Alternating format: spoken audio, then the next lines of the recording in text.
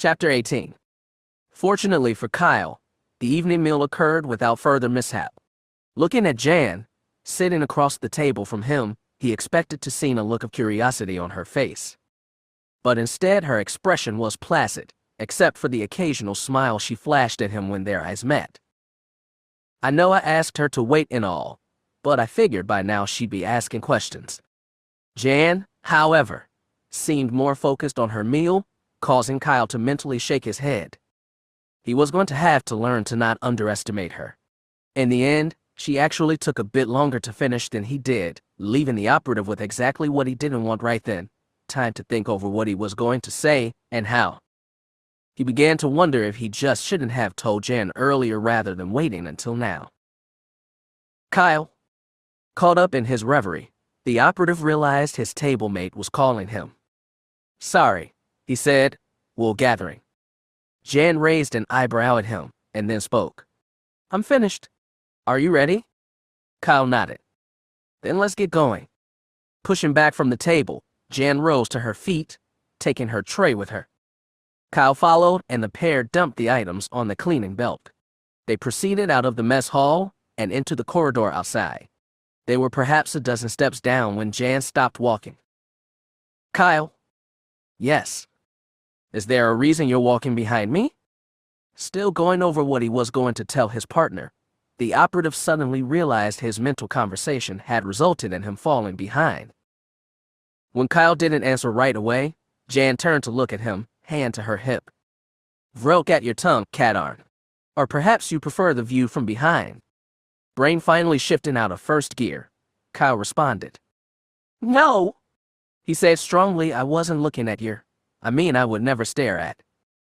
Jan smiled as Kyle's face turned scarlet. Because if there's something you want to see. Somehow, the shade of red on Kyle's face increased a notch. That's not funny, he exclaimed angrily.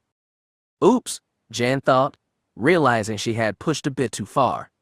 Turning round, she came back towards Kyle. He was looking down at the floor, but his body language told Jan all she needed to know. Kyle, she said softly. What? He said, his voice low, the tone hurt and angry. Taking a quick look around and finding no one, Jan reached out and took Kyle's left hand in her right. I'm sorry. I know you didn't do anything bad. Truce, okay? Slowly, his face rose to meet hers, the cheek still red. Okay, he said tonelessly. After taking another look around, Jan let go of his hand, grasped his chin firmly with the same hand, raised his face and kissed him. She could feel the surprise in Kyle and smiled even as she kissed him. Pulling back, she looked at him. Okay? She asked again. I dunno, he said, voice more energetic. I think there needs to be a bit more negotiation. The brow rose again. Don't push your luck, Katarn. Now, come on, I'm not staying up late again. The pair headed for the repulsor scooter depot, this time walking next to each other. Entering the room and greeting Ouija from where the droid was connected to a recharging station, Jan moved to the desk opposite Kyle's bed and sat down. So what happened? She asked. Moving to his bunk, Kyle sat down with a sigh of contentment before beginning his tale. Everything started off pretty well, he said. I had my meeting with Tenaville and Nerwin, and we discussed that black superstar destroyer you encountered on your mission. After that, to sickbay where Dr. Burke pronounced me fit for duty. I noticed you didn't have the cane anymore, Jan said. Truth be told, he replied, I almost miss it, kinda got used to the thing. Doc also said I could begin working. I'll get you one for your next birthday, Jan said. Now, tell me what happened to you. Realizing he was digressing, Kyle got to the point of the conversation. It was right after I left sickbay. I was heading for the repulsor scooter storage room when I bumped into Venial. Bumped into? Jan asked. I swear I didn't do anything to her, Kyle said emphatically. All I do was wave and say hi. That's all. Jan pressed, and then held up a hand as Kyle began to protest. No, forget I asked that. What happened next? The operative stared at her for a long moment before continuing. As I got closer, she pushes off the wall, and it looks like she's going to just walk past me. The next thing I knew, she's in front of me and backhands me right across the chops. She hit you? More like slapped me. But with those nails of hers, reaching up to his cheek, Kyle peeled away the bandage there, revealing the 2 marks. Jan was on her feet a second later, standing in front of him, bending slightly and reaching down towards the spot. She touched it gingerly, and then pulled away as Kyle winced. "I'm sorry," she said quickly. "It's okay," he said, managing to smile up at her. "It's just really sensitive." "She just slapped you?" Jan asked, a look of mixed surprise and disbelief on her face. No warning. Nothing said beforehand. "Not at first," Kyle replied, "but when I asked her why, she said some weird stuff." "Like what?" Jan asked, worry beginning to creep up her spine. "Something about things were my fault, that you were acting like you were because of me. Then, she said I didn't care about you or anyone else, and that she wasn't going to let me do it again." "Do what?" "Search me," Kyle said. "She took off after that." "You didn't go after her?" "No," Kyle said, a bit of disbelief in his tone. "I was kind of busy trying to make the bleeding stop." Jan gasped, a hand going to her mouth. "I'm sorry," she said a moment later. "That's all right," he said. "Actually, Vinny clocking me wasn't the worst of it. Afterwards, I went too." With a muffled whump sound, Jan fell to her knees. "Hey, Watts." Leaning forward, Jan grabbed Kyle's left hand with both of hers. Caught by surprise at the sudden action, Kyle remained relatively motionless. "I'm sorry," Jan said, looking up into his face. "It's my fault." "Huh?" "It's my fault, Kyle. I'm sorry." "Jan, what's going on? What's happened?" For a moment, she seemed to be about to tell him. But then the vulnerable look on her face was replaced with one of resolution and strength. In a single motion, she let go of him and rose to her feet. It was then Kyle noticed both her hands were tightly clenched. "She's mad." "But at what?" "Jan." She looked down at him and her expression softened again. With that same swiftness, her face was in front of his, her lips against his.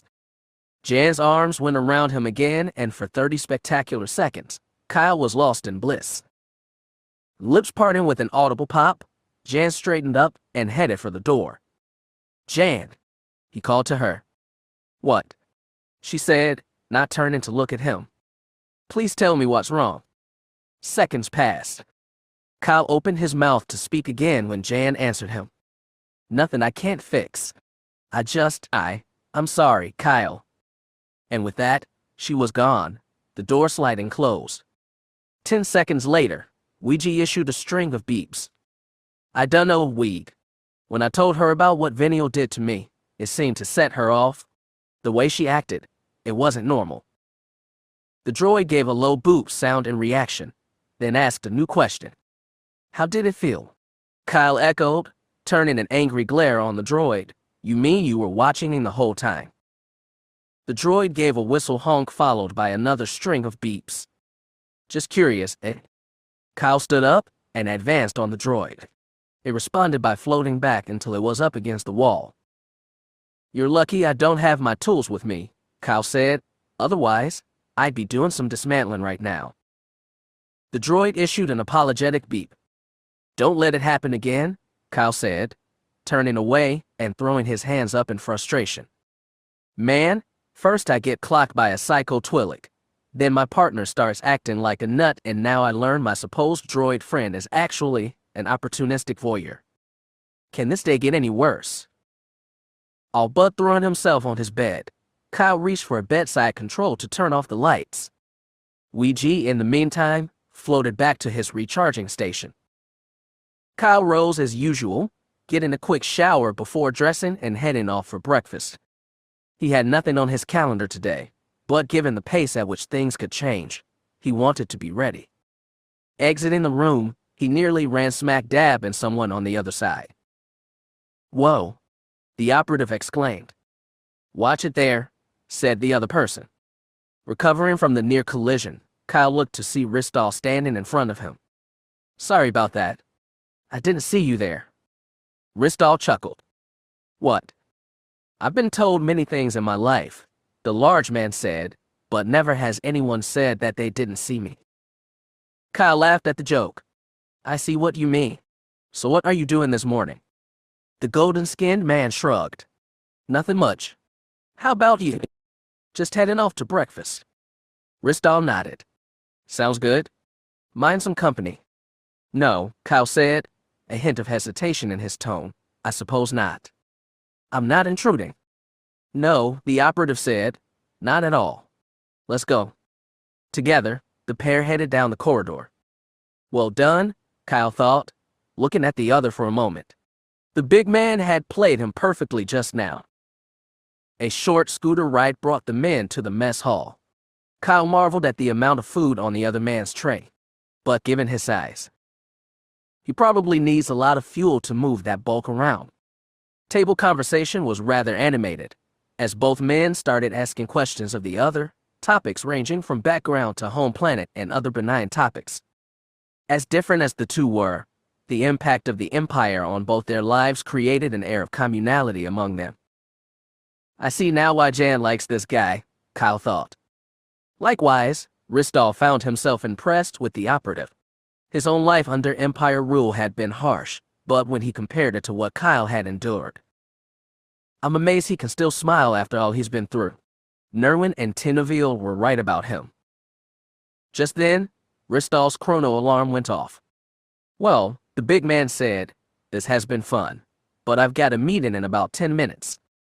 But I'd like to catch up with you later. Me too, Kyle said, smiling. Agreeing that they set time aside later on, Ristal turned and left the room. But no sooner had he stepped into the corridor that the golden-skinned man pulled his communicator from his belt. I'm heading to my meeting. Are you ready? I'll be there in 5, came the reply. Nodding to himself, the big man headed off, the concern he felt somewhat unabated.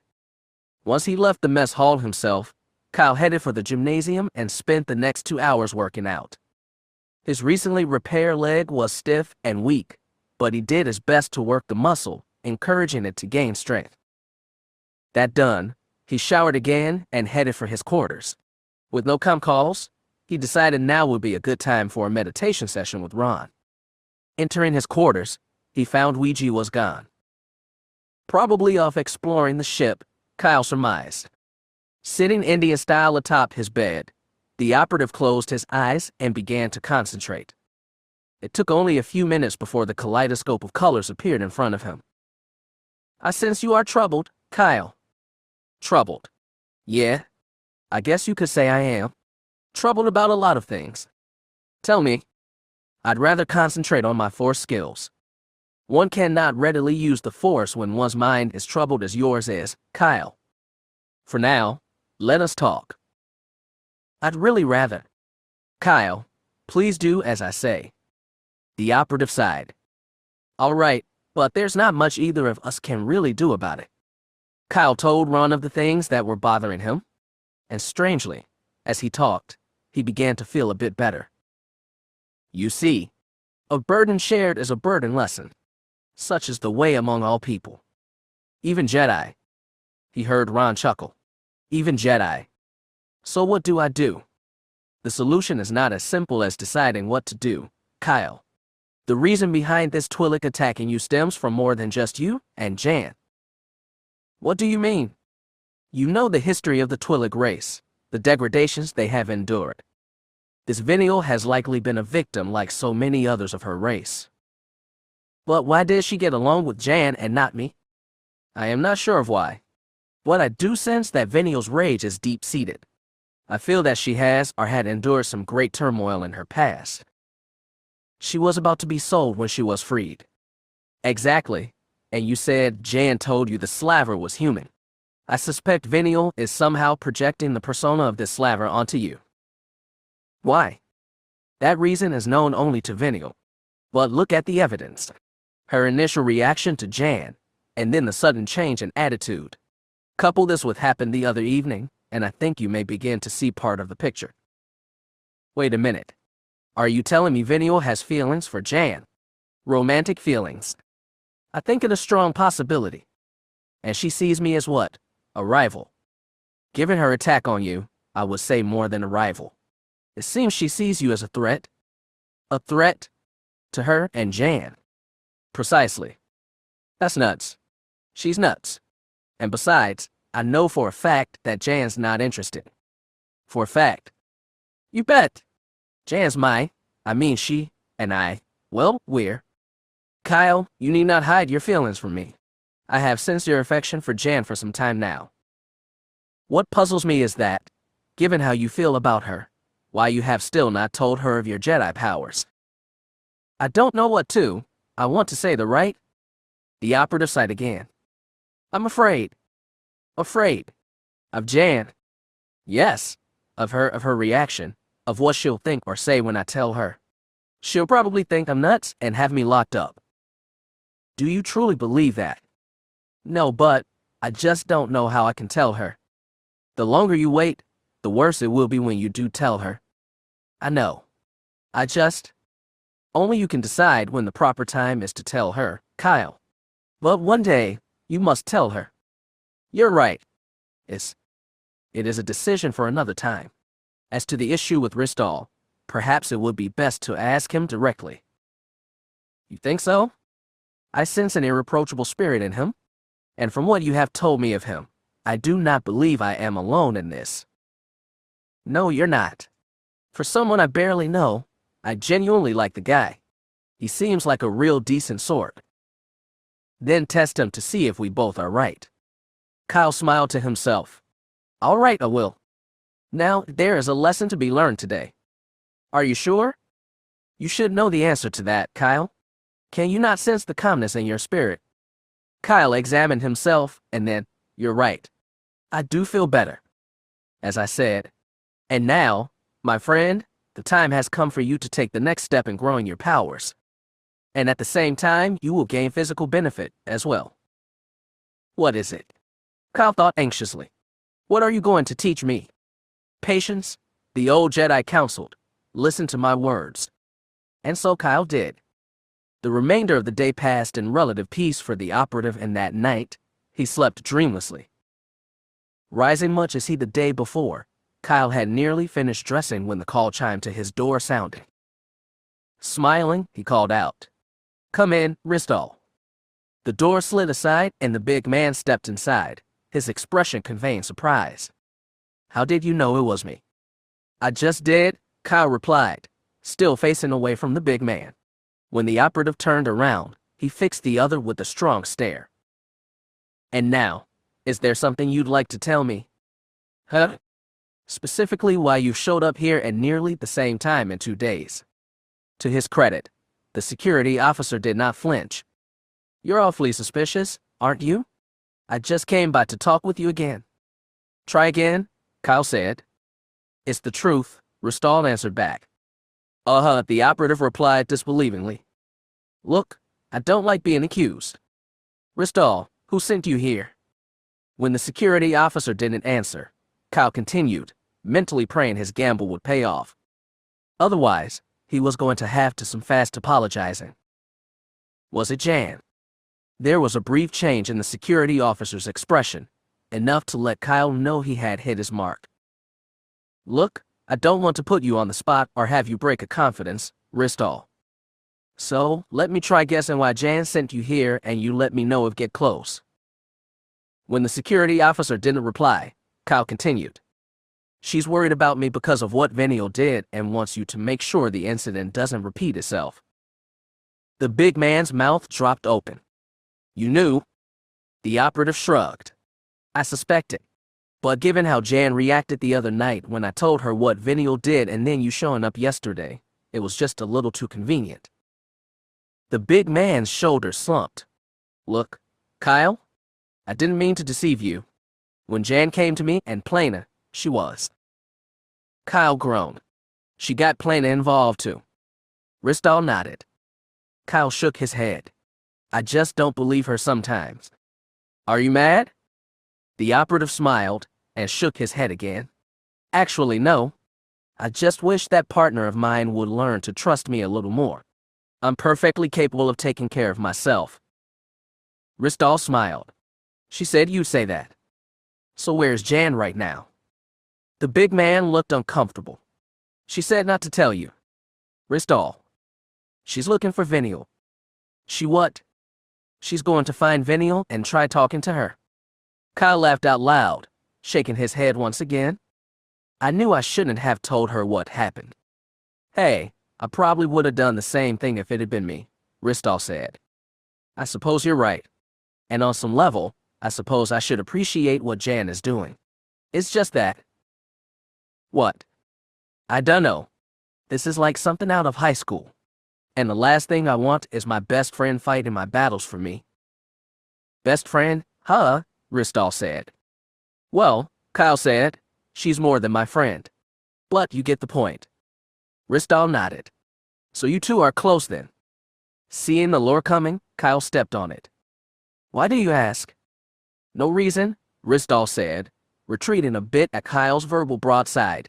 It's just that Plana and I both consider her a friend. Which explains why you're doing this. The big man visibly slumped. Okay, you win. Kyle stepped over and reached up to pat the big man on the shoulder. It's okay, Ristal. You just confirmed what I suspected about you since yesterday. What's that? The security officer asked. That you're okay, Kyle said with a smile. Ristal grinned back. So are you? The operative extended a hand. Friends. Ristal's hand met Kyle's. Friends? All right then, the operative said. With that out of the way, how's breakfast sound? Good to me, Ristal replied. And with that, the two men left the room, the barrier between them conquered. Ristal nearly coughed up his drink in mid-sip. She really did that. Ask Dr. Berth if you don't believe me, Kyle said. He can confirm it. Jan actually broke your nose. Like a twig, Kyle said with a laugh. That must have hurt. The operative nodded. Especially when it was healing. And what did you do? Not much really. She actually hit me hard enough that I fell back, struck my head on the ground, and was knocked out. Ouch, the big man said, grimacing. You're telling me? Kyle replied. And you two are still friends, even after that? Kyle nodded. Yep, believe it or not. Truth be told, there were additional circumstances at the time. Additional circumstances? Yeah, Kyle said. I can't really go into specifics, but suffice it to say that it was all a big misunderstanding. Wait a minute, Ristal said, holding up a hand. You're telling me Jan broke your nose and knocked you out over a misunderstanding? Kyle nodded. Remind me to never get her that mad at me, the security officer said. Don't worry about it, Kyle said. Jan only gets mad at her friends. Is that right? Ristal said sarcastically. Well, I feel so much better now. The two shared a laugh. They had spent much of the meal this way, getting to know each other more and sharing stories. Oh man, Kyle said, sitting back. I haven't had this much fun in a while. Me either, Ristal said. The operative glanced at his chrono, eyes widening as he read the display. Oh wow, we've been here a while. The day's going on us. Ristal checked his as well. You're right. Listen, Kyle said, I'm gonna head for the gym. But maybe. You mind some company? Ristal asked. Kyle considered the request. Sure, I don't mind. Ristal rose to his feet. Then let's go. Together, the two dropped off their trays and left the mess hall. Finding a repulsor scooter, they continued to talk on the way. What you working on today? Ristal asked. Nothing special, Kyle said. I'm mainly trying to get my calf back into shape. He pointed to the limb. I got shot there on my last mission and Doc put me in a cast for a while. Oh right, Ristal said. That's why you were using the cane. Kyle nodded. Problem now is, the muscle has atrophied a bit and I want it in good shape before my next mission. Ristal ran a hand under his chin. I might have an idea about that, if you don't mind some advice. I'd welcome it, Kyle said. Let's see what you're doing, the big man said, and then we'll see. Okay, Kyle said, wondering what the golden-skinned man was planning. Arriving at the gym, the two changed into workout clothes. As they stepped into the weight room, Ristal noticed Kyle staring. What? Sorry, didn't mean to stare. It's just, the color of your skin is so strange. No, Kyle said quickly. Ristal laughed. It's okay. You aren't the first to think it, much less say it. Feeling somewhat relieved, Kyle spoke again. It's like you've got a permanent tan. Comes from years of outside work under twin suns. From what my people scientists have been able to determine, our genetic structure caused the pigmentation to alter to this color in order to prevent our skin from becoming damaged. But it didn't fade when you left your homeworld, Kyle observed. That's a mystery we're still trying to solve. One of the doctors here said the changes might be hard-coded into our DNA, so our skin stays this way no matter what. It occurred to the operative just then that the two of them were there for a purpose other than talking. Man, there I go again, Kyle said, feeling embarrassed. We came here to work out, not to talk. You're right, Ristal said, but hey, I'm just as guilty as you. Let's say we get started. Right, Kyle said. The pair began the workout with 30 minutes of cardiovascular exercise. About halfway through, Kyle found himself marveling at Ristal's stamina. He was sweating heavily, his breath coming in quick short bursts. The big man, on the other hand, was also sweating, but far less than Kyle, and seemed to be breathing with relative ease. Finishing up, Kyle went through a series of stretching exercises and was surprised again at the big man's flexibility. As muscular as Ristal was, he had no trouble with any of the stretches. Sitting back from stretching his left leg, Kyle was about to rise to his feet when the golden-skinned man spoke. You'd better do that stretch one more time. You want to make sure the muscle is good and loose before working it. Nodding, Kyle went through the stretch a second time, and then sat back up. Okay, Ristal said, let's go lift. The big man turned out to be an excellent workout partner. While his strength far exceeded Kyle's, Ristal demonstrated greater focus on executing his lifts than in showing off or lording it over the smaller man. Instead, he watched Kyle's every move, offering encouragement and advice at different times. He also proved to be a good coach, pushing the operative to work hard, but not so much as to cause unneeded suffering. When Kyle began his calf exercises, Ristal watched his first set, and then had the operative switch to a new exercise using the squat bar. With Kyle standing with just his toes touching on a low platform about 6 inches above the floor, Ristal had him center the bar across his shoulders and then drop down a certain distance before pushing back up. Kyle could feel the pressure in his calves by the 5th rep. By the end of the 3rd set, each lift felt as if his legs were dipped into fire. Locking the bar back in place and stepping off the platform, Kyle wavered slightly. Ristal was right there, reaching out to steady the man. Whoa there, the operative said, finding his balance. That was close. Thanks. No problem, the big man said. How does it feel? Better now, Kyle said. But wow, that exercise, it really targeted my calves. That's what it's designed to do, Ristal said. You can actually do it without the platform, but you don't get the same benefit as when you drop your heels down. I see, Kyle said, visualizing what the man was saying. Ready for some more? Sure thing, coach. The big man smiled at him. An hour later, a sweat-soaked Kyle Katarn dropped the dumbbell he was holding after the final rep. And that's it, Ristal said, watching as the operative sat up, breath coming fast and hard. How do you feel? Don't know, Kyle gasped. Can't feel anything from the neck down. The big man laughed. Don't worry. It gets better. Come on. Helping Kyle stand, the golden-skinned man led him over to another room containing a quarter-mile circular track. And now, the big man said, we walk. Walk, Kyle said incredulously. I can't move.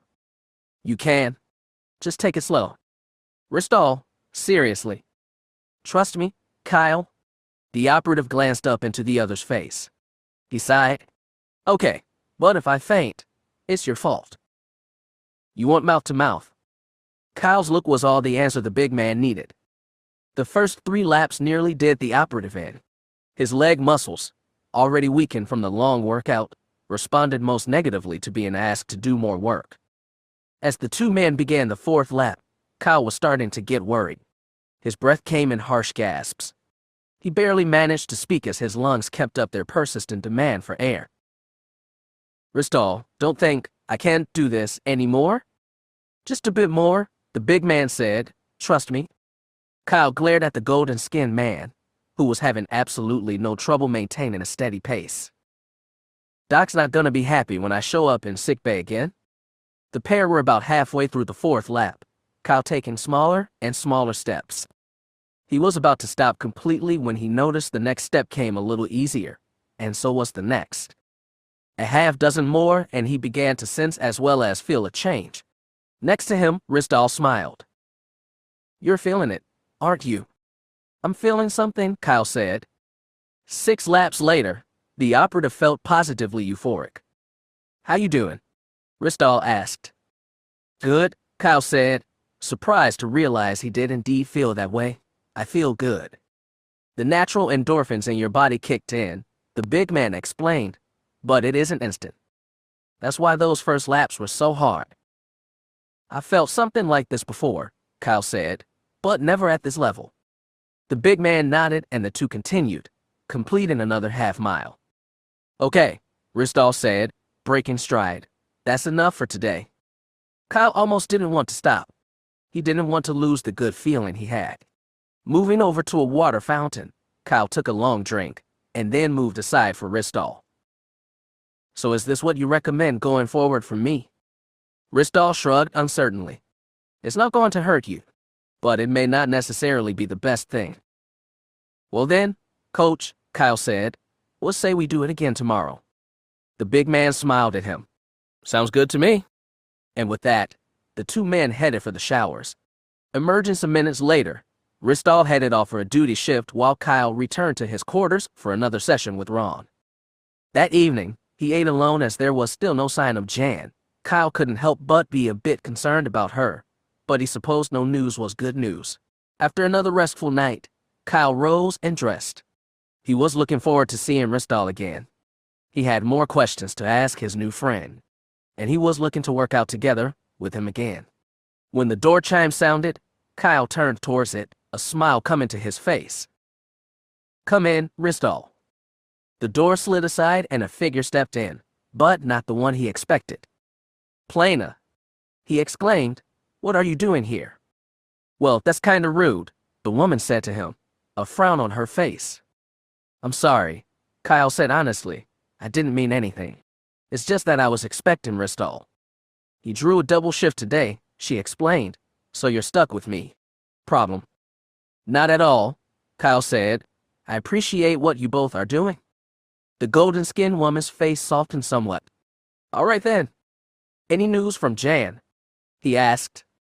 No, Plana said, her brow furrowing again, and I don't like it. I wouldn't worry too much about her, Kyle said dismissively. You didn't see her the other night, Plana said. Now Kyle began to feel concerned. That bad? Put it this way, the big woman said, I wouldn't have wanted to take her on. Despite his concern, Kyle couldn't help but smile. Once she builds up a head of steam, Jan's got more resolve than a battle fleet. You don't sound worried, Plana observed. I'm not, Kyle said. Jan's more than capable of taking care of herself. I'd be more worried about what she'll do to Venial if she finds her. That's more or less what she said, Plana replied, looking at Kyle with a curious expression now. You want to know why? The big woman nodded. Let's go to breakfast, Kyle said. I'll tell you on the way. Still curious, but willing to wait, Plana nodded again and stepped outside the room with Kyle following. Kyle finished up the last part of the story just as they sat down. To his surprise, Plana started laughing. It went on long enough that he began to feel embarrassed. It's not that funny, he muttered. Yes, it is, Plana managed even as she continued to laugh. You didn't see Jan's face. And to find out this is all it was. When the big woman finally got herself under control, she looked to Kyle. How exactly do you manage to get yourself into so much trouble? The operative shrugged. Oh, This is rich, this whole thing. I thought maybe Venio had threatened your life or something like that. She must have felt differently, Kyle retorted, feeling defensive towards Jan. I didn't mean anything. It's just that she really cares about you, doesn't she? A second later, the golden-skinned woman's face morphed, her amused look replaced by one of surprise and shock. A hand flew up to cover her mouth. What's wrong? Nothing, Plana said quickly. Kyle looked down at his plate a moment before speaking again. Jan and I are friends, he said. Good friends. We've saved each other's lives more than once. I suppose the way we are might come off as something more than it is. Now Plana stared into his face, her eyes seeming to search his. You sure there's nothing wrong? No, the golden-skinned woman said quickly, looking away. Nothing wrong. Anyway, Kyle said, I think she'll be fine. You're right, Plana agreed. Further conversation was spared as the two tucked into their food. Still, Kyle felt suspicious. What was that all about? She suddenly seemed to get uncomfortable when she mentioned Jan's and my relationship. And on the heels of that thought came another, more disturbing one. Oh man, you don't suppose she likes me? He thought back to the dance, how Plana had seemed to seek him out, specifically him. And from there, his imagination began to run wild. Looking at the man sitting across from her, Plana thought back to when she and Ristal had talked with Teneville and Nerwin. The twins' theory about Kyle and Jan had all the hallmarks of truth, and their evidence, while mostly circumstantial, was fairly convincing. So what's their assessment of Kyle's awareness of what they saw so clearly? He really doesn't see it. How can he be so blind? Inwardly, she shook her head. She was all but convinced the twins were right, especially given Jan's reaction to what Venio had done to Kyle. Pushing his tray away from him, Kyle looked across to Plana. I'm just about finished. How about you? His dining companion still had a bit of food left, but as the operative watched, she polished it off in 4 quick bites. I'm done too, she said. Well, listen, I was going to head to the gym after this. You want to meet up in a couple hours? Oh, Plana said. Actually, I was planning on coming with you. You were, he said, and then quickly covered by adding you were. Part of his brain screamed a warning about being alone with the big woman. For a moment, he considered making an excuse, but doing so would look suspicious. And besides, what did he really know about how Plana felt? Okay, he said, that's fine with me. I just wasn't sure you'd want to. Well, truth be told, she said, Ristal did ask me to make sure you did your walking after lifting. Kyle smiled as he thought of his friend. I see, Kyle said. Well, then, if you're ready, let's go. Plana nodded, and after the pair dropped their trays on the cleaning belt, they headed for the gymnasium. After changing clothes, Kyle retrieved the towel he used to mop away the sweat and rose from the bench he sat upon. The operative felt a certain awkwardness at the thought of working out with Plana. His imagination was still going over time on how the woman might feel about him. Okay, Katarn, he said to himself, enough of this. It's not like she's gonna grab and maul you or something. Give the woman some credit. Nodding, he headed for the locker room exit, stepping into gym. He moved towards the cardio area. Kyle, Plana called, over here. He turned to look and barely kept his jaw from dropping open. In retrospect, he should have expected this, but at the time, he was caught quite by surprise. Standing near a treadmill, Plana was partly turned towards him. She wore a pair of white shoes with socks that stopped about mid-calf. Close-fitting black shorts left the majority of her legs exposed, and the short shirt she wore left her muscle midriff visible. Having only seen her in uniform before, Kyle knew Plana was large and strongly muscled, but he had no idea of just how good-looking she was. The picture in his imagination suddenly shifted. Oh, sit spit. What am I thinking? Hey, Plana called. Your feet glued to the floor over there, or are we gonna do this thing? Her words got the operative moving. Approaching another treadmill, he spoke to her. Sorry, a little wool gathering there. Plana nodded and stepped onto the treadmill, pressing the buttons and other controls to begin her workout. Kyle did likewise on the one next to her. As the pair went through their cardio routine, Kyle did his level best to focus on anything other than Plana.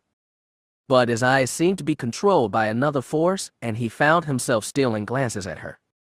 The woman was a study in elegance, muscles moving in perfect concert with each stride. The operative began to feel uncomfortably warm and finally forced himself to study the treadmill display. 30 minutes later, the two stepped off their respective machines, sweat streaming off of Kyle. Plana was breathing in a similar fashion, but wasn't nearly as sweaty. "You ready to lift?" she asked. "Yeah," he muttered. She stared at him for a moment, and then gave a quick chuckle before looking away. "You know, I don't mind that much if you look." "Huh?" I said. "You can look if you want." The realization of what the woman was saying sent a rush of adrenaline crashing through Kyle's system. His mind, however, seemed totally blank. He had no idea what to think, much less what to say. "That's okay," he finally managed to say. "I need to focus on what I'm doing." It was a lame attempt at an excuse, he knew. "Okay then," Plana said. "Don't tell me she bought it," he thought. Looking in her direction, he found Plana's eyes on him, an amused smile on her face. "Something?" he asked. She shook her head, the amused smile still there. "No, nothing. Let's get to it." The workout went nearly as well as the one from the previous day. Despite the earlier embarrassment, Kyle soon discovered that Plana was as serious about workouts and lifting properly as Ristal was. She also offered her own tips and advice as they went along. However, all did not go well for the operative. "You sure about this?" Plana said as Kyle settled underneath the bench press. "Yes," Kyle said. "I've only increased the weight by 10 pounds. INOWATH, Plana said. "But if you did the same exercise yesterday, the pectoral muscles might not have recovered yet." "I can't handle it," the operative said with some annoyance. "Okay," Plana said, holding up both hands. "I was just offering some advice. I'll be over on the curling machine. Let me know if you want help." "I'll be fine," Kyle said. As the big woman moved out of his field of vision, the operative began to wonder if he had been a little unfair with her. True, he wanted to prepare his body for the next mission as soon as possible, but overdoing it wouldn't help one bit. Part of his mind whispered that if it had been Ristal who had offered the advice, Kyle would have listened. But the larger part of his pride was louder. He showed Plana that he could do it. He cleared the bar off the holding supports and brought it down for the first rep. He pushed it back up with relative ease, his chest and arms responding in perfect unison. Down for another rep, then another, and another. One more, he told himself. But as he brought the bar down, Kyle could feel something was wrong. Well, not so much wrong as a feeling that he had pushed too far. The weight came down, but when he tried to push it back up, he found he couldn't. Sucking in a breath, the operative strained, pushing up as hard as he could. The bar rose an inch, two, and then came back down. He was just able to keep it from hitting his chest. He was drawing breath to call for help when a shadow came over him. Looking up, he saw Plana's concerned face looking down at him.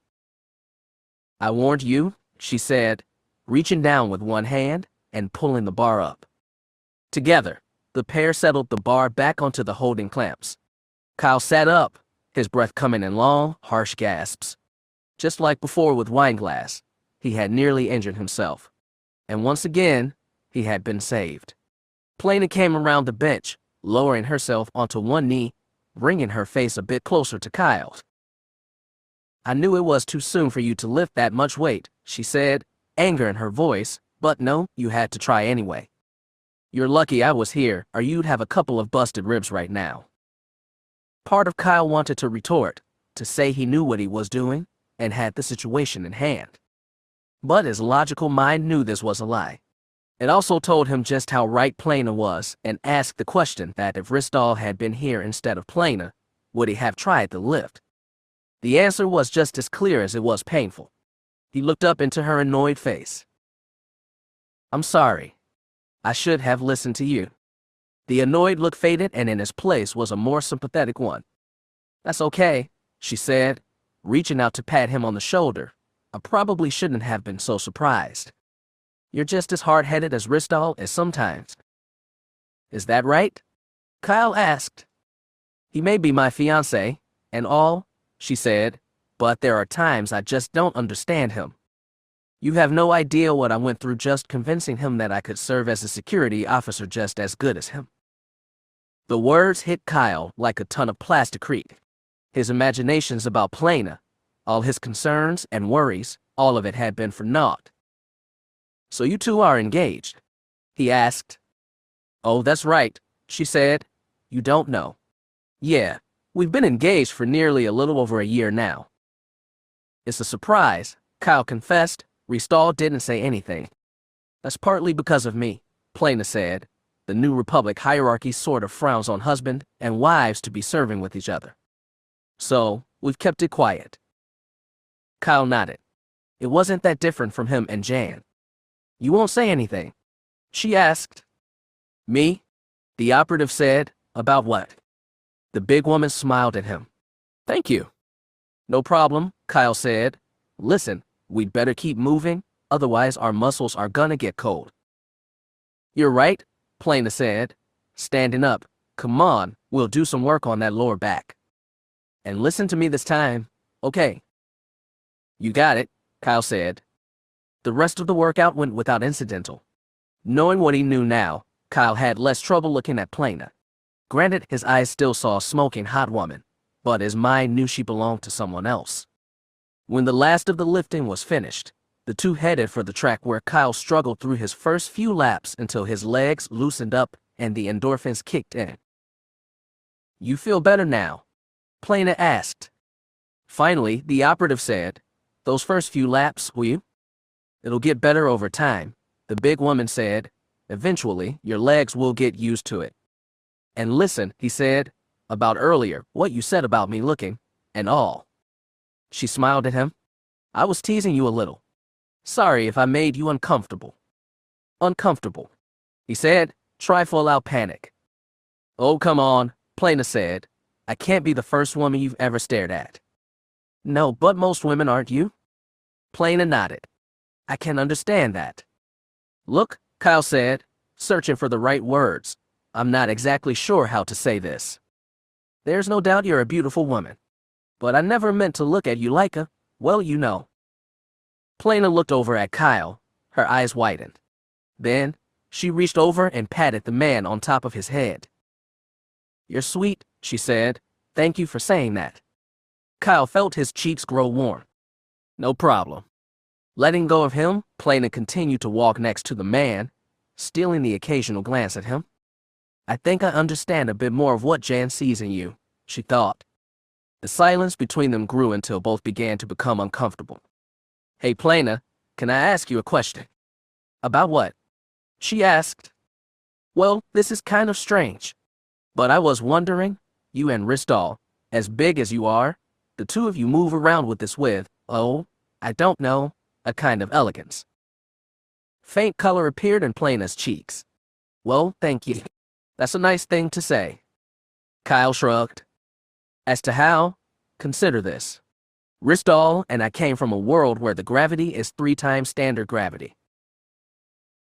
Okay, Kyle said, trying his best to get his mind to evaluate the statement, and with 3G, working under it would put a greater strain on the body. He turned to look at her. And that's why you two are so big. She smiled. That's right.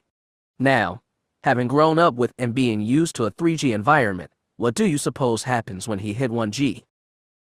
Kyle thought for a number of minutes. Of course, he finally said, because your bodies are used to moving in 3G, moving in 1G must be effortless. Pretty much, Plana confirmed. So that's how you can move as you do, Kyle said, partly to himself. Wow, I had no idea. If you're interested, we can probably arrange a trip to our world. Kyle considered this, and then shook his head. No thanks. I don't think I quite fit in. Plana laughed aloud at this. You know something, Kyle? She said, you're okay? Well, thanks, the operative replied. You are too. After finishing their laps, the pair headed for the showers, meeting up outside. I need to go check in with security, Plana explained. That's fine, Kyle said. I need to head to my quarters anyway. The big woman nodded.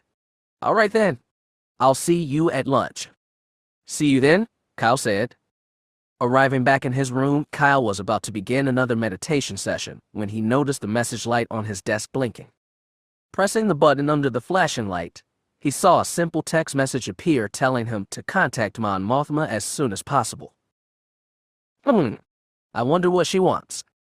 It occurred to the operative that the call might have something to do with his next mission. Sitting down at the desk, he activated the tabletop communicator. His call was answered by Mon Mothma's executive assistant, a 3P0 type droid. You have reached the office of Supreme Commander Mon Mothma. I am TR-14. How may I help you? This is Kyle Katarn calling. I had a message from Mon Mothma to contact her as soon as possible. Yes, Commander Katarn, the droid said. I have specific instructions concerning you. Please hold one moment. As the line went quiet, Kyle smiled to himself as the droid's use of his former rank. It was apparent Mon Mothma was using a few subtle actions to try and get him to join the New Republic formally. A few seconds later, the voice of the rebel leader came from the speaker. Kyle, thank you for replying to my message. No problem. What's going on? There will be an operational mission tomorrow morning at 09090 hours in the tactical briefing room. The operative felt his heart quicken a little. An operational meeting almost inevitably meant a mission. For my next mission, he asked. That will be discussed at the meeting. I understand from Dr. Berth that he has pronounced you fit for duty. Do you agree? Kyle almost responded in the affirmative right away. But something stopped him. He felt that he was ready for a new mission, but when he considered having had the leg worked on and all, I'd say I'm about 90% ready. I'm still getting the leg back up to snuff. But other than that, I'm in good shape. And there's also what Ron's been teaching me. Very well, Mon Mothma said. We'll discuss your status tomorrow at the meeting. Kyle felt his heart leap a little. What Mon Mothma's words said to him was that unless he couldn't walk at all, the mission was likely a go. I understand, he said. I'll see you at 0900 tomorrow, Mon Mothma said, ending the transmission. Shutting the communicator off, Kyle felt anticipation creeping up his spine, even with the uncertain promise of a new mission. I just hope I'll be ready. You will be, Kyle, Ron whispered inside his mind. Chapter 19. After finishing his conversation with Mon Mothma, Kyle meditated for a short while, mainly to calm himself and keep his mind clear. Being excited about an upcoming mission was normal, he knew, but that same excitement could prove distracting as well. When it was time, he left his quarters to head for the mess hall to meet up with Plana. It was as he was leaving his quarters that the agent had an odd sensation. He stopped and looked around, but saw nothing. Kyle took a deep breath and held it, listening as intently as he could for any sound out of the ordinary. None came. Maybe I'm seeing things, the operative thought. Dismissing the incident, Kyle headed down the corridor to find a repulsor scooter, part of him still insisting he had seen something or at least sensed it. It wasn't until the man turned a corner and moved out of sight that the figure that had been hiding in the shadow of an alcove moved into sight. Eyes gleaming hungrily, the person moved to follow after the operative. Hello, Venial. The red-skinned Twi'lek whipped around to find the massive form of Ristal standing behind her. The surprised look on her face quickly faded to one of anger. What do you want, Ristal? The big man smiled at her. Funny, I was just about to ask you the same question. The Twi'lek's glare intensified. It's nothing to do with you? Ristal shook his massive head. Try again. It's my business, Venial snapped, unless you plan to force it out of me. No, the big man said, not at all. Unless, that is, your business somehow concerns Kyle or Jan. A quick flash in the red-skinned alien's eyes showed that he had struck a nerve. Let me give you one word of advice, Venial. Don't. And just what is that supposed to mean? She said dismissively. It means exactly what it is. Don't. Don't go near either of them, don't talk to either of them, and don't try to do anything to either of them. Are you threatening me? Just giving you some friendly advice, Venial. Now, I believe you were going somewhere. The Twi'lek glared at the security man a moment more, then with a huff, stepped away, in the opposite direction she had been about to go. Ristal watched until she disappeared around a corner. I have a bad feeling about this. Fortunately for all concerned, Kyle met up with Plana without incident and the two shared a meal together, peppered by conversation as the pair got to know each other better. Kyle was surprised to find that as big as she was, Plana had a streak of vanity coupled with a lack of self-confidence as far as her appearance. He did his best to assure the golden-skinned woman that she looked just fine. In turn, he shared with her stories of his childhood on Sulan and of going to the Imperial Academy. By the time the day was over, the two were as thick as thieves and both felt glad that they meet each other. She's something else, Kyle thought. He's a really nice guy, Plana thought. Rising early, Kyle had himself dressed and ready to go a good half hour before he needed to be ready. The anticipation he had felt yesterday was that much greater this morning. He was just heading out the door when a whistle beep came from Weegee.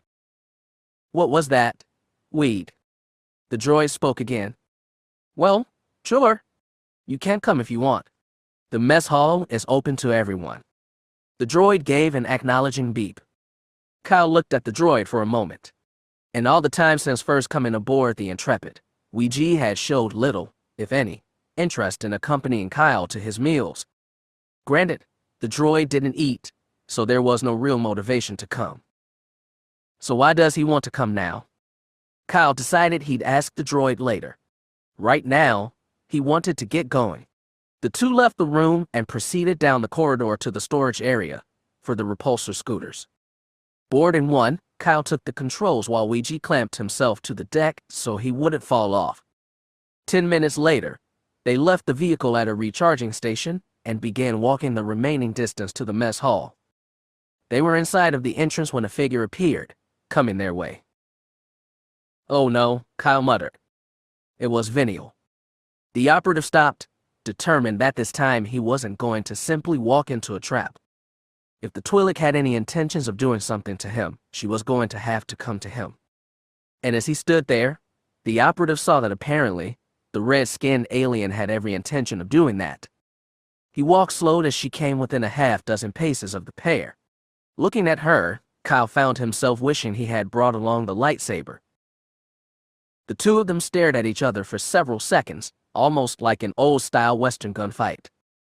Venial had just started to move forward when Weegee darted towards the Twi'lek. A cry of pain split the silent air. The droid backed away as curious onlookers, drawn by the cry, stepped out from the mess hall. What they saw was Kyle and Weegee standing to one side and on the other, a red-skinned Twi'lek clutching her middle, an expression of pain on her face. A chorus of beeps and whistles issued from the droid as it raised one of his arms, a heavy, long one with a welding torch on one end. The tip sparked. The Twi'lek, who had already backed up a number of steps, turned and ran away. One of the crewers moved towards Kyle. You okay? The operative looked at the man, and then nodded. Yeah, I'm fine. What was that all about? Would you believe me if I said I don't know? The crewer frowned. Were the two of you having a fight? Kyle shook his head. Do you think you should call security? The operative hesitated, and then shook his head again. No, not right now. I'll take care of it. But, sir. Kyle's response was friendly but firm. I said I'll take care of it, crewman. The other man stared at him a moment more, then shrugged. As you say, sir. Turning round, he moved back into the room, followed by the other onlookers after a few seconds. Alone in the corridor once again, Kyle turned to Weegee. You want to explain to me what that was all about just now? The droid's single photoreceptor looked into the man's face. Well, the droid issued a whistle honk. What do you mean you were afraid? The droid issued a series of beeps and whistles. Kyle listened, the hard look on his face fading a little. It wasn't that bad. The droid beeped stridently. I know seeing it made Jan mad. Wait a minute, are you telling me you did this because of her? The droid beeped in the negative, then explained more. Now Kyle smiled. Reaching out, he patted the droid affectionately. I appreciate that you didn't like Venial hitting me before week, but I am capable of defending myself. The droid gave a disconsolate beep, then another whistle beep. It's okay. You meant well. But tell me something.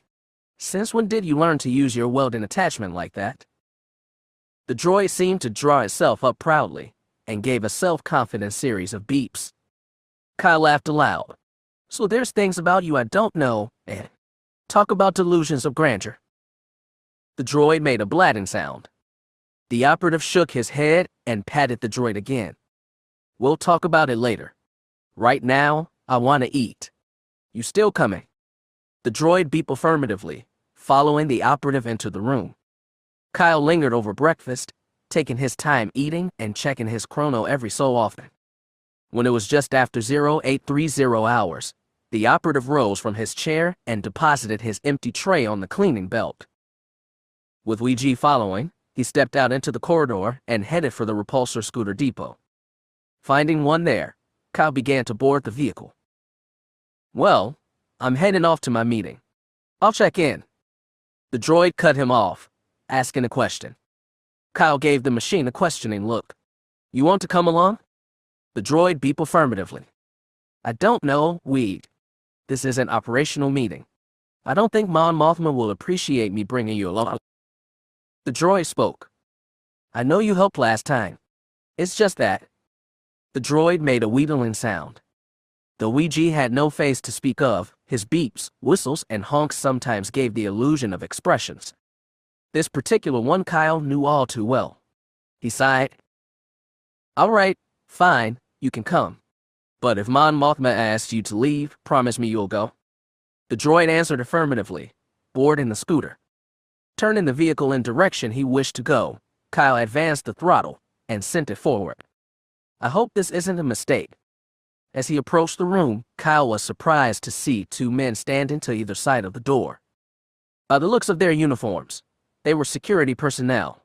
A bit puzzled, the operative shook his head and continued. He was almost to the door when one of the men reached out a hand, the palm facing outward. Hold it right there, sir. I'll need to see some identification. The request was simple enough, but the operative felt his puzzlement return. Never before when he had come for a briefing had there been guards standing outside, and never before had he been asked for identification. His eyes locating the rank tag on the uniform, Kyle spoke. What's this all about, Sergeant? Orders from Mon Mothma, sir. No entry without confirmation of identity. Kyle scoffed. Sergeant, surely you know who I am. I have to see ID, sir. No exceptions. Feeling some annoyance at the inconvenience, Kyle considered further protest. But given the size of the guards and the fact that they were two of them, he quickly reconsidered. Reaching into a pocket, he retrieved his ID card and held it out. The droid's with me, he muttered. I can't see that, sir, the security guard replied, giving the small piece of laminated plastic a perfunctory examination before handing it back. Thank you, sir. You may enter, the big man said, pressing a control on the panel behind him. As the door slid aside, Kyle took a final look at the two door guards before entering, Ouija floating in behind him. Another surprise presented itself once the two was inside. At previous briefings, the operative had sat across from Mon Mothma at a medium-sized table with an overhead holoprojector and a control pad built into the surface. What greeted him this time was something completely different. A much larger table, colored in a mixture of alabaster white and deep gray spread out in a narrow shape from a central point sat in the back half of the room. Mon Mothma rose from the central chair as the operative stepped inside. I see you've redecorated, he said. I still drinking the scene in. Ouija gave a low whistle at the scene. Mon Mothma favored them with a small smile. It serves my needs. And now, Kyle, I imagine you are wondering why you are the only one here. He nodded. There is a personal matter you and I need to discuss before the meeting begins. Please have a seat. Stepping forward, Kyle took the proffered chair and nearly sighed with pleasure. Made of a soft, almost plush material, the chair cradled his body perfectly. Mon Mothma smiled at the operative's expression. I take it that changes I have made meet with your approval. Still luxuriating in the feel of the chair, Kyle nodded. Good. Now, to business. I have recently become aware of a situation existing between yourself, Jan, and one Venio Drugan. The mention of the Twi'lek's name caused Kyle to sit bolt upright. Unable to help himself, he stared wide-eyed at the rebel leader. Floating nearby, Ouija gave a low whistle honk. Rather than dwell on the particulars, suffice it to say I am aware of the confrontation between her and Jan the other night. But apparently, this matter has, as yet, not been resolved. Not knowing what to say, Kyle nodded. And then, most recently, I understand there was a confrontation involving you, Ouija. With the spotlight suddenly turned on him, the droid did his best to hide behind Kyle's chair, giving a tweedling series of beeps. In response to Kyle's chuckle, Mon Mothma asked, "What did he say?" "He's worried you're gonna order him dismantled." Mon Mothma did her best to hide her reaction, but finally had to cover her mouth with a hand. "Ouija," she said a few seconds later, "come out here." The droid moved his photoreceptor into view where the rebel leader could see it. "IAMNEMAM, not going to have you dismantled." The droid tweedled something else. "He wants to know if you're sure," Kyle translated. "I'm sure," Mon Mothma confirmed. The droid hesitated a moment more, then floated back into full view. "What I am concerned about," Mon Mothma said, "is the situation between you and Miss Drugan. Normally, I do not interfere in the crew's personal lives, but this is a problem that is not going away.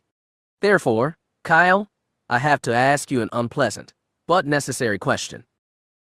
Oh boy, the operative thought. "During your time as a stormtrooper, do you recall any missions involving the Twi'leks, a capture mission, a firefight?" Kyle searched his mind, going over his memory of his time as an Imperial. After nearly a minute, he shook his head. "Not that I can remember." The rebel leader nodded. "I expected as such. Therefore, I have to ask you something else. Would you object to an examination of your record to determine if you had any contact with the Twi'leks?" The operative considered this for a moment. "I suppose not. I need a definitive answer on this, Kyle." "Then no, I have no objection." A relieved smile crossed the rebel leader's face. "Thank you. Mon Mothma, may I ask what this is all about?" The older woman nodded. "My investigations have determined that Miss Drugan seems to have a personal grudge against you.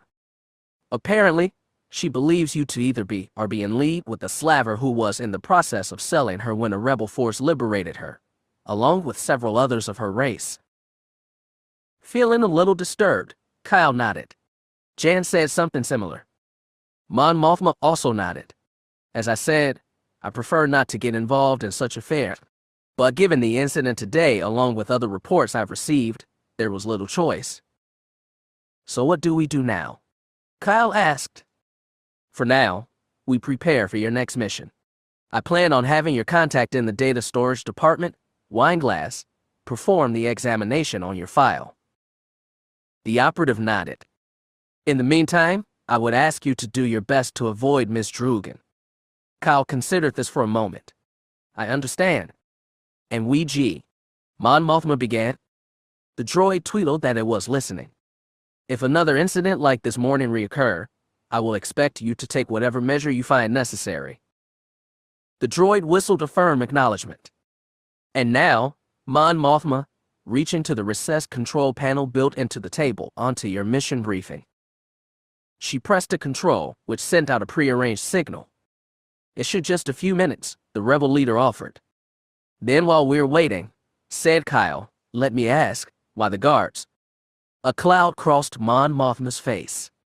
"There was an incident aboard the Trieste last week. Apparently, an Imperial spy managed to get aboard and nearly assassinated Captain Severn in his own operations room. Generals Riken, Madine, and myself have agreed stricter security measures are necessary." "I see," Kyle said, imagining the chaos if something similar happened on the Intrepid. Just then, the door to the briefing room slid open, and two familiar faces appeared. "Ah, Aldarian, Undomil, come in. Please have a seat. Thank you, the co-heads of intelligence said together as they moved to take chairs opposite from Kyle. And now, the rebel leader said, there's just one more person we need to begin. As if on cue, the door slid aside and in stumbled another familiar figure. She turned to someone outside. I can walk by myself. Thank you very much. You don't need to push. And let me tell you something else, Ristal. It was then that Jan Ors realized she was somewhere else. With her back facing the assemblage, the operative had likely not seen where she was going until now. She slowly turned around, the angry look on her face bleeding away as color began to rise in her cheeks. Jan, Mon Mothma said, so good of you to join us. Behind the agent came Ristal and Plana, forcing Jan to give additional ground and move deeper into the room. Here she is, the big man said. Sorry it took so long, Plana added. Mon Mothma waved the comments away. I appreciate your hard work and diligence in locating her. Now Jan, if you will take a seat, we can begin the meeting. For a moment, it seemed as if the agent would protest, but then she seemed to think better of it and walked towards the table, taking the chair next to Kyle. What happened to you? He whispered. Never you mind, she hissed back. The sound of Mon Mothma clearing her throat and the fierce gaze she trained on them shut both operatives up rather quickly. The rebel leader stared at them a moment more, then began speaking. This new mission is twofold in its purpose. First, we have the issue of the black ship Jan saw that destroyed the outposts in the driving system. Aldarian, Undomil. We believe the black shuttle Kyle saw on Sulin may have come from this larger vessel, said Tinovil. We have also determined this shuttle is the same one Jan saw in the driving system, echoed Nerwin. Kyle remembered the ship and the cargo sled going aboard. The same one used to take the roof from my father's workshop. Precisely, the twins said together. But how do we know where it went? Jan asked. If you recall the message Ouija played, Mon Mothma, the one from Kyle's father. Sure, Jan said, nodding. The Abatha. Her eyes widened a little. The roof with the map to the Valley of the Jedi. Exactly, the rebel leader confirmed. But how does knowing that whoever the black shuttle belongs to has the map? Kyle asked. Consider this, Nerwin said. The map is a two-dimensional representation of the location of the valley. Therefore, in order to make it useful, said Tinovil, what do you think needs to happen? Kyle's eyes widened. It has to be translated. Right, the twin said, smiling at him. But how will whoever has it trans? Jan began. She was cut off by Ouija, who tweeted excitedly. You're right, Weed, Kyle said. They need a droid to translate it, 8T88. And our most recent information has located 8T88, said Tinovil. So, all you need to do is find him, and we can get a lot of questions answered, said Nerwin. Where is he? Kyle asked. The twins looked to each other, then back at the two operatives. That's the problem, replied Nerwin. We think he's in the city of Baron's Head, added Tinovil. Baron's Head? Jan asked, what's that? It's the capital city on Sulin, Kyle said resignedly, the very place I just got back from. Is that right? Said Tinovil. Who knew? Added Nerwin. Kyle gave them a sour look. Very funny. Ouija also voiced his low opinion of the twins' joke. What do we know about this Baron's Head? Mon Mothma interjected. We've prepared, began Nerwin. A report on it, finished Tinovil. At a gesture from Mon Mothma to proceed, one of the twins activated the holoprojector built inside the table. An image appeared of Sulin. Tinovil manipulated the controls while Nerwin narrated. As Kyle said, Baron's Head is the capital city of Sulin. It was also once the location for the seat of government for the planet as well as one of the planet's largest marketplaces and business centers. The view zoomed into display an overhead shot of a roughly circular shape, with zigzag pipeline visible on one side. As Tinovil manipulated the projector, the display changed to show the city from an eye-level view. Several structures came into view, some angular, some dome-shaped. But what caught the attention of everyone seated at the table was the central structure. "What is that?" Jan asked. "Its official name is Government House," Nerwin explained. "It was built some years after the Empire occupied Sulan after taking control of the G-Tap. Its stated purpose is to provide a residence for the planetary governor as well as law enforcement personnel." "So what's its real purpose?" Kyle asked. Without exchanging a single word, Tenaville rose from her chair and moved to stand where Nerwin was, while the latter moved to the chair. "A military installation," the raven-haired woman said. "We don't have a lot of first-hand knowledge, but we've learned enough to surmise that Government House as well as the nearby area is an actual Imperial base." "Wonderful," Kyle muttered. However, since the destruction of the second Death Star, the base has shown little to no activity over the last 6 months. "So what does all this have to do with what we've been discussing?" Jan asked. "Something's changed, hasn't it?" Kyle queried. Tenaville nodded as she continued. "General Madine has informed us of a contact he has within the city. This contact has recently reported increased activity in and around Government House. In particular, a shuttle came in recently under heavy escort, a black shuttle."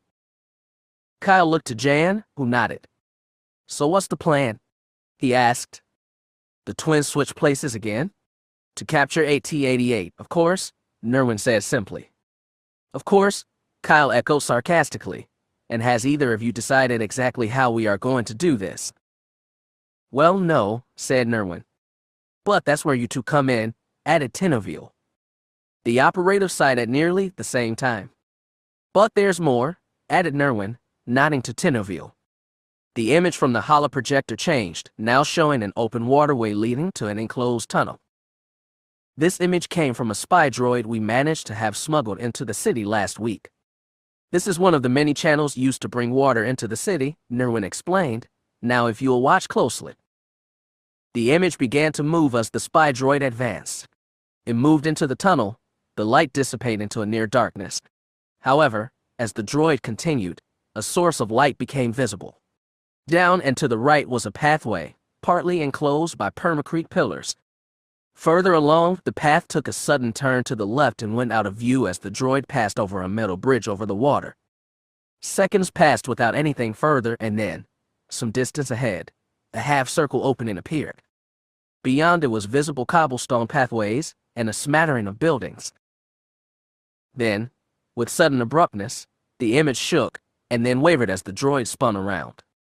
A shape became visible just as a crimson streak hit the camera. The image quickly went to static. "What was that?" Kyle asked. "A sentry droid," Tenaville explained, having switched with Nerwin again. "Apparently, the Empire doesn't like visitors. Especially of the spying kind," Jan said. Ouija gave of an angry series of beeps. "We thinks that droid needs a makeover, with a blaster that is." Laughter swept the room for several seconds. Despite this, Tenaville continued, "We believe this tunnel will provide access to the city. From there, your datapad and map should be able to guide you to Government House." "And once inside, I find 88, Kyle said. "Exactly," the twins said together. "Sounds simple enough." "Why is it whenever you say something is simple enough, it never is?" Jan said, looking at Kyle with one eyebrow raised. Ouija tweetled something else, causing Kyle to throw a sharp look at him. "What did he say?" asked Mon Mothma. Kyle hesitated, but then translated the droid's words. "He thinks I'm gonna get toasted." More laughter. In the meantime, the twins deactivated the holoprojector and resumed their seats. "Is there any other information you have?" "Only that General Madine's contact is somewhere within the city, and he thinks the Empire might be onto him," said Nerwin. "Why is that?" the rebel leader asked. "The last message from him indicated a number of mercs, pirates, and other unsavory types prowling around the city," said Tenaville, asking questions and causing trouble for the local populace. "What kind of trouble?" Kyle asked. "Our intelligence indicates that after the Empire took over Baron's Head, much of the local trade and business community fell on hard times," Tenaville began. "Thanks to excessive imperial taxation and regulations, Nerwin continued, what shops manage to remain are struggling at best. This latest development can only make things that much worse. A few low pops sounded in the room, low enough that only Jan heard. Looking over, she saw Kyle's right hand was clenched tightly. The sound had been his knuckles cracking. There he goes, she thought. And that's about all we have, the twins said together. Thank you, Mon Mothma, closing her eyes for a moment. When she opened them again, she looked towards Jan and Kyle. Your assessment. Getting to Sulin won't be a problem, Kyle said. And if Nerwin and Aldarian are right about this waterway, I should have a clear path into the city. What then? The rebel leader asked. I do my best to remain inconspicuous while heading for Government House. Once inside, well, I'll figure it out when I get there. Mon Mothma and Jan had similar disapproving looks, and Ouija's series of beeps echoed them. What? Kyle said. You're assuming you won't be recognized or spotted by Imperial forces, Jan said. You also haven't considered the mood of the populace. They could just as well turn you in for a reward. Oh, right, Kyle said. Hadn't thought of that. Bull in the china shop, Mon Mothma and Jan thought. However, the rebel leader said, given recent events and our dearth of information, it seems that finding a T-88 will provide a number of answers. How soon can you and Jan be ready? Kyle looked to his partner. 2 days. She nodded. Should be enough. Very well, Mon Mothma said. We will commence the operation 2 days from now. I will expect a final mission briefing tomorrow. Understood, Jan said. You got it, Kyle added. Very well, then, Mon Mothma said, dismissed. Standing up from the table, Tenaville, Nerwin, Kyle, Jan, and Ouija all passed through the entranceway and into the corridor outside. The co-heads of intelligence moved one way while Jan turned to go in the other direction. So you want to tell me where you've been for the past couple of days? Kyle asked. Jan paused in mid-step. Not really. You don't need to know. I don't need to know. Kyle echoed sarcastically. Jan, you took off out of my quarters after acting like an emotional wreck, and then you've been all but missing for the last 3 days. And you really think I'll be satisfied with I don't need to know? She was still facing away from him. I had some business to take care of, okay? He heard a tinge of anger in her voice, and while he was still curious about where she had been, he decided he could let it go for now. Okay, but just tell me one thing. What? Are you okay? I've kind of been worried about you. Now she turned to look at him, a sarcastic look on her face. Kinda. Yeah, he replied, a smirk on his face. I say it's about that. Something seemed to pass over her face. Look, I know I need to tell you eventually. It's just that, look, this is really personal, and I'm really not ready to discuss things with anyone else. Can we just focus on the mission for now? If that's what you want. Please, she said. Okay, he replied. She gave him a look of profound gratuity. Thank you. He nodded. What say we meet tomorrow to begin prepping the ship? Jan nodded back. I think I can handle that. See you then? As Jan walked away, Ouija gave a whistle beep. I think she's okay, weak. But there's obviously something bothering her, and I think his name is Venial Drugan. Ouija said more? Yeah, I think she's gonna be more trouble too. But I'll tell you this, weak, she'd better hope Jan doesn't get a hold of her. And with that, the two headed in the direction the co-heads of intelligence had just gone. And so, over the next 3 days, the operatives met together to make sure everything was ready for the mission.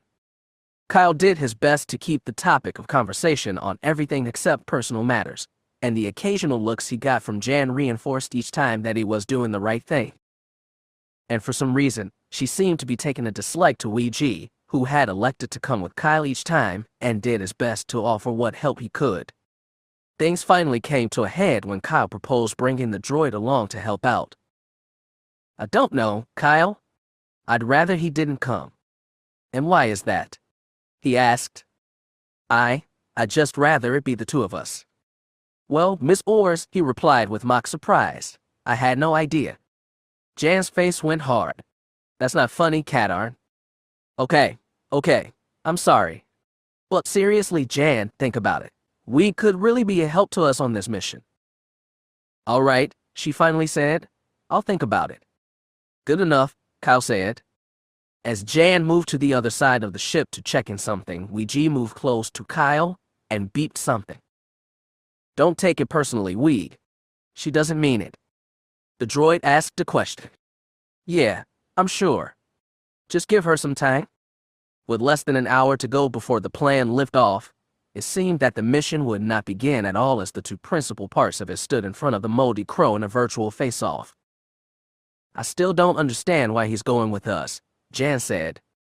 Kyle sighed. For the umpteenth time, Jan, this mission could take a day or more. Since I'd rather not be out of contact for longer than that, I need to be able to contact you ASAP. I understand that, she interjected. Then you'll also understand that we need to guard against our transmissions being intercepted. Weege is capable of serving as transmitter and receiver while keep the signal scrambled and encoded.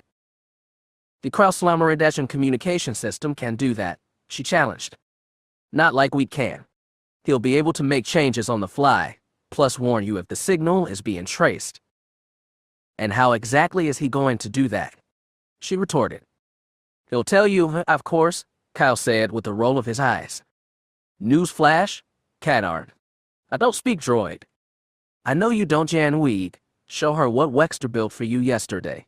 The droid's smaller, but more human-shaped appendage opened a storage compartment on his front and extracted from it a text reader. After attaching an interface cable, the droid gave a series of beeps, followed seconds later by words appearing on the reader. See, Jan. Now I can talk to you. She stared at the display for a number of seconds, and then turned back to Kyle. Well, you could have told me he had that. I thought I just did. Katarn. All right, he said. But what do you say? Can he come? Jan looked to the droid again, then back at Kyle. She blew out a breath. I suppose. The droid gave a loud tweedling beep. Whoopee, Jan echoed. Kyle shrugged. He's excited. With that problem solved, the two operators completed their final preparations. One of the crew in intelligence had encoded the crow's transponder with a fake ID, and Wexter had given the ship a thorough once-over, pronouncing it ready. Having spent the last 2 days in a blizzard of meetings and preparation, the agents were both eager to go. Approaching the ship, Jan turned to Kyle. You ready? He nodded. I think so. I just wish it wasn't a waterway. What was that? I just wish it was anything but water. How come? Sounded like you had fun last time. Hey, I like swimming as much as the next guy. But after last time, I'd really prefer to stay dry. Oh, poor baby, she said mockingly. Does mommy need to bring you a towel? You know, you're a real riot. Or... Just then, Weege, floating just behind them, said something. The two of them turned to look at the text reader. Listen, are we actually going, or do you want to jabber some more? Jabber, Kyle echoed. We weren't jabbering, Jan said defensively. We were discussing. The droid's reply left no doubt as to his opinion of that. Oh, shut up and get on board, both of you. Minutes later, the cockpit hood closed as Jan began powering up the crow's systems. The ship lifted smoothly off the floor and floated towards the hangar bay exit. Hangar bay control, she called into the radio. This is the Moldy Crow, requesting clearance. The watery voice of Puengil answered. You are clear, Moldy Crow. Safe journey? Jan acknowledged the transmission and then advanced the throttles. The Crow's engines flared briefly as they pushed the vessel outside of the hangar bay. Once clear of the Intrepid, it accelerated. Here we go, she called, pulling back on the hyperspace lever. The sound of the hyperdrive powering up echoed throughout the ship as the stars outside became lines, and then disappeared as the Crow flickered with pseudo-motion and disappeared. With a muted roar, the Moldy Crow slid out of hyperspace above the planet. The nose of the ship turned and dipped as the pilot pointed it towards the planet. So that's it, Jan said. That's it, Kyle replied. The orb before was a virtual riot of colors. Opal-colored seas bordered the land masses, a mixture of reds, browns, and oranges. It's beautiful, she whispered. What was that? Nothing, she said quickly. Baron's head is located on the southern land mass, Kyle said, pointing even though Jan couldn't see him, that section there just below the equator. Jan adjusted the nose of the ship to point directly towards that area. Is the transponder online? Kyle asked. Yes. Okay, Kyle replied. The spaceport should be contacting us any second. Ouija let out a series of beeps. Hey Jan. What? We thinks you ought to adjust course back towards the spaceport. Why? Because if the imps detect us heading towards the base, they just might get curious, don't you think? I suppose, Jan said, sighing as she adjusted the flight path. They flew on for a few more minutes when the comm panel. Incoming ship, this is Sulan approach control. Please identify yourself. Jan keyed the mic. This is the vessel planar force to approach control requesting permission to land. We have your transponder signal, planar force. What is the purpose of your visit to Sulan? Jan gave a tired sigh. Just taking a break on the way to Coruscant, approach control. My companion and I were hoping to check out the wares in Baron's head. The controller laughed. You're not going to find much there, planar force. But enjoy yourselves anyway. Clearance is granted. Make sure you keep your vessel at least 10,000 yards from Government House. It's the central building there in the city. Understood, approach control. This is planar force out. Nice work, Kyle said as Jan closed the channel. Couldn't have done it any better myself. She said nothing in reply, but the scoffing sound that reached Kyle's ears was answer enough. And the next thing he knew, the ship heeled hard over to one side as Jan changed course back towards Baron's head. Kyle was thrown against his straps, and Ouija uttered an electronic scream as he slammed against the side of the ship. Once the ship straightened out, Kyle glared angrily towards the forward cockpit. Hey, what the heck was that about? Problem. She called back. Well, considering what just happened to Weeg and me nearly being catapulted out of my chair, no problem at all. Aren't you strapped in? Well, yes, but Weeg wasn't. Then that's his problem, not mine. Kyle was about to retort when a voice seemed to whisper inside his mind, telling him to remain calm, to not allow his anger to speak for him. And so he said nothing. Weeg gave a low beep, the translated message appearing on the display screen. Leaning in close, the operative answered. I dunno, Weeg. Just stay cool, okay. The droid's reply was affirmative, but not convinced. Settling on a high plane where the city of Baron's Head was visible, Jan settled the moldy crow, dust and dirt rising up as the repulsor stirred up the surface, and the ship's landing skids came to rest on the rocky surface. As Jan powered down the ship, Kyle keyed the cockpit hood, causing it to rise. The air Sulan swept into the cockpit, a warm breeze that tasted a bit gritty as the dust and dirt settled. Well, welcome to Sulan, Jan. Whatcha think? I think we've got a mission to complete, she said, undoing her straps and pulling herself up out of the cockpit. Kyle looked to Ouija, then undid his own straps as the droid floated up and out of the cockpit. When the man joined him a few seconds later, the two found Jan standing near the nose of the ships, a pair of macro binoculars to her eyes. Kyle moved up to stand beside her, his eyes taking in the view. Baron's Head, he said. The Empire sure knows how to ruin a perfectly good city. Expecting a reaction, Kyle looked to his right, but found Jan still looking through the macros. My guess is your pal 88 is somewhere in that large building in the center of town. The Imperials are all over the place. They're guarding it like a fortress. No surprise there, thought Kyle. And then, as an attempt to relieve the building tension, he took a step forward and turned his head to look at Jan as she the macro binoculars, her eyes still focused on the city. Well then, I'd say a visit's in order, don't you? Jan looked at him for a moment, then shifted her eyes away. Well, that one fell flat. Just then, from behind the two operatives, Ouija offered his opinion of what Kyle had said. The translation read, "Sure, a nice simple visit. Why don't you go up to the front door, knock, and ask to speak to 8T88. Weak, Kyle said, training a look on the droid. You're not helping. Come on, Jan said, turning back towards the ship. Let's go. She stepped back into the cockpit and had the repulsors going even as Kyle was strapping back in. Ouija had just gotten inside, as well when the cockpit hood closed, nearly hitting him. Having had it, the droid issued a loud series of beeps. Kyle read the translation.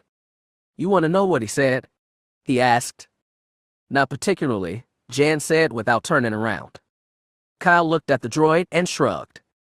Lifting off, Jan guided the crow towards the city. Overflying it, she found the path of the irrigation tunnel and within a few minutes brought the ship into a hover over the spot that had been seen in the briefing. You ready? She called. Just about, Kyle replied. He turned to the droid. Weed, you've got the scrambled frequency, right? The droid replied affirmatively. Okay, then. Now, listen to me. Until I come back, Jan is in charge, okay? You'll take your orders from her. The droid tweeted something. Weed, I don't have time to argue. Jan is in charge now, and I expect you to listen to her, all right? There was a pause, and then Ouija answered in the affirmative, but reluctantly so. It'll be okay, Kyle assured the droid, then looked in Jan's direction. Weed is ready. Just let him know what you need and he'll take care of it. Fine, Jan said tonelessly. I'll contact you as soon as I get into the city. Understood, she said with the same lack of emotion. Opening the cockpit, Kyle levered himself out and dropped the short distance to the ground. He was in a large, circular chamber where the perimeter was a tan-colored stone in block shapes about 10 feet long by 6 feet wide. Each stone was angled down slightly, making standing on them a little precarious. But what made the operative groan inwardly was the large pool of water covering the rest of the space. After the multiple water channels he had been in during the last mission, the prospect of more water channels was less than attractive. Oh well, such are the things we deal with. Looking up at the crow, he waved once to let Jan and Ouija know he was okay. In response, the ship lifted up and away until it was lost from sight. For some reason, the operative felt a sudden wave of loneliness. Well, the sooner I get going, the sooner I can get out of here. And with that thought, he started forward. Looking ahead, Kyle saw where the circular chamber came to a point where an opening was visible, leading to what looked like a water channel beyond. Rectangular blocks, colored the same as the stones under his feet, bordered the entrance, an opening, and he could see where water was flowing out of this space and through the opening. Making sure to keep his balance, the operative started around the curving path, drawing closer to one side of the entrance. The sound of water flowing got progressively louder as Kyle drew closer to the entrance. He noticed that the path made a sharp to the right, leading the operative to conclude that pathway continued. He had just started around the corner when a familiar, but unwelcome sound reached his ears. From around the other corner, a Tusken appeared. It caught sight of Kyle and bellowed loudly as it brandished its weapon. Having heard the loud war cry before, it failed to have any effect on the operative. He simply pulled the blaster rifle from his holster, aimed it at the Tusken, and fired. The attacker screamed in pain as the single shot burned into his chest. It tottered, tipped, and fell, right into the water flowing through the entrance. It was clear enough that Kyle could see the still-moving Tusken be pushed forward by the water towards a metal grate underneath. The attacker's body struck one pillar of the grate with some force, bending unnaturally. Kyle winced in sympathetic pain. Virtually folded in half, the Tusken's body was now able to pass through the grate. Blaster at the ready against additional attackers, Kyle made his way down the short pathway to where the entryway opened out into a large water channel with angled stone pathways on both sides. The operative also noticed triangular projections jutting out into the water and positioned approximately every 4 feet on each side of the channel. Stepping onto a metal pathway that allowed one to cross over the metal grate, Kyle made his way to the closest triangular shape and stepped up onto it. The stone projection allowed him to step out further into the channel and look downstream. There, just as it had been in the hologram, the water channel moved forward until it reached the place where a permacrete roof cut off nearly all of the light coming down from overhead. The operative looked in the other direction and noticed what looked like an opening in the wall opposite of where he was. Curious at what it might be, Kyle stepped back down onto the pathway, moving upstream until he found his path impeded by a featureless wall of the same color and material as the path. However, a metal pathway had been installed in this same area that allowed him to cross to the other side of the channel. Once there, Kyle made his way towards the opening in the wall, stepping up onto another of the triangular projections in order to reach it. With the opening in front of him now, the operative soon discovered that what appeared to be a single opening was actually two separate rooms bordered by some dark metal bars that bordered the rooms. Inside, he found where someone had a laser pistol sitting on a wooden shelf, and on the other side a couple of power packs. Unsure of why the objects were here, but deciding not to look a gift horse in the mouth, he took them. Stepping back into the sunlight, Kyle began to move downstream once again towards where the roof over the water channel was. He was about halfway there when a strange sound reached his ears. It was like metallic quacking sound that came in 3 pulses. But there was no sign of what was making the sound.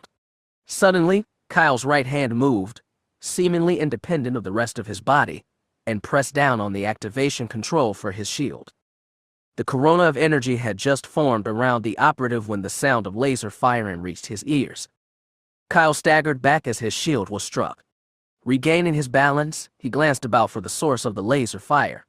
The quick pulsing sound came again, this time closer, and from somewhere to his left.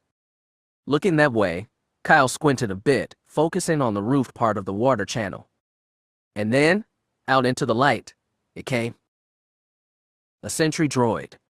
Recognizing the device from the briefing as what had attacked the New Republic spy droid, Kyle raised his blaster at the droid. He fired, but the attacker dodged the shots.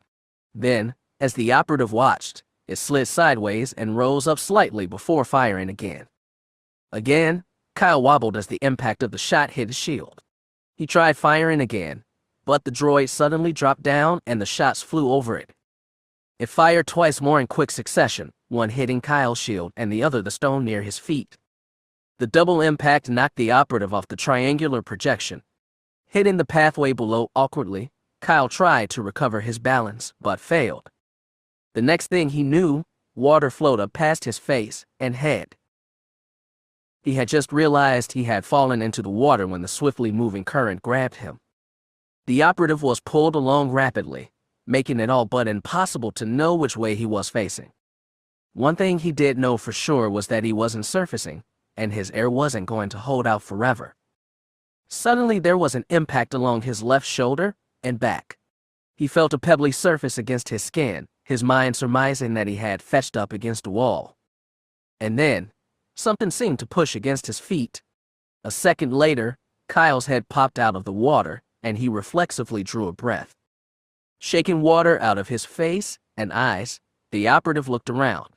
He was in a dark space and could see almost nothing. But as his hands reached out and down, he felt the pebbly surface of the wall the current was pushing him against.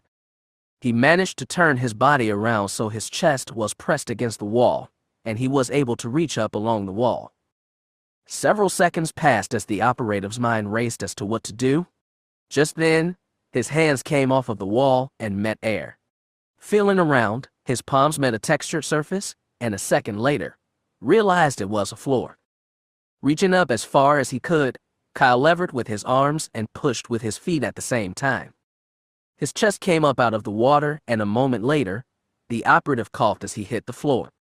Despite the pain, a smile came to his face as he realized he was out of the water. Giving himself a few moments' rest, the operative pulled his legs out of the water and sat up. Looking around, Kyle found his eyes had adjusted somewhat to the darkness of the room. He was able to see the floor he sat on and the swiftly moving water he had just come out of. The operative had just managed to rise onto his knees when the sound of footsteps reached his ears. A moment later, the owner of the footsteps appeared. Looking up, Kyle felt his blood run cold. Mere inches away, and with the blaster pointed at him stood a Grant. The three-eyed alien said something in his language as it raised the weapon's muzzle to point directly at Kyle's head. At that moment, an insane thought came to the operative's mind, and he voiced it before considering the words. "Hi there. How you doing?" Chapter 20. It seemed the mission was over before it had even begun. The operative was seemingly caught with no way out. His blaster rifle was lost, probably sitting somewhere on the bottom of the channel by now. And then, he had spoken to the alien like he would a friend. The whole situation was quickly turning quite insane. But then, something unexpected happened. While most Grand understand basic, this one didn't seem to. As Kyle watched, the alien moved the blaster away from his head, and then motioned with it. It didn't shoot, he thought, surprised. The Grant repeated his gesture. Slowly, Kyle rose to his feet, his would-be captor watching him carefully. It made another gesture towards the operative's belt. This one was clear enough that he had little trouble understanding it. Reaching for his holster, he pulled out the laser pistol and held it out towards the Grant. The three-eyed alien took it and attached the weapon to his own belt. It gestured again towards Kyle. The next nearest weapon was the lightsaber. Even as he reached to retrieve the weapon, Kyle wondered if there was any way to keep the Grant from taking it. There weren't too many things he owned that were precious to him. The lightsaber was one of them. The alien seemed to sense his hesitation and aimed the blaster at Kyle's head once again before making the give me gesture again. "I've got no choice." Reluctantly, he unhooked the metal tube and held it out. The Grand roughly yanked it away, saying something in his guttural language. Then, something equally strange happened. Rather than continuing to disarm the man, the alien examined the burnished cylinder, turning it this way and that, looking at the surfaces and boxy nodules. As the open end of the tube turned towards the alien's face, Kyle remembered one of his recent lessons from Ron. It wasn't exactly the ideal setting to try it in, but as he considered his options, there was little choice other than to try. "I just hope this works." Closing his eyes, Kyle pictured the saber hilt. He concentrated hard, mind focusing on the saber and on a single, simple function. At first, the force almost seemed to resist him. He couldn't seem to find his center. Please, Kyle thought, please let this work. Just then, the operative felt a curious sensation in his chest. It was as if his breathing was drawing cool air inside his body, and he began to feel strangely calm. With an odd sense of confidence, he knew the vision in his mind was going to bear out. A second later, it happened. With a snap hiss that echoed loudly in the space, the lightsaber ignited, the brilliant green shaft coming forth, stretching out, covering the distance between the hilt and the Grand's head in less than a second. There was an eruption of skin, bone, and blood as the alien's head effectively exploded. Within seconds, the rest of his body went limp and dropped to the ground. The lightsaber fell to the ground, as well as safety protocols deactivating the weapon. Kyle stood there in shock, amazed at the awesome destructiveness of the weapon. A beam of pure energy, it had erased the Grand's head as if it wasn't there at all. The lethality of the lightsaber was almost beyond description. The operative realized he felt a combination of loathing and fear at what had just happened. To kill an enemy was one thing, but to so completely destroy one like this. I feel your pain, Kyle. But this you must overcome. It was Ron, speaking inside his mind. But Ron, the Grand, what the saber just did. You are a soldier, Kyle. This cannot be the first time you have ever killed. No, it isn't. But not like this. It was never like this. I do not mean to be callous, Kyle, but that alien was an enemy who would have killed you given the chance. I understand that, but the choice is yours, Kyle. You can't let this event crush you emotionally, even break you. But ask yourself one question, is that what you want? For that matter, is it what Jan would want? That's not fair, Kyle thought back angrily. No, it is not. But you're going to find that life is not always fair, my friend. For some reason this struck Kyle as funny. He chuckled. Yeah, I'm pretty well acquainted with that concept. There is one other thing you can do, although we have not practiced it. What's that? Close your eyes and concentrate. Center yourself in the Force. Having just exercised his force ability, it took only nearly a minute for Kyle to do this. Now, stretch out with your mind. Seek out your friends, those you care for. See them in your mind. It wasn't difficult for the operative to find an image right away. But then, other faces floated into his mind: Mon Mothma, Puin, Wexter, Tinoville, Nerwin, Ristal, Plana, Wineglass, and many, many others. A veritable sea of faces. I see them? Good, now reach out further. Allow their feelings to enter your mind. Sense their emotions.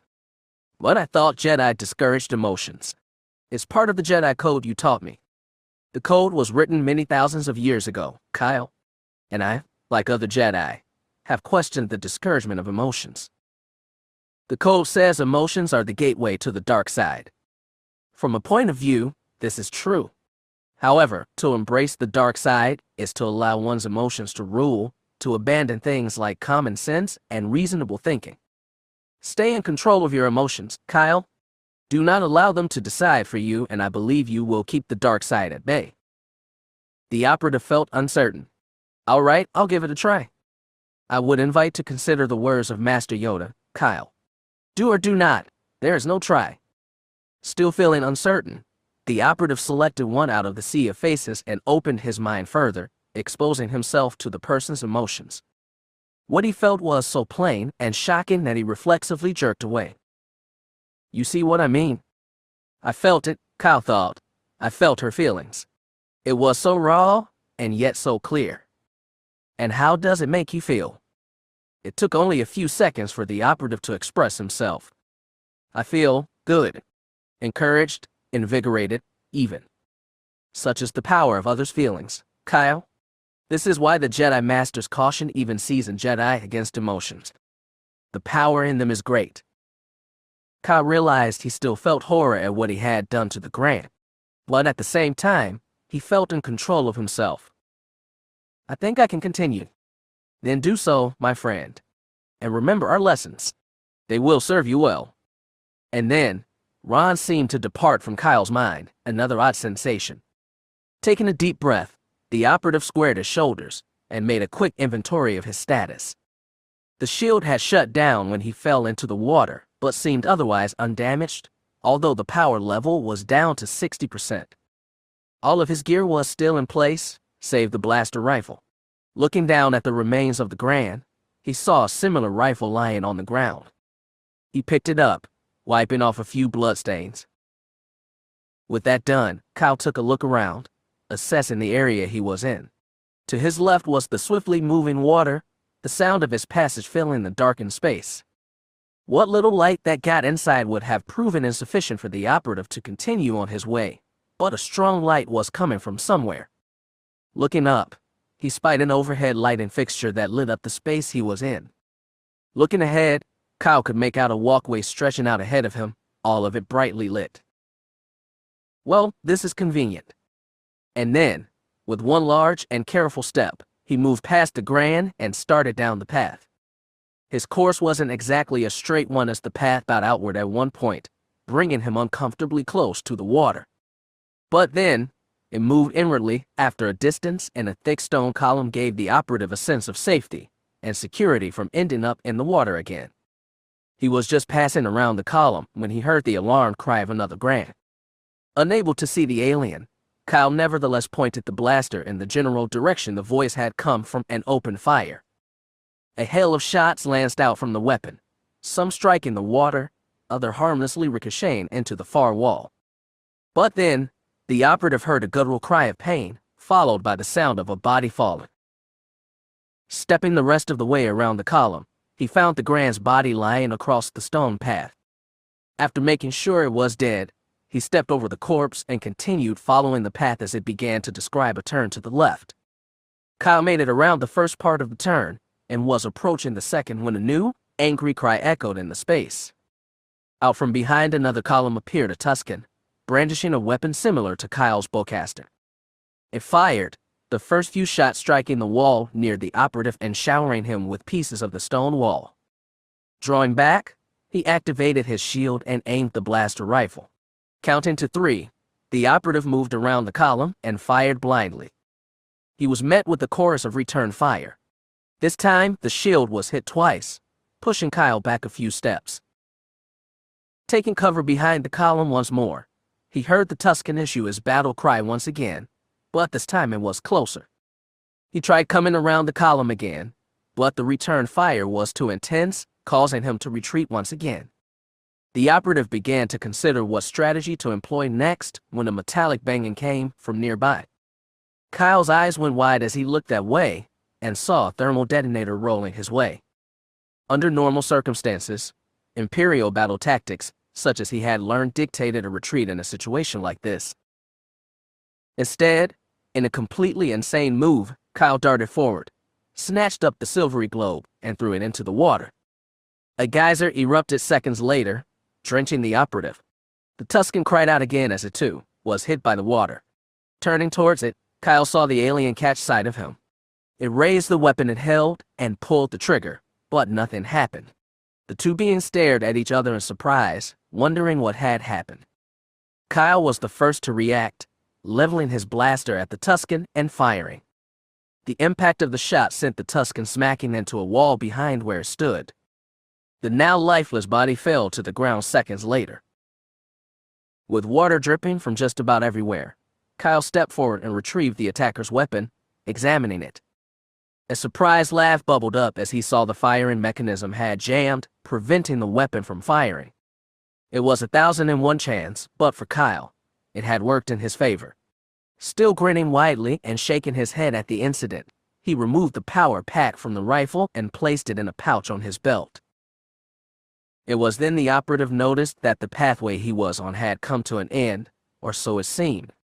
The final left turn ended in a narrow metal bridge that ran over the water and across to the other side where a dome-shaped opening was visible. Taking a moment to make sure his blaster was ready, Kyle started across the bridge. He was about midways when his eyes caught movement from somewhere off to his right. Turning that way, the operative saw what looked like a raised platform about 20 feet away. And standing on the platform was a Grant. Completely exposed, the operative waited for the alien to open fire, but it didn't. Standing there for several seconds more, Kyle watched as the Grand walked down to the far end of the platform, and then came back to where he had first seen it. The alien still didn't seem to have noticed him. The operative decided it was a good chance to take the Grand out, however the distance was too great for a reliable blaster shot. With the alien moving, Kyle knew it would be nearly impossible to hit it on the first shot. Maybe on the fourth or fifth, but by then, the Grand would be returning fire, and the bridge provided no cover whatsoever. That's when Kyle remembered the bowcaster. Pulling it out, he settled the stock on his shoulder and adjusted the sights. He centered them on the Grand's midsection, moving the weapon to follow the alien's movement. He let it complete another circuit before settling his finger on the secondary trigger. This was going to be one-shot chance, and it needed to count. Taking a deep breath and holding it, Kyle waited as the Grand drew closer, closer. It stopped and began to turn around just as he squeezed the trigger. The weapon kicked strongly against his shoulder as a single dart of green-white energy issued from the muzzle. It streaked away, covering the distance in less than a second. Kyle watched as the Grand paused in mid-step and seemed to turn. Sith spit. I missed. And then, in the next moment, the form of the alien's body wavered and toppled, falling off the platform, impacting the water with a loud splash. Kyle pumped his fist, exhilarating in the moment. He waited there on the bridge for several more seconds to see if the weapon's fire or the splashing sound had drawn the attention of anyone or anything else. When the operative detected no additional movement, he stood and holstered the bowcaster. Gonna have to make sure I tell Chief Brawley about this when I get back. He ought to be pleased. Grinning at the thought of the weapon's chief reaction, Kyle crossed the rest of the bridge and approached the dome-shaped opening. Darkness greeted him beyond the entrance, and indigo so deep he couldn't even make out the floor beyond. A moment later, the loud cry of a Tusken sent a strong shiver down the operative's back and nearly made him cry out. The alien emerged from the darkness, swinging his weapon up towards Kyle. The operative reacted quickly, and with 2 blaster shots, dispatched the attacker. Heart beating like a trip hammer and adrenaline whipping through his system at light speed, Kyle took a couple of minutes to calm down. He wasn't exactly afraid of the dark, but the combination of the inky blackness combined with the Tuscan's sudden cry had frightened him. Feeling almost hyper-aware now, the operative decided he had to proceed and so took a step forward into the dark space. At first, there was nothing except darkness. He took another step, and then another. Suddenly there was a scraping sound as the muzzle of his blaster hit a wall. Lowering the weapon and reaching out, Kyle felt the rough surface of the wall. Keeping his hand there, he turned to the right and moved ahead a few more steps, allowing the wall to guide him. He stopped only when the blaster's muzzle found a second wall in front of him. Executing another right-hand turn, the operative nearly sighed in relief as he saw light shining in from an opening ahead and to his left. He was just about to move towards it when a shape appeared, partially blocking the light as it moved into the space where Kyle was. A guttural cry came from the form, telling him it was a Grand. The operative tried to raise his weapon, but the alien surged ahead too fast for him to hit. A fist struck Kyle's face, the impact knocking him back into the wall behind him, his blaster rifle falling from his hands and clattering to the ground. A follow-up blow caught him in the stomach, followed by another to the chest. Staggered and fighting to breathe, Kyle tried to retreat, but the Grand pursued him. It fired another punch that the operative barely managed to dodge, but another caught him across the cheek, making his teeth clack together painfully. Another smack to the chest sent the operative crashing to the ground. The enemy stood over him, raising his hands as if in victory. A sensuous voice had begun to speak inside Kyle's mind, speaking words to him, words of retribution, of revenge, of giving in to his emotions and using them to beat this attacker. It sounded wonderfully tempting. Despite the haze of pain in his mind, the operative remembered the last time he had given in, the surge of power he had felt, the confidence, the strength. He knew if he listened to the voice, he would have the power to dispatch the Grand. And then, unbidden, Jan's face popped into his mind. She looked almost stricken. Her lips were moving, although Kyle could not hear her voice, and yet somehow, he could understand what she was saying. Don't do it, Kyle. Don't give in. Don't allow yourself to become the very thing you hate. Don't do that to me. And then, it wasn't just Jan speaking. A chorus of voices filled his mind, all saying the same thing. Don't give in, they said. Don't fall into the trap of the dark side. And with the voices came a surge of such wonderfully positive emotion that his power nearly overwhelming the operative, seeming to fill him from the inside out. He still felt pain and anger at what the Grand had done to him, but more so, he felt a surge of power and strength and above all, calmness. And unlike the times before, it felt right.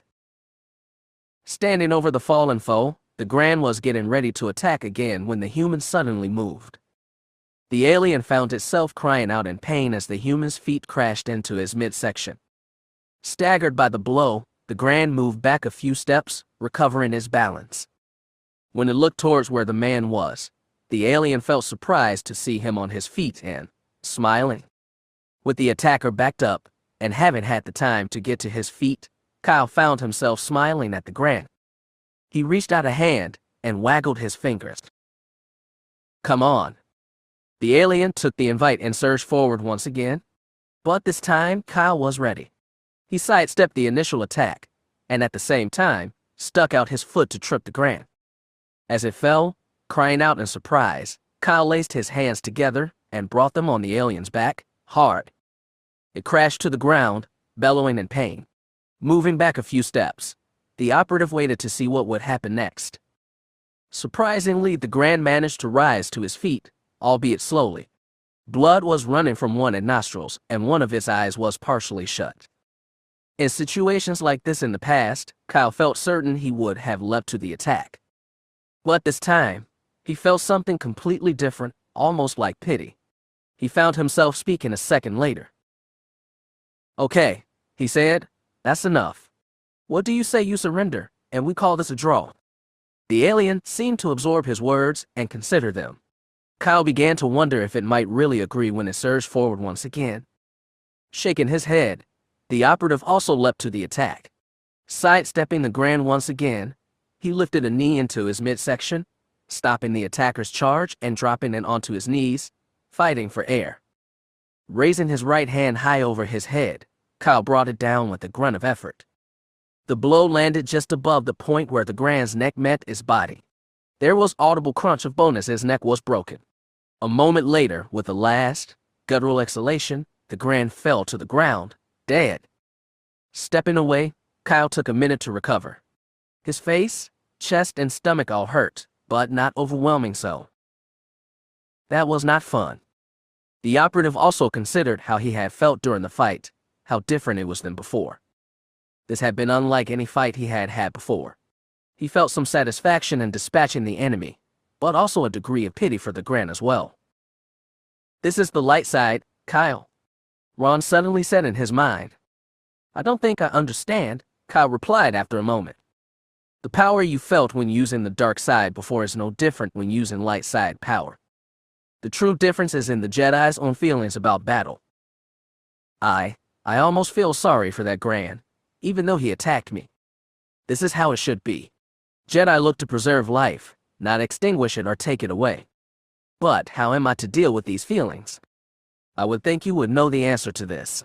Tell me, if Jan were here, what do you think she would say?" The operative considered this for a time. "She would say to stay focused on the mission." "And so you should," said Ron. Taking a deep breath and letting it out, Kyle considered what the old Jedi had just told him.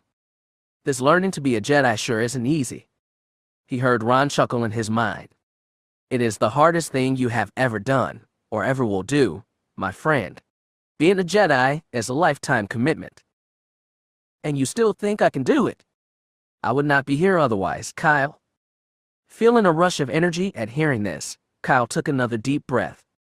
"All right then, let's go." Ron said nothing further, and while Kyle could still feel his presence, he knew he was going to have to do this on his own. Moving around the darkened space again, the operative located the area of light once again and moved towards it until he stepped into a lighted room.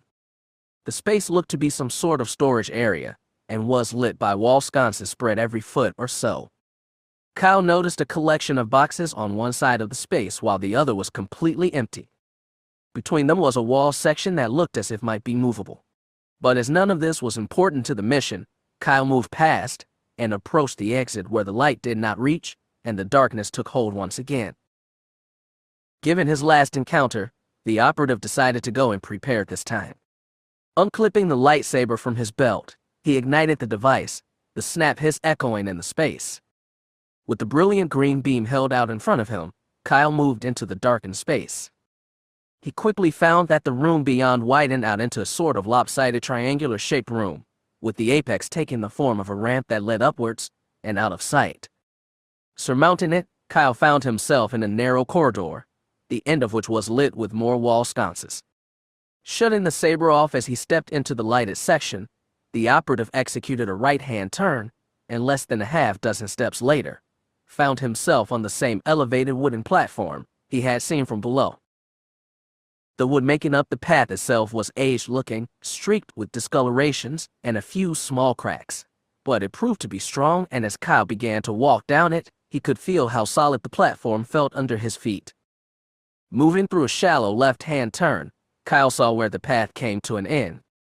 There seemed no way off it at first until the operative reached the end and found an equally aged wooden door to his left. He also noticed an oval opening in the wall about 6 feet from where he was. An oval platform of notched permacrete was visible on both sides, suggesting that it might be a movable hatch capable of closing off this space. Beyond the opening, Kyle could see the blue sky of Sulin, dotted with clouds. The first indications he was nearing the city were visible as well. He could see a lake in roughly the center of the space, feeding the water channel he had just come from. Beyond it was a low bridge comprised of gray permacrete. To the right of that was a stone patio of the same color as the walls in the chamber he was in now. Just below the patio was another wooden platform running the length of the patio and comprised of the same wood he stood on. To the left of the bridge, 2 more buildings were visible, but too far away to make out clearly. Deciding to proceed, Kyle began to examine the door for a way to open it when it slid aside, seemingly of his own volition. Inside was a nearly featureless room of gray permacrete. As the operative took a step inside, he noticed two large brown boxes to his left. There was a flicker of movement followed by a cry. On your right. Kyle turned that way instinctively and found a Tusken crouched low and inching his way towards him. As the operative turned that way, the Tusken rose and uttered his war cry, but was cut off in mid-bellow as Kyle shouted. With the enemy dispatched, the operative turned to the other person, eyes taking stock of him. The figure of an older man stood there, sporting a medium-length beard shot through with white and gray. He wore a simple robe in a mixture of tan, gold, and brown, and a similarly colored peaked hat, covering his hair. The man was wide-eyed and glanced at Kyle with both fear and suspicion in his eyes. Are you all right? The operative asked. I don't know, the man answered. Are you one of them? Kyle couldn't help but smile. Hardly, he said, holstering the blaster. A light seemed to come into the man's eyes. Wait a minute. I've seen your face before. You're Kyle Katarn, aren't you? The operative considered denying it, but what was the use? Guilty, he said. The Imperials distributed a wanted poster with your face on it. They offered a reward for you, dead or alive. Now the operative began to feel uncomfortable. Please don't tell me you're going to try and claim it. The older man shook his head. Turn in the son of one of the men who fought to protect us. You obviously don't know me, boy. Kyle smiled gratefully at the man. Good. Now, are you all right? Fine, the man said, gazing with disgust at the body of the Tusken. I had come here to get supplies when that thing accosted me and tried to take my wares. You came in shortly after. So the city is nearby then. The older man nodded. You're on the outskirts. But the main plaza is less than a dozen kilometers from here. So why are you here, Kyle Katarn? Fighting for independence like your father did. Not exactly. I'm trying to track someone down. I might know them. Doubtful, Kyle said. This someone is a droid. A droid. The older man echoed. Yeah, he has some information I need. Ain't seen no droid around here lately, at least no new ones. That's okay, Kyle said. I think I know where he is. Where? Look, I don't want to get you involved. It's better if you don't know. The older man seemed to take offense at this. Well, if that's the way you feel about it. But Baxelgard never turned away someone in need. He ain't about to now. Look, Mr. Guard, I appreciate it, but if you help me, the imps aren't gonna like it. The man waved the comment away. Those tin-plated troublemakers already make life hard for me. It can't get much worse. Realizing the older man wasn't going to back down, Kyle relented. All right then, which way do we go? Follow me, the older man said, shouldering a large, overstuffed pack. Kyle moved to assist him, but Garn waved him away. I may be getting old, boy, but I can still carry my share. Now, come along. With the older man in the lead, Kyle followed him down a low ramp and around a left-hand turn towards a dome-shaped opening, beyond which sunlight was visible. As they got closer, the operative began to experience a feeling that something was wrong. Hold up a sec, he said to Gart. What's wrong? Nothing, the operative said. At least I hope so. Moving past the older man, Kyle edged towards the lip of the opening. Outside, a cobblestone path was visible bordered by a high sandstone wall with a simple, decorative molding running along the top. Moving around the lip of the opening and out into the sunlight, Kyle observed a two-story structure a short distance away, comprised of stone similar to the path. Two large windows were visible on the second floor, and a wood entrance door towards the middle of the structure. A second after he saw this, Kyle knew his danger sense was right on. Laser fire spanned off the wall next to him and struck the cobblestones. He looked and saw a Tusken, standing in the leftmost window of the building, firing down at him. The operative quickly retreated to the safety of the enclosed space behind him. What is it? Guard demanded. What's going on? A welcoming party, Kyle said. Looks like another Tusken on the second floor of the building just across the way. A look of horror came across the older man's face. That's my home. My missus is in there. Garnt started to move past Kyle, but the younger man restrained him. Let me go. Let go, blast you. I have to help her. Hold it. You go out there, that Tusken's gonna cut you down. Struggling to hold on to the other man, Kyle kept talking. You're no good to your wife, Dad. Settle down. Let me handle this. Reluctantly, Garnt stopped struggling. But the stricken expression on his face made Kyle's heart thump painfully. The man nodded. All right, boy, all right. Go ahead. But you better get him or I will. Nodding gravely at the older man, Kyle activated his shield and readied his blaster. Here I go, he shouted and stepped outside again. More blaster fire from the second floor of the house rained down, some of the shots striking the shield. But Kyle planted his feet, doing his best not to give ground against the impacts. At the same time, he raised his own weapon and began firing. The distance was not great, but as the blaster was made for shorter ranges, the first few shots struck the wall of the building, missing the Tusken entirely. Gritting his teeth, Kyle struggled to adjust his aim, to focus the blaster's sights on the alien. He mashed the trigger hard, feeling the weapon buck in his hands. Suddenly, a low, guttural crack came from the house as the Tusken was hit. It fell out of sight. Face appearing as he peered around the edge of the tunnel exit, Garnt called out. Did you get him? I think so, Kyle said, taking a step forward. We should. More laser fire struck the wall to his left. Looking to his right, the operative spotted two more Tuskens standing several feet away on the low wooden platform he had seen earlier. Get back, he called to Garnt. Another series of shots came, a few striking the shield. Glancing at the indicator, Kyle saw he was in trouble as the power reading was down to 25%. He tried firing back with his blaster, but the distance was too great and the shots seemed to hit everywhere except where he wanted them to. Remembering the bowcaster, he pulled it out and worked to aim the weapon. 4 more shots hit the shield, and suddenly the power reading was down to 10%. I've got to do something or they'll nail me before I can nail them. His right hand reached down almost automatically and pulled the lightsaber off his belt. Igniting the energy blade, Kyle did his best to deflect some of the incoming fire. He had practiced this aboard the Intrepid using targeting drones and Ron's guidance. But here, in this live fire situation, he was finding actually doing so more difficult than he had imagined. Concentrate, Ron suddenly spoke inside his head. The Force is not limited by physical ability. Open yourself to it and see what you can truly do. It seemed like absolutely foolishness to try and seek the Force in this situation, but Kyle knew Ron wouldn't have told him this unless it was possible. Feeling almost certain that he'd be cut down any second, the operative closed his eyes and reached out with his mind.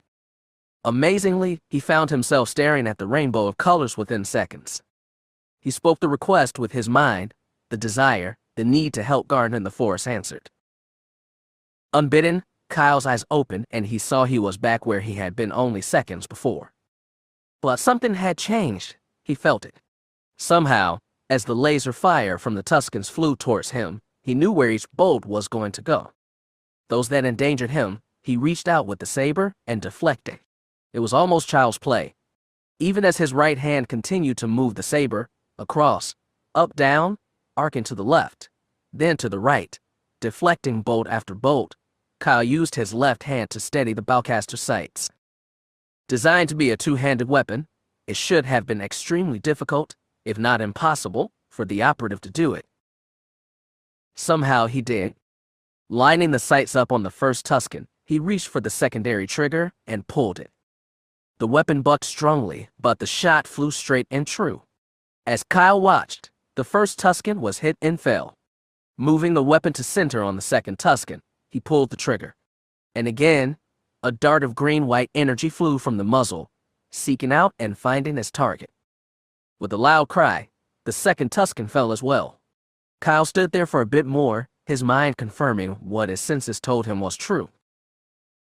You see, Ron said, you can do it. I can do it, Kyle thought. In fact, I just did. He felt positively exhilarated and energized by Ron's words. Maybe I can become a Jedi. "What did you just do, boy?" shouted a voice close by.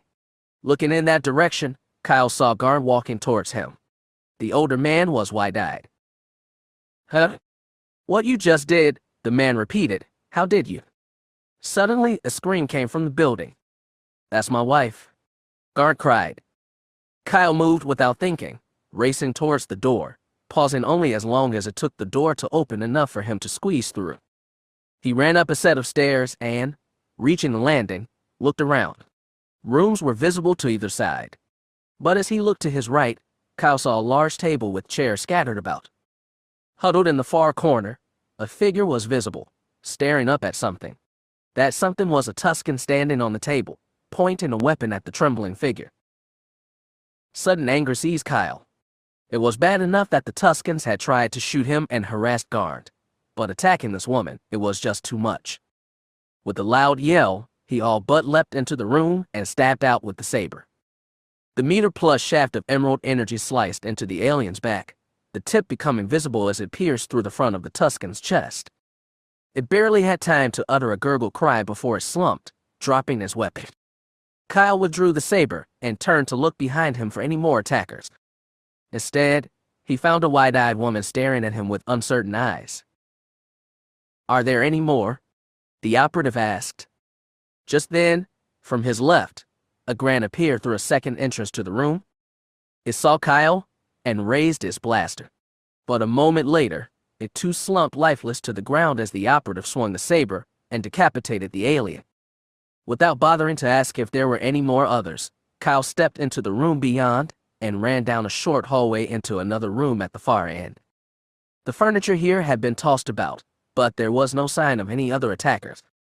A whimpering sound reached the operative's ears, and he spied a small, huddled form under the bed. The boy glanced at him with wide and fearful eyes, tears running down both cheeks. No wonder, Kyle thought, and then realized how his own entrance probably had frightened the child anew. Shutting off the saber, he smiled down at the boy. "It's okay. You're safe." The child continued to stare at him and then shook his head. "I promise I won't hurt you," Kyle said, moving back a few steps. "I didn't mean to scare you." The boy shook his head again, harder this time, and then pointed one trembling hand. It took the operative a moment to realize it wasn't pointed at him, but elsewhere. "Another one?" he asked. The boy nodded. "Stay here," the operative said, turning and running from the room. He was about halfway down the hallway when he noticed a doorway to his right with a staircase leading down. And there, climbing the stairs, was another Tusken. A new wave of anger filled Kyle as he thought of the boy's face and imagined his terror. Seeing the man at the top of the stairs, the Tusken uttered his war cry and began firing. Instinct told Kyle he should duck out of the way, but he didn't. Worthless insect. Even as shots from the Tusken's bowcaster hit all around him, the operative began to reach for his blaster, but stopped in mid-motion and instead thrust the hand out, palm first, towards the Tusken. It was a strange gesture that Kyle normally would have never done. But then an invisible force struck the alien, hurling it back and away. It fell down the stairs and landed in a pile on the landing below. It started to scramble to his feet, but Kyle was there, shoving his blaster into the Tusken's chest and squeezing the trigger. A scream rose from the alien as his body was torn apart. What was left crumpled to the ground in a smoking pile. Kyle found himself smiling at the remains. Such is the fate of all who oppose me. In the next moment, the operative sensed the presence of more aliens nearby. Turning to the right and taking a few steps, he found himself in a narrow alleyway with a high gray wall to his left. To the right was a cobblestone path, with a covered archway about halfway down. Sensing that the aliens were beyond the archway, the operative headed in that direction. Passing under the sandstone arch, he noticed he was nearing the end of the path. Beyond was the lake he had seen earlier. But then, a cacophony of sounds came from his right, the sound of Gran. And not just one, but several of them. Turning that way, the operative saw a narrow doorway beyond which was a dimly lit room. Stepping closer, he saw movement inside. The feeling had been right. At least a half dozen Gran were milling about inside the room. And then, As the operative watched, one of them fired a punch at another. The other struck back, but missed, hitting another of the crowd. A bemused smile came to Kyle's face as he watched the whole scene dissolve into a melee, Gran against Gran. He wondered if the aliens would spot him, and almost hoped they would. Deciding to see what would happen, he pulled out his blaster and stepped into the room, heading for the far wall so as to stay clear of the fight. He was about a half dozen steps inside when one of the Gran did notice the operative and bellowed loudly. However, the others ignored the cry, still engaged in fisticuffs. And so it was that the operative was able to raise his blaster and pointed at the Gran. From somewhere behind the pack of aliens, a voice shouted, "No blasters! No blasters!" Ignoring it, Kyle depressed the trigger, dropping the first Gran with 2 shots. The others, hearing the weapons fire, began to turn in the operative's direction, but it was far too late.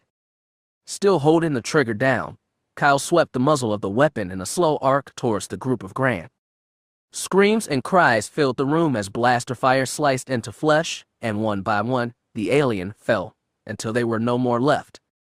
Feeling a strange sort of satisfaction at what he had done, Kyle noticed he was able to see enough of the room now to determine what it was. Dressed similarly to Garnt, a middle-aged man rose from the bar, where he had ducked during the attack. Standing up, Bartender surveyed the carnage and scowled at Kyle. "I wish you wouldn't shoot paying customers." It sounded enough like a threat that Kyle pointed the blaster at the man. "You want to make something of it?" To his surprise, the bartender displayed no fear of the weapon. He made a dismissive gesture. "Put that thing away before you make us both sorry." "Oh, I don't think I'm the one who'll be sorry," Kyle retorted. "You will be when the imps show up to investigate. Now get out of my bar before I decide to call them." Kyle considered the situation. He felt certain he could drop the bartender with 1 shot, but was there really a need to? What threat was the man, really?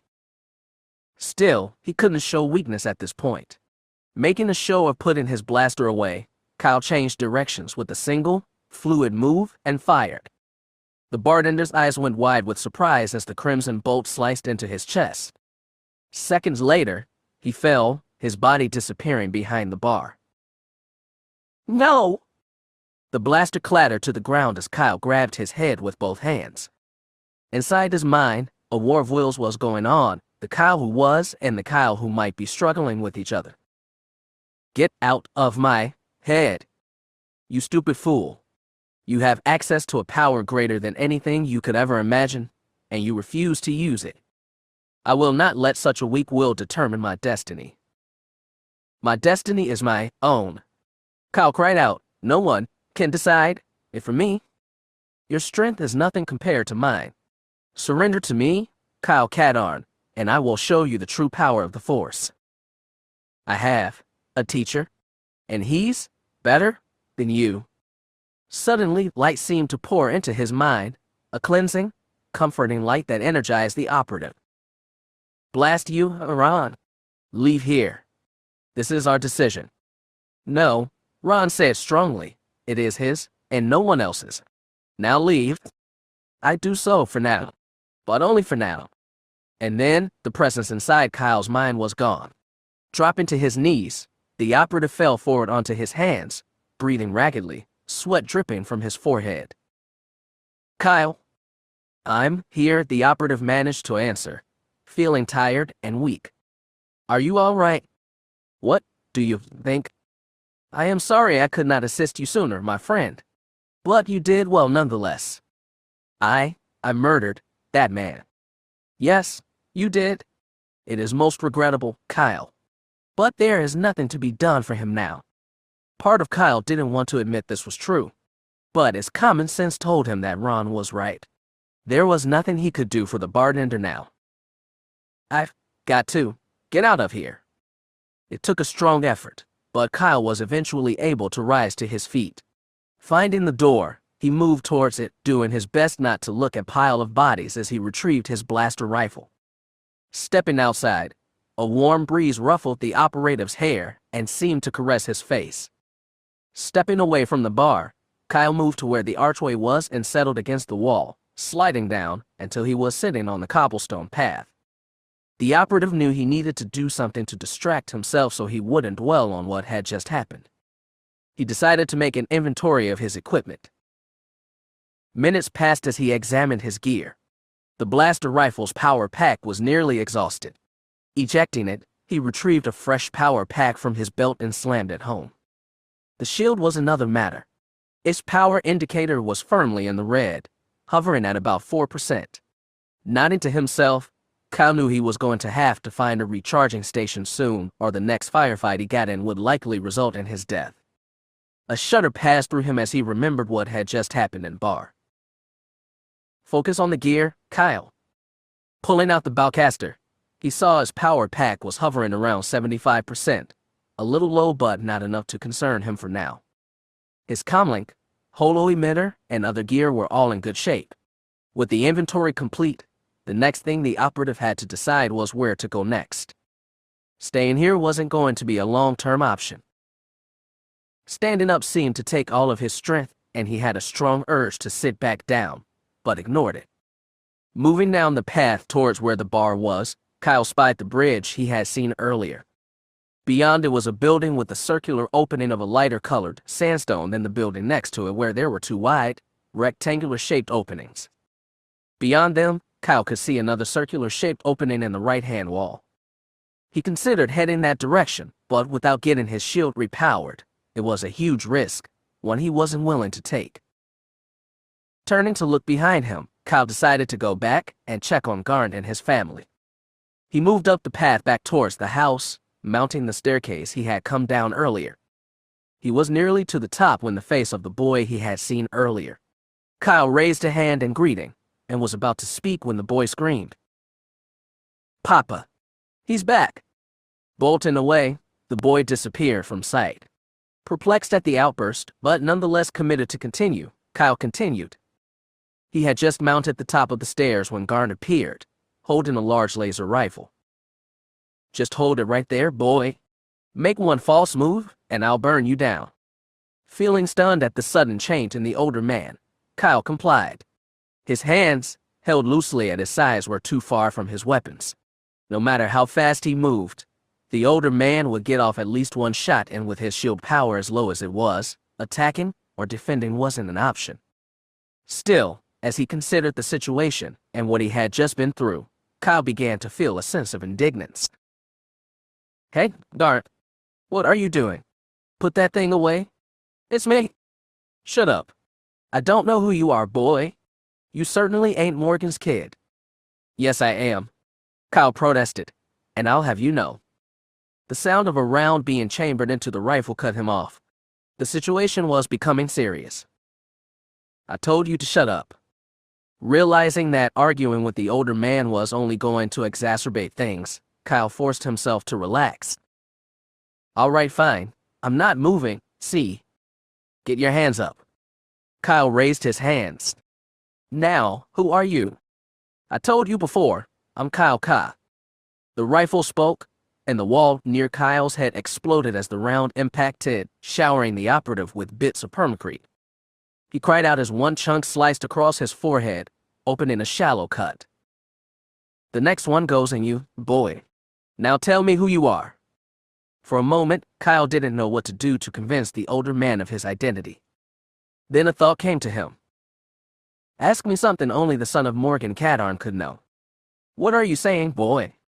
"Seriously," Kyle said, "ask me anything."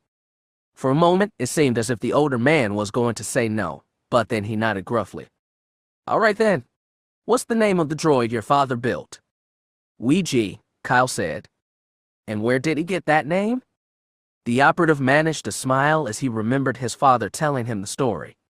"Ouija's heavy utility arm came off an old droid my father had by the name of WG-47X. Father used the initials to name him W.G. or Ouija." Looking into the older man's face, Kyle could see a slight change. His answers had been dead on. Another idea came to him. "I know a way to confirm what I've just told you." "What's that?"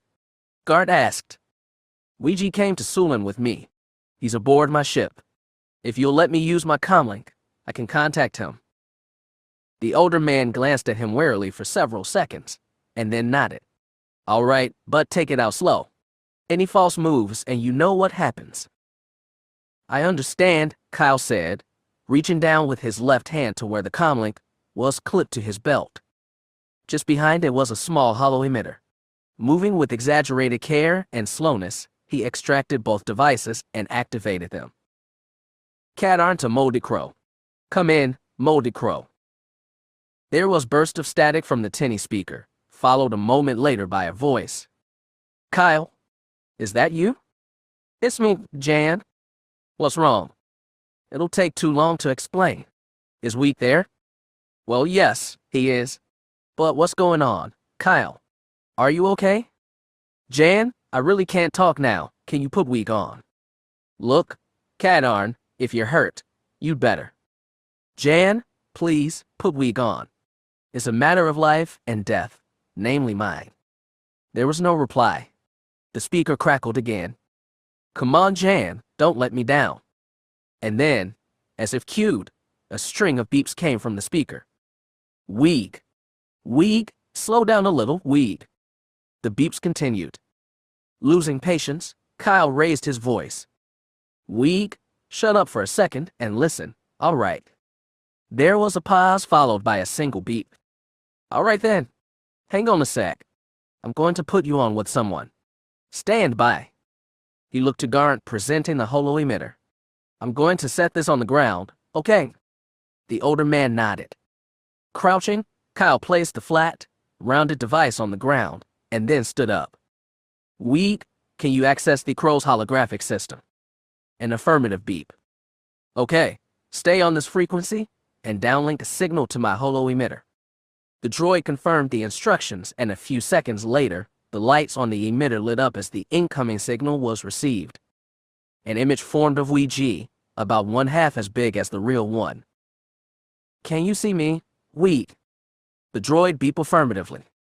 Mr. Garnt, if you will look at the image here, you can see the text reader Weeg is holding. The older man leaned in to see it, and then nodded. Weeg, can you scan me and confirm my identity? What? The droid replied. I need you to scan me and confirm my identity, Weeg. You been drinking? The droid asked. Weeg. All right. Stand by. The droid's photoreceptor moved and focused. A minute passed. Scan complete. Identity confirmed. You are Kyle Katarn. Are you sure? Garnt asked. Weeg's holo image turned to look at the older man. Who wants to know? Baxel Garnt. Weeg paused for several seconds. I remember you. I see you still have that old Model X9 rifle. Looking baffled, Garnt said nothing. How are your wife and son? They're fine. You really are Weeg, aren't you? The one and only, the droid replied. Convinced? Kyle asked. Yes, I am, Garnt said, lowering the rifle. Turning to the holo image, the operative smiled. Thanks, Weeg. You really saved my bacon this time. Listen, tell Jen I'll contact her in a short bit and explain everything. She won't like it, the droid answered. I is less than know she won't like it, but I can't deal with her right now. Okay, the droid said, but if she shoots me, it's your fault. She won't shoot you, Weeg. You can't see her face right now, the droid said and signed off. Reaching down to pick up the holo emitter and returning it in the comlink to his belt, Kyle looked towards Garnt, who had a regretful look on his face. Kyle, look, The operative held up a hand. It's okay. I'm just glad you didn't shoot me for real. It's just when I saw that lightsaber and all, I assumed you were one of them. One of them? Kyle asked. Just then, a voice called from somewhere behind the older man. Baxel. Are you all right? Did you take care of him? It's all right, Alia. Guard called back. You and Govin can come out. It's safe?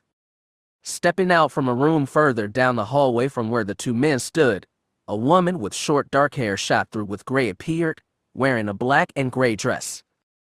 There was a look of extreme concern on her face. Next to her, tightly clicking to the fabric of the dress, was the boy Kyle had seen earlier.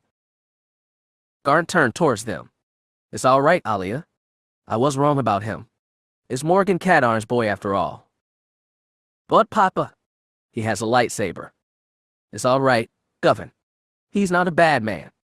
Hoping to try and patch things up a little, Kyle smiled at the two. I'm really sorry for scaring everyone. Especially you, Govern. Are you okay? The boy seemed to shrink a bit, but managed a short nod. That's good, Kyle said. I'm glad. Baxel, the woman said, are you sure about this? Alia, I spoke to Morgan's old droid, Ouija. He confirmed the boy's identity. I don't know, the woman said, eyeing Kyle warily. Look, the operative said, I didn't mean to cause such a disruption. When Mr. Garnt told me you were in here and I heard the scream, I just reacted, and we're grateful for it, the older man said. He's got a lightsaber, Baxel, the woman said, still looking at Kyle distrustfully. Deciding that he had to do something to try and earn her trust, the operative gestured towards his belt and spoke. Look, I know all this gear can look pretty scary, so how about this? Removing his blaster rifle, he lowered it to the floor, followed by his pistol, the bowcaster, and finally, the lightsaber. Taking 2 steps back from the pile of weapons, Kyle gestured at them. That's everything. I'm unarmed now. Come, Alia, Garnt said. The boy really is Morgan's kid. I stake my life on it. And then, to everyone's surprise, the child stepped forward. Excuse me, mister? Yes. Can I touch it? It took the operative a minute to realize the boy was indicating the lightsaber. Govern, the woman shouted, starting towards him. It's okay, Kyle said, gesturing at her before returning his attention to the child. You can touch it if you want. But be very careful, okay? Don't press any of the buttons on it. Nodding, the boy stepped forward and reached out a tiny hand to the lightsaber, picking it up with great care.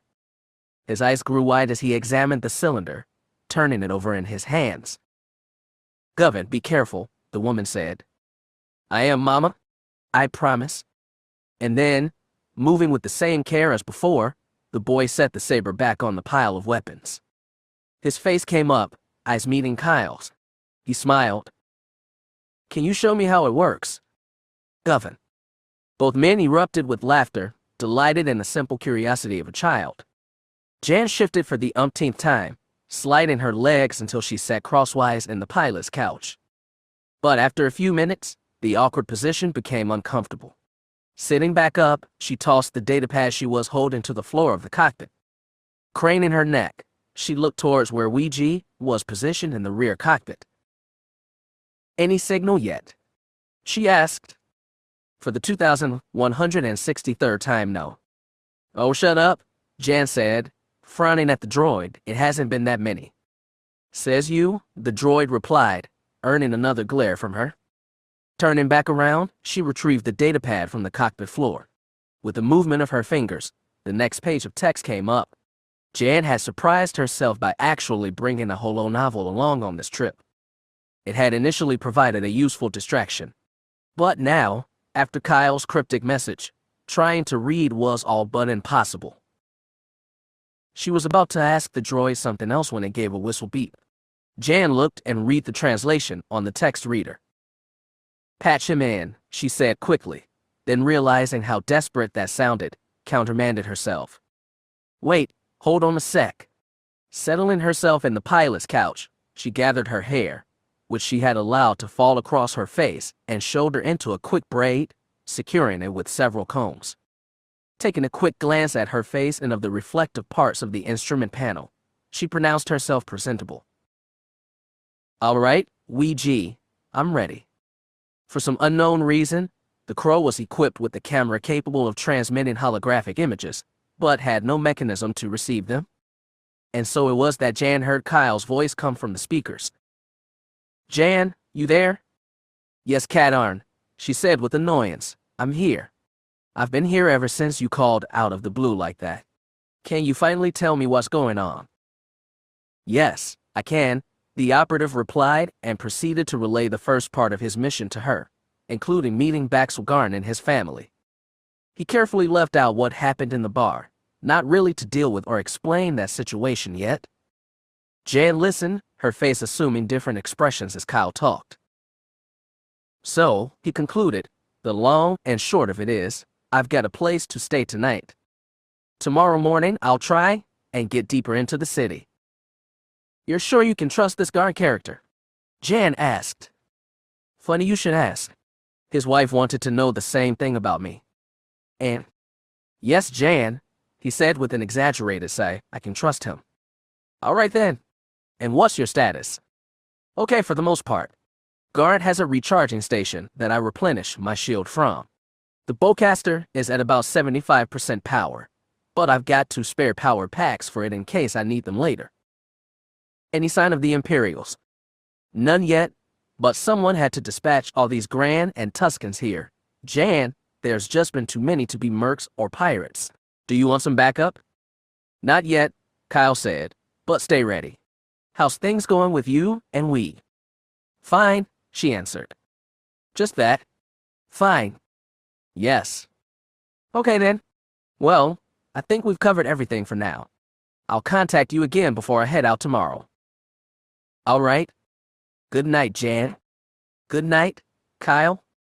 As the channel disconnected, a wave of emotion swept over her. Despite what she's dealing with personally, Jan realized that she didn't care to be alone right now. She wished Kyle was here with her or she with him. A moment later, her logical mind reasserted itself and chided her for such silly and foolish thoughts. It told her Kyle was a well-trained and equipped operative capable of handling this mission. Her job right now was to stand by and be ready to support him. Still, even as the planetary night encircled the ship and Jan closed the cockpit to stay warm, she felt an impulse to contact Kyle, even though she had no idea what she would say to him. Reaching for the instrument panel, she dimmed the cockpit lights. Ouija. The droid beeped. I'm going to sleep. See you in the morning. The droid tweetled something at her, but Jan didn't feel like turning around to see what it was. Instead, she settled down in the couch and closed her eyes. Be careful, Kyle. Chapter 21. After finally convincing Baxel's wife that he was no threat to them, Kyle had received a bit of a surprise when the woman frowned at the pile of weapons, then looked to him. Well, just don't stand there, young man. Clean up that mess and put it somewhere. Yes, ma'am, Kyle said, gathering his weapons and putting them in a storage closet guard provided. The operative was surprised to see that the sun was already beginning to set, drawing long shadows outside. After having overcome his initial fear of Kyle, the young governor had all but attached himself to the operative side, plying him with questions. Both Baxel and Alia had apologized for their son's behavior and offered to take him so Kyle could have a break, but the operative waved both requests away. Govin's seemingly boundless energy was rather stimulating, and Kyle did his best to answer each one of the boys' questions. Evening was drawn on when Govin asked once again if Kyle would show him how the lightsaber worked. I think you'd better ask your mother. The boy took off at a run, calling for her. She's probably going to say no. I hope the kid isn't too disappointed. But when he returned, the boy wore a smile rather than a frown. Mama says it's okay as long as we go out back and don't stay for too long. Are you sure? He asked the child, a hint of suspicion in his tone. Uh-huh, the boy said, nodding vigorously. Kyle shrugged. All right, let's go. With Govin in the lead, the pair moved down the back staircase to cobblestone area that formed the backyard of the house. Unhooking the lightsaber from his belt, Kyle knelt down and held the device out so the boy could touch it. Okay, now place your hand right here. He guided the boy in placing his right thumb on the activation stud. Good, now when I tell you, press the button. Okay, Govin said gravely, his body practically quivering with anticipation. Now. The boy pressed the button, and with the distinctive snap hiss, the emerald green beam shone forth. Oh, wow, Govin said, eyes wide with wonder. Now, you need to be careful, Kyle explained. The beam is pure energy, and will cut through anything. Anything? The boy parroted. Kyle nodded. Can I try holding it? I don't know, Govern, it's Plana. Looking down into the expectant face, Kyle couldn't help but chuckle. All right, but be very careful. I will, the boy said quickly. Moving carefully, Kyle guided the boy's left hand to a spot on the hilt where he could support it in concert with his right hand. Okay, you ready? The boy nodded vigorously. Kyle let go, but stayed ready to grab the hilt in case the boy couldn't handle it. But the boy seemed okay, holding the beam in a firm grip. I'm doing it, he whispered. You sure are, Kyle said. Nice job. Just then, a voice called out from the house. Govern, where are you? Right here, Mama. It's time for dinner. I'm coming. Kyle was about to reach for the saber when the boy pressed a button on the hilt. Oh no. But to his surprise, the child pressed the power stud, causing the saber blade to retract and extinguish, the emerald glow fading. Govern looked up at him. Did I do that right? Kyle's smile was broad and genuine. You sure did. Now come on, we don't want to keep your mom waiting. Reluctantly handing the saber over, the boy turned towards the house and raced up the stairs, calling loudly. Mama, Papa, guess what I just did? At the bottom of the stairs, Kyle closed his eyes and shook his head. Sith spit. I'm in for it now. As it turned out, Alia Garnt was upset with Kyle, but more so at her son for telling only that he and the operative were going outside to play. Apologies were exchanged and discipline administered to the child before all sat down to dinner. Having not had a home-cooked meal in many years, Kyle enjoyed it thoroughly, offering effusive praise until the final morsel was consumed.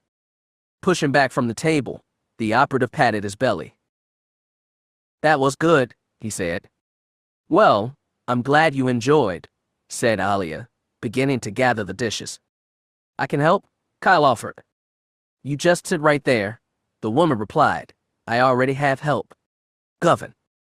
Kyle had to mask a smile at the boy's expression.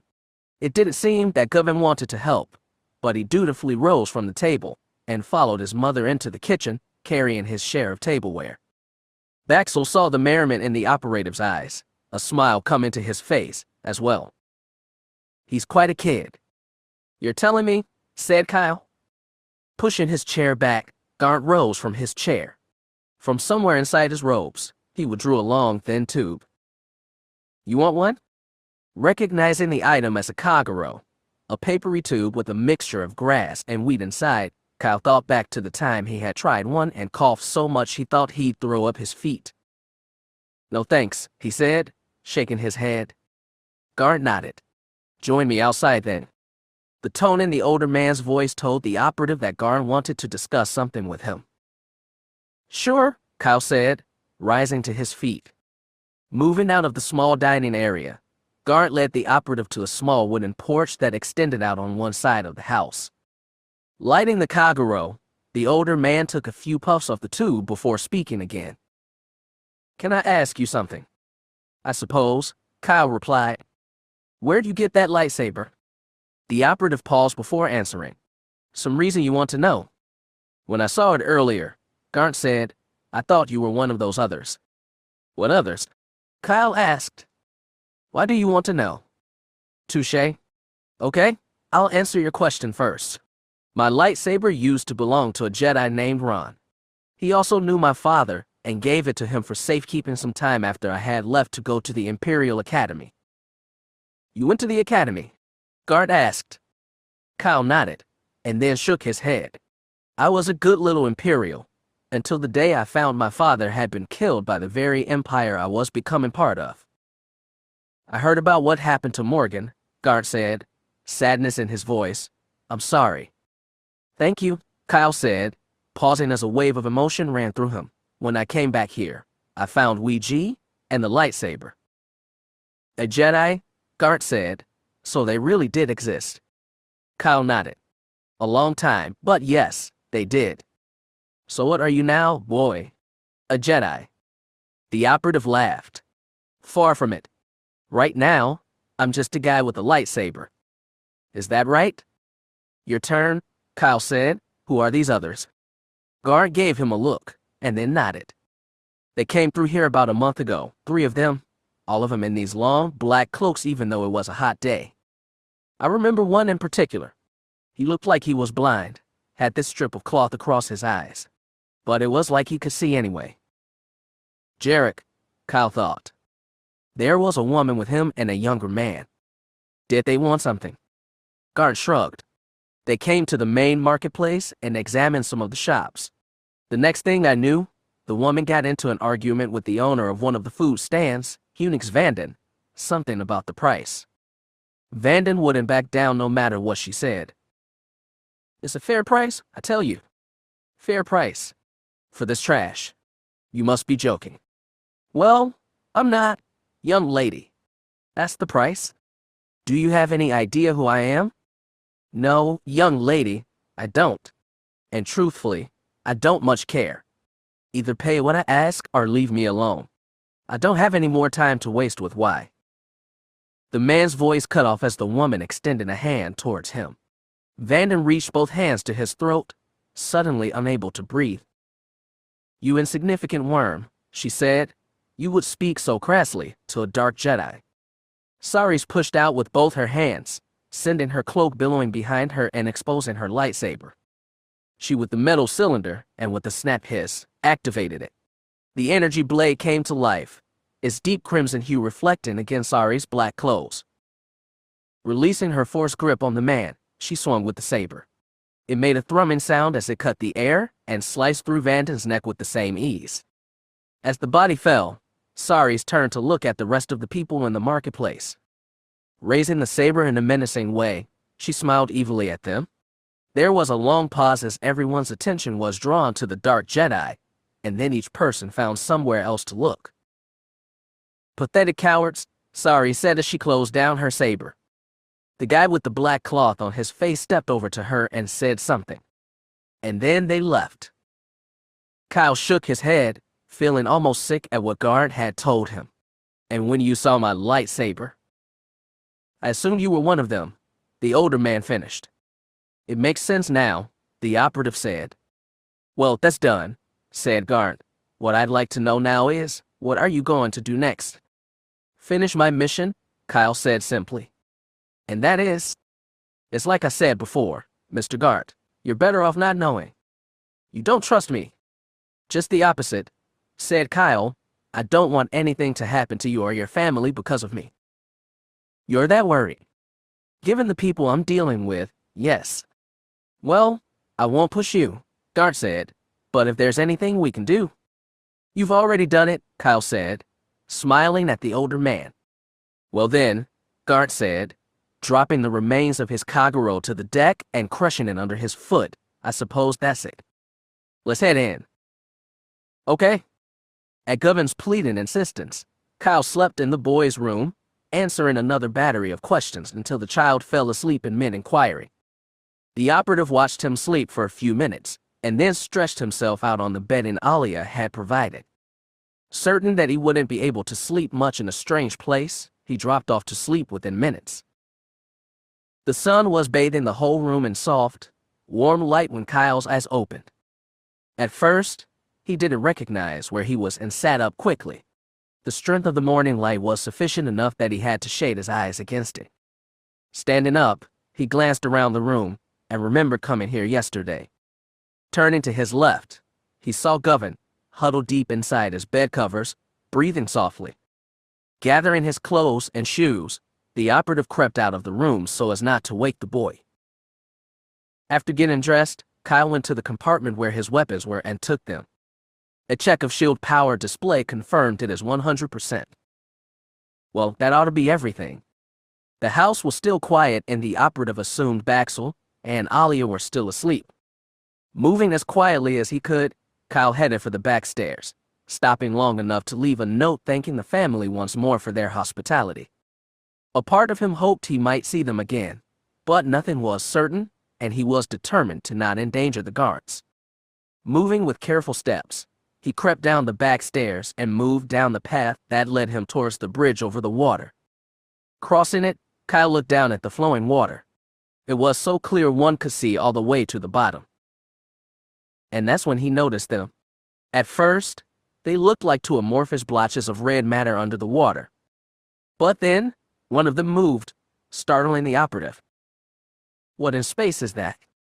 Standing there, he looked as one of the red forms twisted and turned in the water. A wide, lipless mouth opened and closed. As the beast moved, Kyle could see just how large it really was. Okay, note to self. Do not fall in the water here. Dragging his eyes away from the strange, red creatures, Kyle continued across the bridge until he stood on the cobblestone patio, in front of the buildings he had seen yesterday. He was faced with the choice of where to go next. To his left was the lighter-colored building with the dome-shaped opening. In front of him were the two box-shaped openings, and beyond then, a more angular opening in the right-hand wall. Unsure of which way to go, Kyle decided to employ a trick from his youth. Taking the lightsaber from his belt, he set the cylinder on the ground so that the emitter end pointed up towards the sky. Letting go, he watched as the lightsaber hilt leaned over and fell, pointing towards the opening in front of him. Reattaching the weapon to his belt, the operative headed that way. It was a bit dim inside the corridor he entered, and after a short distance, it branched into a T-intersection. Kyle was about to try his trick again when he looked to his left and saw two Tuskens at the end of the corridor. Their backs were to him, and so far, they didn't seem to realize someone else was there. The operative smiled as a devilish and risky idea came to his mind. Pulling his blaster out, he aimed it at the two aliens before calling out, "Morning, fellas." The Tuskens visibly jerked at the loud voice. They both began to jabber excitedly as they turned and saw Kyle. One of them began to utter a war cry, but never finished it as a crimson bolt from the blaster pierced his chest. Two more shots took down the second Tusken. Well, that was easy, Kyle thought as he gathered the power packs from their weapons. Then, on an impulse, he turned round and moved down the opposite. He followed it through a right-hand turn, followed by a left, and then was back outside. To his left was a low ramp leading upwards. Kyle began to move up it when he heard a voice call loudly, "Leave us alone. We've done nothing wrong. Don't hurt me." It was as clear an indication as any that an enemy was near, perhaps more than one. Crouching down, Kyle continued to move up the ramp, but slowly, eyes searching. His head had just cleared the lip of the upper area when he saw the cause of the loud cries. A short distance away were two large, partly enclosed stands constructed of a dark wood. The operative could see at least 4 people, 2 behind their respective counters facing out. Their expressions, even from where Kyle was, were clearly frightened. The reason for their fearful looks became visible a second later as the operative took another step and spotted a Grant standing near one of the wooden counters. It was saying something to one of the persons behind the counter and gesturing with his hands. "Leave me alone." Creeping closer to the stands, Kyle was able to make out the faces now. Both the counter people were women, as was one of what he supposed was a customer. The remaining person was a man wearing a peaked hat like guards along with an oversized robe. Kyle gritted his teeth together as an angry look came on his face. One of the things he positively couldn't stand was bullies like this, human or otherwise. Gripping his blaster with 2 hands, he leveled it on the back of the Grant's head. "Look out!" the woman suddenly cried, having seen the operative. Startled by the sudden outburst, the Grant turned around to see what had caused it. It called something in its language, and before Kyle could get off a shot, lobbed a silvery orb at him. Detonator. Although the operative knew he could still hit the Grant, the thermal detonator it had thrown was heading right for him. If he didn't do something. A sudden, impulsive idea came to him, and on the heels of it the thought, "It'll never work." Raising his blaster, Kyle pointed it at the silvery orb flying at him and fired. The first shot missed, but the second struck, slicing into the detonator. It went off a heartbeat later. The operative reflexively closed his eyes against the blinding flash. The shield protected him from the blast fragments, but the concussive force of the explosion could not be avoided. Kyle was hurled back, hitting the stone wall behind him and bouncing off. He cried out in pain, the blaster knocked from his hand, and gritted his teeth together as he fell to the ground and rolled down the ramp until he fetched up against the wall at the bottom. Battle instincts warned the operative that his attacker would be coming, that he needed to be prepared for the attack. Hitting the wall had driven the breath from his body. And now, just drawing breath hurt, much less trying to move. He managed to roll onto his side enough that he could see through slitted eyes towards the top of the ramp. No one was visible yet, but Kyle felt certain the enemy was coming. He willed himself to move, but the pain was so intense. A moment later, he detected movement from somewhere in front of him, and felt certain it was the Grant. But at the moment, he was helpless to do much of anything. The three-eyed alien stepped towards the motionless body, approaching cautiously. It held another thermal detonator in his right hand, but knew all too well the weapon was too dangerous to use at close range. It also considered reporting about this intruder. Before being deployed to this place, the leader had told the entire group to check in if the populace of the town put up any resistance. Still, the Grand felt very confident it had this situation well in hand. Its Corey was wounded, perhaps dead. All that was left was to confirm this. It was perhaps a half-dozen steps away when there was movement from the body. The alien started to back away, and got ready to throw the detonator when it heard a footstep from behind. It started to turn. The sound of a blaster firing reached Kyle's ears.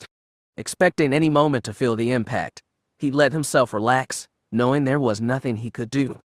A second passed, 2, then 3, then several more.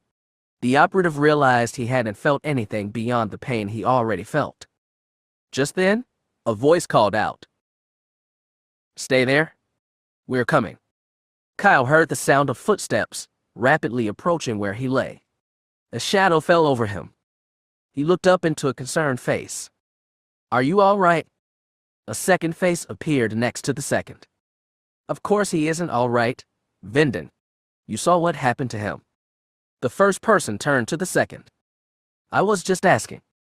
The second person shook her head, and then turned to her side. When her eyes met Kyle's once again, she held what looked like a syringe.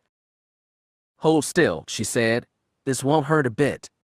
Unsure, but unable at the moment to stop her, Kyle watched as the tip of the needle touched the skin of his arm and penetrated inside. A dark-colored liquid inside the syringe was injected, and the needle withdrawn as efficiently as it had been inserted. "There," the woman said. "Now just give that a minute or so. You'll feel better soon." Turning to her side again, the woman reached down and out of sight. The sound of sloshing water reached the operative's ears. A moment later, the woman turned back to him, raising a dampened cloth. Kyle felt the blissfully cool touch on his skin. It seemed to penetrate through the fog in his mind and left him feeling more aware. Managing to open his eyes a bit wider, he was able to discern the faces in front of him with greater clarity. It was a man and a woman, the man dressed very much as Garn was, although his beard was a nearly uniform brown. The woman next to him was also young, black hair piled atop her head. She removed the cloth from Kyle's face and dipped it into the bucket at her side. "Can you move?" she asked. Though his back still hurt, Kyle felt his strength beginning to return. "I think so," he said, placing his hands on the ground. "Here, let me help," said the man, reaching to help the operative sit up. The effort made Kyle hiss in pain briefly. "Sorry," the man said. "It's okay." The woman reached out again with the damp cloth. "Hold still." Again he felt the cool touch. The woman carefully dabbed and wiped around his face. "Thank you." "You're welcome," she said, smiling at him. "Actually, I should be thanking you." At the operative's curious look, she nodded before continuing. That thing has been harassing us for 2 days now. Today, he was about to force us to turn over our supplies when you showed up." "Yeah," the man echoed. "You really helped us out." Kyle processed this, but wasn't sure what to say. He also remembered that he was in the middle of a mission. Reaching down to the ground again, he began to push off. "You shouldn't get up," the woman cautioned. "That injection will help, but you shouldn't push it." "I'm all right," Kyle muttered as he continued to exert himself. The man reached out again and assisted the operative to his feet. "Thanks." "Sure," the man said, nodding at him. Gaining his feet, Kyle surveyed the space in front of him. Ahead was the ramp he had just fallen down. and about halfway down the ramp. The operative instinctively reached for his blaster, but found the holster empty. It was then he remembered losing the blaster earlier.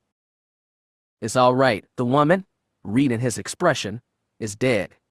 Vindon shot it. The man held out a hand, offering the operative his blaster. "You dropped this. When I saw that thing moving towards you, I grabbed it. I never fired one of these before." Kyle took the weapon from the man called Vindon. "Seems you did okay. Thanks for helping me." "Yeah, it helped us first," Vindon said. Kyle smiled at the pair. "Glad I could help. And I don't mean to seem ungrateful, but I need to go." The woman's smile disappeared and was replaced with a frown. "You're hurt. You shouldn't be moving so soon." "Thanks, but I really have to go." "At least give the medicine a few more minutes to work," she entreated. "You ought to listen to her," Vindon said, "and anyways, what's so important that you have to push things?" Kyle hesitated to answer. "I really can't say, but I do have to go." The man and the woman exchanged looks, and then she spoke. "Code X15 Alpha 76. Kyle felt shocked even as his mind recognized the code phrase. "Code Delta 63 Gamma 81. He responded. The man and woman looked to each other again. They smiled at each other and then at Kyle. "Confirmed," she said. "I understand you have to go. But wait here one moment." Turning round, she hurried up the ramp and out of sight. Less than a minute passed before she returned carrying an armful of packages.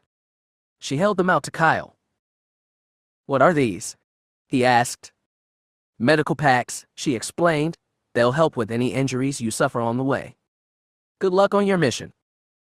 Now, the operative began to understand. These two must be part of the intelligence network Tinuville and Nerwin had told him about. "Thank you," he said sincerely. "You're welcome," Vindon said. "We both wish you safety and success on your mission." Feeling positively filled with good feelings, Kyle placed the med packs in a pouch on his belt. The one the woman had used on him had already taken effect, leaving the operative feeling far better than he had moments ago. "Before you go," the woman said, "just beyond this area is the local marketplace. We've seen more of these aliens there as well." Kyle nodded and, turning round, heading back through the doorway he had come through. Another corridor led him outside, and after a short walk, he found the marketplace. It was a large A-frame building open in the middle. Drawing closer, the operative could see a series of counters bordered by walls on either side. With the warning fresh in mind, he moved to one side of the building, near the low stairs leading inside. With slow, careful steps, he edged towards the opening. His blaster was out and ready. He was just about to step inside when there was the flicker of movement in his peripheral vision. Turning that way, Kyle saw a grand move into view behind the counter, raising his own blaster at the operative. Not this time. He mashed the trigger, sending darts of red energy towards the alien. It let out a cry as it was struck and fell to the ground, dead. The operative was moving towards the spot where it fell when he felt a sense of danger from somewhere behind him. Pivoting on his heel, he began to spin around, feeling almost certain that he'd be too late. And even as he completed the turn, the operative could see another grand leveling a blaster at him. It fired, crimson bolts arcing out. Kyle braced himself against the blaster fire, but an instant later, he heard a sound he didn't expect. Somehow, in the midst of the spin, he'd managed to draw and activate the lightsaber. The emerald blade had deflected the incoming fire away. With a mixture of surprise and pleasure, Kyle looked towards the Grand, who seemed equally surprised at the appearance of the saber. The operative took advantage and fired. The Grand cried out and fell. Moving towards the opposite booth, Kyle made sure the Grand was dead before turning back towards the other booths. Keeping the saber activated, he edged towards the next one, ready to fire should an enemy appear. Instead, he found a wide-eyed shopkeeper, who stared at him in surprise and fear. Next to him was a woman that the man quickly moved in front of. "Leave us be," he said, going for defiance, but not quite achieving it. Realizing the man thought he was the enemy, Kyle deactivated the lightsaber and holstered his blaster. "It's okay," the operative said, holding up both hands. I'm one of the good guys. Are there any more of the Grand around? The man glanced at him suspiciously, but lifted a hand and pointed outside the space to an area out of sight. Thanks, Kyle said, heading that way. Moving out of the A-frame structure, the operative faced a sandstone wall preventing further forward progress. Looking to his right, he noticed a permacrete wall, and beyond it, a colored drape secured to the wall with 2 wooden posts holding it up at the other end. Something inside Kyle told him to go this way. As he approached, the angry voice of a woman was audible. "Leave me alone," she said. "I know nothing." In response, he heard the guttural speech of what sounded like 2 grand. "Leave us in peace," the woman said. He shook his head. Bad enough it was 2-on-1, but against a woman.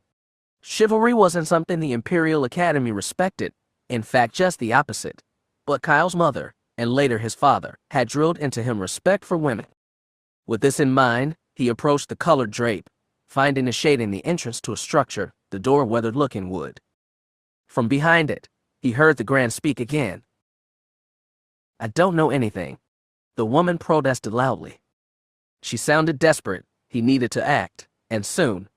The question was, how? His blaster and bowcaster were too dangerous. A ricochet or missed shot could hit the woman. That left only one option. Finding an access panel, Kyle pressed a button, and the door obediently slid aside, reaching to activate a shield a moment later. Before him was a wooden floor that led to a low counter similar to the one he had just seen. Floor-to-ceiling shelves covered the right side, with the stone wall to the left. And standing before him were the 2 grand, and visible just beyond them was the frightened and harried-looking woman. Having heard the door slide open, the aliens began to turn his way, one reaching for his belt. Darting forward, Kyle activated the saber even as he was drawing it. A spectacular flash of green flared in the space as the saber cut up and across. One of the Grand screamed as his arm was neatly severed at the shoulder, the cry cut off as the blade continued its path through the alien's neck. The second Grand had just finished removing a thermal detonator and arming it when Kyle stabbed it through the chest. The skewered body fell back, smacking into counter as the lifeless hand let go of the detonator. The woman stared at it in utter horror. "Look out!" Kyle cried, leaping forward. One hand reached down to boost him as he vaulted the counter and came to rest right next to her. Grabbing the woman bodily, he pulled her away and then dropped both of them to the floor, covering her with his own body as the detonator exploded.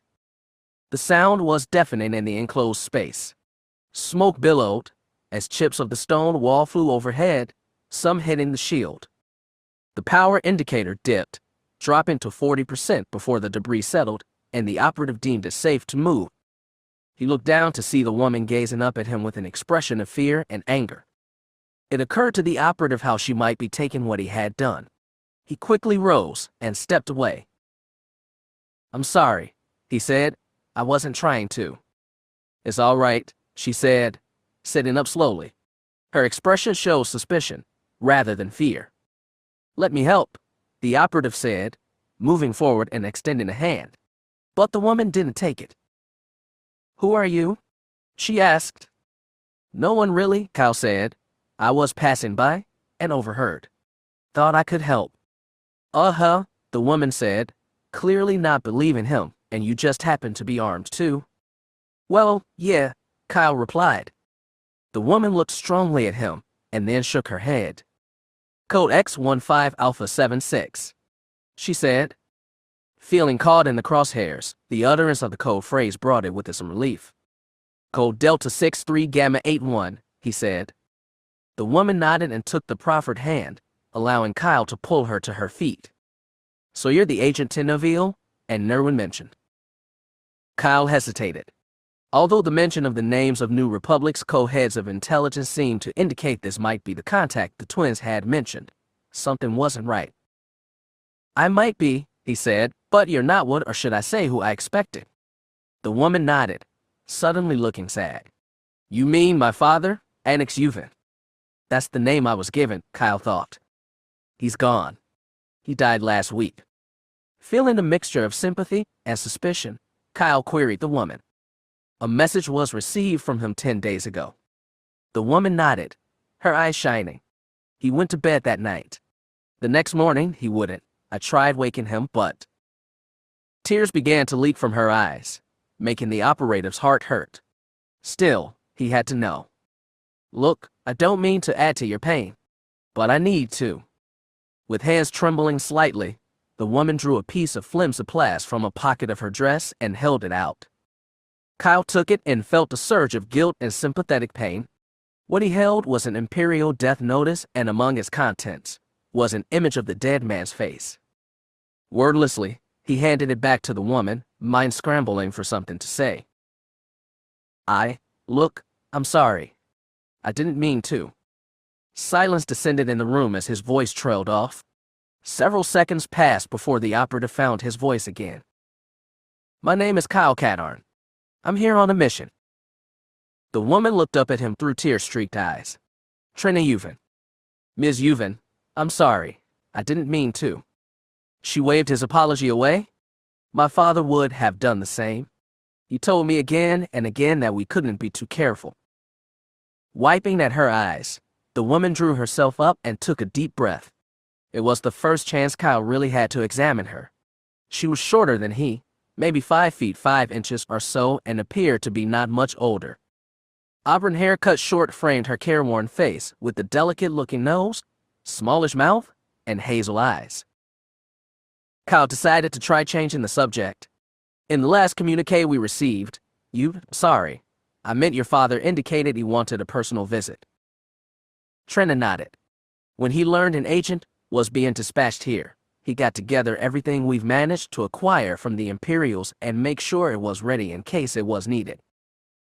Eyes roving the shelves behind the woman, the operative didn't see much in the ways of supplies or arms. Not there, Trina said. It's in a secret compartment located. She began to point, and then chuckled a bit. Well, it was hidden. Kyle looked in the indicated direction and saw where the detonator the Grand had dropped had blasted a hole in the wall. He pointed, looking over his shoulder at Trina. In there. She nodded. Help yourself. Unsure, but curious, Kyle moved to the hole, crouching to pass inside. No sooner had he straightened up than his eyes went wide. Before him lay what could only be called a weapons cache. At least a dozen blasters, 3 bowcasters, and a bevy of power packs. There was also a weapon he didn't recognize at first. With a roughly triangular body, a set of gold and gray metal tubes were visible on either side, leading to a metal mesh cover, enclosing a trio of barrels. 2 triggers were visible, one on top of the other. The almost squat device was made somewhat larger with the addition of a dark metal stock extending out from the trigger guard. Kyle hefted the weapon, finding it to be solid, but with all its forward bulk, not heavy. The stock fit neatly across his arm, coming to rest against his shoulder. Should make it stable when being fired, he thought. Taking this new weapon, Kyle moved about the room, tempted to take the rest, but having no way to carry it all. He settled for recharging his weapons and shield, and was about to exit the room when he noticed a vest with yellow striping across the chest. Taking it, he emerged from the space. Trina was waiting outside and noticed the grin on the operative's face. Did you find everything you were looking for, sir? She asked. I'll say. Kyle replied, but I was wondering, do you know what these are? He indicated the weapon and vest. She nodded. I don't know much about the rifle. Father said it was some new kind of repeating blaster. He stole it off a cargo ship he and I helped to unload last month. Right off an Imperial cargo ship. Kyle echoed, eyes wide in admiration and surprise. Your father is pretty good. He was, she said, pausing for a deep breath. As for the vest, it's supposed to be some kind of shield enhancer. But we never got a chance to test it or anything since we didn't have access to a shield. Okay if I take it. Trina nodded. Father told me everything in that room was to be at your disposal. Examining the vest, Kyle found the clasp attachment holding it closed. Opening it, he put his arms through the sleeve holes and adjusted it across his back and shoulder before using the same attachment to close it up. The vest was a bit snug, but otherwise comfortable. He looked at Trina. Well, that's about it for me. I'd better move on. You don't need anything else?" she asked. Kyle shook his head, and then something new occurred to him. "Ms. Yuvin," he began. "Trina," she said. "Trina, then? Are you going to be okay after I leave? I mean, if someone else sees that." He indicated the hole. "Don't worry about that," she said. "I've got other false fronts I can attach there. No one will notice." "Okay, but with your father gone, and all." She smiled at him, her cheeks coloring a bit. "You're sweet to ask. But this is my home, Kyle. Just like it was yours." The operative let this sink in and then nodded. "All right, but if you need anything. My transmitter still works fine, and I have a few friends among the neighbors. I'll be all right. Long live the rebellion. Actually, we're the New Republic now." She nodded. "Now, you'd better get going. Good luck." "You too," Kyle said, moving towards the door, pausing for one last glance back at the woman. She smiled at him. He waved at her and passed through the door. Once outside, he looked around again for where to head next. It was then he heard a familiar, but unwelcome sound, the sound of a Tusken talking in his foreign language. The sound was coming from the operative's left. Turning that way, Kyle found a dome-shaped opening. Edging towards the opening, he reached to his belt and came up with the repeater rifle he had just acquired. Briefly, he considered exchanging it for his blaster, but this was as good a time as any to see what it could do. Moving even closer to the opening, he risked a quick glance. A set of low steps led upwards, and about halfway up them was the Tusken. It caught sight of the operative and bellowed his war cry. Swinging around the lip of the opening, Kyle raised the repeater rifle and pulled the first trigger. The weapon bucked in his hands as a stream of sparking yellow and white orbs issued from the muzzle. They struck the Tusken even as the alien was raising his own weapon. It began to jerk spasmodically as the yellow-white streak struck it. Sparks issued from the body with each impact, and the alien uttered a jolting cry. Letting go of the trigger, Kyle watched as the Tusken fell to the ground, his body punctured with at least a dozen holes. He looked down at the weapon in wonderment. "Brawley's been holding out on me." Moving past the smoking body, Kyle mounted the stairs and executed a left turn, finding himself in a large, semicircular courtyard comprised of white stone. One side had 6 dome-shaped openings, also open at the sides allowed free access. At least 3 of the openings appeared to have booths set up in them. To Kyle's right was a large overhang comprised of permacrete in a mixture of colors, some parts dark gray, others an off-white, and still others a lighter gray. Underneath the overhang were 3 large openings in which merchants had set up their wares.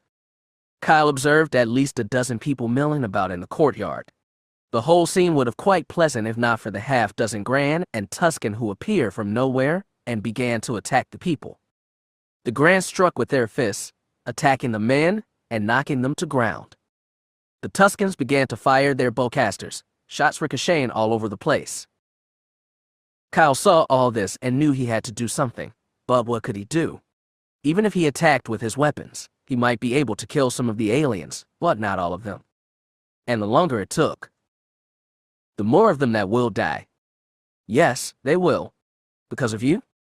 Kyle recognized the voice immediately, and a part of him said not to listen, but with the scene all around him. "No!" "You lie?" "Do I? These Grand and Tuskens are here because of you. They attack the people because of you. And the blood of all those who perish will be on your hands."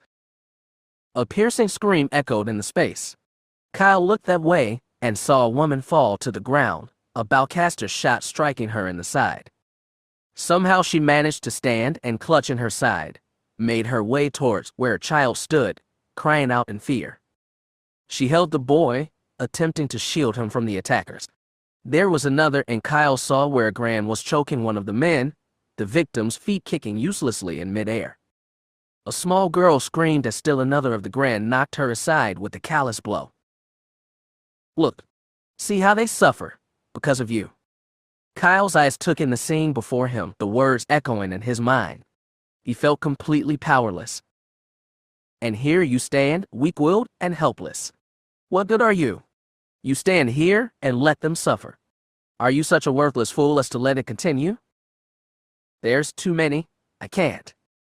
And now you offer excuses. You have the power and yet refuse to use it. You are no warrior and far less than a man. Had I known this before, I would have not bothered pursuing you. You are a waste of my time. The words cut deeply into Kyle. He wanted to speak out, to deny them, to offer defense. But his mind was a jumbled mess, incapable of producing a coherent thought. But as this last was said, something snapped inside the warrior. Fiery heat seemed to gather in his face and hands. His jumbled mind cleared in an instant, and in place of the confusion, coldly efficient thoughts came. And as the mayhem before him continued, the anger and frustration grew until it became a burning rage inside him. He stared at the Grands and Tuskens with naked hatred. I will show them. I will show them all. The lightsaber seemed to appear from nowhere, solidly slapping into his right hand, his left drawing out the repeater rifle. Lips drew back from the warrior's teeth in a fierce snarl. He moved the saber until it was held above and just behind his head, the rifle socked into his left arm. And with the cry born of the rage inside him, he launched himself forward. To those who saw it, they later said the man moved with incredible speed, far greater than should have been possible for a human.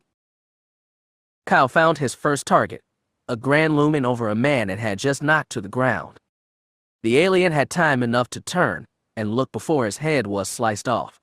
Pivoting on one foot and slashing down and out, the warrior took out the legs of another Grand before driving the saber through his chest. A loud shout from one of the Tuskens brought him spinning around to face the three booths directly behind him. It came charging out, firing his bowcaster.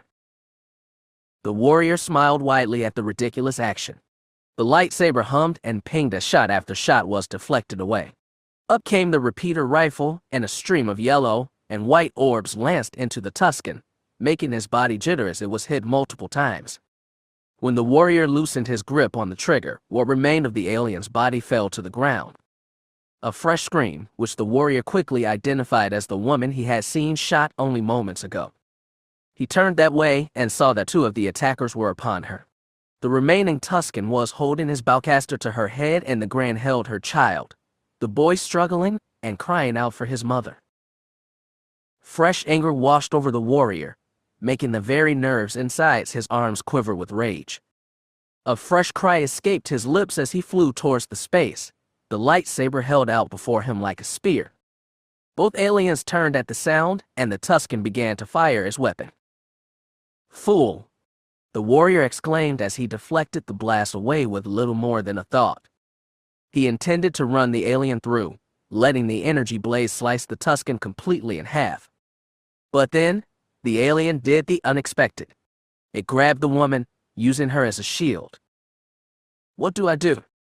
Do you still struggle with such trivial matters? Kill her?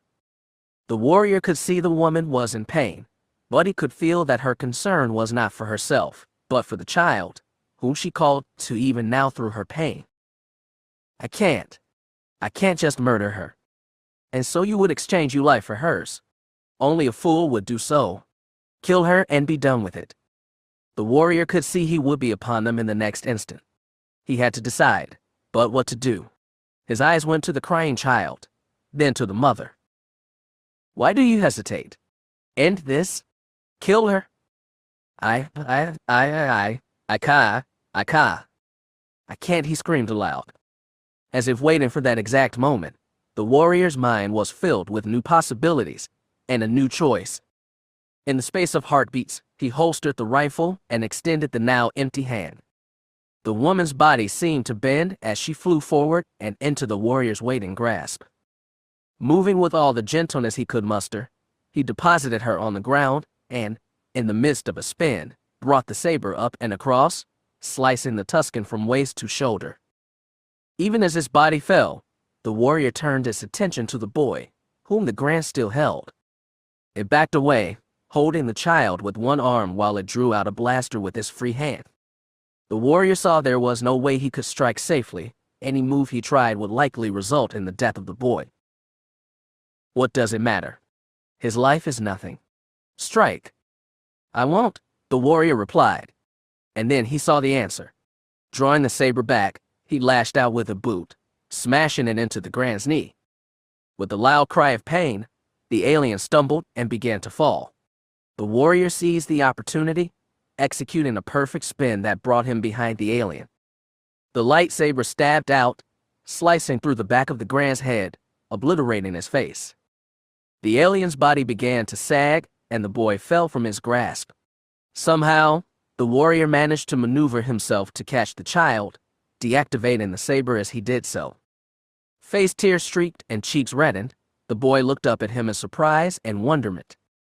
The warrior didn't know why, but he smiled down at the child, his heart, which had been black with anger, suddenly filled with joy. Fremlin. The warrior looked to see the woman, struggling to rise, an expression of worry and fear on her face. He began to smile at her too, but when their eyes met, hers went steely. The warrior could feel the raw anger pouring off her as she glared at him. In response, he set the child down. "Mama," the boy cried, running to her. The woman swept him up into her arms and started to back away, still glaring.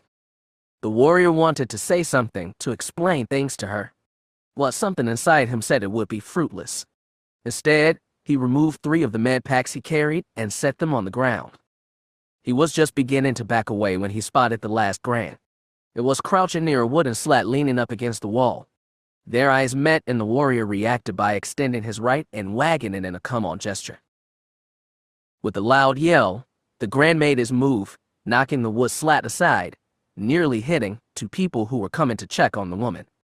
The warrior pushed off and ran at the alien, even as it reached down to his belt and drew out 2 thermal detonators, arming and throwing both of them.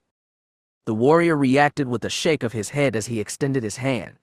The silvery orb stopped in mid-arc and, to the amazement of all who saw it, reversed their course, flying back towards the Grand and exploding.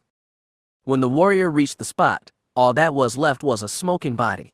It was then he noticed a small alcove where the wooden panel had been. Part of the back wall had been knocked and another space was visible beyond. The warrior noticed it looked not unlike the space he was in, but it was clear that something had been happening there. Walls and ceilings alike were chipped and cracked, and there was clear evidence of blaster fire. Guess someone doesn't like to have company. Suddenly there was a tug at his sleeve, and the warrior spun around, drawing out his lightsaber. The man who had touched him backed away with a startled exclamation, nearly falling. "Please, you've got to help me." For a moment, the warrior considered pushing past and continuing on. But something in the man's face and something inside the warrior told him to listen. "What?" "Those things. They have my son and his wife. They've trapped them on the upper level of our home. I saw what you just did. Please help them." The man pointed to a building just outside the courtyard. Even though it was over 300 yards away, the warrior was able to see it clearly. And on a bridge near the same, he saw movement. The man had just opened his mouth to plead once again when the warrior took off at a run. As he did so, part of his mind wondered at what was going with him. He felt the call of anger, of rage, and he had responded, losing himself in the darkness, and yet it was not darkness. It was not complete, but he felt some semblance of control, of leading rather than being led. It was at once clear and yet confusing.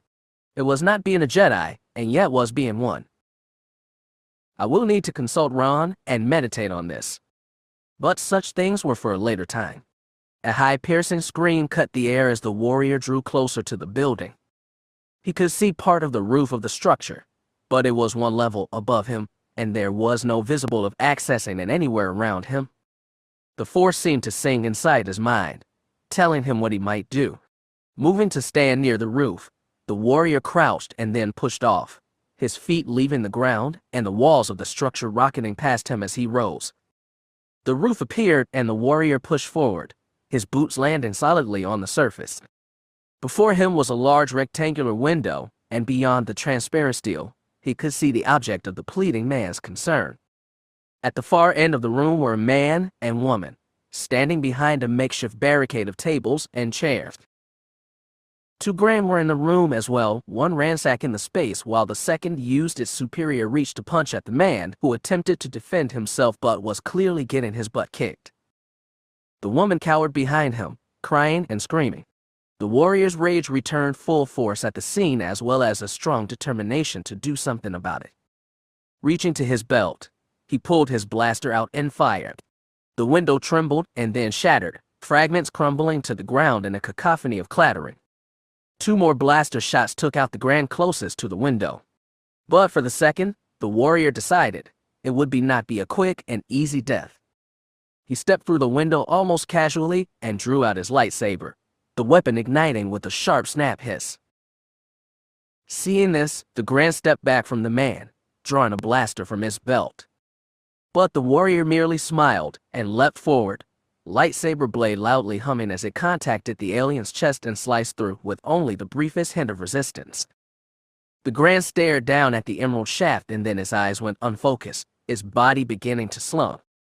The warrior withdrew the blade and looked to the man and woman, who stared at him in shock, which quickly melted into fear and anger.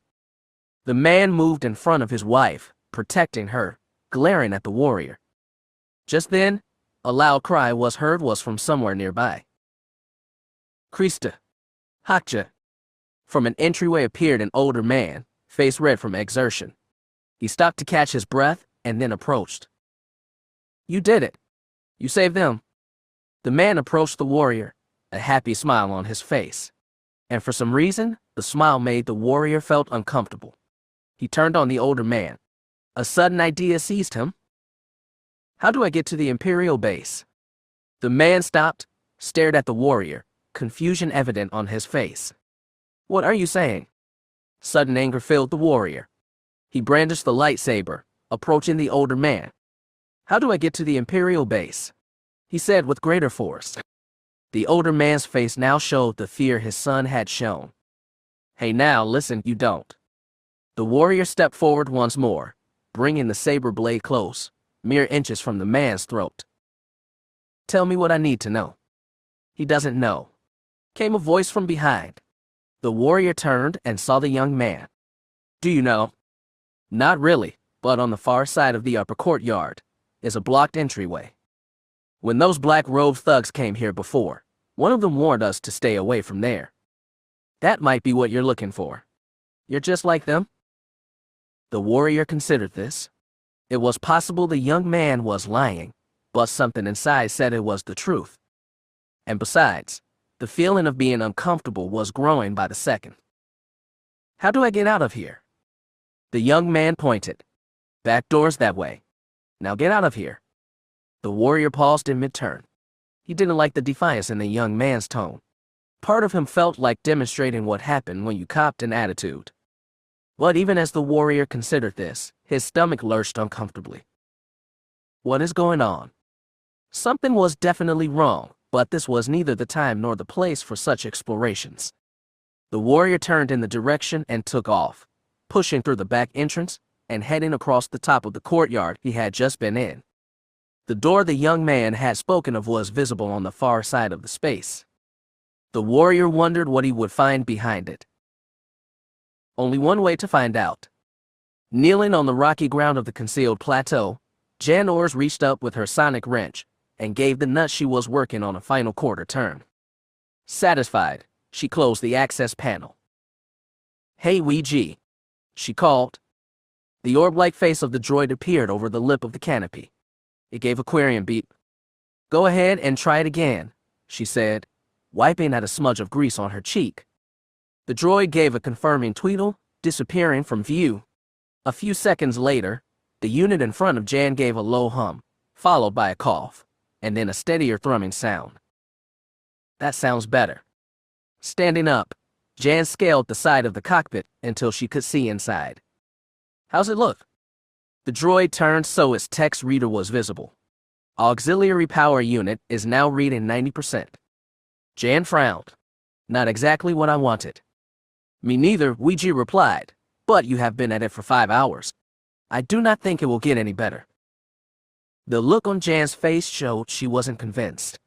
She was about to clamber down when a rag appeared in front of her eyes, held by one of the droid's arms. You should take a break, it said. The frown dissolved into a tired smile. She nodded. You're right, and thanks, she said, taking the proffered item and wiping at the dirt and grease accumulated on her hands. Her eyes roved across the length of the vessel.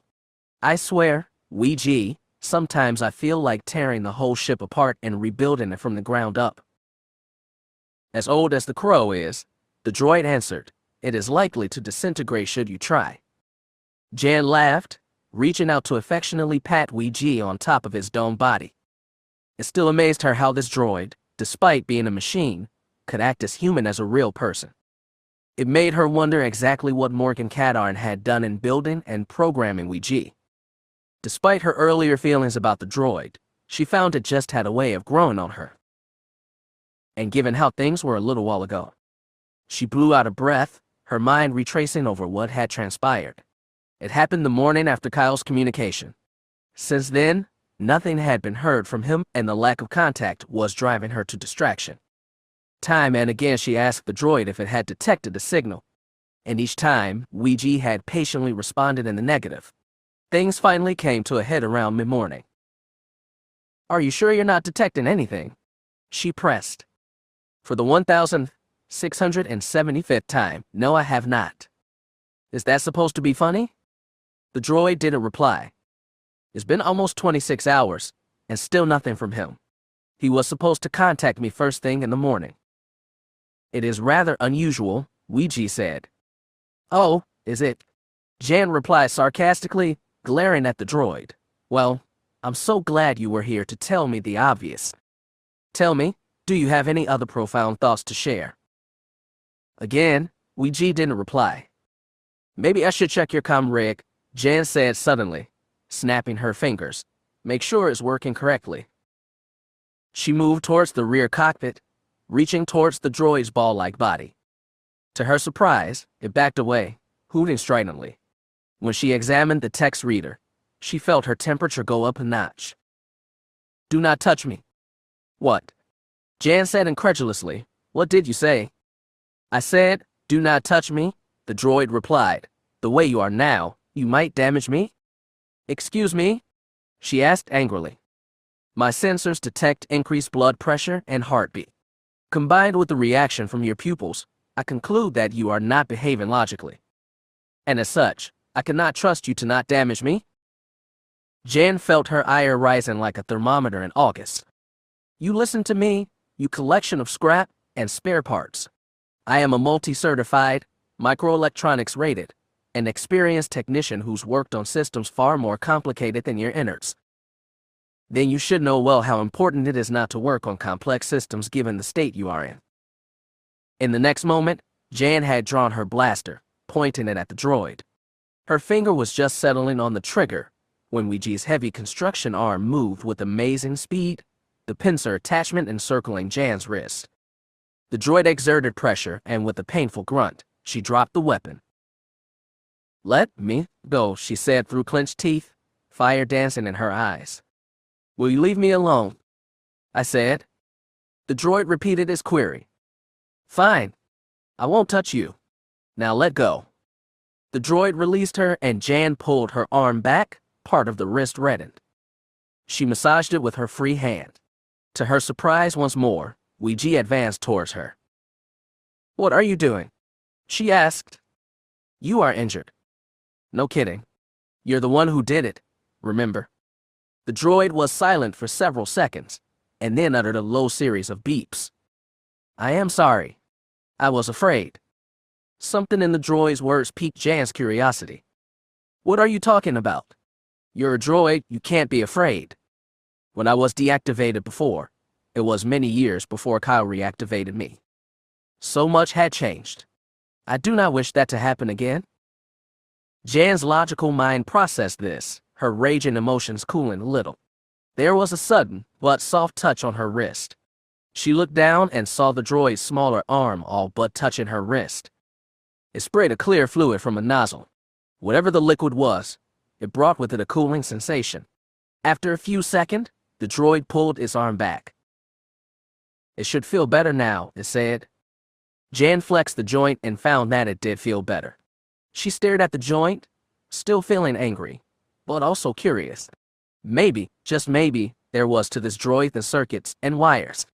She also considered her own behavior and felt shame. She looked down.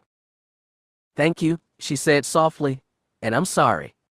She heard the droid beep, and while she really didn't want to look, forced herself to.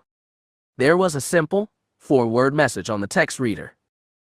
"I am sorry too." Jan felt sudden emotion, and only a strong effort kept her from giving into it. Minutes passed as she worked to bring herself under control. When she was able to speak again, she addressed the droid. "Look, The droid cut her off with a series of beeps. "I am worried about Kyle too." There was such sincerity to the words that it was nearly palpable. "You are, aren't you?" The droid gave a confirming beep, and this time, when Jan moved forward, it didn't retreat. She laid a hand gently atop its dome. "You and I need to have a talk later. But for now, let's focus on what's important. Is there anything we can do to extend your range? Maybe get a message to Kyle?" The droid considered this and then beeped in the affirmative. "It is possible. But I would need to access the ship auxiliary power unit, and right now that unit is running at approximately 30%, which is barely enough to maintain the backup systems." 30%. Jan echoed. The droid beeped affirmatively. "Well," she said, rubbing her hands together, "that's a problem I can fix. Can you hook yourself into the power readout and keep me updated on it?" "Yes." "Good. Then let's get to it." And now, 5 hours later, the work had been accomplished. Well, sort of. As Ouija made the connections to allow him to boost his transmitter-receiver power, Jan patted the droid's head again. "You know something, Ouija? I'm glad I didn't blast you." "So am I," the droid replied, and then it issued a series of strident beeps. Jan watched as the words scrawled across the text reader. She shook her head. "Wouldn't you know?" she said as Ouija processed the incoming signal. Taking a seat in the forward couch, Jan waited as the transmission was descrambled and the comm speakers came to life. There was a brief burst of static and then, to Moldy Crow. "Repeat, Katarn to Moldy Crow. Are you there?" Jan keyed her mic on. "About time I heard from you. You want to explain exactly where in heaven's name have you been, Katarn?" "Getting shot at," came back the reply, frustration and anger evident in the tone. Sith spit, Jan thought, wishing she had said something else. "Are you all right?" she asked, her tone far less sarcastic. "Depends how you define all right," was the reply. "I did manage to find the Imperial base." "Good," she said. "What about getting inside?" She heard him snort. "That may present a bit of a problem." "Kyle, what exactly is going on?" "You wouldn't believe me if I told you." "Try me," she said firmly. She heard him sigh, and then he began, telling her of leaving the guard's house and the battles he had endured, culminating in the one in the courtyard where the Grand and Tuscans had attacked the civilians. Carefully omitted was his sense of slipping into the dark side again. "So the agents are still there," she said at one point. "And let me tell you," he said, "they're very much appreciated. That one girl, Jan, she just lost her father, and yet she's taken up his role without hesitation. She sounds like a strong person. Still, with her family gone, we could try getting her out of here." "I thought the same thing," Kyle replied. "No go. She doesn't want to leave, and I sure wasn't gonna force her. She did say her neighbors were looking out for her, so it's not like she's completely alone. I told her to send a message if she changes her mind." "Good idea," Jan said. "So after the courtyard, what happened next?" "I began following the path the one guy showed me." After passing through the wooden door on the far side of the courtyard, Kyle had followed an upper-level path to what looked like a series of roofs. The curved shapes were perhaps 10 feet off the ground, and after consulting his directional map, which updated his records as he went along, the operative realized he was on the backside of the courtyard.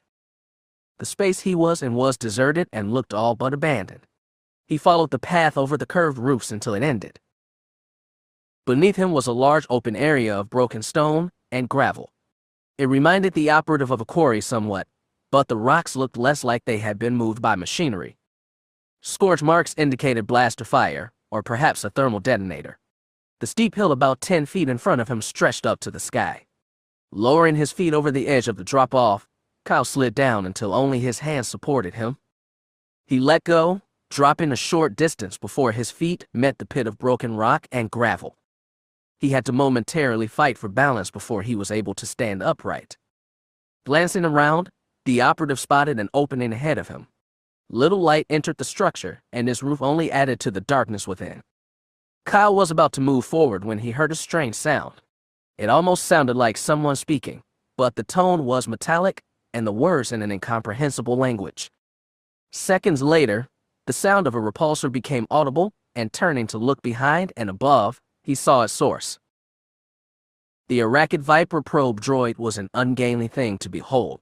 Spider-like in appearance, it featured a somewhat domed with irregular protrusions along the surface. Most of these were sensors of various kinds, along with the powerful spotlight that the droid now trained on the operative. Below the head was a short neck-like piece that connected the head to the circular body, which contained the droid's propulsion and single blaster cannon. 5 articulated arms dangled down from the body, seemingly moving at random. This particular probe droid, aloft several feet above the operative, began to descend, firing his weapon. The rock next to Kyle's right foot exploded, the concussion throwing the operative off balance. As he struggled to keep his feet, he managed to activate a shield, which absorbed the next blast. Moving back several steps, the operative tried to resist the pressure as more shots struck the shield, even as he reached for his belt. Out came the repeater rifle, and just as another blast hit, Kyle held it aloft and depressed the trigger. The weapon bucked only slightly as a stream of yellow and white projectiles shot from the muzzle. The droid staggered and began to shake as shot after shot hit it. Kyle held down the trigger until, with the final shudder, the probe droid exploded. Lowering the rifle, he took a minute to catch his breath. While he couldn't say why, the operative had a strong feeling that there were more of the droids here. And as he passed through the dimly lit structure, he found his prediction was right on. Beyond the darkness the ground was comprised of cobblestones, and there were a number of buildings in sight. What made these buildings special were the obvious marks of blaster fire on the chipped and cracked permacrete. Kyle was almost outside the structure when heard the sound from moments ago. He looked up and saw another probe droid descending towards him. Up came the repeater rifle, and before the droid could fire, it was hit multiple times and exploded. Moving into the sunlight, Kyle began to make his way down a path bordered by damaged buildings on either side. Suddenly, he heard another probe droid and felt a blaster bolt crash into his back. The concussion pushed him forward and down, and would have spilled him to the ground had not the operative used the momentum to turn his fall into a forward roll. He turned round but saw nothing. Another turn to the right, then to the left. Still nothing. Cursing to himself and shaking his head, the operative looked straight up and saw the probe droid only a few feet away. He raised the repeater rifle, but missed his grip slightly and hit the secondary trigger this time. The weapon bucked with greater force as a triangular pattern of yellow and white dots shot from the weapon and struck the droid.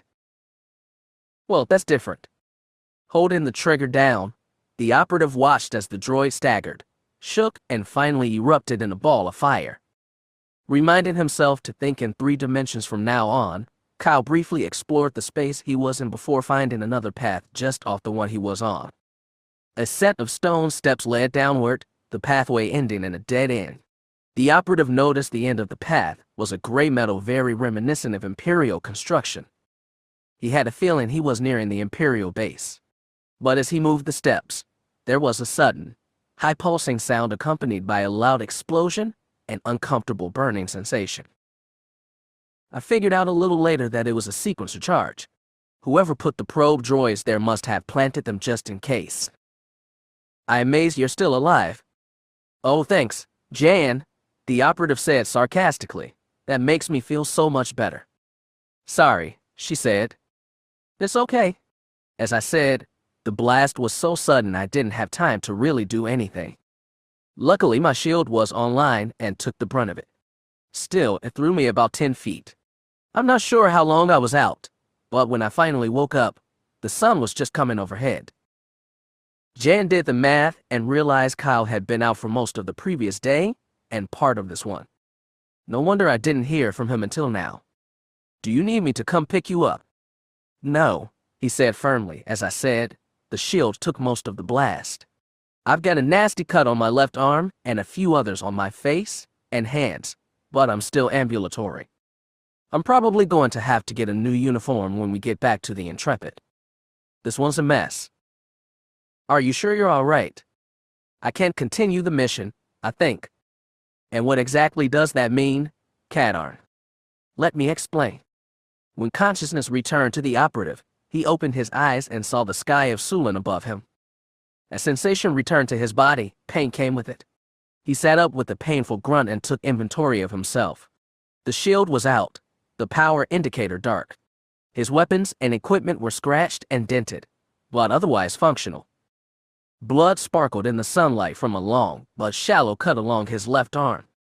Part of his left cheek was sliced as well, and both his hands were coated with dirt and bruised. Extracting one of the med packs he had gotten earlier, he injected the contents and with minutes began to feel some relief. A second injection brought even more relief along with the cessation of blood trickling from his wounds. As soon as he felt able, the operative rose to his feet. It took nearly a minute to orient himself. He was back on the cobblestone path he had come from earlier, approximately 10 feet from the stone stairs. Approaching them, Kyle saw a huge blast mark when the stone was blackened and cracked. Some kind of landmine, I guess. Whatever it was powerful. Moving down the stone steps once again, Kyle found a dome-shaped opening in the wall to his right. He was about to enter the space, but halted in mid-step. Better make sure it's safe. Pulling a thermal detonator from his belt, he armed the device and rolled the silvery ball inside the space. 10 seconds went by as the detonator's timer counted down, and it exploded. A second later, a larger, louder explosion was heard. Moving inside the dimly lit room, Kyle saw another blast mark like the one outside. It was clear evidence that another landmine-type device had been there. The space he was in now was as damaged-looking as the outside. One corner had partly collapsed and looked as if it would give at any moment. Looking around, Kyle spotted a door-sized opening in the right-hand wall and passed through it. Executing a right-hand turn, he moved up another, even darker, corridor and a set of wooden stairs, which dead-ended after a short way. Fortunately, he found another dome-shaped opening in the right-hand wall. However, this one was covered with a wooden door. Finding a set of controls, Kyle pressed the open button. The door shuddered, slid aside a few inches, and then slammed closed again. Great, he thought, doors jammed. He tried the control again and the door repeated its action. But just as it slammed closed, the operative noticed what looked like movement on the other side. He keyed the door again. As it opened, he gazed intently and saw that, yes, there was movement. It was another probe droid. But even as the operative cursed his luck, an idea came to him. He checked the repeater rifle and found it had about half a clip of ammo left. Holding the weapon in his right hand, he keyed the door with his left. As the door slid aside this time, the probe droid filled the small opening. Aiming the rifle, Kyle fired. The droid shuddered and shook, and when it exploded, the concussion knocked the door aside, allowing the operative a wide enough opening to pass through. The room he entered was as disheveled much as the others had been. The entire left-hand wall was gone along with a chunk of the roof. Passing into the chamber beyond, Kyle could see where the right-hand corner wall was nearly collapsed. Looking to his left, he spotted a dome-shaped opening. Passing through it, he found himself on a narrow path of broken stone and gravel of a darker color than the one he had seen earlier. The operative began to wonder if maybe he had been wrong about his earlier assessment about this area being used for weapons testing. The damage was too great, too extensive for weapons fire to account for all of it. Making his way down the gravel path, he spotted a stone floor beyond. Stepping down onto it, he looked about and with a satisfied nod, figured it out. To his left and soaring overhead were the spires of a building under construction. The imps must be demolishing parts of the old city in order to expand the base. Further contemplation was cut off as he heard the sound of a probe droid nearby. It appeared over the lip of the near wall, already firing.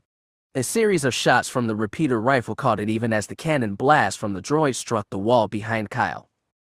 Seconds later, all that was left of the probe droid were a few metal fragments raining down from the sky.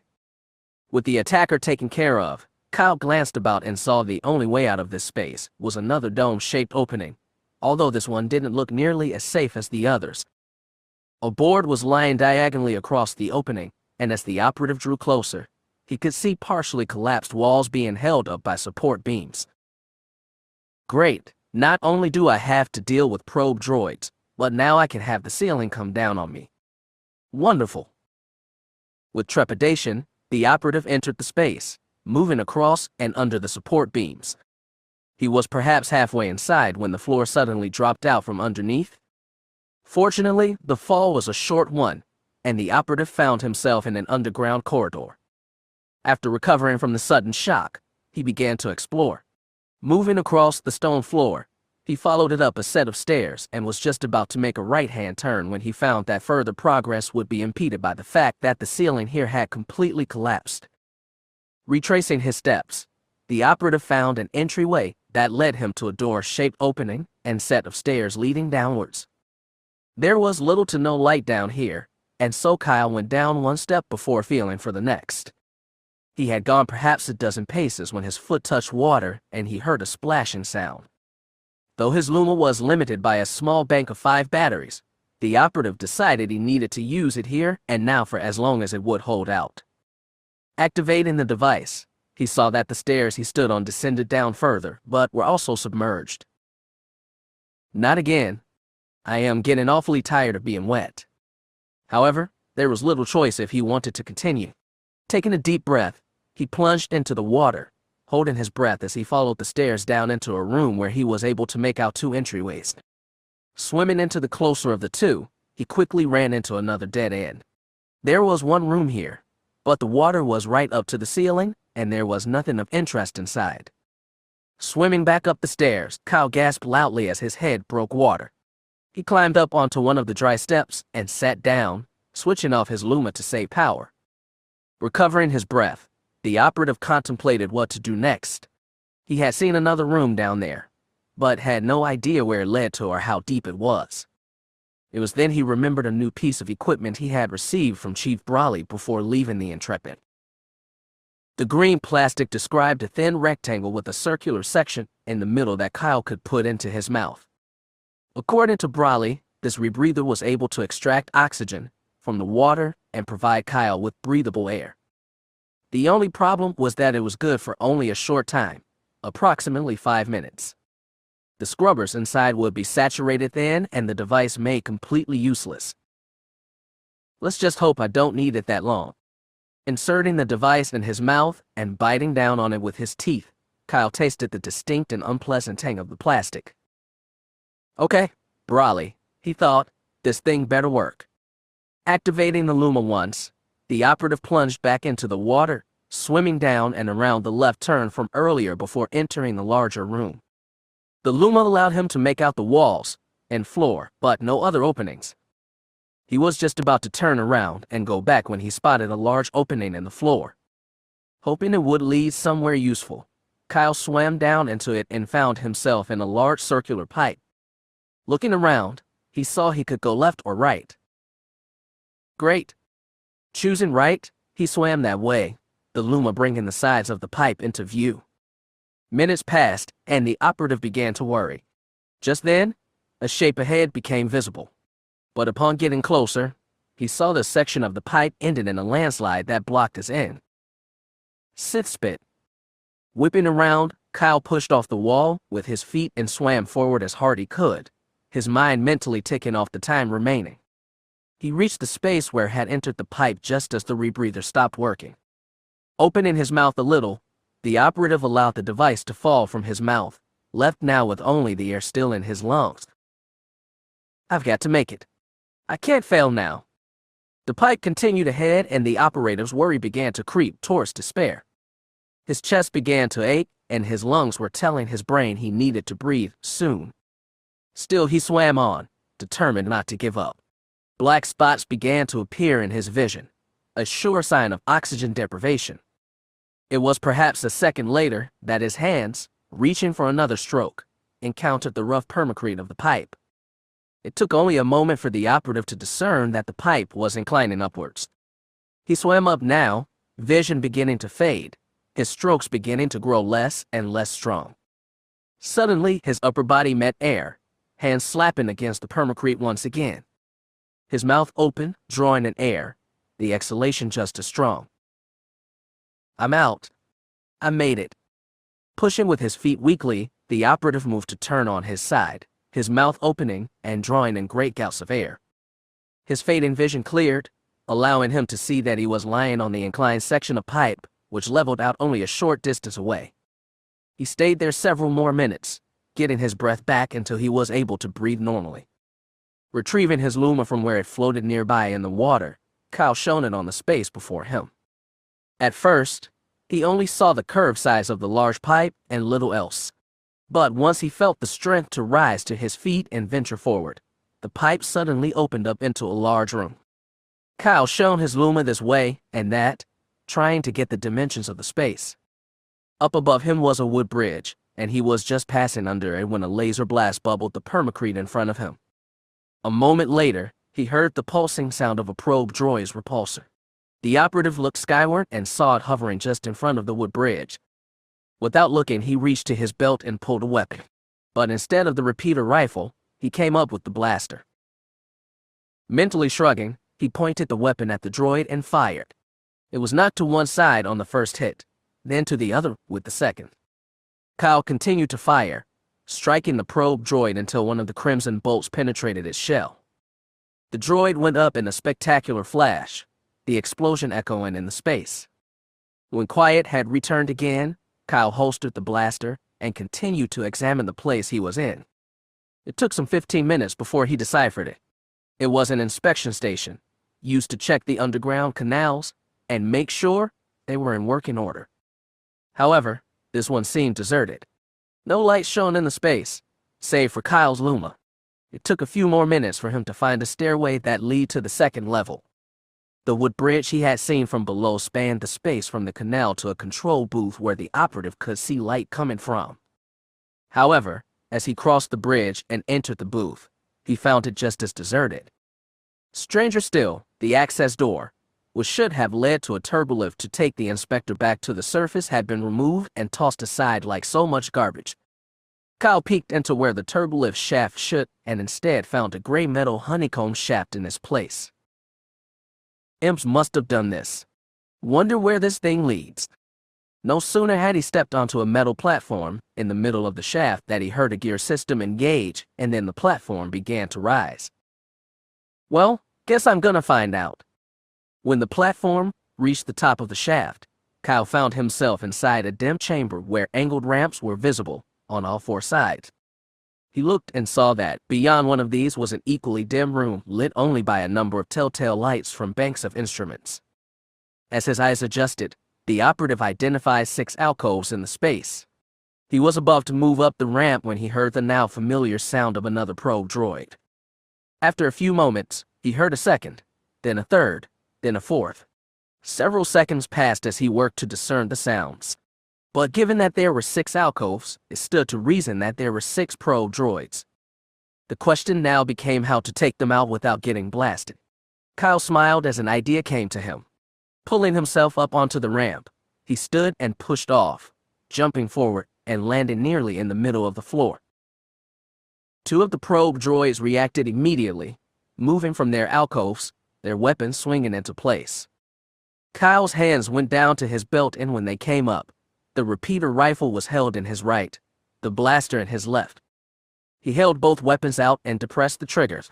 The simultaneous kick from both weapons sent shock waves down both arms, but Kyle forced himself to keep his arm steady. Both probe droids went down with a half-dozen shots each. The operative switched his aim to the next 2 alcoves and caught the probe droids there just as they were powering up. As they exploded, he drew down on the remaining 2, destroying them in their alcoves. The explosions echoed loudly in the confined space. And when all was done, Kyle let his arms drop, returning the weapons to their respective holsters and giving his aching limbs a much-needed break. Still, he mused, it had been kindling. Once he felt able to continue, Kyle located the exit and moved down a dim corridor which turned after some distance to the left. Less than 100 yards ahead was a door, ostensibly the exit. He noticed a second door, just off to his left. And as he approached it, he heard voices he knew all too well. Stormtroopers. I must be near the base. Kyle briefly considered heading for the exit and leaving the troopers where they were, but dismissed the idea as too dangerous. They might not detect him, but if they did, the corridor would become a killing field. And so it was that he drew the lightsaber from his belt, holding it in his left hand as he keyed the control panel with his right. The silver and white door slid aside, revealing a small room with 2 stormtroopers. Intruder, one called, raising his weapon. Hold it right there, called the other. Before either Imperial could fire, Kyle took 2 steps inside the room, switching the lightsaber to a 2-handed grip and thumbing it on. The snap hiss was loud inside the space. Kyle pulled the emerald blade back over his shoulder as both troopers cried out another warning. They were just about to fire when he swung, decapitating one and slicing the other from shoulder to waist. A cry of pain cut off as his body fell to the ground. Switching the saber off, Kyle backed out of the space and headed for the other door. It slid aside at his approach, and before him lay the massive sprawl of the Imperial base.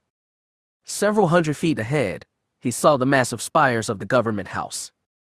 He also saw a large raised platform upon which stood an Imperial at St. Scout Walker. Oh boy, he thought, this just keeps getting better and better. Finding a darkened corner in the space he was, Kyle crouched there and continued to observe. And that's where I am now, he concluded. Jan was silent for a few moments, her mind still processing all that Kyle had told her. It seemed impossible that one man had done all this and managed to survive. Somehow he had done so. It doesn't seem possible, no matter how I come at it. But he did it. Somehow he did it. But how? It was then that Jan began to wonder if Kyle was telling her everything or not. So what's the plan now? She asked. I was hoping you'd know, he replied. Not funny, Katarn. I'm not kidding, Jan. This place is huge. I'm not sure where to even start looking, much less how I'm going to get inside. Ouija's strident series caused her to turn around. She read the message on the text reader. I have an idea. Can you wait a sec? She asked Kyle. Sure. Anything wrong? Not sure. Hang on. I'll be right back. Muting the channel, she turned to the droid. What is it? Ouija's holoprojector came on and projected an image of Government House. The image rotated to show one side of the building where a massive opening was visible. Hangar bay, she asked. Main warehouse, the droid corrected. It is where supplies are brought in. Jan considered this and then nodded. Worth a shot. She opened the comm channel. Kyle, you still there? No, I'm back on the Intrepid. Jan ignored the sarcastic response. Ouija has found a possibility. There's a warehouse on the north side of the building. His information indicates there's an entryway there you should be able to use to get inside. It's probably guarded, he said, but at the same time, the imps won't exactly be expecting an infiltration from there. Okay, sounds good. How do I get there? Jan posed the question Ouija, who showed her a path on the holographic image. She, in turn, gave the information to Kyle. Okay, he said. I'll head out in 5. Don't know when I'll be able to contact you again, but I'll try. We'll be standing by, Jan said. Okay. Realizing that this might be the last time she ever talked to him, Jan suddenly realized she had to say something. Just in case. Kyle, she called. Yeah. Be careful, okay? Don't get killed, all right. I'll do my best, partner. Talk to you soon.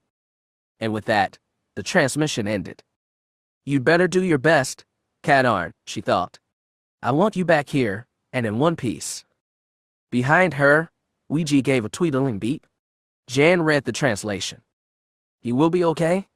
I am certain of it." She smiled at the droid. "Thanks, Ouija. By the way," the droid said, "I found this a few minutes ago." The droid held a data pad in one of his arms, and Jan's eyes grew wide as she recognized it as her holo novel. "I had no idea you were such a romantic." Reaching out, she snatched the data pad away, placing it on the console before her as she glared at Ouija.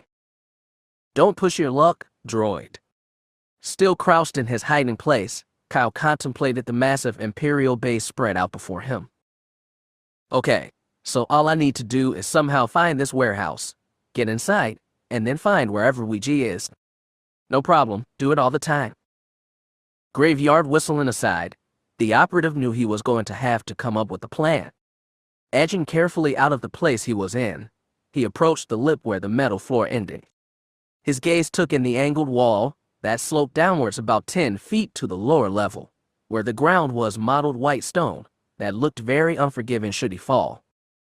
However, the angled wall gave him an idea. Sitting down, Kyle edged himself over the lip until enough of his weight was shifted forward. Down the wall he went, not unlike a child going down a slide. As he neared the bottom, the operative stuck his feet out, absorbing the shock as he came to a stop. This sent shooting pains up both legs, but nothing he wasn't used to. Glancing around, he saw a large opening in the building to his left. Its green paint scheme was a dead giveaway of Imperial architecture. All functionality, no taste whatsoever. Moving towards the opening, the operative stepped from sunlight to shadow, grateful for the natural cover to help disguise his approach. He had walked some 200 yards when an even larger opening appeared on his right. Approaching stealthily, he risked a glance around the corner. What greeted him was a hexagonally shaped area, bordered by a wide walkway on two sides. Kyle noticed a TIE bomber was sitting in the middle of the space, with 5 orange-colored fuel drums sitting nearby. He also spotted the half-dozen or so stormtroopers and Imperial officers about as well. He concluded a frontal attack would be suicide, but if he was able to nail one of the fuel drums. A smile crossed his face as he drew his blaster out. This was going to be a tricky shot, given the distance involved and the reputation of the blaster for less than pinpoint accuracy. Still, if only one shot penetrated a drum.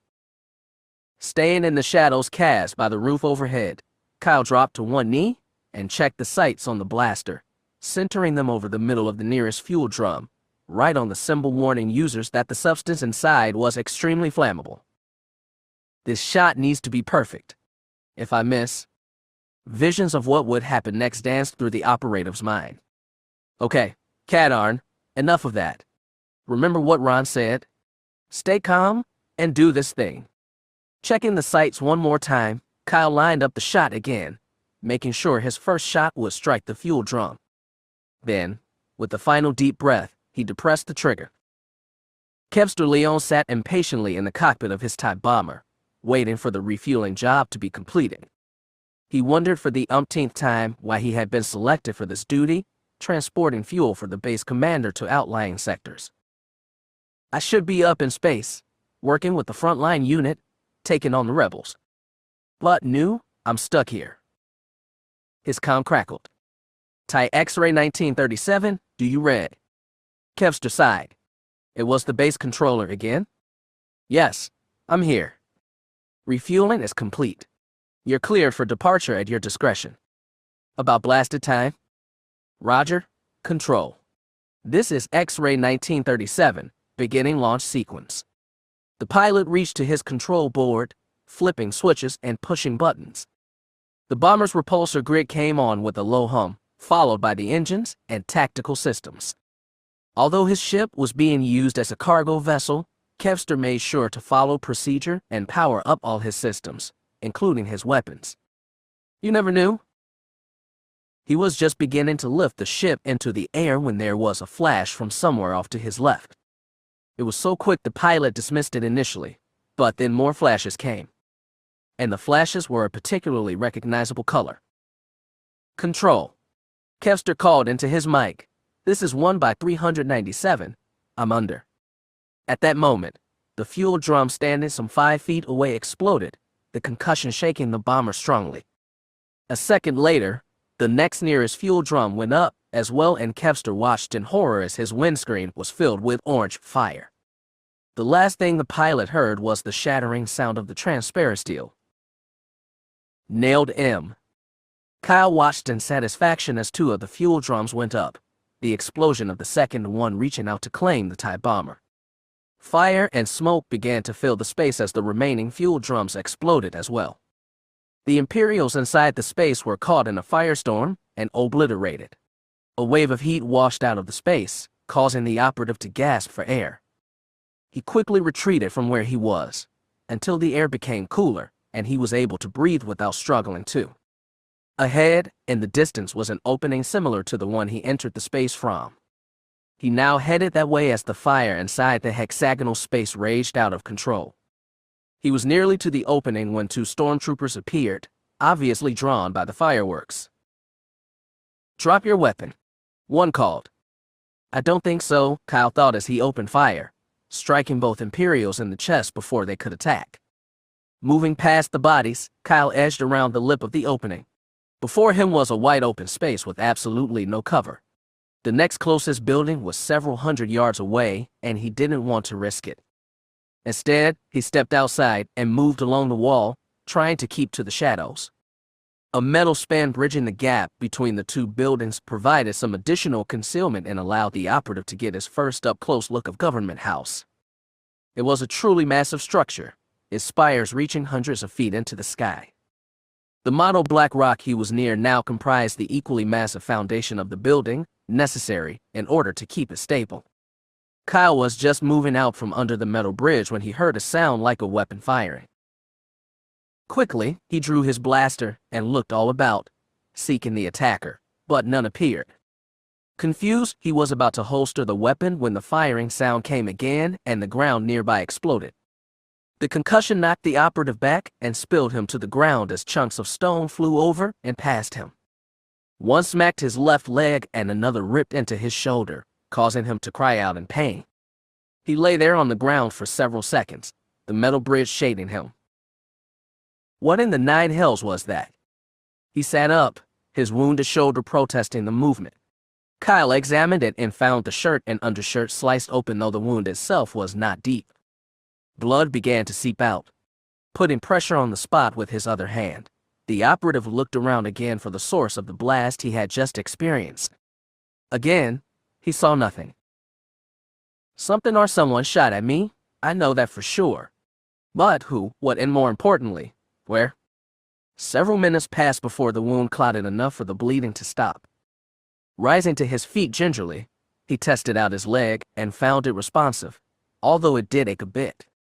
This time, as he moved out from under the shade, he had his blaster out and ready. It was perhaps 3 seconds later that the firing sound came again. The ground mere inches away exploded, showering the operative with chips of stone. Even as he covered his face with his arms, Kyle's mind was working. He had seen no attacker anywhere around him, so whatever it was had to be coming from somewhere above him. As the shower of debris ended, he looked up. "Oh, Sith spit," he said aloud as the firing sound came again.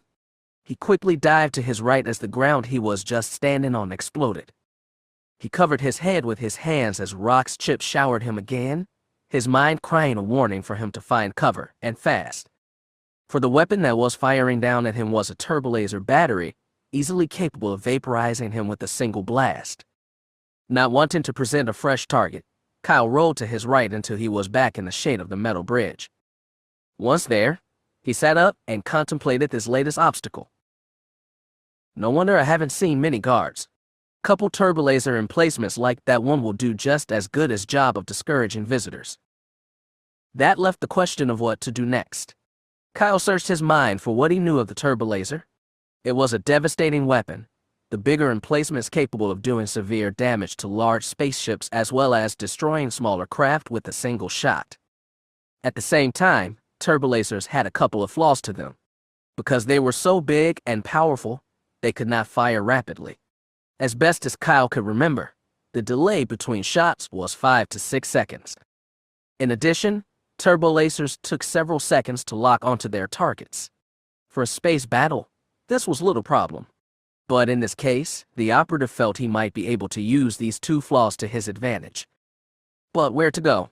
He needed to decide that before moving out. Mentally rolling the dice, Kyle decided to go right. All right then, here we go. Rising to his feet, the operative took a series of deep breaths, and then took off at a run. He rounded the corner just at the turbolaser, the shot passing over him and striking the ground behind him. Kyle continued to run, even as the turbolaser continued to fire. He changed directions randomly, knowing it would make it harder for the targeting computer to lock onto him. He was almost to the first building he had entered when it stopped firing. Must be beyond his range. The firing sound came again. Oh, come on. Kyle ran in a different direction as the ground nearby was struck, his mind telling him that there must be more than one turbolaser emplacement on the outside of Government House. Dodging the fire from this new emplacement, he ran past the first building he entered and spied a second one nearby. His lungs began to burn as he neared this second one. He also caught sight of a stormtrooper standing inside the building on an upper level. Slowing his rapid pace enough to grab his blaster, Kyle fired. His first few shots went all over the place. Drop your weapon, the stormtrooper called, opening fire. But like Kyle, the Imperial found hitting a moving target difficult and most of his shots missed. Kyle was nearly to the space where the stormtrooper was standing when he suddenly came to a halt and aiming upwards, left off another series of shots. Caught by surprise, the stormtrooper screamed as his chest armor was penetrated. He fell, his armor clattering on the ground. Breathing heavily, Kyle reached up to the lip of the upper level and pulled himself up onto it, sliding back into a shadowy corner, panting. His eyes began to take in the space he was in. It was shaped like an elongated, inverted V with him on the left side. It stood to reason that he'd find another opening on the right side as well. And probably another stormtrooper, he thought. Just then, he heard a crackling sound from the fallen trooper's body. TK-865, status report. There was a pause. TK-865, acknowledge. Are you there? The operative briefly considered trying to answer the call, but by the time he got there. TK-865, acknowledge. Another pause. TK-863, acknowledge. TK-863 here, came the reply. Oh, that's swift, Kyle thought. This guy left his comm on an open channel. If his sergeant found out. He smiled at a memory of one of his classmates receiving a severe dressing down from a platoon leader for a similar infraction ran across his mind. TK-863, have you seen TK-865? Not since coming on duty. Check, and make sure he's at his post. He's not answering his comm. Report and upon ascertaining his status. Acknowledged, TK-863. The clatter of approaching feet reached Kyle's ears, coming from what he assumed was the right-hand part of the V. And despite the shadowy spot he was in now, it was more likely than not that he'd be spotted. The approaching boost grew louder. Normally, he'd just blast the trooper, but in this space, the sound of the blaster would be magnified and alert any other nearby Imperials. That's when he remembered the bowcaster. It wasn't much quieter than the blaster, but his shots were more powerful. He took it out and sighted the weapon on where his ears told him the stormtrooper would be coming. The clatter of boots grew even louder, and from about 150 yards away, a flash of white armor appeared, followed by the rest of the stormtrooper. Kyle waited until the Imperial was fully in sight before pulling the secondary trigger. The bowcaster bucked mightily in his hands as a single green-white bolt leapt from the muzzle. It struck the stormtrooper in the faceplate, penetrating the armor with ease. Without even the faintest cry, the Imperial's knees buckled and he fell to the ground in a clatter of armor. Breathing a sigh of relief, Kyle made his way over the trooper, searching on his belt until he found the Imperial's comm device. Almost as if cued by his action, a voice issued from the tiny speaker. TK-863, report in. Have you made contact with TK-865? Pitching his voice low, he spoke. Control, this is TK-865. I've made contact with TK-863. He's fine. What happened? Looks like a comm malfunction. Control. Let's hope he believes me. A sigh came from the speaker. Not again. It's the sixth one today. Very well, TK-865. Inform TK-863 to make his hourly reports with you. Understood. Acknowledged. Control. TK-865 out. As Kyle turned the device off and let it fall to the ground, he smiled almost hysterically, marveling at his good fortune. Some days it just works out, he thought. With the immediate problem taken care of, Kyle began to explore the building he was in. A corridor behind where he was led him around a right, then a left-hand turn before opening up into a rectangular space. Several loud banging and clanging sounds began to assault his ears. It only took a few seconds for him to recognize the sound. Walkers. Sounds like maybe two of them. Kyle knew he needed to be careful here. Although the Saint Scout Walker was far less powerful than his larger cousin, the AT it still boasted good armor and two nasty blaster cannon that'd shred him like so much flimsoplast. But as he edged around the corner of the wall nearest to the space, a smile came to his face as he spotted not only the walkers but a group of fuel drums arranged near a large elevator that one of the walkers was standing on. Without further hesitation, he stepped into the open and opened fire. Two stormtroopers and an Imperial officer spotted him and shouted warnings and commands, but the operative ignored them as he held down the trigger of the blaster. 6 shots later, he was rewarded with the sight as one of the fuel drums exploded, setting off the one next to it, and moments later, the remaining 2. The explosion sent a ball of fire into the space as well as the walkers. Just audible over the roar was the cries from the 2 street pilots as they tried to escape their machines, and were incinerated. Both walkers went off kilter and fell, crashing to the ground. Kyle was hightailing it out of the building just as the power plants of both machines went off, adding to the conflagration. Even as crews rushed to the space, he leapt down to the ground and took off, running towards the next closest building. Unfortunately, this one turned out to have a solid face with no accessways or entrances that were visible. After hiding in the shade long enough to catch, he made a dash for the next one, dodging turbolaser fire the whole way, and taking cover behind and under other metal bridges and structures as he went. A part of his mind said he should try using the Force. Among the lessons Ron had taught him aboard the Intrepid was how to use the power called Force speed. But given the situation, his rapid breathing, and his jumbled mind, it was all but impossible to concentrate, much less use the Force. Still, the operative kept it in the back of his mind. He had just broken cover and made it past the arc of 2 more turbolasers when he spotted the next nearest building and an entrance on the far side. About time. Be wary, Kyle. There is danger here. Huh? I sense a disturbance in the Force. It is emanating from this place. I'm in the middle of an Imperial base. Ron, Kyle thought back. What do you expect?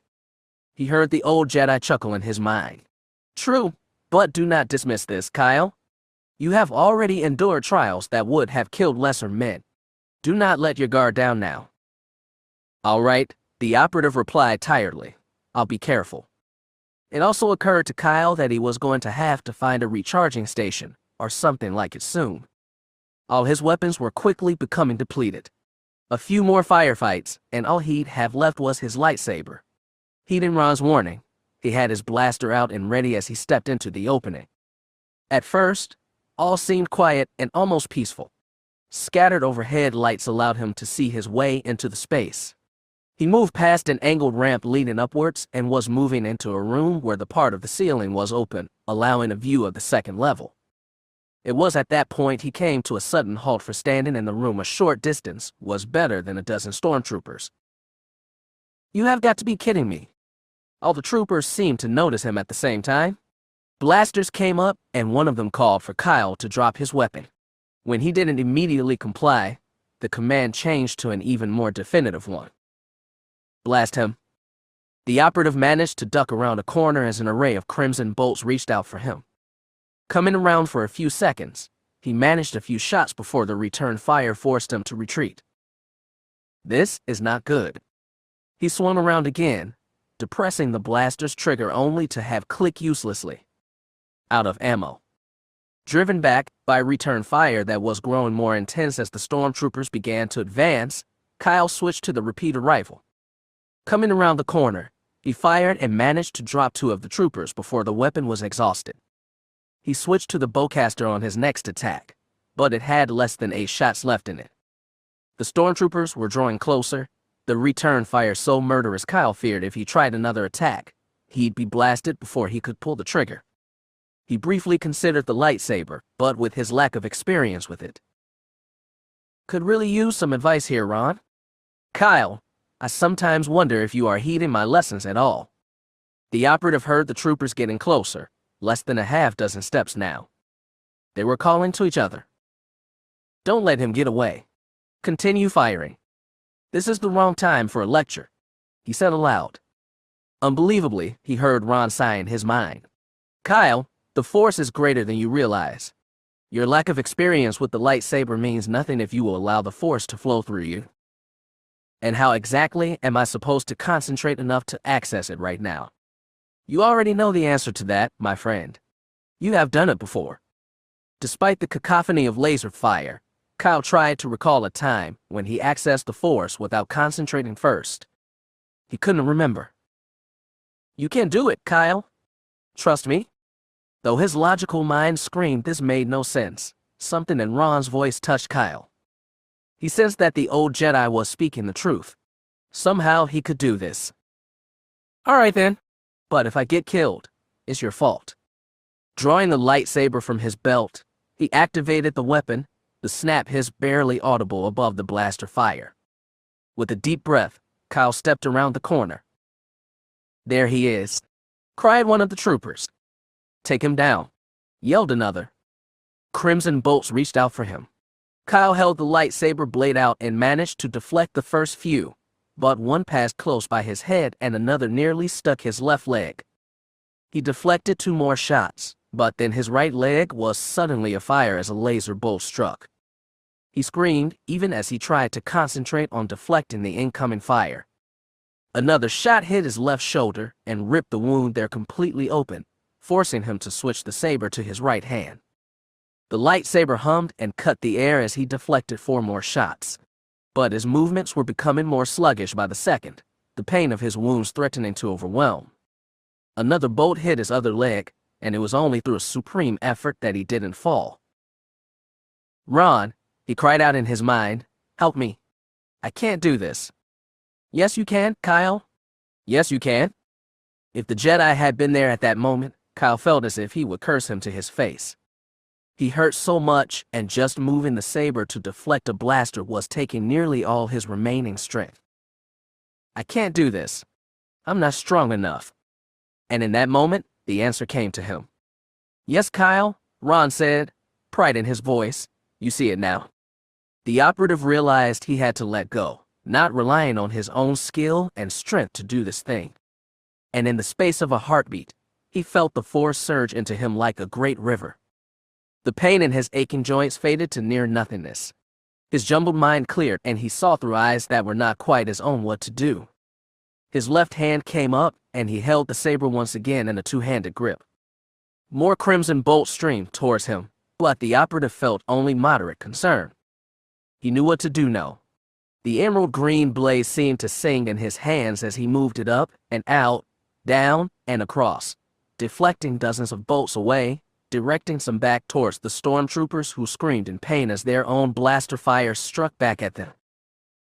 And now, Ron said, go on the offensive. Take the battle to your attackers. Kyle nodded and pushed off with his left foot, running towards the remaining 5 stormtroopers who continued to fire at him even as the operative slashed and cut. A white armored arm sailed into the air followed by a stab to the chest. It was all over in less than a minute with Kyle standing amidst a collection of corpses. I did it. Yes, you did, my friend. Well done. He also noticed that he felt only moderate pain from where he had been shot. He was about to ask Ron when the old Jedi answered as unasked. This is the power of the Force, Kyle. Not only does it aid you in battle, but in healing as well. But not completely. It can, Ron replied, but that is a lesson for another time. Though he didn't completely understand, Kyle accepted what the old Jedi had said. He was about to move when his eyes came to rest on the collection of dead troopers. Strangely, a tinge of regret wormed into Kyle. I sense your remorse, Kyle. And while it causes you pain, it also does you credit. Credit. How? One of Master Yoda's principal lessons was that the Jedi use the Force for knowledge and defense, never attack. The regret you feel now is proof that you are becoming one. But you cannot wallow in your feelings either. You have a mission to accomplish. Afterward, we will address this further. So, do I call you Master now? If you wish, apprentice, but I see no need for it. Kyle smiled. I'd better keep going. Be watchful, Kyle. I still sense danger here. I understand. Extinguishing the saber, Kyle moved out of the room and headed for the next chamber. He wasn't sure what he would find, but he felt ready to deal with it. As the final stormtrooper fell in a clatter of white-coated armor, Kyle closed down his lightsaber and stopped to allow himself time to recover his breath. No sooner had he finished dealing with the one group of troopers than he had run into another large group in a similarly shaped chamber opposite the one he had just come from. The troopers had turned on him en masse, their blasters streaming red death reaching out towards the operative. But the Force sang in his mind like a perfect stream of music as he ignited the lightsaber and used it to deflect the blaster bolts away. Up, down, across, and back, the saber blade moved, slicing through the different axes to deflect any shot that came too close. Stormtroopers cried out in pain and began to fall as deflected shots penetrated their armor. All this did take some effort. Using the Force did not seem to absolve the operative of employing his own strength as part of things. Sweat began to trickle down from his head as he worked the lightsaber. A part of Kyle thought he might hear from Ron as these thoughts went through his mind, but the old Jedi was, so far, silent. Now, with the last of the second group of Imperials taken out, Kyle moved about the bodies and gathered what usable items he could manage to find, including several blaster power packs. It helped replenish his dwindled ammunition supply, but he still needed to recharge his shield as well as his other weapons. Not to mention finding a T-88, he thought. He moved through the corpse-strewn chamber and was just coming around the corner when his eyes caught movement. In a flash, his clasped hands rose, holding the shining saber. But instead of the dull white gleam of stormtrooper or the flash of incoming laser fire, the operative instead saw something he did not expect to. A dull gray metal body lead up to a human-looking face dominated by a breath screen assembly where a mouth normally would be, and two gleaming yellowish eyes. Spindly arms hung from the solid-looking trunk. The remainder of the droid was covered by an off-white apron that covered his lower half. What the heck is a droid doing here? How may I help you, sir? It suddenly asked. Kyle nearly jumped when the droid spoke. Not only was it here, but it appeared to be operational. He closed down the lightsaber and returned it to his belt as the droid repeated his question. What kind of droid are you? A medical droid, sir, it answered. The operative considered this. It did make sense to have a medical droid on site. He formed his next question as the machine waited patiently. Can you scan me and see if I need repair? Of course, sir, the droid said, its tone sounding almost prideful. Please hold still a moment. The operative complied as a yellow gold beam emerged from the droid's chest and washed over him. It took perhaps 30 seconds before the beam vanished and the droid spoke again. I do not detect severe trauma or injury. However, there are numerous cuts, contusions, and abrasions. May I render treatment? A part of Kyle questioned the wisdom of this. Granted, this was a medical droid, but it was an Imperial medical droid. Who knew what it might inject into him or otherwise do to his body? Still, he could use the healing.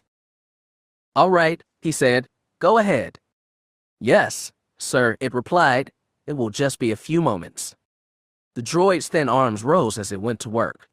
Kyle tensed as the droid touched him, but felt his fear dissipate as he found the machine was very gentle. A cooling sensation enveloped his arms, shoulders, face, and legs as the droid sprayed a chemical on his wounds. 5 minutes later, it withdrew its arms and spoke again.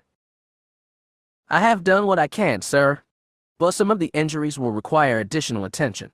I recommend you make an appointment at the base medical facility at your earliest opportunity.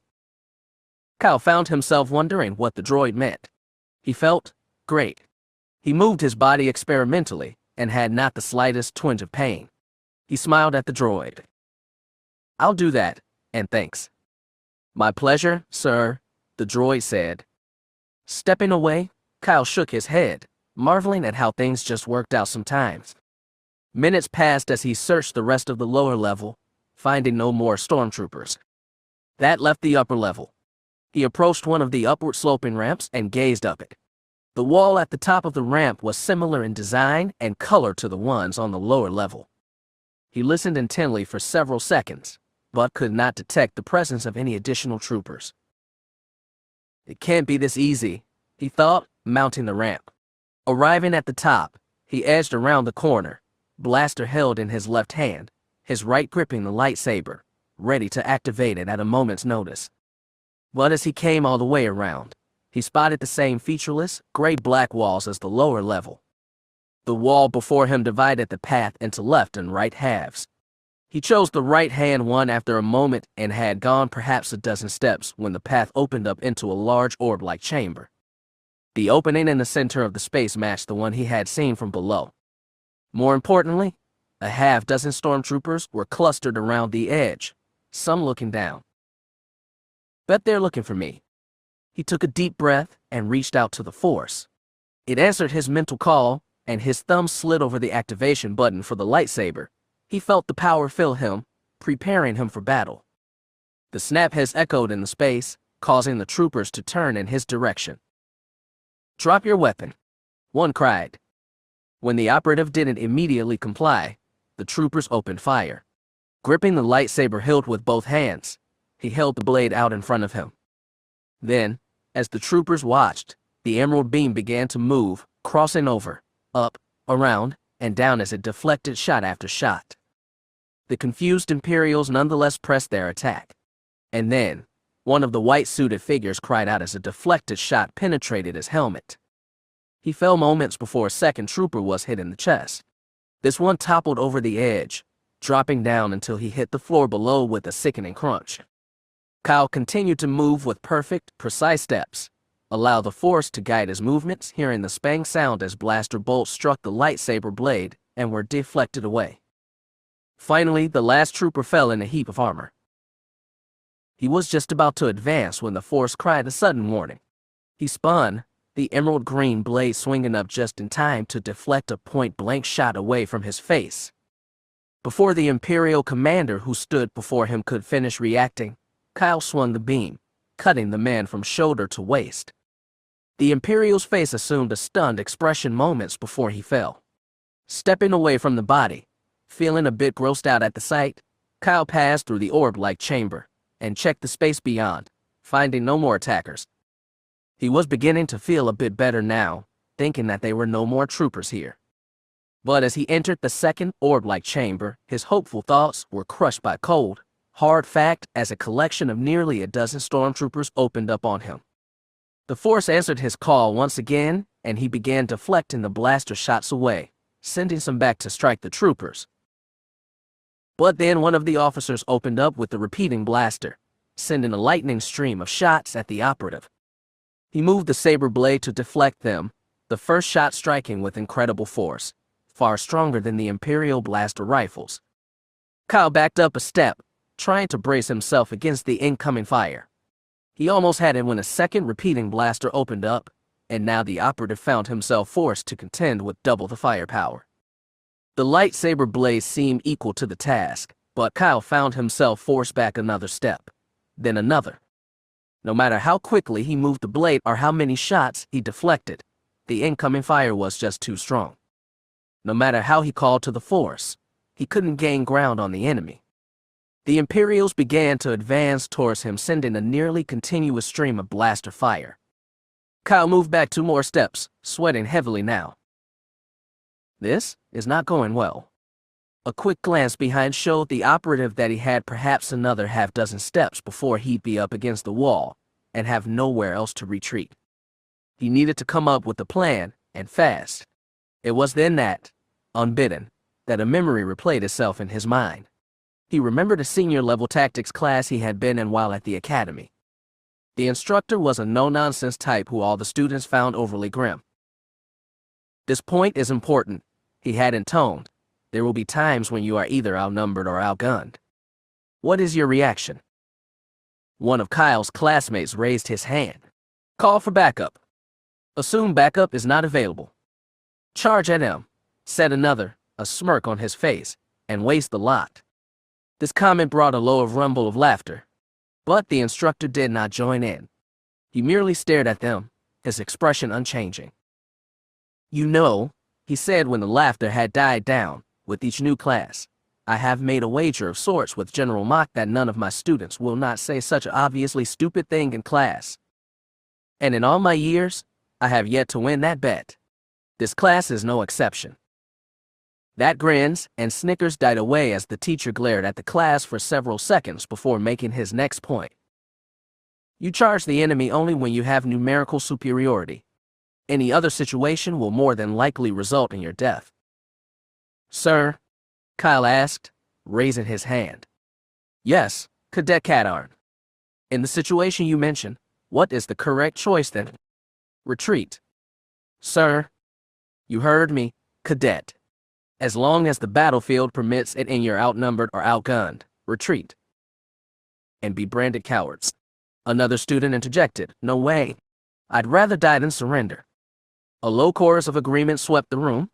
The teacher let this go on for a few moments, and then spoke loud enough to be heard above the other voices. "Cadet Ilsun, if you interrupt me again, you can spend the rest of the month on kitchen duty. Am I understood?" The teacher's eyes swept the room as the buzz of conversation cut off. He waited to see if anyone else would speak, and when no one did, he continued. "Now, I will finish my point. Retreat is the best course of action because it forces the enemy to follow you. In large groups, this will not work well, but a single stormtrooper can make this work. And then, as you retreat, formulate your next plan for attack. Do you understand?" The cadet who had made the charge at them comment raised his hand. "Sir, you mean set a trap?" The faintest of smiles came to the instructor's face. "Exactly. Force the enemy to fight on your terms." The instructor had gone on to explain further, but the meat of the lesson was something Kyle realized he could use now. Switching the lightsaber to one hand and backing up another step, he reached to his belt and retrieved a thermal detonator. Arming the device, he threw it underhand, sending it bouncing and rolling towards the troopers. Those closest saw the silvery orb and called a warning. The incoming fire slackened as the troopers worked to get away from the detonator. It blew a second later, filling the space with smoke and flame. Kyle took advantage of the momentary distraction to deactivate the saber, turn, and flee. Streaks of fire reached for him but missed, and by the time the smoke had cleared, the troopers found the intruder missing. "Spread out," called one of the officers. "He hasn't had enough time to escape this place, so he's likely hiding somewhere near." Dividing the group into two-man squads, the officer deployed them, and the Imperials began to search for the intruder. One group moved to the other large circular opening, finding the bodies of their fellow soldiers. "Blasted Rev must have got him," one of the troopers commented. "But where is he?" offered the second. "Right here," said a third voice. Both troopers looked up just in time to see the crimson bolts of a blaster that lands down into them. Lying on the ground on the second floor, Kyle watched them fall. He moved to the opposite opening and used his blaster to eliminate two more. He was just rising to his feet when he heard a voice yell from close behind him. "Drop your weapon," it said. Not likely, Kyle thought. Instead, he reached out to the Force and felt its power flow into him. Gripping his blaster in his right hand, he reached for the saber with the other, and as the officer called to him again. At the same time, he shifted his weight and spun on the ball of his right foot, bringing the saber around even as he activated it. The emerald green shaft formed a meter-long barrier in front of him as the officer and trooper opened up. But with only the two of them, Kyle was easily able to deflect the incoming fire. And then, raising his right hand, he fired, catching the trooper in the chest. The officer saw this and, with a snarl on his face, turned back to Kyle. The operative wasn't sure why he did it, but he smiled at other man. This seemed to incense the Imperial, and he charged Kyle, firing all the way, a cry of rage escaping his lips. He made it perhaps a half-dozen steps before a laser bolt sliced into his neck. He fell forward, crashing to the floor, and sliding forward a bit before coming to rest. Kyle inhaled deeply and exhaled slowly, glad to have won the battle, but also feeling drained.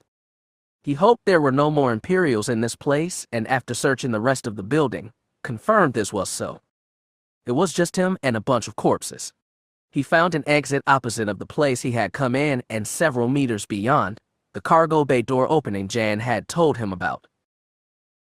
But given what he had just been through, the operative decided to let himself have a short break. With his weapon stowed, he investigated the building a bit more deeply, coming to the conclusion that it functioned as some kind of staging area for the stormtrooper station here. But it was his exploration of the second floor that yielded an even greater reward. Situated roughly in the middle of the space, Kyle found 2 hallways of alcoves and bench-like setups upon which were stored all matters of weapons and equipment. The operative found himself grinning like a fool as he moved from space to space, checking out what was there and taking the useful items. 20 minutes passed before he sat down for one last break, and also to marvel at his good fortune. Not only had he found more than enough gear to recharge all of his weapons to full power, but he had been able to jury-rig a blaster and had recharged his shield to 50%. Not exactly perfect, he mused, but it would do. Feeling much more confident than before, he moved to the exit he found and viewed the cargo bay door ahead of him. There weren't any guards visible, but Kyle knew better than to assume they weren't around just because he couldn't see them. Still, he had to go. Closing his eyes, he concentrated and reached out to the Force. It answered his call, and pushing off on his right foot, he took off, running at an incredible speed. The surface of the base of Government House flashed past him, the space where the cargo bay door was getting closer by the second. He broke stride about a dozen paces away and jogged the rest of the way. Sure enough, there it was, just waiting for him. But any further excitement died away a second later as the operative saw the opening went on for about a foot or so before it was completely blocked off. What the? He reviewed the conversation with Jan in his mind and took another look around. This matched the place she had described, so how come he couldn't get in? Reaching for his belt, he was about to call his partner and give her an earful when he spotted the structure opposite of where he was. At first, it looked no different from the other gray metal buildings he had seen. But then he noticed a structure midway between the 2 large buildings, and a wide chunk of metal of the same color as the one before him now. He also noticed an AT-ST standing atop the ramp crossing between the 2 large buildings. His mind worked on it for a moment before giving him the answer. Of course, that's gotta be it. Although the operative could not see it fully to confirm his conclusion, there was a large opening several meters above him, the hangar for the scout walkers. The 2 metal ramp sections provided an access way for the walkers to leave the hangar and go out on patrol. When not in use, they were kept stowed, which was also why the operative could not access the opening before him. This entreated the question of how to get the ramp sections in place. On a hunch, Kyle took off at a run towards the 2 buildings opposite of where he was. He had just reached them and was in their shade of the ramp above him when he noticed the open doorways in both buildings. He nodded, the situation making sense to him now. Both openings likely led to stations where there were controls to extend the ramp sections. Kyle headed for the closer of the 2, surprised to not find any Imperials guarding the entrance. He moved up a low ramp into the room, finding another open doorway and standing inside, an Imperial officer with the stormtrooper standing just behind him. "Are you certain you saw something, Trooper?" the Imperial was saying. "I'm certain, sir." "Well, where is he now?" the officer asked, disbelief in his voice. "Right here," Kyle said, raising his blaster and shooting both men before they could fully turn around. Stepping over the bodies, he surveyed the room they were in. Several banks of computers greeted him, but what got the operative's attention was a gunmetal gray switch in the middle of a panel. This ought to be it, he thought, pulling the lever down. A second passed, and then the sound of a massive gear mechanism echoed in the small space. Looking out the small transparent steel window, Kyle saw the section of ramp closest to him begin to extend. However, there was no movement from the opposite side.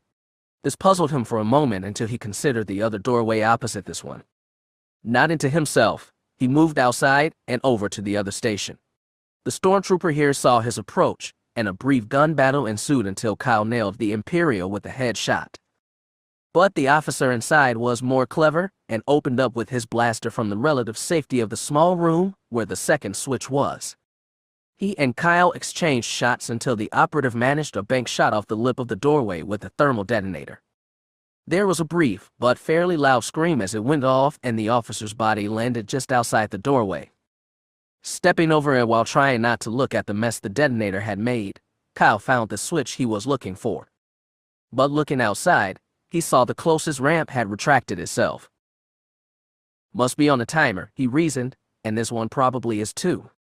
The operative considered how best to address this problem, and moments later, came up with an answer. However, his timing would have to be very precise. Reaching out to the force, he took a number of deep breaths, preparing himself. And then, reaching for the switch, he pulled the lever, not looking to see the result as he ran out of the room and headed for the other, arriving there in a few seconds, triggering the other switch.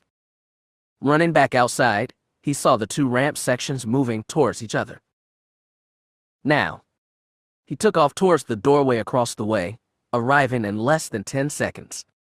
The blocked opening was now open, displaying an angled ramp leading upwards. Kyle ran up it and found himself in an open space. The walls, ceiling, and floor were all comprised of the same dull gray stone, notched in places to make it look like separate blocks. Ahead of Kyle was a box-like structure with a low, but wide rectangular opening in it.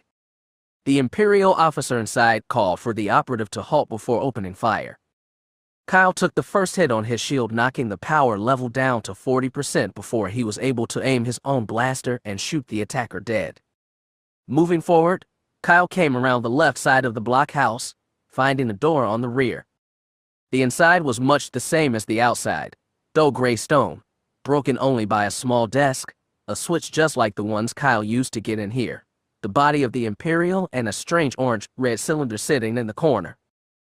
Curious, he picked up the cylinder and studied it. There were few markings on it except for some tiny script that he was just able to read. "Make a power pack," he said aloud, wondering what exactly it meant. Well, he thought, why not try it out? A part of Kyle's mind warned him this was dangerous, trying something new without checking it out first. But he decided to anyway. Disengaging the power pack from his blaster, he found the cylinder fit neatly into the space, and also the power display, which normally glowed with the dull red, now showed bright yellow numbers. Wondering what this might mean, Kyle checked the rest of the room, but found nothing of interest. Stepping out of the blockhouse, he noticed something ahead of where he was. Stepping closer, he saw that, about 6 feet away, was another room. However, this one was markedly different, dark inside, except for an alcove directly ahead that was lit brightly, and a deep red light on the metal steps leading up to it. Intrigued, but also cautious, Kyle moved towards the space, senses alert for the slightest hint of danger. Getting closer, he noticed similar steps to the left and right, suggesting other alcoves. He moved into the space where it was darkest and had just spied the other 2 alcoves when better than 20 stormtroopers moved into view, shouting at him to surrender and drop his weapon. Before Kyle could even think about reaching for the lightsaber, crimson fire began to pour from either side, trapping him in a crossfire. He rocked back and forth as his shield was hit multiple times, the power indicator dropping fast. Knowing there was no time to get to the lightsaber, Kyle leapt forward and into the alcove in front of him. The crimson bolts began to move, tracking towards him. But the leap had given him a few precious seconds, enough to raise the blaster and open fire. Expecting the usual kick, Kyle was stunned to feel the weapon practically leap in his hands as laser fire shot from it at a fantastic speed. The stormtroopers' defiant calls turned into screams of agony as multiple lances of red fire struck them. Fighting to hold onto the weapon, Kyle moved it across the groups of troopers, sending a field of crimson at them. Less than a minute passed before the last one fell in a clatter of armor. Letting go of the trigger, Kyle stared at his blaster in amazement. What in space just happened? He studied the blaster readout and saw there were perhaps a dozen shots left, but then the display flashed once, twice, and finally went dark. Kyle tried experimentally pulling the trigger, but got no response. Ejecting the power pack, he saw that the orange-red color had faded substantially, the cylinder almost dark now. Mentally making a note to ask Jan about this, he discarded it and placed a fresh power pack in the weapon. A check of the space he was in found it was little more than a dead end, aside from the several power packs he collected from the blasters of the now deceased stormtroopers. Well, he thought, this is just great. Nice job, Jan, you practically led me into a trap. Kyle felt his anger rising. This mission was turning into one big debacle, and now it seemed that his partner was going to be of no help at all, having led him to this place. For a moment, he entertained the notion of calling her on the comm and telling her to come get him, that he wasn't going any further. But he knew she'd want an explanation, and he wasn't really prepared to give one right now. A part of his mind even wondered if Jan had done this on purpose, but he quickly discarded that notion as pure foolishness. Calming down a little, Kyle thought back over their conversation. Jan could have been wrong, but there's no way Weeg would have guided me unless there's a way inside. Maybe I'm missing something. And then the operative remembered the switch in the blockhouse, just like the ones in the other buildings. You don't suppose? Moving out of the alcove and down the hallway, he approached the blockhouse and stepped inside, finding the switch right away. With the crossing of the fingers, he pulled it. The sound of the gear mechanism came again, and looking outside the blockhouse, Kyle saw the section of the ramp here was extending. He stepped outside and looked intently. Yes. Not only was the section extending, but so was the other, allowing the operative a path to allow him to get out of this space. The only problem was that, on the other side, he would be on top of the buildings, out in the open, completely exposed, with no cover whatsoever. He considered the wisdom of this, but reasoned after a few seconds that it was the last things the Imperials would be expecting. He ran across the ramp and got to the other side just as the sections parted and began retracting. Standing there, Kyle surveyed the scene before him, knowing he'd need to move soon. Before him, he saw the notched, squared surface that formed the roofs of the various buildings around the perimeter of Government House. He decided to turn left and move that way, hoping to find another ramp to let him inside the main building. Jogging that way, Kyle heard the sound of a weapon firing, a familiar sound. Looking to his left, he saw the turbolaser turrets that he had seen earlier when on the ground attempting to track him. But given the distance and his near-constant movement, the shots were fairly inaccurate. Well, at least something's going my way, he thought. He had just rounded one corner of the building when the sight before him brought the operative skidding to a stop. Perhaps 10 to 20 feet away was a scout walker, and to Kyle's horror, he realized it was coming his way. And in that moment, it was as if his mind came to a complete stop. I stared, processing the images flowing onto retinas, his other senses processing data and feeding information to his brain, but none of it seemed to matter, for Kyle was staring his own death right in the face.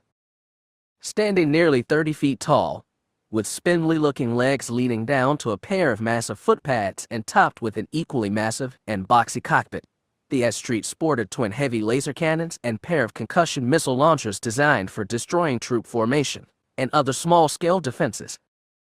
But in this case, any one of his weapons would be more than enough to reduce the operative Kyle to little more than dust. He could see no way to defeat it. You must attack it, Kyle. He heard Ron's voice in his mind and understood the words, but there seemed little more than foolishness to him. Attack an S-Street. Only a fool would try such a thing. Or a Jedi, Ron corrected.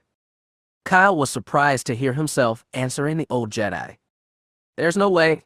I can't beat that thing. Yes, you can, Kyle. You have the weapon to do so already. Somehow, he understood what Ron meant. You can't mean the lightsaber. Look, Ron, it's great during battle, but against a walker, there's just no way.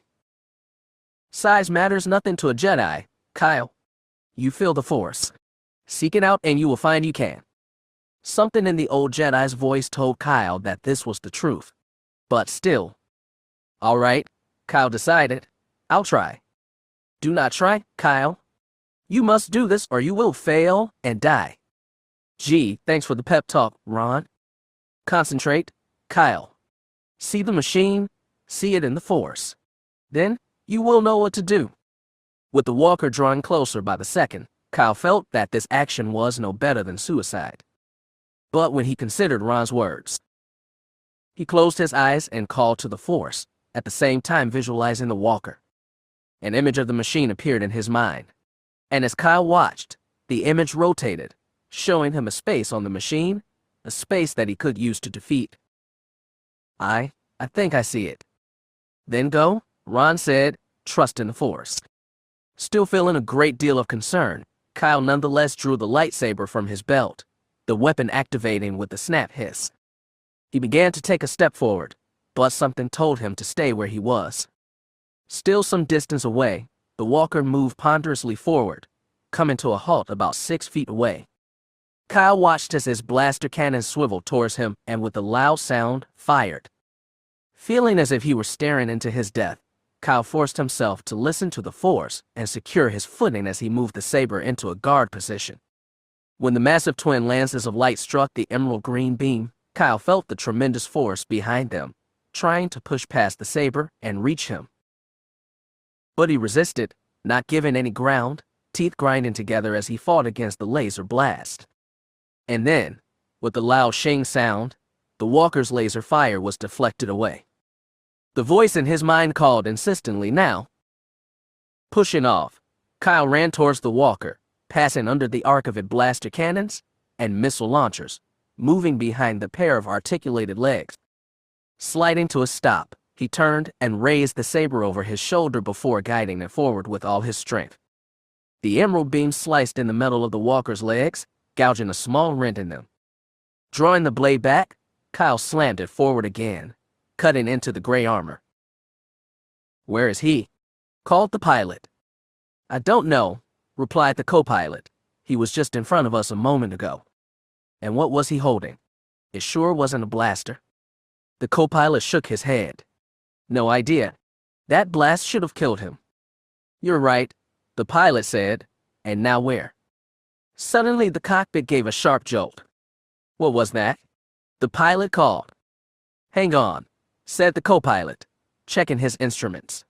As the cockpit jolted again, he turned back to the pilot, a look of concern on his face.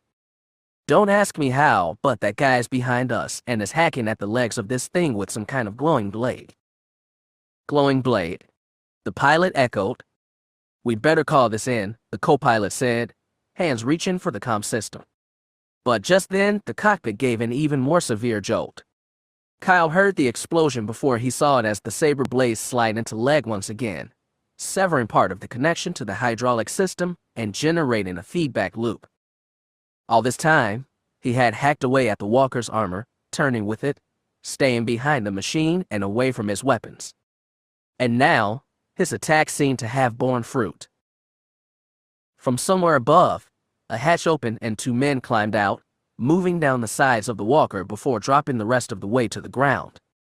As they recovered and got to their collective feet, both spotted the operative.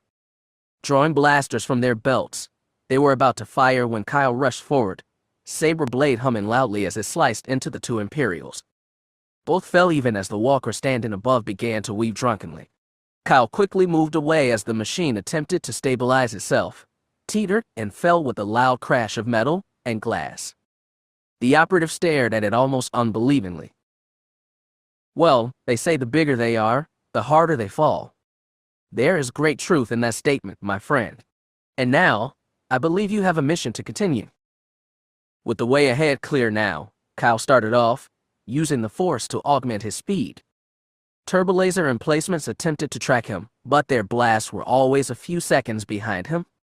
And it was even as one of the emplacements that Kyle noticed how close the edge of the metal roof he was running on came towards the open corner where one of the turbolasers was. He mentally judged the distance and came to the conclusion that he might be able to clear it, but if he didn't, it was a long fall. At the same time, it wasn't like he was seeing any other way into the building. Slowing his pace a little, Kyle gauged where the closest corner was and angled for it, now running at top speed. He was perhaps one pace from the edge of the metal roof when he pushed off, angling his body up and out. About midway through the jump, he felt himself beginning to descend, his mind screaming a warning that he wasn't going to make it. And then his right foot struck the rough permacrete of the landing, and he fell forward, instinctively using his arms to shield his face as he to rotate himself and take the brunt of the impact on his back. He hit with stunning force, but also with the grateful realization that he had made it. But even as he lay there, body aching from the force of the impact, the turbolaser emplacement, now no more than a few feet away, opened up. The first blast struck near his feet, and while the operative felt lucky for that, he knew the second shot wouldn't miss. He had to do something to defend himself or it was all over. Without really thinking about it, he reached to his belt and drew out the lightsaber. The emerald blade shone into existence just as the turbolaser emplacement fired. A streak of light flew towards him and struck the lightsaber blade. The force of the impact was the strongest Kyle had encountered. His muscles practically throbbed with tension as he worked to resist the incoming fire. And then with a shing sound, the blast was deflected away and, to the operative's astonishment, flew right back and struck the turbolaser emplacement. It fired again and Kyle deflected this blast too, again somehow directing it back towards the ceiling-mounted weapon. 2 more shots were fired and reflected back. And as the second of them hit, the turbolaser began to spin wildly, its barrels moving up and down, firing indiscriminately.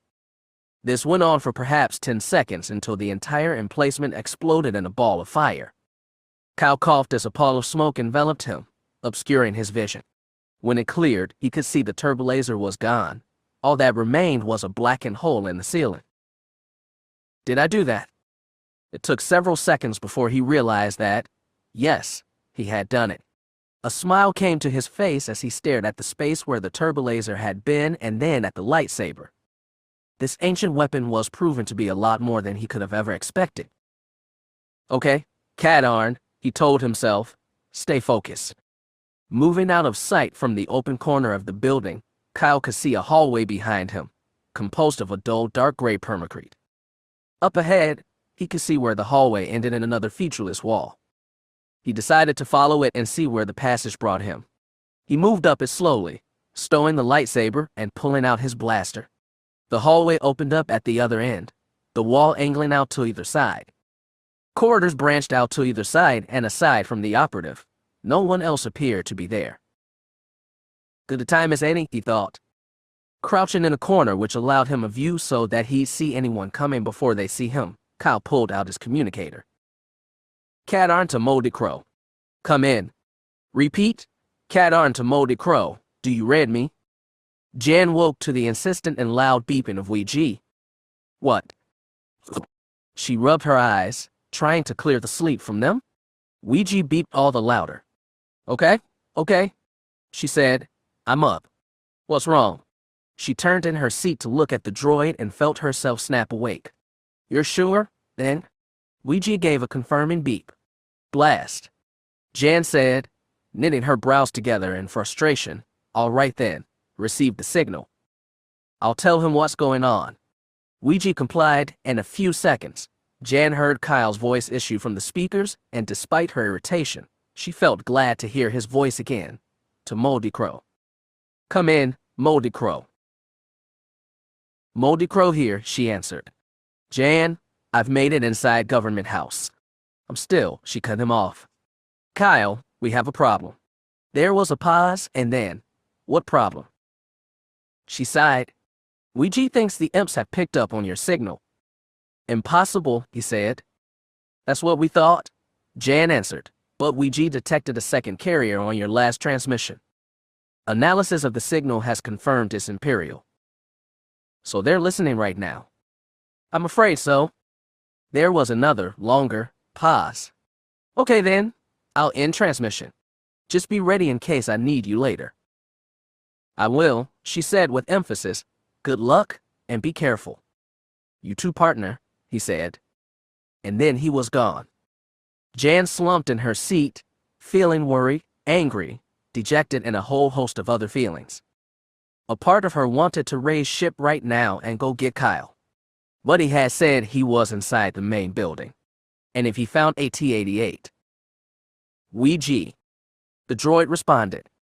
We'll give him 6 more hours and then imps or no, we're signaling him. Understood. Ouija didn't protest. As Kyle returned the now deactivated comm to his belt, he shook his head. How was it that the imps had found a way to break into their comm signal? After a moment, the answer came to him. AT-88. The droid had been able to contact the Intrepid using a coded frequency before. So it wasn't that much of a stretch that the droid had clued the Imperials into this one as well. The only question that remained was how did AT-88 know Kyle and Jan were here? The operative puzzled over this for a moment, then decided that the best way to find the answer was to ask the droid personally. And now that he was inside Government House, it was only a matter of time. Stepping back into the hallway, Kyle decided to turn right, moving down the corridor as it began to bow out a bit on the left side. He was almost to the space when he caught sight of a stormtrooper standing there. 2 blaster shots took the enemy down. Moving past, Kyle followed the corridor to a point in where it turned to the right. He was just coming around the turn when he heard the whine of a servomotor. You don't suppose? His idea was confirmed as he rounded the corner and saw the ceiling-mounted turbolaser. It was turning his way, his sensors having detected the presence of an unknown being, and his rudimentary brain identifying that being as an intruder. Kyle got his saber up just as the first blast left the barrels. His arms bowed a little at the strong impact and with it being so close, but he managed to deflect it outside the spot.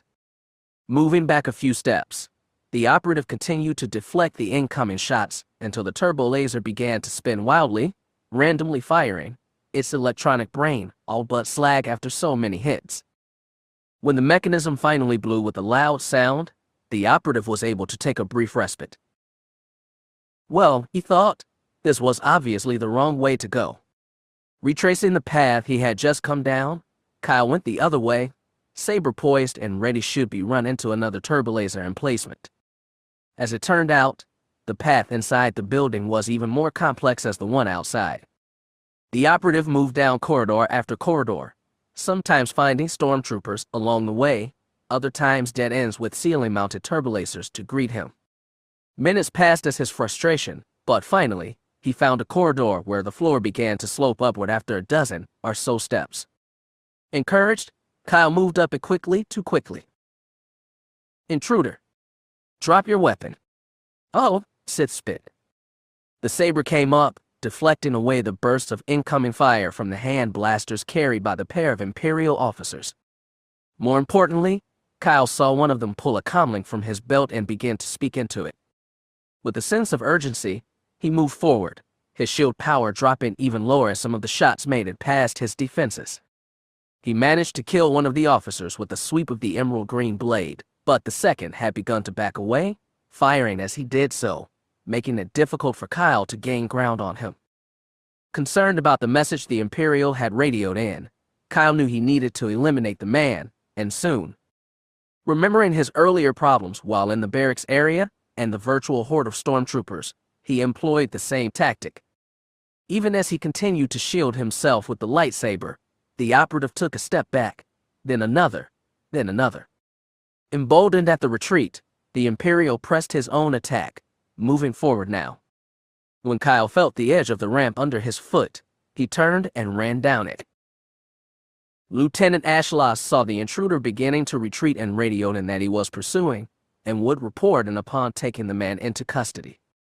His confidence increased as he saw the intruder turn and run down the ramp. Go ahead, he thought, try to escape. Smiling to himself, Ashloss moved towards the ramp and was about to head down it when he spotted the form of the intruder.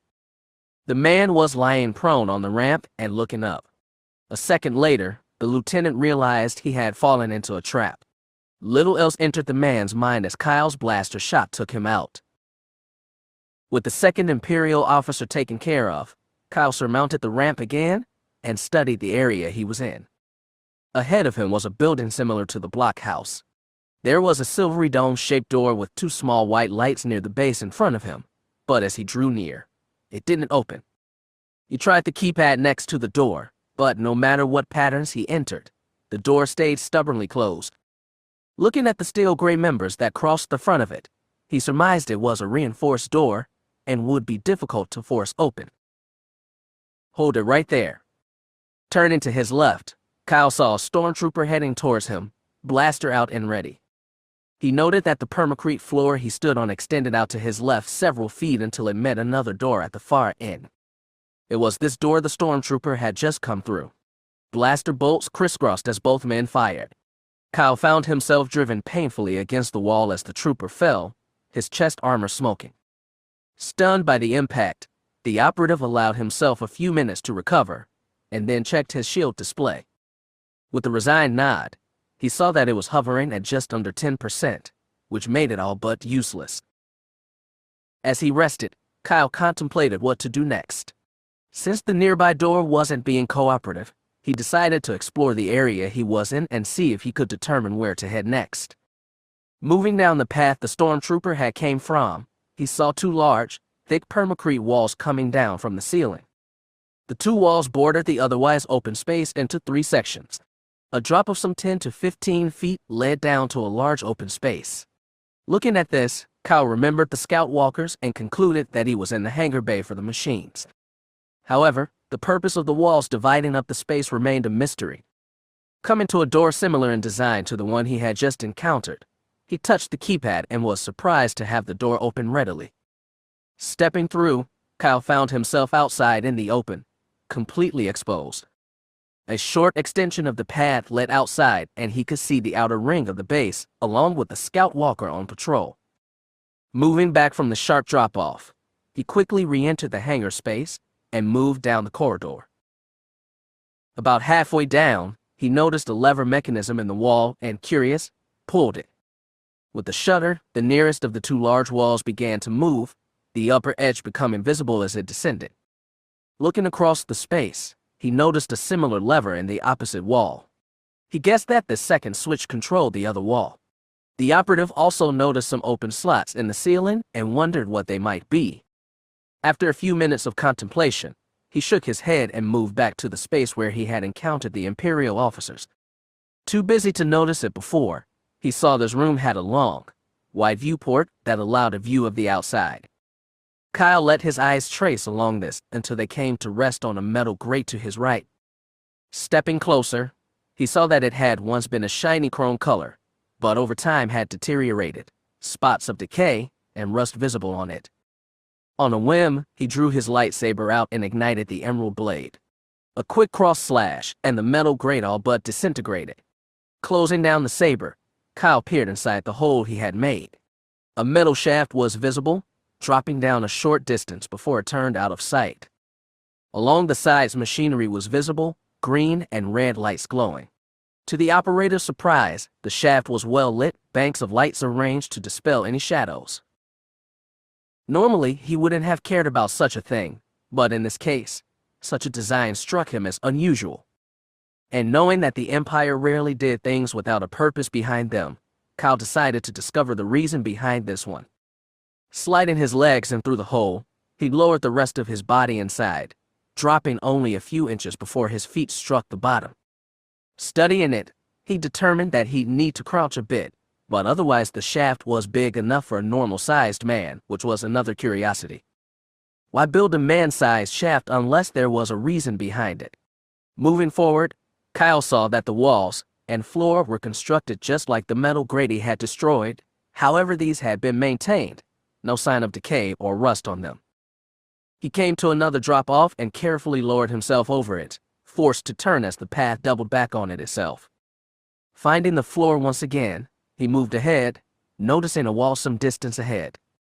He had gone perhaps 10 steps when he noticed the wall to his right bow out slightly. Of more significance was the fact that the metal grate here was pitted with rust and decay. This puzzled Kyle, especially given that the other walls were spotless. There had to be a reason for it. He moved closely to the rusted grate and thought he heard something. Stilling himself, the operative slowed his breathing and listened intently. Time passed. There. He heard it again. It was low and somewhat muffled, but to the operative, it sounded like a servo motor moving in the space beyond the grate. Curious, Kyle drew his blaster and saber out. The snap hiss was loud in the confined space, and the operative had to be careful as the beam scorched part of the wall as he brought it to bear. Holding his blaster in the opposite hand, Kyle stabbed out with the saber, slicing into the rusted grate. The metal sizzled, sparked, and then collapsed as the lightsaber chewed into it. Kyle felt a shot of adrenaline blast into him with the pace of a ship going to lightspeed. Inside the space beyond the grate was a turbolaser emplacement, its barrels turning his way. Without conscious thought, his finger stabbed down on the trigger of the blaster, unleashing crimson streams of energy. It took 5 shots before the turbolaser exploded in a blinding flash. Fragments flew everywhere, a chunk of metal slicing across Kyle's cheeks, another striking his thigh. The pain from the wounds wasn't excessive, but it sent another blast of adrenaline into the operative, causing him to breathe heavily. After taking a few minutes to check the wounds and finding both were superficial, Kyle debated about what to do next. A part of him wanted to get out of the shaft right there and then, but another part exhorted him to finish checking it. He wasn't sure why, but it felt to him like this was important. And when he moved ahead a few more steps, the feeling was confirmed as he found another rusted-out grate and he drew closer, the sound of a servo motor. This time, however, Kyle was ready. Holstering the blaster, he retrieved a thermal detonator and armed it. Holding it in his left hand, he slashed open the grate with the lightsaber held in his right. As soon as the turbolaser became visible, he gently tossed the detonator into the space and backed away as quickly as he could. 5 seconds later, the detonator exploded, and shortly after that, the corridor in front of Kyle filled with fire and smoke as the turbolaser went up as well. He breathed a sigh of relief, grateful he hadn't been in the midst of that blast. After doing what he could to patch his wounds, Kyle retraced his path through the shaft until he was back in the space with the large viewport and more or less back to square one. The side trip, while interesting, had proven of little value. He still needed to find a path out of here. It was then he thought about the walls and the switches. He wasn't sure, but it seemed to make sense that the other switch would lower the second wall, and with those openings in the ceiling, he saw. Moving back to where the first switch was, Kyle pulled it and watched the wall descend into the floor once more. After a number of seconds had passed, it began to rise back up. Timing it, Kyle waited until the wall was close enough, and then stepped down onto it. Without wasting a moment, he ran across and to the other side, jumping down just before the gap closed and the wall touched the ceiling once more. Taking a moment to recover his breath, Kyle moved to the nearby switch, identical in design to one he had just used. He pulled the lever and this time, the first and second walls began to descend together. As they did, Kyle noticed 2 low, wide, triangular shapes spaced equidistantly apart in the second wall.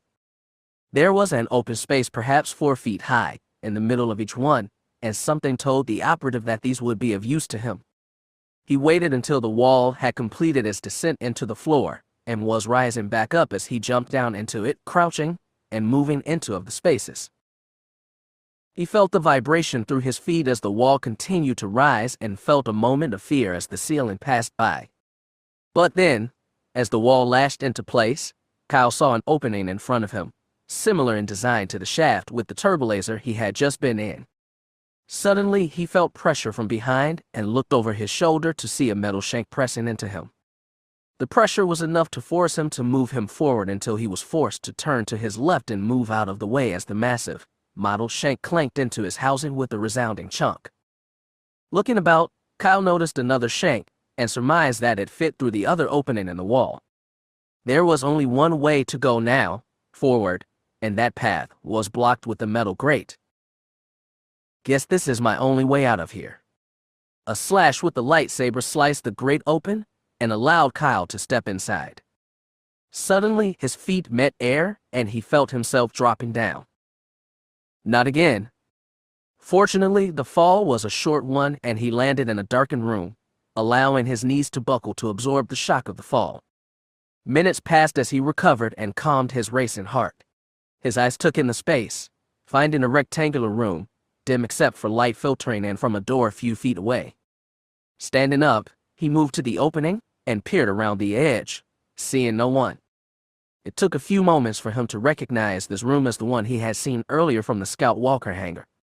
The dome-shaped doors to his right and left were a dead giveaway. And as he looked, Kyle noticed lit control mechanisms on both doors. Locked from the inside. No wonder I couldn't get in. The blaster shot came just as he was stepping fully into the room. It caught him in his left shoulder and spun him to the side. The second shot hit him full in the chest.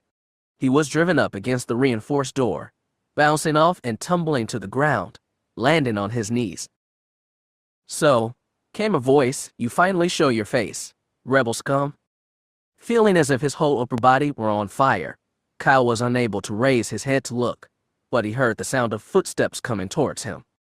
He cursed himself for being like this. Why hadn't he had his blaster in hand upon entering the room?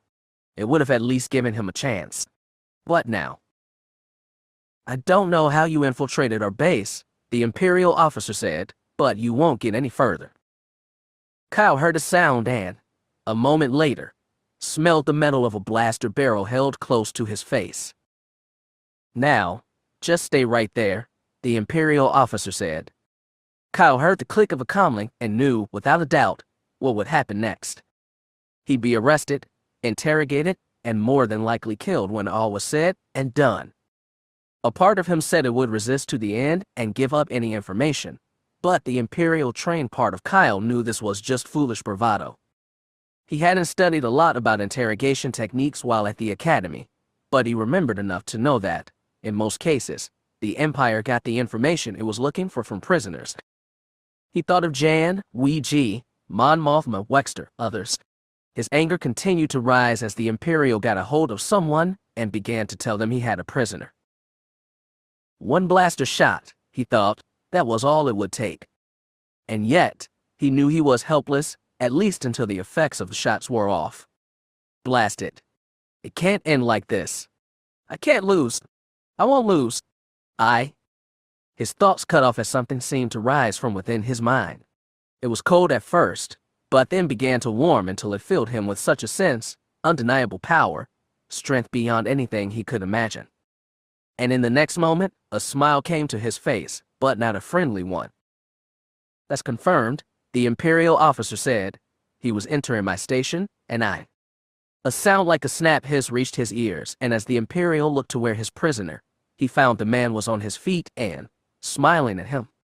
But there was something about the smile, something that made the Imperial feel cold and afraid. He saw his prisoner raise a shaft of green light, and then he knew no more. A laugh escaped Kyle's lips as the decapitated Imperial fell to the ground, an icy, merciless laugh devoid of humor. "Pathetic," he said, staring at the corpse. "One wonders how you conquered the galaxy." He gazed about the room, even more intent now on finishing his mission and leaving this place. Well, leaving after he taught AT-88 a lesson, a painful one.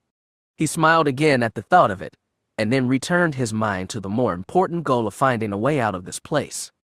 The doors would only lead him back to the Scout Walker hangar, and so he discarded them right away. Looking about once more, he noticed a metal grate in the floor and, strangely, a switch in the wall just in front of the grate. Curious, Kyle moved to switch and pulled the lever. He heard the sound of a gear shifting, and then with a distinct hum, the platform just underneath the grate began to descend. Well, what have we here? He watched as the platform descended further and a room beneath this one became visible. And in the Force, Kyle sensed that this was where he needed to go. Waiting until the platform had risen back up, he slashed the grate open with the sweep of the lightsaber and with a small jump, pressed the button to activate the platform. It descended with him on it, the room he had seen becoming visible in greater detail. He stood in a kind of entrance, permacrete walls rising on either side of him with light fixtures about 3/4 up the side of each wall. The floor was a mixture of gray and blue permacrete, arranged in a way as to look like directional arrows, leading him forward. Beyond this hall was a large room, hexagonal in shape. Black steps, each with lights in the front of each stair, rose before him to a central platform, where more stairs were, leading ahead, as well as to the left and right. Support pillars, composed of green and gray permacrete, bordered the staircases. The wall here was the same color as the entrance hall, and the ceiling nearly black in color. Kyle also noticed a turbolift at the far side of the room, the gold-yellow door a stark contrast to the rest of the room. But what brought a nearly ear-to-ear grin to the warrior was the dozen or so stormtroopers scattered about the room.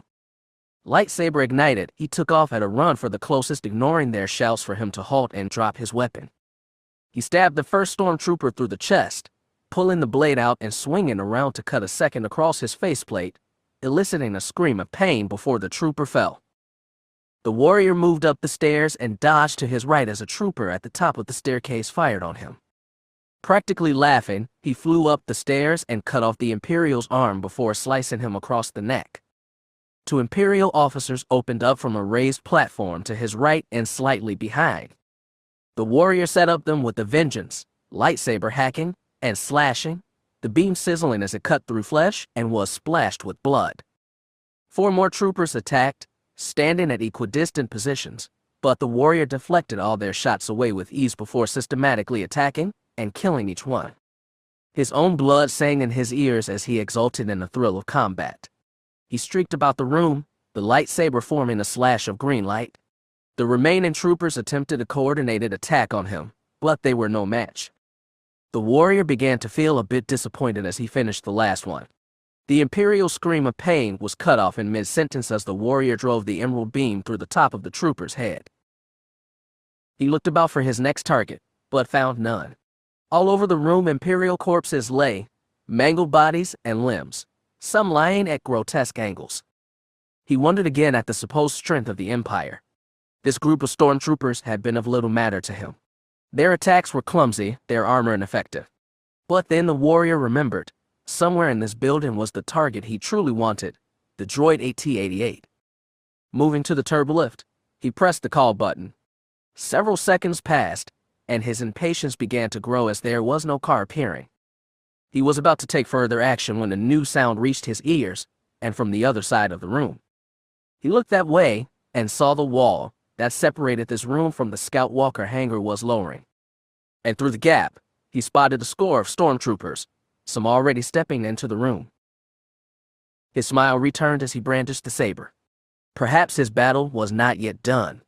He practically flew down the steps, charging the stormtroopers as they opened up with their blasters. The saber moved, crossing up, over and down, deflecting away the blaster's bolts. And then he was upon them. A chorus of screams began to fill the air as the warrior slashed and hacked, mowing the stormtroopers down like so much field grass. Then, to his surprise, the wall before him began to rise, cutting off a new group of approaching troopers. A few standing on the wall itself were caught by surprise. Most jumped off, but two didn't make it, and the warrior exulted in the screams and crunching sounds as the wall moved back into place. He stayed there for several more minutes, hoping it would lower again.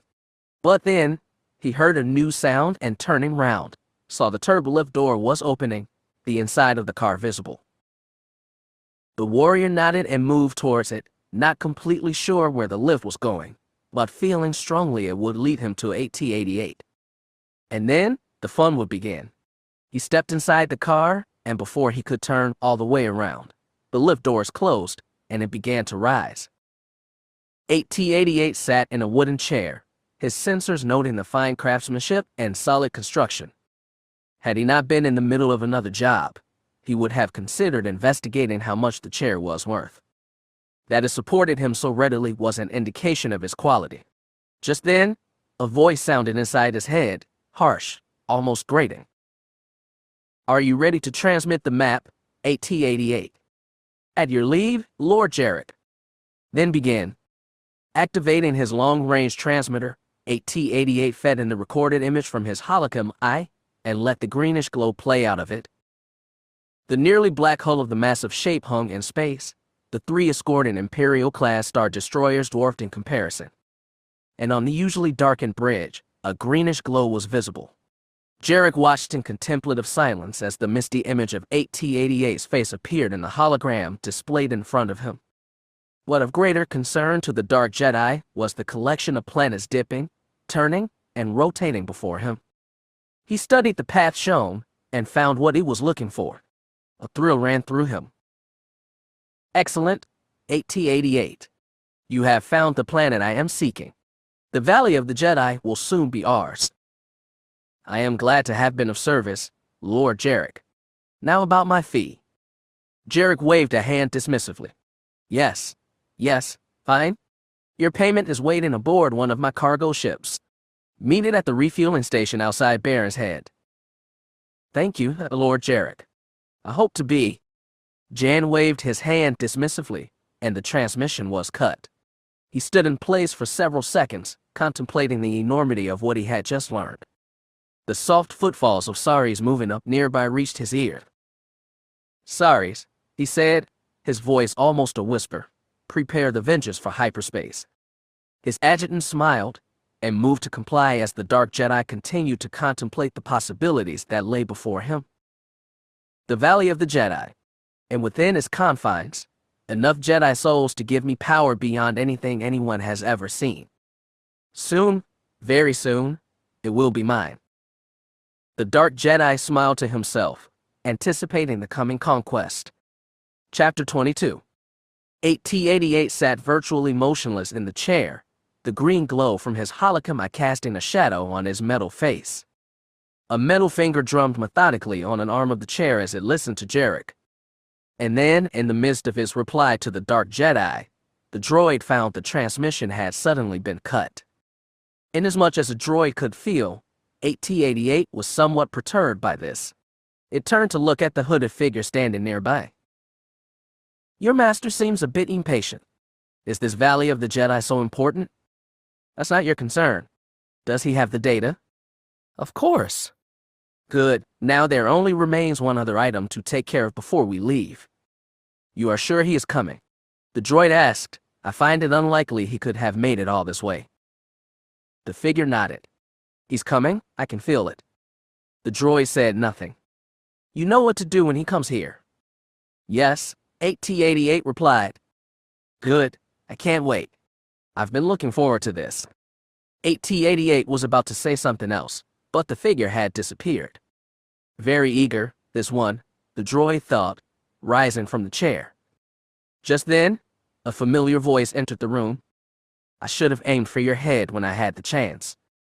Out of the darkness beyond where the droid was stepped Kyle, a blaster pistol appearing in his hand. Though AT-88 was not programmed to feel fear, there was something in that smile, something the droid found uncomfortable. However, when it spoke, his voice betrayed none of this. A lost opportunity.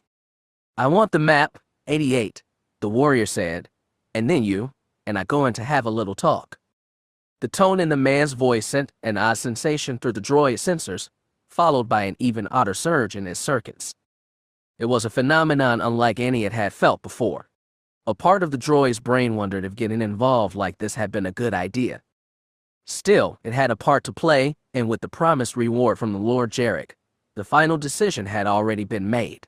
AT-88 extended one of his manipulator arms. All yours, Kyle? The warrior looked and felt a thrill at seeing the map, laying an angle on the floor a short distance away. The swirls and eddies on the surface described something that he couldn't quite make out, but he felt certain would lead him to the Valley of the Jedi. He still wanted to make AT-88 for his part in things, but the warrior's fury was now mixed with an odd sense of joy, and perhaps, victory. Another thought entered just then. Looking at the map, he saw how large it was. He wondered exactly how was he going to transport it out of this place, much less off planet. The answer as to the fate of the map came a second later as a figure leapt out of the shadows, casting aside the black cloak it wore as it landed atop the stones comprising the map. The warrior felt a flash of surprise as he heard the snap hiss of a lightsaber, what not is. The metal tube was still attached to his belt, but he could not deny the unmistakable sound, so familiar to him. A shaft of yellow light appeared in the hands of the figure atop the map, and then shifted and reversed as the meter-long beam stabbed down, the stone it touched beginning to melt. The warrior watched as the energy spread until it touched every stone, creating a corona of yellow light around them. A groaning sound arose, followed by a sound like something cracking, and then the warrior's eyes went white as the stones shattered and flew apart. Pieces flew everywhere, a few landed near his feet. He stared down at one of them mutely, not quite believing what he had just seen. It seemed impossible. All the work, all the effort it had taken to get here, all that he had endured. And now, with the prize in sight, it was gone, destroyed. The joy he had felt fled from his heart like petals from a dying flower. And what replaced it was dark, cold, and wanted only one thing: revenge. The warrior looked up to see the person who had destroyed the map. It was a human male, and appeared to be younger than the warrior. Short black hair cradled a nearly unlined face with eyes normally dark brown, but now appearing almost black. He wore a black singlet with a gray vest covering his upper shoulders, chest and part of his upper thighs with black, thigh-high boots completing the ensemble.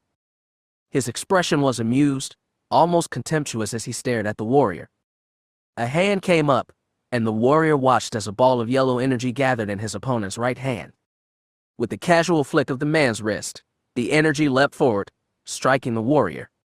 He was driven back with a great force until he hit the chair 8T88 had vacated, the strong impact stunning him and driving the breath from his lungs as his head lolled to the side. In all my years, I've only met dark Jedi, never one from the light side, the other man said, shaking his head disappointedly. Somehow I expected more. Hearing this, the warrior pushed himself off the chair and onto his feet, fighting against the residual pain and discomfort he felt. "Who are you?" he asked. The other man gave him the contemptuous smile again. "That's right. I should at least introduce myself before killing you." "Very well, I am Yun. And you?" "The man who was going to kill you," the warrior said with his own contemptuous smile. Hearing this, the smile disappeared from Yun's face, and, brandishing his saber, he ran at Kyle. The warrior didn't move, standing almost like a statue as the dark Jedi charged at him. Only when the yellow energy beam swung at him did he move his own saber, snapping the emerald blade up to block the strike. But in the midst of the swing, Yun changed the angle of the attack, and when the blade struck, the warrior found his pushed up and back, causing him to back up a step and leaving himself completely exposed. He expected the dark Jedi to strike, but Yun stood there, shaking his head again. The contemptuous smile on his face drove the warrior forward, bringing his saber down in a two-handed strike. He hoped to catch the dark Jedi between the chair and a long, wooden table with an identical chair on the other side. Instead, Yun back flipped over the table and landed just in front of the chair. The warrior was about to pursue when the dark Jedi raised his hand again. Suddenly, light flooded the space, so intense and bright the warrior was forced to close his eyes against it. Yun leapt to the attack even as the warrior tried to open his eyes. He heard the hum of a swinging lightsaber blade and brought his own up just in time. But suddenly, the dark Jedi changed the arc of his blade and the warrior cried aloud as the yellow beam sliced into his shoulder. The wound cauterized instantly so there was little blood, but the pain was as white-hot as the light pounding on him. The warrior shifted his saber to one hand and put the free one over his eyes even as he tried to squint through the harsh light. Yun attacked again, the hum of his blade growing in volume as he went for strike on the right leg. The warrior swung his blade down to block it only to have the dark Jedi switch the angle of his blade again and slice it across the front of the warrior's left leg. A scream of pain and anger escaped the warrior's lips as he tried to move away. The harsh light had suddenly disappeared as if it had never been there. And though he could see, the warrior felt the pain of his wounds. He looked to his opponent and could see the dark Jedi knew this as well. Yun moved in again, this time going for a chest strike. Ignoring his instincts to set up for a block, the warrior held his blade in a guard position, and sure enough, the angle of attack changed once more. But this time, the warrior was ready. As Yun's blade swung up, the warrior raised his own and blocked what surely would have been a deadly face strike. The dark Jedi's eyes widened in surprise and, taking advantage of the moment, the warrior pushed forward and then swept his blade up, knocking Yun's saber up and out, leaving the dark Jedi exposed. A crosswise slash drew a burned line across the other man's chest, and the warrior felt a smile appear on his face as the dark Jedi grimaced in pain. He tried to follow up with a second strike, but Young leapt away, at the same time raising his hand. Certain that the dark Jedi would fill the room with light once again, the warrior closed his eyes against it. But to his surprise, it didn't come. This time, when he opened his eyes, the dark Jedi was gone, nowhere to be seen. The warrior looked around for several seconds, but saw no one else. His smile returned. The coward fled. Suddenly, a laugh came from his right and a yellow arc flashed. The warrior tried to dodge, but it was too late, and he screamed once more as the saber blade gouged a furrow in his back, followed by a strong shove that sent him tumbling over the table and to the floor. The warrior lay there, wanting to rise, but unable to. His body would not respond. His eyes still saw, and he expected to see the yellow blade descending, but instead he heard a mocking laugh. "Is that your best? What a joke." Jarek said to be prepared to face a strong warrior, not a weak one who can't even use the dark side properly. "Then finish me. I should just finish you off. But I don't think I will. I came here for a battle, but I can wait. Take your time getting up, and then we can continue." The warrior heard a sound as the dark Jedi sat in one of the chairs. He was incensed, waiting to rise, to continue the battle, to attack and beat and slash and kill this impudent whelp who dared to challenge him. "I cannot lose this battle. I will not lose this battle. I am Jedi. I cannot be defeated. I will not. All power is mine." But something was wrong. No matter how he called to the Force, it didn't answer as he expected. Instead of a roaring river of power, it was like a trickle from a faucet. He didn't understand. The Force should be obeying him, providing what he needed at his command. Such are the protestations of the foolish. It was wrong. But in his state, it was the last voice the warrior wanted to hear. "Be silent, old man. I have no need of you or your worthless advice. If you wish to die, perhaps not. But if you wish to survive, bah! I have the power. I will defeat this enemy. He is nothing before me." With a scream of effort, the warrior made himself get up just as Young leapt over him, his saber slashing down. The warrior met the blow with his own saber, but the impact unbalanced him, and it was only through strong effort that he kept from falling. Suddenly, light filled his eyes, painful, burning light. "No!" Not again. He tried to move to see his opponent, but seemingly out of nowhere, a yellow blade flashed and the warrior screamed again as his back was struck a second time. He fell to his knees, his strength ebbing, his power failing. A strong force slammed into him, and he felt himself arcing through the air until he landed painfully near the back of the room, lying there on the floor, pain everywhere. His deactivated saber lay nearby, but may as well have been on one of the other moons of Sullus for all the good it was now. "Oh, come on," Young called, moving back to the chair and sitting down. "Can't you do any better than that? You're supposed to be a threat to me, not a worthless nuisance." The dark Jedi's words only added to fire inside the warrior. "I will destroy you. Kyle. Be silent, old man. I will not. Kyle."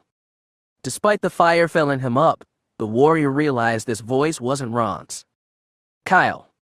He listened, mind focusing on the voice as it called his name. But who was it? "Come back to me, Kyle. Come back to me." Even as his mind determined it, the warrior couldn't quite believe it. It didn't make sense. "Come back to me, Kyle. Jan, is it you? Kyle?" The voice changed with such suddenness, the warrior felt dizzy with confusion. But when it spoke his name again, he knew for certain who it was now. "Ron. Kyle, you must listen to me." The warrior began to answer, but realized something as he was about to speak. Something had changed, something inside him. The fire inside him had cooled. The lust for revenge had quieted, and the desire to slash and kill had all but abated. The warrior inside, the fighter who wanted revenge, was gone, and what was left was confused and not a little scared. "Ron, what's going on? What is happening to me?" A discussion for another time, my friend. There is more immediate work to be done. It only took Kyle a moment to comprehend this. Right? The Dark Jedi. What, Ron? How am I going to defeat him? He's stronger than I am, quicker, faster. It appears so only because your own attacks were so clumsy and slow. Oh, thanks. That makes me feel so much better. Kyle, listen to me. You cannot match this opponent power for power. He is too experienced, too clever for you to win like that. Then what do I do? If I lose? Use his own subterfuge against him? Use his what? How? The Force. Allow it to guide you in this battle, and you will find the answer. Kyle wanted to believe Ron. The old Jedi had been right so many times and understood so much. But then he remembered the map, and what Yun had done to it. And the anger resurfaced, the desire for revenge. Be mindful of your emotions. Do not allow them to cloud your mind. You must see clearly. Part of Kyle wanted to reject, to get up and attack, to make the Dark Jedi suffer 1,000 times for each wound he had suffered. But the rest of him, the bigger part, realized he had been letting his emotions lead him, his anger, his desire for revenge. And against any other opponent, this might not have mattered. But this one was a Dark Jedi, experienced in the ways of the dark side of the Force. And given that Kyle was going along the same way, he's been seeing into my mind, reading my thoughts. No wonder I couldn't win. Not your thoughts, Kyle, but your emotions. He could feel them emanating from you and use them against you. I understand. But Ron, my wounds, my body, I don't know if I can. The Force can do many things, Kyle, if you allow it to. For now, find your calm center. Imagine a place of peace, of comfort. Kyle tried to comply, to think of something calming, something pleasant, and from his memory came an image of the wading pools of Dranuth 7. A high-priced vacation resort. The falls at the Zenith Hotel complex were rumored to have healing powers, and many testimonials had been written about how luxuriant they were. It was a place far too pricey for an Imperial soldier or a New Republic operative, but Kyle had seen several images of the place and imagined what it would be like to be there. He imagined it now, and with a suddenness he didn't expect, he felt the sensation of water pouring over him, not too cold or warm. It seemed to coat his body and mind, relaxing him. Yun's voice intruded into his vision. All right, I've waited long enough, and you haven't moved. So, I guess I'll just finish you off. Kyle heard him rise from the chair, and then footsteps as the Dark Jedi moved forward. I don't know why Lord Jarek was so concerned about you. You're no fighter, and even less a Jedi. Oh well, I suppose even my master can make a mistake. Though his eyes were closed, Kyle heard the snap hiss of a lightsaber activating and somehow could sense Yun raising it over his head for the killing blow, the sound as the yellow blade slashed down. With a sound like a loud crash, another lightsaber blade rose to meet Yun's, the blades sparking as they touched each other. Caught totally by surprise, Yun stared down at the interlocked sabers as the man lying on the floor opened his eyes. He pushed up, hard enough to knock the other's blade away and force him to back up a step. The Dark Jedi watched as the man now rose to his feet, seemingly unhurt, his lightsaber held in both hands, moving to a guard position. It's not over yet. A smile came to Yun's face. I see. So you are going to make this interesting. Good. I so hate easy wins. And with that he drove forward, slashing up and across with his lightsaber, trying his feint technique once again.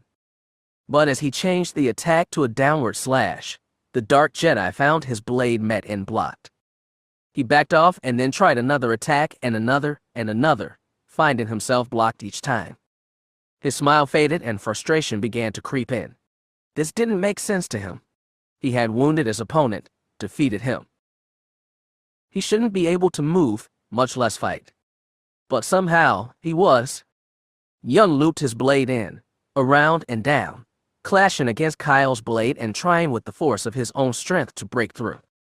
His opponent looked at him, his face determined and showing the expense of effort, but otherwise, a far cry from the angry face of earlier, broadcasting his emotions all over the place.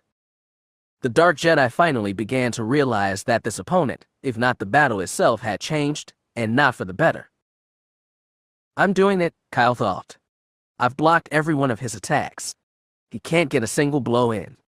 Yes, Ron said encouragingly, and now, extend your reach.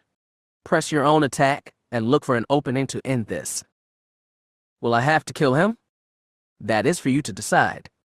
Kyle looked at his opponent, seeing the effort the Dark Jedi was putting out, sweat running down his face.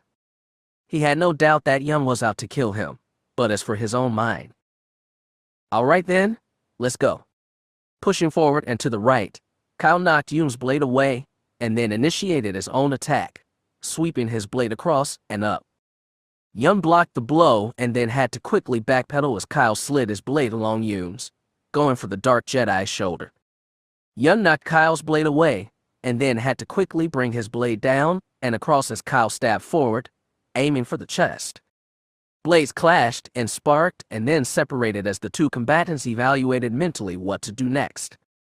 Yun was practically beside himself with frustration, confusion, and a growing anger. He wasn't to land a single attack, and now he was backing away with each new strike, finding to defend himself from his opponent's blows. This isn't possible. He was wounded, weakened. I had him. And now, he barely managed to block a sweep at his leg as Kyle circled his blade down. The clash of blades brought the locked sabers up and around in a half arc. There. Pulling his blade away, Kyle reversed his grip on it and drove the pommel forward, smashing Yun in his left side. An audible crunch sound as a rib broke. It was with an expression of profound astonishment and pain that the Dark Jedi fell to the ground, his saber deactivating as it fell from his hand. He tried to rise, to continue the battle, but incredible pain flared in his left side, and a moment later, Kyle had moved forward and was pointing the tip of his lightsaber at the Dark Jedi's throat. Yun stared up at his opponent, certain that he was going to die, knowing if the positions were reversed, the man before would already be dead. He was defeated and defenseless, but rather than surrender or ask for mercy, he was defiant. He glared up at his opponent even as he fought for the breath to speak. Go ahead. Kill me. When his opponent didn't move, Yun added, Isn't that what you do to Dark Jedi? Kyle stared down at the figure on the floor before him. He knew he could finish this, a quick stab, and it would be all over. But as he gazed down at this young man, trying to be brave in the face of his imminent death, he didn't feel justified in executing him. It was strange. The old Kyle would have already done it out of anger or the need for vengeance. But for the Kyle Katarn he was now, it just wasn't the same. He was surprised to realize he felt something like pity for this Dark Jedi, and with that, knew that he couldn't kill him. Instead, he drew his blade back, away from the Dark Jedi's throat, and raised it to a guard position by his left shoulder. Yun stared in disbelief at his opponent. Was this man sparing him? It seemed impossible. But could it be true? When nearly a minute passed, and the man hadn't moved, Yun rose, each breath adding to the awful pain he felt. He put a hand to where he had been hit, cradling it. He looked at Kyle again and received a grim stare in return, the silent message clear. Yes, I'm sparing you. But try something, and I'll cut you down. Just then, a hole opened in the ceiling, and a yellowish beam filtered down, encircling Yun. He felt his feet leave the ground as the tractor beam pulled him off the floor and towards the ceiling, his lightsaber trailing after. Kyle watched him go until the Dark Jedi disappeared through the circular opening. It clanked shut a moment later, and because he was so focused on this, he never saw the two stormtroopers and Imperial officer emerged from an opening in the floor on the other side of the room until a chorus of laser bolts began to splash against the wall behind him. Kyle reacted quickly, guiding the blade to the left and deflecting 2 shots away, then swinging down, around, and up again with a grunt of effort. They continued to fire, and Kyle knew he needed to take care of this quickly before their combined fire overwhelmed his defenses. He reached to the force, and it answered, enabling him to rush forward and strike. The emerald blade flashed as he decapitated one trooper and took out the other with 2 deflected shots. He now turned to the officer who, to his surprise, kept firing, although it was clear that none of his shots were making their way through. Though he still felt a bit shaky, Kyle took one hand off of the saber hilt and reached for his belt. Suddenly, one of the bolts fired by the officer made it inside his guard and struck the hand holding the saber. Kyle cried out in pain as the emerald shaft flew away and fell to the ground, deactivating. "No more fancy sword, rebel scum," the officer said. "Now I'm going to." He was still speaking when Kyle pulled his blaster out and fired. "Talk or fight," he muttered. "Don't do both." With all the attackers taken care of, Kyle retrieved his saber from where it landed and moved to the chair at the other end of the room, sitting down in it heavily. He felt very tired and seemed to hurt everywhere, from his back, to his arms, to his legs, to his hand.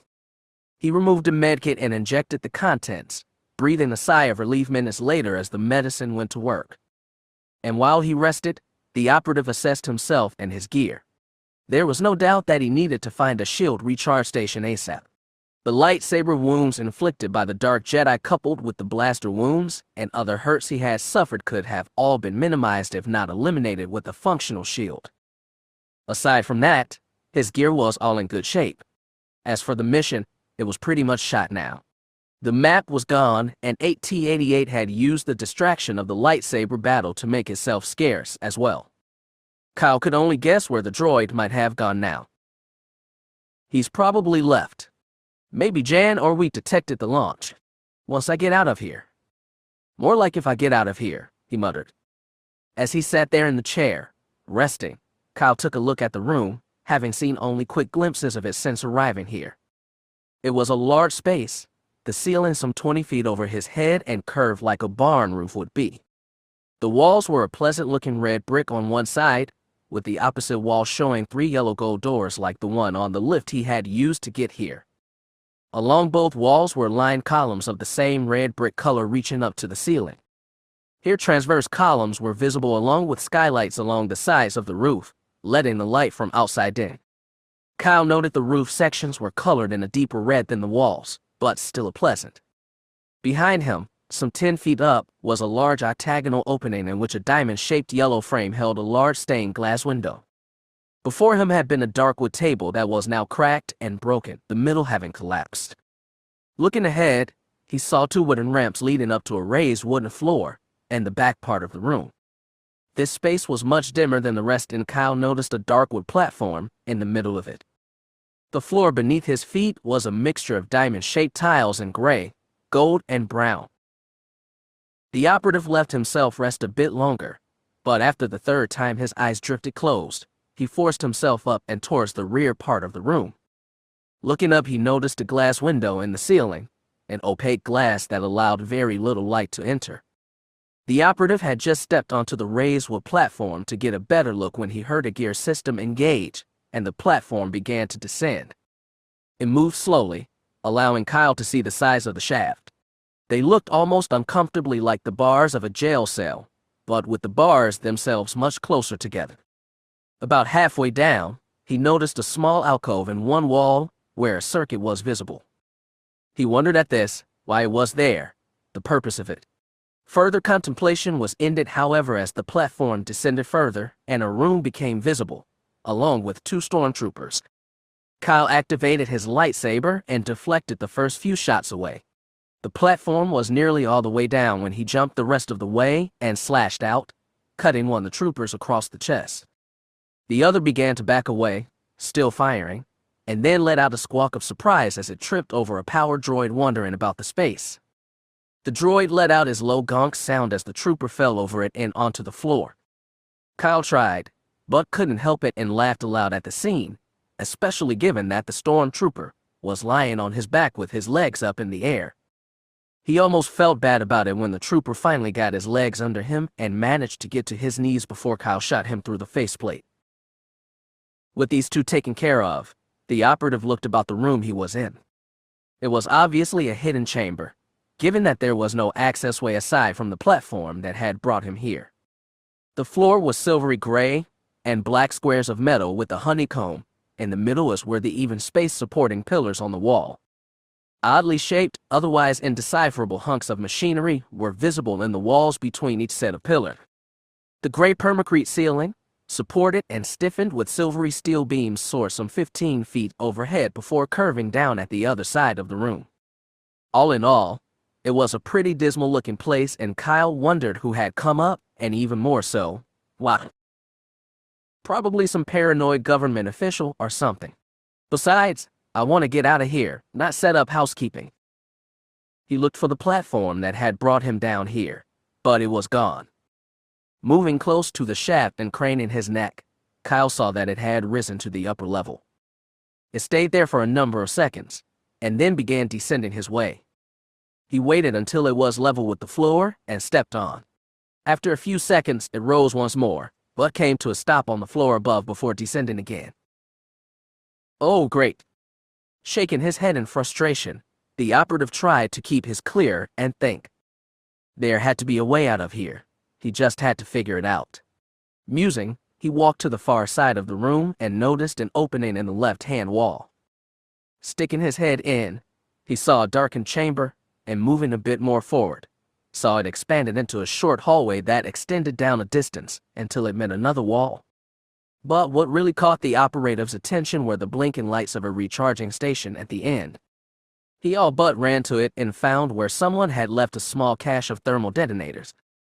He gathered as many as he could carry while his shield recharged, and it was with gratitude to whoever had built this room that he replaced the shield power core and watched the display flash on brightly, displaying 100% power. All right, now, just need to get out of here. And he remembered the circuit he had seen in the shaft. Perhaps. Moving back over there, he waited until the platform had descended to his level once more and stepped onto it. As it rose, Kyle took out his lightsaber and ignited it. The emerald blade created a splash of light in the shaft. As the platform rose and approached the alcove where the circuit was, Kyle slashed out with the blade, cutting the metal members in front of it. Then, after the platform had risen to upper level and began descending once more, he returned the saber to his belt, and when the platform got enough below the alcove, he reached out, got a firm grip on the sides, and pulled himself up and in. He was surprised to find the alcove was man-sized and able to reach the circuit easily.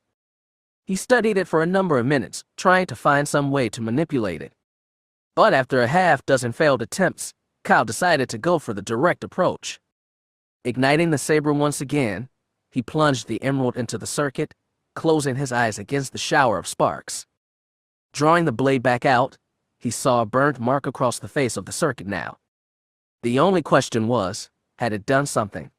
Moving to the edge of the alcove, he waited until the platform, having descended to the lower level, rose back towards him. He dropped onto it and watched as it ascended to the upper level, and kept going. All right, it worked.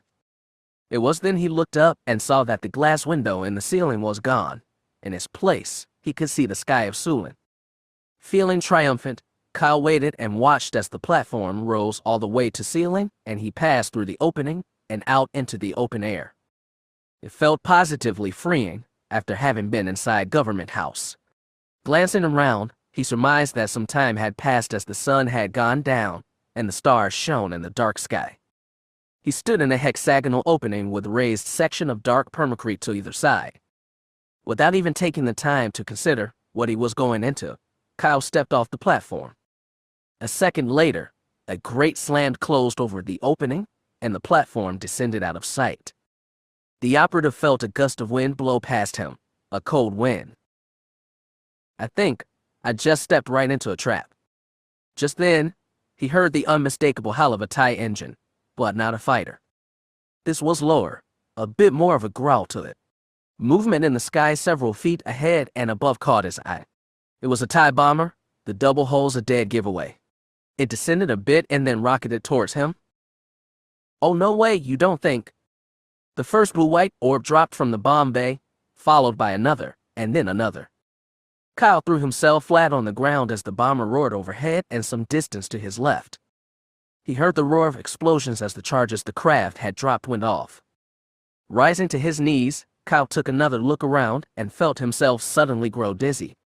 It seemed impossible, but his eyes weren't lying. He was on top of one of the towers of Government House, the roof stretching out before him. If he fell from here, The velocity of the fall would kill him way before he actually hit the ground. Suddenly, the TIE bomber reappeared, coming in from another angle. Kyle dived again as a new string of bombs hit, closer this time. He was trapped, out in the open, no cover at all. Oh man, this is so not fair.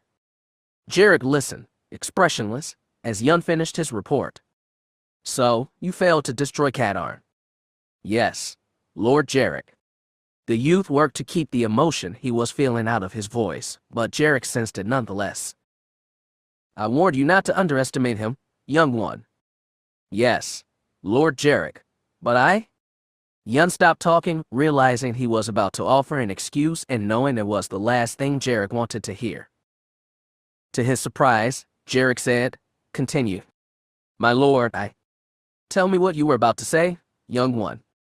The young man heard the force in the dark Jedi's voice. He appeared so weak at first, barely able to command the force. It wasn't even a fight. But then, he changed, didn't he? Jarek asked. Yun said nothing, surprised that Jarek had said the very thing he was thinking. Yes, my lord. And that is why I told you not to underestimate him. Jarek let the silence drag on for nearly a minute before speaking again. You have failed me, Yun. Yes, Lord Jarek. Report to Saris as soon as you return to the ship. She will discuss your punishment. Yes, Lord Jarek. The dark Jedi smiled again, hearing the fear in the young man's voice. Yun was, in truth, a favorite of his. The boy's vitality and energy, coupled with his single-minded devotion to the dark side, was, at times, positively stimulating. But with that youth also came inexperience and poor judgment. But that would change. Under Saris' tutelage and his own, Jarek would mold this young man into a powerful dark Jedi. It was only a matter of time. He closed the channel, and then ordered another one opened. The bridge crew complied, and within seconds a new voice came from the speakers. Lord Jarek, this is Commander Aarons. How may I serve you? I have heard reports of Katarn's infiltration of your base, Commander. Yes, my lord.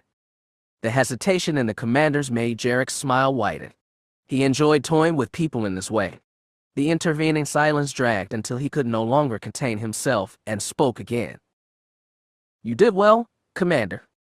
Thank you, my Lord Jarek, the commander replied, the relief he felt all but palpable in his voice.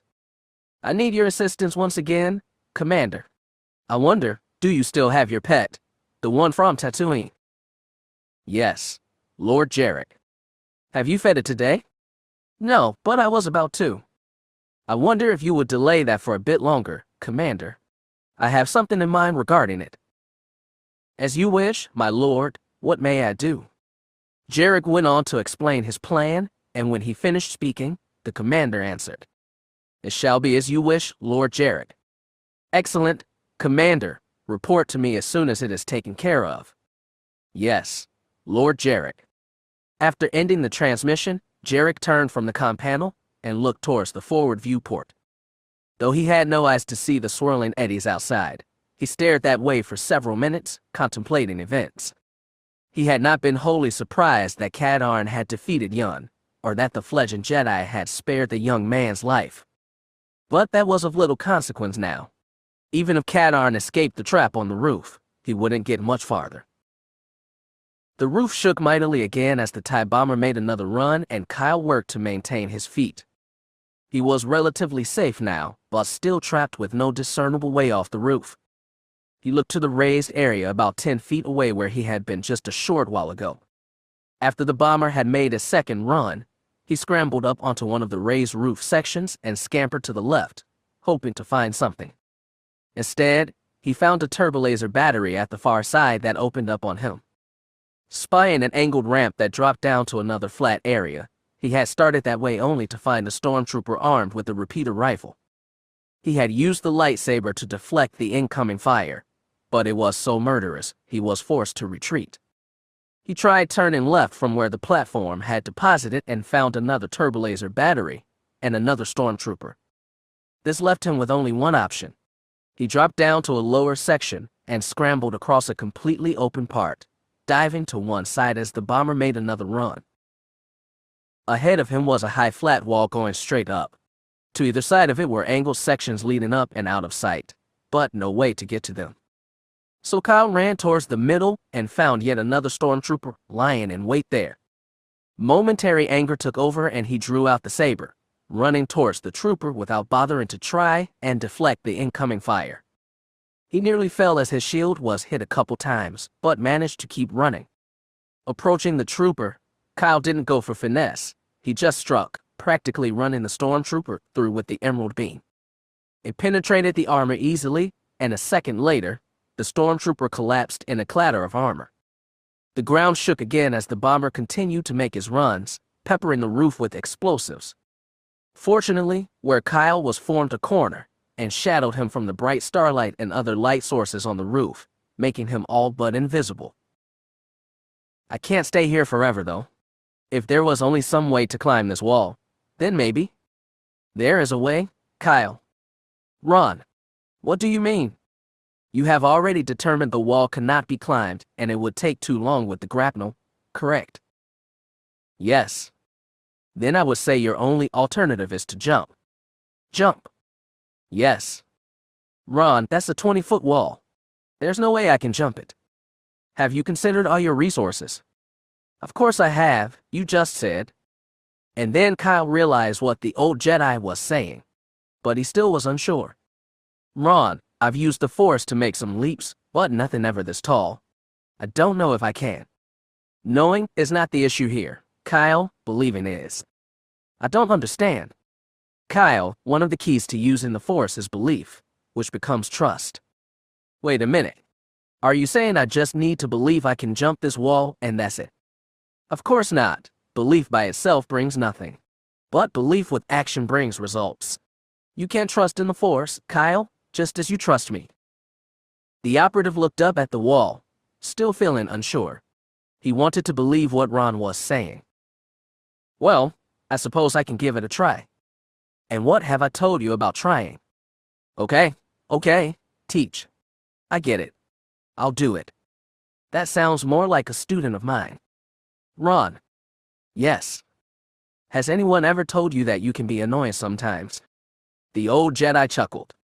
Some may have mentioned that. Kyle rolled his eyes and shook his head. All right, let's do this thing. He moved to stand close to the wall.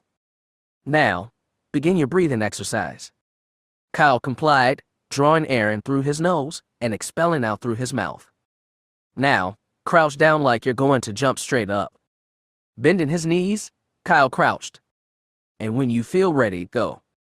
Still doing his breathing exercise, Kyle concentrated, trying to imagine his leaping to the top of this wall.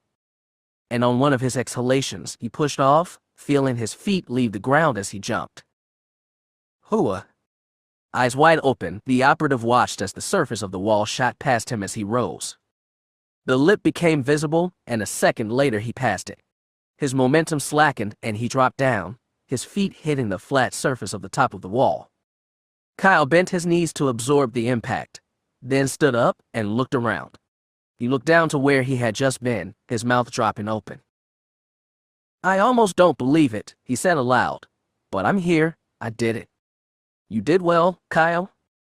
Thank you, he said, with his voice and his mind. Just then, he heard the roar of the bomber's engines. It was making another run, right towards him. Oh, Sith spit. He dodged left, running towards a raised section next to the flat area he was on and climbing up onto it just as the first bomb struck near the wall and tracked up and across where he had just been standing. Waiting until the shockwave had passed, Kyle stood to see where he was and felt his eyes grow wide. He was standing on a ledge barely wide enough for two people. It moved ahead, and then turned to the right, going on for several feet before turning to the right once again, essentially forming three sides of a giant square. Inside the square were four angled shafts dropping down until they were out of sight and composed of a greenish metal. One slip here, and who knew how far he'd fall. The trip may not be so bad, but that sudden stop at the bottom.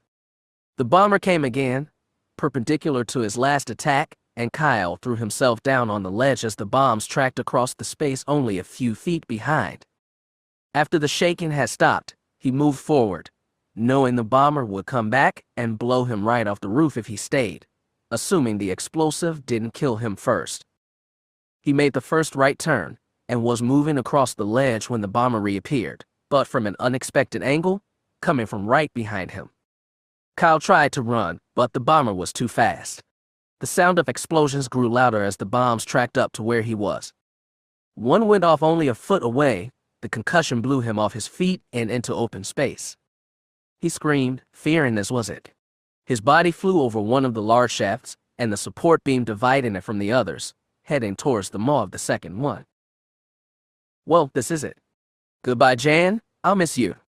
He closed his eyes just as a flash of white caught his eye, and then his headlong flight came to an abrupt end, and he landed butt first on an opening inside the shaft.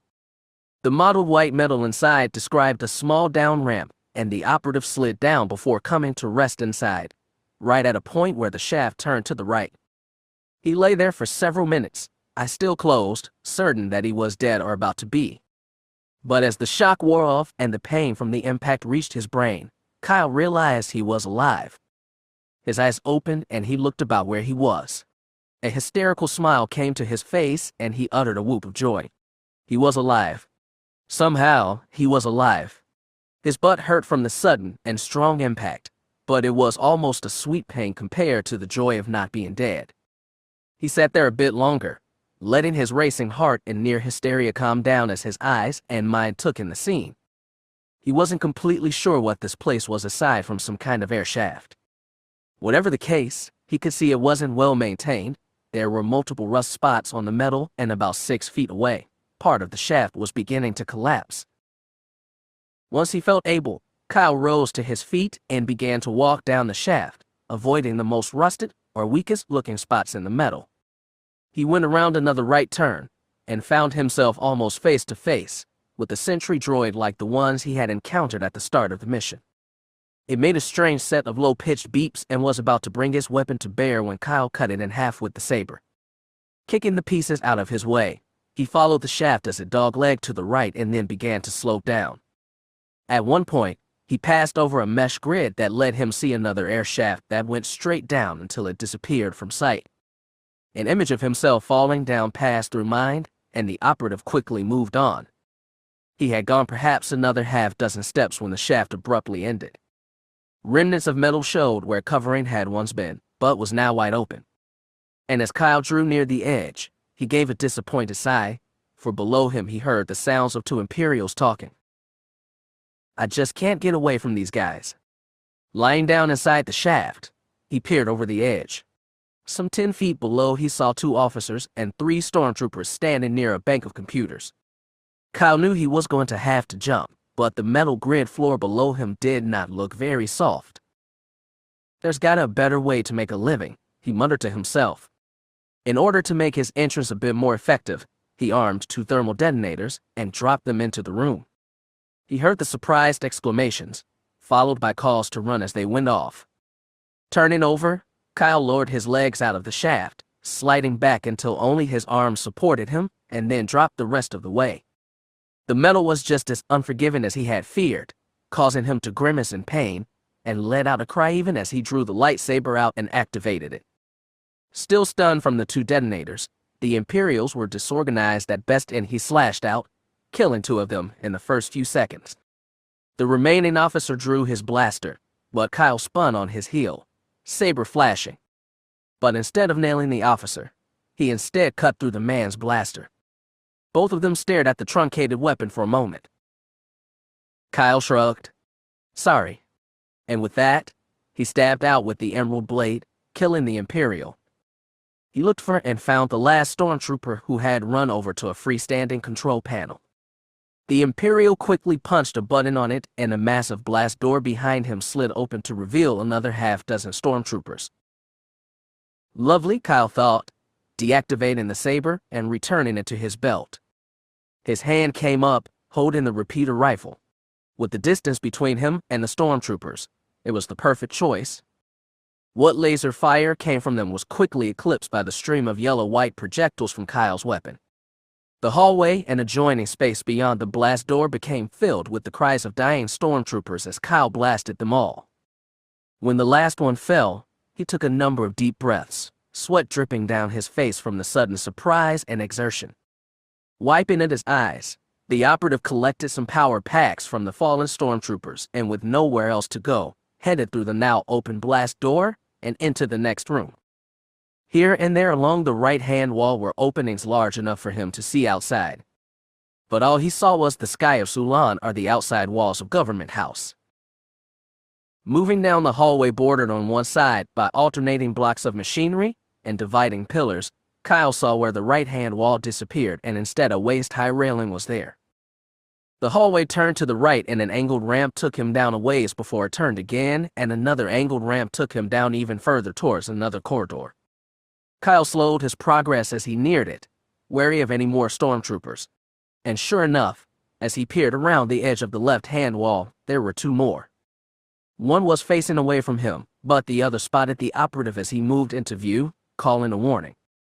A brief gun battle ensued and Kyle saw his shield reduced to 70% before he nailed both troopers with the repeater rifle. Looking ahead, he saw this new hallway ended in the closed door of a lift. Maybe I can use that to get me to one of the lower levels and get out of here, he mused.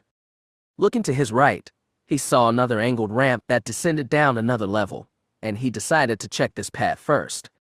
He went around 2 right-hand turns, descending to the next lowest level. Stepping off the ramp, the operative saw he was in a very large space, the ceiling reaching well past the first hallway he had been in.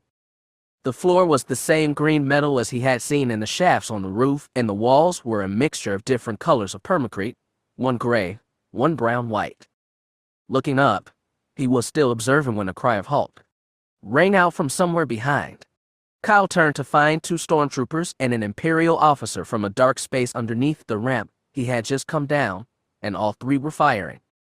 Moving more on instinct than anything else, Kyle dropped to the floor on his stomach and held the repeater rifle out in front of him. The tactic worked. Even as the Imperials shifted their fire to where he was, Kyle's weapon mowed them down like so much grass.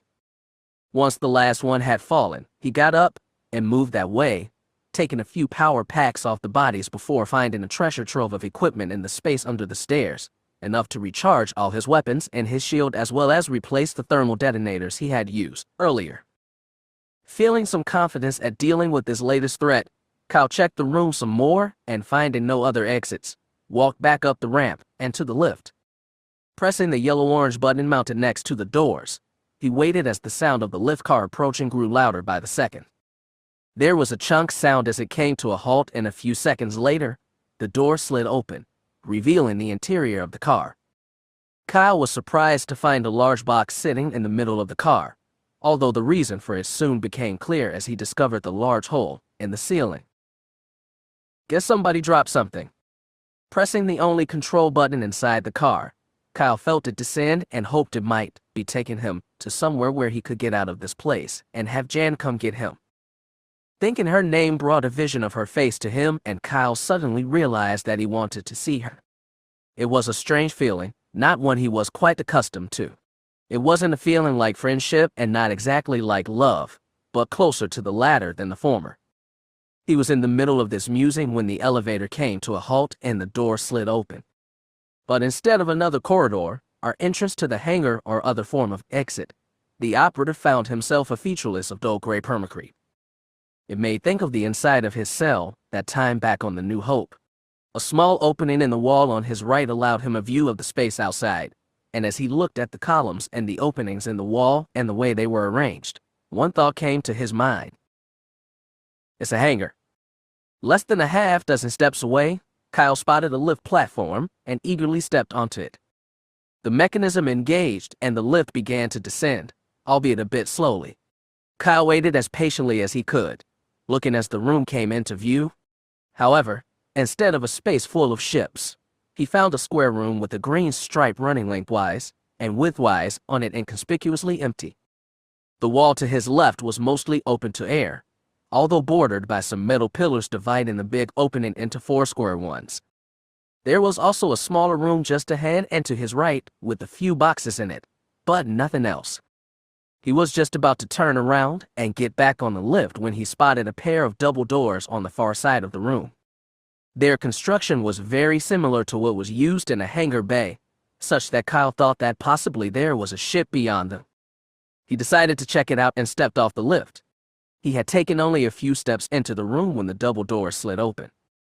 But instead of a ship, Kyle saw something he never expected to see outside of a book. His eyes went wide as it moved, and his fight or flee instinct kicked in. He turned to get back aboard the lift, but it was rising, and already too high for him to get to it. I don't believe this. Another trap. However, unlike the roof, Kyle had nowhere to go this time. And his enemy this time was far more fierce and brutal. For the pet commander Aaron's had been keeping for some time was a canyon crate dragon. Somewhat smaller than a great crate at nearly 100 feet long and over 30 feet high, this species was no less deadly than his larger cousin. The crown of his head was studded with 5 very thick and very sharp horns. The back of the beast was dotted with all kinds of similar spines, although not as thick, and even more spikes were visible on his tail. The creature's mottled green skin stood out in stark contrast to the mixture of gray and white permacrete in the room, and focused your attention on the beast all the more. It moved past the open doors and into the large space. 2 small, black eyes shifted this way, and that before locating the quarry its nose had told it was there. It advanced, each massive striking the ground with great force, shaking the deck. Kyle watched it come, unmoving, almost paralyzed by the sight of the massive beast. But where his mind was clouded, his body was clear, and it reacted. He ran to the left to get away from the dragon, but it turned with the nimbleness belied by his massive size and blocked that avenue. He tried dodging right and the same thing happened. The beast took another step forward, no more than 6 feet away. Its massive jaw opened and the operative could see row after row of gleaming white and sharp teeth. A high-pitched roar emanated from the beast and was almost deafening, even in such a large space. Kyle tried to move again, to dodge past, but the beast seemed to anticipate his every move. No choice then, I've got to fight it. But how? Even as he thought this, his mind seemed to clear and joined the rest of him. He pulled out his blaster and fired, only to have the shot harmlessly ricochet off the beast's thick hide. He tried the bowcaster, then the repeater rifle, and got the same results. That left only a few options, one of which he exercised now. Out came the saber, and the beast stopped as the emerald beam lit up with a snap hiss. It seemed to study the energy blade as if trying to figure out what it was. But then, it let out another massive roar, and to Kyle's amazement, the beast leapt forward, crashing down on the deck barely a foot away. His massive extended and his jaws opened, and then snapped closed, right on the blade of the lightsaber. A sickly smell filled the air as the energy blade burnt through flesh, and the beast screamed in pain as it opened its jaws again. Suddenly it pivoted, swinging his massive bulk around. The spike-filled tail swung Kyle's way, and he held up the saber to defend himself. But the beast swung his tail low, and the operative screamed himself as it struck him with a force beyond description. He flew several feet before crashing to the deck on his side. He lay there for a number of seconds, his body on fire.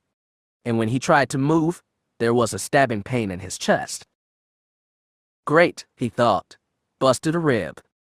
He felt sticky wetness on his face and reached a hand up to find blood flowing down past his cheek. The beast was still screaming in pain from the lightsaber wound and was thrashing all about the room, its tail swinging and smashing into the walls and floor. Despite the pain in his chest and feeling extremely woozy, Kyle forced himself to sit up and then, with the pain-racked scream, rise to his feet. Fortunately, his lightsaber had landed nearby, and after a few, tottering steps, he was able to recover the weapon. He activated it just as the dragon turned his way, holding it with one hand while clutching his side with the free one. Every breath brought pain with it. Upon seeing the shimmering blade, the beast roared and backed up a step. Seeing this, Kyle advanced a step and the beast backed up another one. "Didn't like the taste of this, did ya?" he said. But suddenly the crate dragon leapt again, landing mere inches from Kyle this time. Despite the pain it caused, he slashed the weapon crosswise and scored a hit on the beast's nose. It screamed again, the sound all but deafening the operative as it leapt away and swung its tail again. With a cry of his own, Kyle crouched and held his lightsaber out, scoring a hit on the spiked tail. The beast screamed even louder as it drew its tail away. The operative thought it might back off, but the beast was not done yet. It turned to face him once more, and he could almost tell it was going to leap at him again. His strength was beginning to fade, and he knew he couldn't take much more of this. He had only other weapon he hadn't tried on the beast. Letting go of his side, he reached to his belt and drew out a strap with 4 detonators on it. Moving as quickly as he could, he armed all 4, and was about to throw them when the crate dragon leapt. It landed close to him, its jaw mere inches from him. The massive maw opened and, seizing the opportunity, Kyle slung the detonators into it. The beast's mouth snapped shut with a massive crunch. Seconds passed without a change, and the operative feared all was lost. But then, the first dull pop came from somewhere inside the dragon's body. It was followed by a second, then a third, and finally the last detonator exploding. The beast's body seemed to bulge slightly as the detonators went off. Its mouth opened again, but instead of another roar, Kyle heard a low-pitched death rattle as the crate dragon's eyes lost focus, and with a massive crash, its body collapsed to the deck. The operative stood there, breathing heavily, groaning in pain, waiting to see if the beast moved again. When it didn't, he stepped forward and drove the lightsaber blade through his massive head with a scream born of pain, anger, and triumph. Drawing the blade back out, he deactivated the weapon and returned it to his belt. He fought to keep his mind clear, to think of what to do next. The lift was still gone, and there seemed no other way out. Then came a flash of insight, and fighting against the pain, he half walked, half stumbled towards the space where the beast had emerged from. The room was large, but featureless, gray permacrete everywhere. The operative began to despair when his eyes caught sight of a control switch near the floor. It seemed like an odd place, but at this moment, he'd take what he could get. It hurt too much to bend, so, bracing himself against the wall, Kyle touched his boot to the switch and was rewarded with the sound of a door sliding open. He looked to his right and saw where part of what he had assumed was solid wall was actually. It slid open, revealing a darkened space with very little in it except for a large container with the sign for medical supplies on it, as well as another switch near the floor. Let's hope this box isn't part of the trap, he thought, reaching down to it. The box turned out to be a portable med station, capable of treating battlefield injuries and stabilizing more severe patients. Sitting down heavily next to it and emitting another groan of pain, Kyle found a code chart on the inside of the case and entered one of the codes on the small keypad.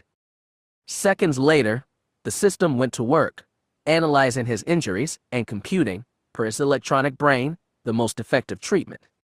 It sealed the cut on his head and injected a number of stimulants and painkillers into his body. It couldn't repair the broken rib, but injected an agent to keep the broken bone from moving around and causing further damage. When all was done and the system turned itself off, Kyle felt significantly better. His chest still hurt, but the pain was far less than before. And when he got to his feet, it hurt only a little more. I've got to find an exit from here, ASAP.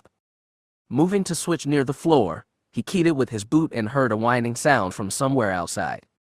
Moving that way, he went past the body of the crate dragon and saw the lift coming back down. Relief washed through as he realized he could get out of here now. When the lift finally reached the floor, he stepped onto it, and a few seconds later, it began to rise, albeit slowly. Upon reaching the level where the elevator was, Kyle heard the sound of a car coming and drew out his blaster just as the door opened, and a black-clad Imperial officer stepped out. Catching sight of Kyle, the officer stared in stunned shock. You're alive. But how? You should be dead. My pet should have. The confusion was replaced with a look of horror mixed with anger. What did you do? What did you do to my pet? I killed it, Kyle said simply. You animal? The Imperial screamed, going for his gun. He never got there. A single shot from Kyle's blaster took him out. Shaking his head, the operative stepped over the body and moved to the elevator. And this time, when he pressed the button, the elevator rose, stopping at the level where Kyle had first got on it. He tried the button again, but the elevator would go no higher. Well, this ain't gonna work.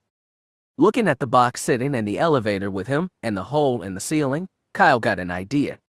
Stepping up onto the box brought him nearly level with the ceiling. He was able to grab hold and pushing off with his feet, lever himself onto the top of the car. Looking around, he could see he was in the elevator shaft and noticed a second car rising in the other shaft. Should have taken that one, he thought. There seemed nowhere to go from here until he spotted an alcove to his right. It extended up several and was large enough for 2 or 3 men to stand on. Given that it was some feet below him, Kyle used his grapnel to lower himself onto one of the support beams in the shaft and then, after securing a hold on the ceiling of the alcove, he jumped across, using the grapnel to minimize the impact of the landing. A maintenance shaft was before him, and one swing of the lightsaber cut a good-sized hole in the grate covering it. Kyle walked through the makeshift corridor, and after negotiating a ridiculously narrow series of ledges to another maintenance corridor, he made his way across a series of perilous jumps in a second elevator shaft to a large duct with a set of massive steel doors in its floor. Hoping there might be an exit from here to a less dangerous place, Kyle began to walk across the doors when they suddenly opened. Kyle looked down and saw nothing but darkness as he began to fall. Not again. Chapter 23. He fell straight down for several feet and was beginning to think that the imps had got him this time when the shaft suddenly curved, the raised ribs and slowing his forward progress until he came to a relatively gentle halt near the bottom where the shaft leveled out. Heart racing, breath coming in gasps, Kyle sat there for a while, wondering just what kind of sick and twisted mind had come up with all this. If he ever found them. In time, he got to feet and studied his surroundings. He was at the bottom of a large air shaft and saw that it ended abruptly a short distance away. One of the other towers of Government House was visible, but too far to reach or jump to. A glance over the edge of the shaft showed him that he was a little closer to the ground, but a fall from here would be no less lethal than from the roof. Since going any further forward was a ticket to certain death, he looked for another way. The walls to his left and right rose above him as they sloped up and at first seemed impassable. But then he found handholds that allowed him to climb up to the top of one of the walls and over a permacrete barrier. Looking around from this higher perch, Kyle saw where a section of slightly angled permacrete projected out about 6 feet from the side of the building. It formed a kind of path that disappeared into gloom and darkness after a distance. He was trying to gauge whether or not it would be safe to use when a shout arose. Hold it right there. Out of the gloom beyond the visible part of the path came 3 stormtroopers. 2 were holding blasters, but the third displayed a weapon Kyle didn't recognize. Quickly he reached across his body and activated his shield before reaching for his own blaster. Drop your weapon. Not likely. Just then, the trooper carrying the mysterious weapon fired. Kyle saw a projectile heading his way even as he opened fire with his own weapon, nailing one of the blaster-carrying troopers. Trailing smoke, the projectile seemed to be flying over him when it suddenly dived and impacted his shield. The force was minimal and Kyle wasn't worried at first since the lack of an immediate explosion seemed to indicate the weapon was a dud. But for some reason it stayed lodged in his shield and was making an odd hissing noise. Too late the operative realized what was going on, seconds before the projectile did explode. Fire filled his vision as the force of the blast knocked him back and off his feet until he hit the opposite wall of the shaft. The impact was stunning and Kyle felt the air leave him as his vision grayed a bit. Heat seeker, he realized, should have figured that out when it lodged in the shield. Fighting to get his breath back, the operative rolled onto his side and got to his knees slowly. It was then that his groggy brain told him his blaster was gone. He looked around, but the weapon was gone. It's probably somewhere between here and the ground then, he thought.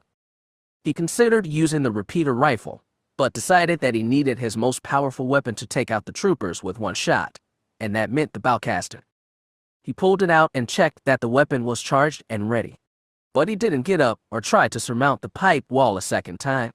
Given the obvious power of the weapon the one trooper carried, Kyle surmised that the best thing to do was wait and see if they'd come after him. So he sat there, weapon in hand, taking advantage of the momentary break to allow his aching body to recover a little. Time passed as the sound of the trooper's booted feet drew closer. Then a grunting sound. Sounds like one of them is climbing the wall. Sure enough, a white faceplate came into view several seconds later. Kyle fired, using the secondary trigger to send a single, precise, and deadly blast. The Imperial uttered a short cry as he was hit and then fell out of sight, the clatter of his armor audible as he hit the ground. Kyle heard the startled exclamation of the second trooper and waited to see if would come charging over the wall. But as time passed, the operative saw the stormtrooper actually had a brain and knew how to use it, at least enough to learn the lesson of the first one's recklessness. Instead of charging in, the second trooper launched more projectiles from his weapon. They stuck in the sides of the building, some landing in the walls above Kyle's head. As they exploded, the operative found himself uncomfortably showered with chips of permacrete and clouds of dust. The operative knew the trooper was trying to spook him into moving, but he didn't respond to the tactic. He knew from his Imperial training that the trooper would trying to wait him out, hoping Kyle would make a mistake. Instead, he did what the trooper never expected. Moving as quietly as he could, he crawled over to the other side of the pipe and pulled out 2 of his remaining 4 detonators. Then, as the trooper launched another projectile, Kyle armed the 2 devices and lofted them over the lip of the pipe and down the other side. He heard the surprised cry of the stormtrooper as the silvery orbs came into view and heard the sound of his booted feet moving away quickly. Both devices went off within seconds of each other, and even before the first echo died away, Kyle scrambled over the lip of the pipe and fired his bowcaster 1, twice, 3 times, not so much seeing the enemy as firing where he thought the trooper might be. The first 2 shots ricocheted off walls without a sound, but the operative heard a cry of pain as he fired the third one. Lowering himself over to the other side of the wall, he crept forward, finger poised on the bowcaster's trigger. Suddenly, a shadow ahead of him moved, and the stormtrooper's weapon came into view. Hands up. Both men fired at nearly the same time. The trooper cried out again and fell to the ground as Kyle's shot caught him in the chest and penetrated the armor. In return, his projectile struck the overhang of permacrete above Kyle, and when it exploded, a chunk of wall struck the operative in the head, driving him to his knees. He stayed like that for a while, trying not to black out and fighting the avalanche of pain. Minutes passed before he was able to get to his feet. Staggering a little, the operative moved over to the body of the stormtrooper and picked up the weapon lying next to the body. It was large, easily as long as the repeater rifle, but with a thicker and bigger body. Just past the trigger and stock was a dark metal-colored rectangular, box-like structure that carried the weapon's electronics and targeting sensors. In front of this were 3 smaller rectangles arranged in a rough triangle that held the ammunition, rocket-powered projectiles. This section of it was also colored like dark metal, with a checkerboard of yellow squares closer to the muzzle end. The muzzle itself was comprised of 2 rust-colored rails, reinforced on the sides by metal supports. Kyle could feel that it was a fairly heavy weapon, requiring a 2-handed grip, but it was also well balanced. Holding the weapon firmly, he gave the trigger an experimental pull, and the weapon bucked strongly as a yellow-colored rocket shot from the muzzle with a metallic sliding sound. Wow, Kyle thought, a sly smile coming to his face. Can't wait to try this thing out on some imps. Taking the railgun with him, Kyle moved across the permacrete ledge and after a little searching found an opening where the permacrete ended and the silvery and black squares with the metal honeycomb inside like he had seen in the underground chamber earlier. He followed them forward to where the path ended and he had to lower himself over a short drop off to a platform below comprised of the same silvery and black squares with the mesh grid at the very edge. But what really got the operative's attention was the sound, which had grown in volume since he started down this path. It was a sound like air moving at high speed. It would get louder and faster, and then slower and quieter before speeding up again. The source of the sound became evident as, standing on this platform, Kyle could look down on a pipe similar to the one he had landed in a short bit ago. Unlike that one, however, this one was in operation, moving air at an incredible volume out of the tower. Looking around, the operative could see no other path available to him, and like the pipe from before, this one ended abruptly and there was only open air beyond. He muttered a curse, feeling trapped, seemingly with nowhere to go. But then his eyes caught another section of air shaft. It was mounted in the tower across the way, the distance between the two shafts at least 20 feet. Looking at it, he realized this other section was precisely lined up with the one he was closest. From his mind sprang but one so insane, it was all but incomprehensible. "You've got to be kidding me," he exclaimed over a gust of wind.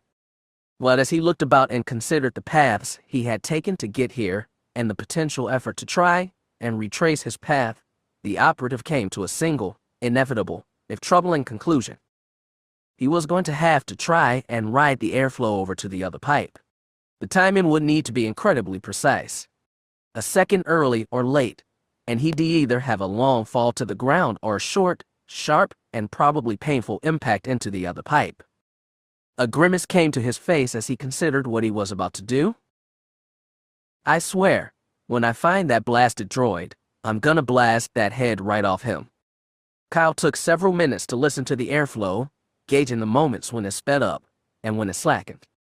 He finally got it down to a precise number of seconds, and when the wind cycle began to slow once more, he lowered himself into the pipe. The wind pushed at him, ruffling his hair and clothes, but nowhere near enough to push him back. He looked into the pipe and saw there was a walkway to one side. Curious, he mounted it, going up into the pipe until it leveled off. The walkway continued a bit further before ending around a pit-like structure that dropped down several feet to a mesh grid floor. As Kyle studied this, the wind cycle began to crank up, the air coming faster and faster. He felt concerned, but after a few seconds, realized he was safe. The walkway was situated in an area where the eddying wind touched only a little bit. The sound of the rushing air grew louder until it became a howl, and Kyle found himself imagining what it would feel like. The whole key to this idea of his was to ride this wild wind over to the other side. And for that he'd need as much of the pipe as he could use to get the right speed to make the leap. That's when a new idea hit him. As the wind began to decelerate, Kyle stepped off the walkway and jumped into the pit. The rushing wind, still slowing down, caught and held him there for a few seconds, then gently began to lower him into the pit until his feet touched the mesh floor. It worked. Now, if I can just ride this next cycle. He stood there in the pit, waiting as the wind spiraled to almost nothing. He began to count the seconds until it would start again. 4, 5, 6, 7. Right on time, he felt the wind begin to spiral up again. Here it comes. He suddenly found himself thinking of Jan, seeing her face in his mind. He felt his heart thump a bit faster and realized that not only did he have to do this thing he wanted to. He wanted to see his partner again. He wanted to. Just then, the spiraling wind began to lift his feet off the deck. Kyle pushed off, working to add momentum to his rising. The wind continued to speed up, pushing him and higher until his head became level with the horizontal section of the pipe. Higher he went as the wind pushed him, his chest clearing the lip, then his waist, followed by his leg. When his feet touched the horizontal pipe, Kyle angled his body forward and dashed forward, feeling his speed increasing as the wind pushed him from behind. He shot down the angled section of pipe, moving faster by the second, and as the end of the pipe got close, he pushed off and jumped. When asked later what it was like, Kyle would have a difficult time describing it. It was like experiencing a trampoline and a slide at the same moment. He sailed into open, seeing the precipitous drop below him. Looking ahead, he saw the other pipe coming closer. Suddenly, he realized something was wrong. Sith spit. I'm going too fast. When I hit that other pipe, he could see it clearer now, especially the thick metal mesh grate just inside. At the speed he was going when he hit that. This is really gonna hurt.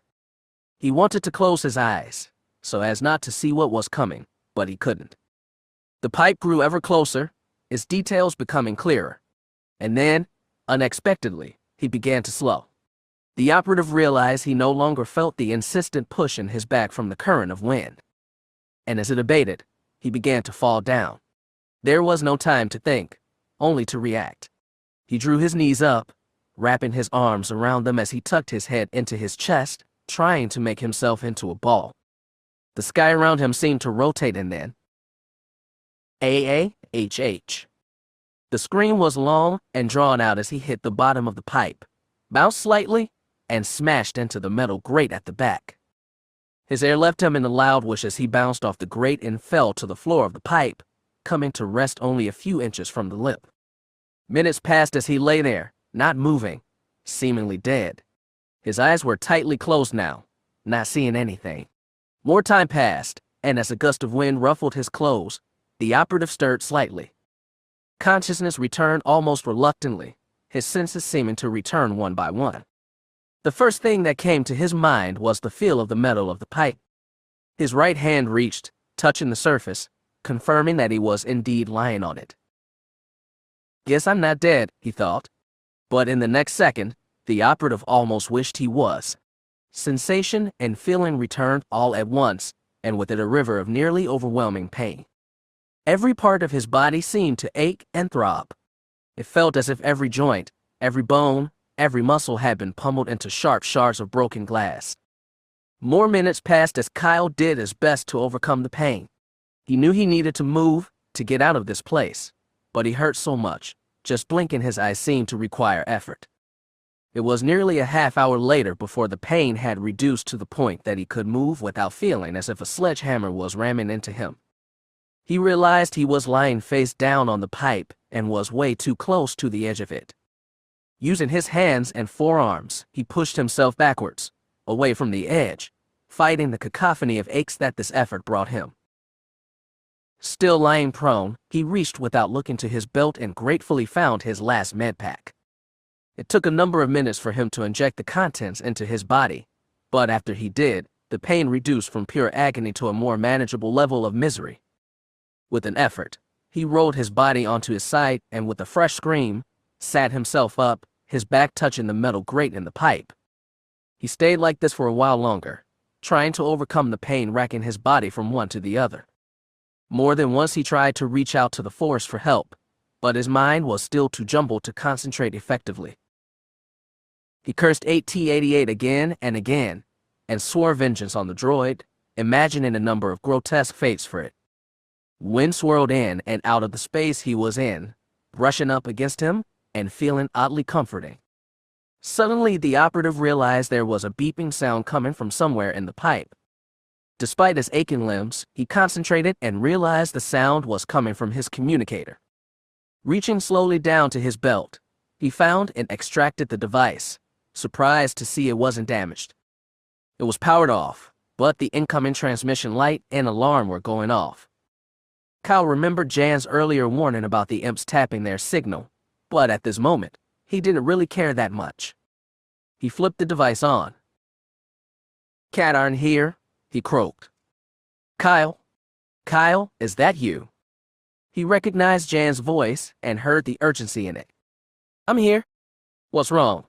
she asked, concern in her voice. "Your voice sounds strange." "No time, partner. Suffice it to say I'm in bad shape, but I'm trying to get out of here." "Where are you?" "Exhaust pipe somewhere on the towers of Government House." "You mean you're outside?" "Uh-huh." "Kyle," she said gravely, "we just confirmed your signal is emanating from an air shaft on the South Tower." "Oh, okay." "Kyle, you're 300 feet up." "Wow, really?" "Katarn," she said evenly, "this is not a joke. I'm serious here." "I believe you. Look, the imps are tapping our signal, but I'm getting concerned here. Are you all right?" He chuckled and then groaned. "Pretty far from that, partner." There was a pause. "Ouija says we'd be flying right into a security zone, but we could try to come get you." For a moment, Kyle almost said yes. His body hurt all over and he was tired, so blasted tired. He just wanted to get out of here and go home. But, with a sudden flash of clarity, he realized that he couldn't give in. Even if Jan could get here, the turbolaser emplacements around the building would make picking him up a dangerous proposition at best. Drawing in a breath, he did his best to speak normally. "No, don't come here, Jan. It's not safe." "Kyle. Look, I'm hurt, but I can make it." There was another, longer pause. "Are you sure?" "Yes. he said firmly, and then had another flash of insight. Listen, can we confirm if there's a landing platform anywhere nearby? Hang on. He heard her speak to the droid. I don't believe this. Ouija says there's one at the top of the tower where you are. Good. I'll make my way there and signal you. Jan paused again before replying. When she spoke again, her tone was far from pleased, but resigned. All right, but you've got 1 hour, Katarn. After that, I'm coming in whether you like it or not. Got it. See you soon, partner. You'd better, she replied and clicked off. Returning the communicator to his belt, Kyle contemplated what to do next. He knew he was going to have to get moving, and soon. Who knew how far away the rooftop landing platform was? The sooner he got there, the better. I'm just going to have to move no matter how much it hurts. Reaching up to the metal grate behind him, he got a firm grip with his right hand and closing his eyes, gave a sharp, strong yank. The scream came a second later as his hurting body made it clear how much it resented being told to move when it didn't want to. Sweat popped out all over his face and head, and he began to pant a little. Opening his eyes just enough to see, Kyle smiled a little as he saw that he had gotten his feet under him. His left hand joined his right in with another yank. He stood. Minutes passed as the waves of pain radiating through him finally began to abate somewhat. More than once the operative felt as if he might pass out, but each time he forced himself back to consciousness with a single thought. When I get a hold of that blasted droid. Still holding onto the grate with one hand, he tried to move his legs. A throbbing ache came as he took a small step, but compared to how it had felt just getting up, this pain was manageable. Letting go of the grate, Kyle tried another step and found his legs would support him, although they did feel very weak. He checked out his surroundings, moving towards the edge of the pipe and finding a small ledge on either side. He carefully and slowly climbed the one to his right and found himself on top of the air shaft. Strangely, the metal here was a silvery color instead of the green he had seen inside the pipe. Walls of gray and green permacrete enclosed him on either side and would have made the space completely dark if not for a group of yellow-orange lamps arranged along the walls. Kyle waited until his eyes had adjusted enough to see the path in front of him, and then proceeded forward, walking along the pipe. Barely 5 minutes had passed when the left-hand wall suddenly turned to the right, partially blocking the path. However, enough room was available to the right that he was able to keep going.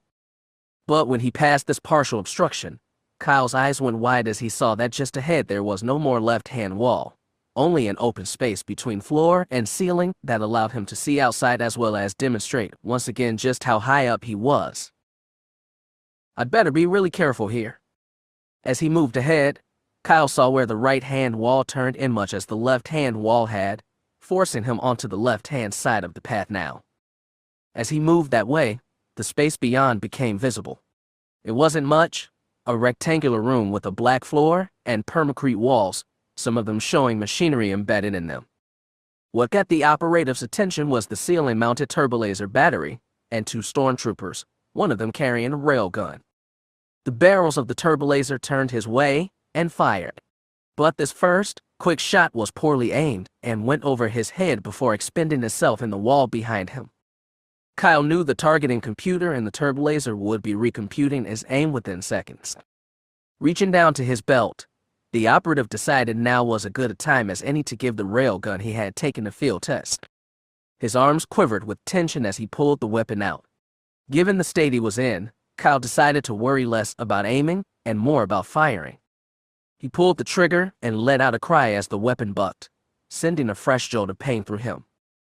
But the projectile flew straight and true, striking the turbolaser battery and exploding, obliterating the emplacement. Just then, a laser blast struck the ceiling just above his head and Kyle knew he was going to have to endure another shot. Taking a deep breath, he reached for the rifle's trigger and pulled it. However, what he didn't realize until a few seconds later was that he had pulled the weapon's secondary trigger. The weapon bucked painfully once again as a projectile flew from the muzzle. But unlike the one before, this one flew right at one of the stormtroopers and embedded itself in his armor. The Imperial looked down at his chest, barely affected by the impact, and Kyle shook his head. Great. A dud. 2 seconds later, the projectile exploded with a great noise, taking out both stormtroopers. Standing where he was, Kyle felt his mouth drop open in surprise. He looked down at the weapon in his hands and shook his head again, this time in astonishment as a small smile appeared on his face. Okay, I am definitely starting to like this thing. With the immediate threats taken care of, Kyle saved the weapon and returned it to his belt before proceeding forward. Another landing appeared and he carefully stepped down onto it, going only a few more steps before finding the path ended. Though they were level with each other, the rectangular space where the troopers had been and where Kyle stood was separated by a gap. It was not a large one, but in his condition, he didn't feel confident in trying to jump in it. He wondered if his earlier boast had been just that. It seemed he could go no further. Guess I'm waiting here. He looked about, wondering if Jan could safely get the crow in here. Moving to lean up against the right-hand wall, his foot kicked a piece of permacrete lying on the ground. It fell into the gap and disappeared. But after a few seconds, Kyle heard it hit something close. You don't suppose, he thought, moving towards the edge of the gap. Another groan escaped his lips as he crouched down to peer into the space. At first, he couldn't see anything. The area inside the gap was dark and unrevealing. Retrieving his Luma, Kyle shined the beam into the gap and with the feeling of hope saw there was a ledge about 8 feet down with the second one beyond that. He quickly studied the ceiling and nodded in satisfaction as he put the Luma back and retrieved the grapnel.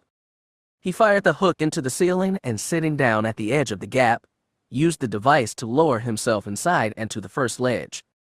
It was narrow, barely wide enough for his feet, but it was solid. After enduring the effort needed to retract the grapnel hook, he shined his Luma downwards and spotted 2 more ledges.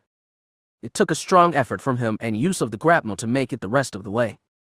But 20 minutes later, he was standing on the lowest level. It was very dark, and he had to use his Luma to keep from stumbling. There were a number of boxes here, and he had to navigate his way around them as he explored. At first, it seemed the space was a dead end, and the operative felt despair beginning to resurface. But then, in a corner closest to where he had landed, he spotted an opening. It was not large, perhaps 4 feet in height, but looked wide enough for him to crawl through. He was in the process of crouching down when he heard a voice from the other side. I'm telling you, I saw a light. Look, I know you're bored, but quit making stuff up. There's no one here except for our squad. I'm not making things up. I know I saw a light. There was a tired sign. Then, fine, let's check it out. Then, we need to get back on station. Kyle heard the sound of armor as the stormtrooper crouched to look through the opening. Hey, I think I saw something. It's AAH. The scream came as Kyle stuck the nose of the railgun inside the opening and fired. The projectile crashed directly into the trooper's faceplate and exploded. Another scream arose as a lethal shower of fragments hit the second trooper. Kyle heard the clatter of armor as the lifeless bodies fell to the ground. He looked at the railgun again. Yep, definitely beginning to like you. After waiting a time to see if the sounds had alerted any other troopers, Kyle crawled through the opening, moving past the body of one of the stormtroopers. He emerged into what could only be called a very strange room.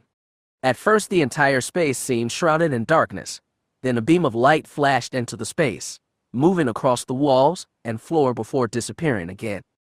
Kyle looked around and, in the flashes of light, saw that he was standing on a roughly circular permacrete pad and above was yet another air shaft, moving up until it was lost from sight. Ahead of him, the floor rose slightly, and he could it was made of the squares of mesh bordered by the silvery metal squares. One wall of the room was made of the same material whereas the opposite one was solid permacrete. The curved roof was literally stuffed with machinery.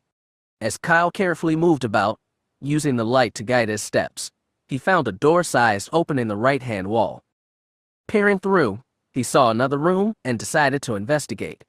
But for safety's sake, he brought out the railgun in case he wasn't alone here. He was only a few steps inside the room when he discovered his decision had been the right one. An Imperial office and a stormtrooper stood several feet away, the officer calling for Kyle to drop his weapon. Instead, the operative turned the railgun towards them and fired.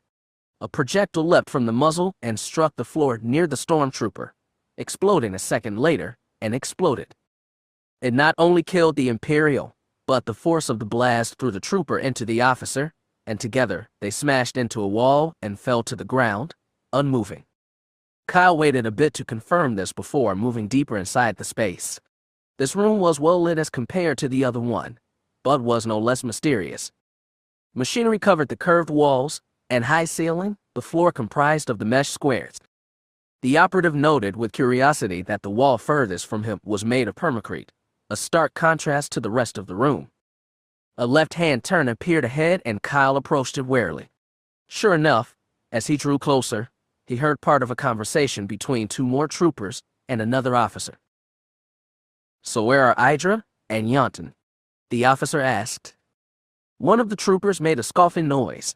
Idra claims he saw something in the storage area. Yonton went with him to check it out. Again, the other trooper asked. "This is the third time in the last hour," the officer said, his tone clearly showing his exasperation. "He's always jumping at shadows," the first trooper said. "We're lucky he hasn't shot one of us by mistake. One of you contact him immediately and inform him that he's to return to his post immediately." "All right," said the second trooper. "I'll go ahead and... Hey, you there? Halt." The other three Imperials turned just in time to see Kyle fire the railgun. The projectile hit the first stormtrooper in the back and lodged there. "After him," cried the officer. "Contact." That was all he got out as the projectile exploded, killing the trio. Having moved behind the corner in order to be shielded from the blast, Kyle moved back into view, making sure all three Imperials were dead. He looked at the railgun admiringly and felt a touch of sadness as he noted the magazine was now empty. Returning it to his belt, he brought out the bowcaster, keeping it at the ready as he searched the rest of the space, only to come up against another dead end. He fought the urge to pound a fist into the wall, knowing it would only add to the pain he was feeling. There was only one option left now. He'd have to return to the room he had lowered himself into and find some way to climb back up, and then radio Jan to come get him. It was a risky plan at best, but what choice did he have? Retracing his path, Kyle passed through the opening back into the semi-darkened room and nearly dropped the bowcaster as his eyes took in what was before him. It was a lift, the door to it standing open, displaying the interior of the car. It almost seemed to be waiting for him, the open door an invitation to come inside. A part of him wondered at it, seeing it as too convenient and possibly a trap. But when compared to the prospect of trying to climb back up those ledges, Kyle walked to the lift and stepped inside, pressing the single control button. To his surprise, the door didn't slide closed, and as the lift began to rise, he realized it had no door. Might as well have, he thought, as the featureless permacrete of the shaft moved past the opening. But then, as the lift continued to rise, the wall in front of him disappeared, replacing by support beams that passed by every few seconds. But between these beams, the operative was able to see the interior of a large hangar bay. And on the floor of the bay, 8T-88 shuttle. That means he's still here. Ignoring the flare of pain, Kyle quickly reached for his communicator and activated it. "Katarn to Moldy Crow. Katarn to Moldy Crow. Come in, Jan." The speaker crackled, and then, "I'm here, Kyle. What's your status?" "I'm in a lift heading somewhere. But that's not important right now. January 8T-88 shuttle is still here. If we move fast, we might be able to capture him." "Capture him? What about the map, Kyle? Don't you have it?" "I can't explain right now, Jan, but no, I don't have it. That's why we need to capture 88 before he gets away." He had a feeling Jan wanted to ask more, but rather than do so, she replied with, "I'm on my way." "Good," Kyle said, ending the transmission.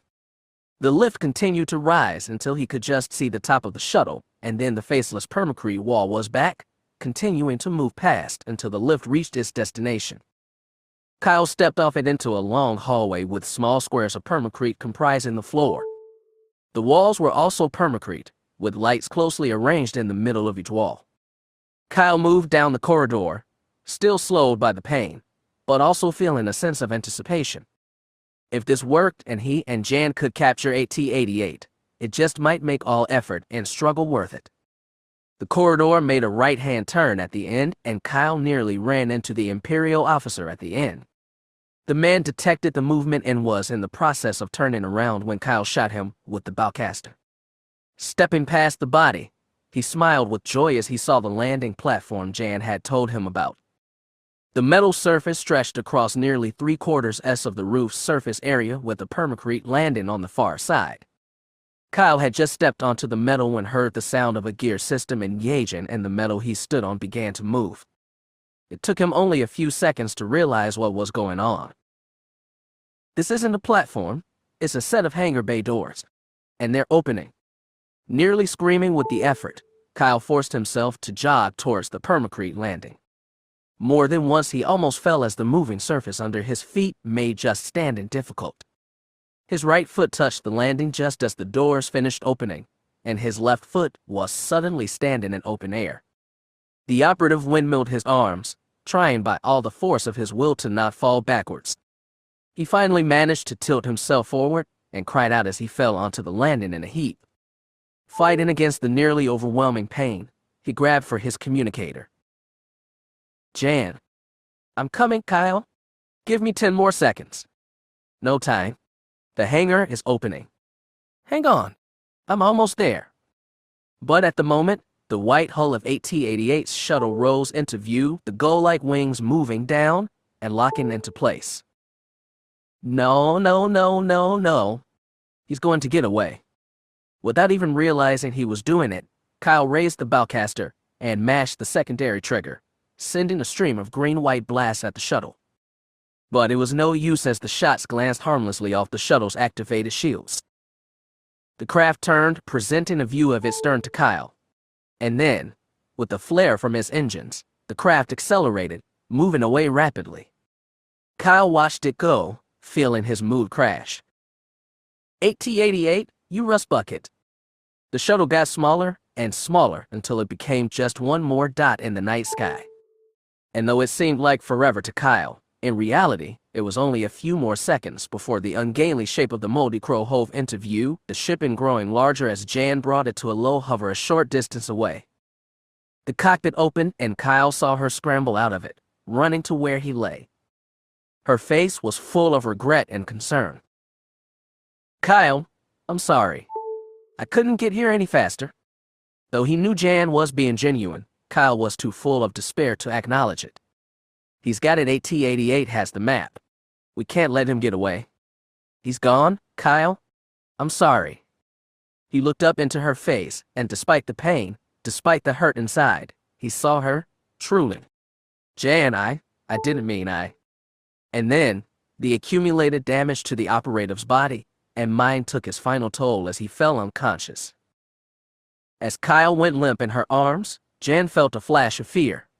But after a moment, she detected the rise and fall of his chest and realized he was just out cold. And given the way his face looked, she could only the damage to the rest of his body. A smile came to her face as she gently touched his hair. Just once, I'd like to finish one of these without you getting hurt. Just then, Ouija appeared at her side, having set the ship on auto and floated out of the cockpit and over to where Kyle and Jan were. The droid sensor I moved to study the operative, and it beeped inquisitively. He's just knocked out, Ouija, Jan said. Can you help me get him in the ship? I want to get out here ASAP.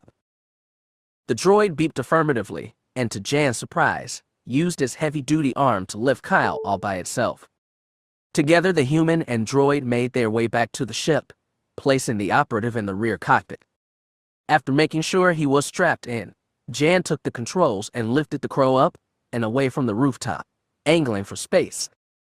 As soon as they cleared orbit, Ouija inputted the coordinates for the hyperspace jump and whistled to Jan that things were ready.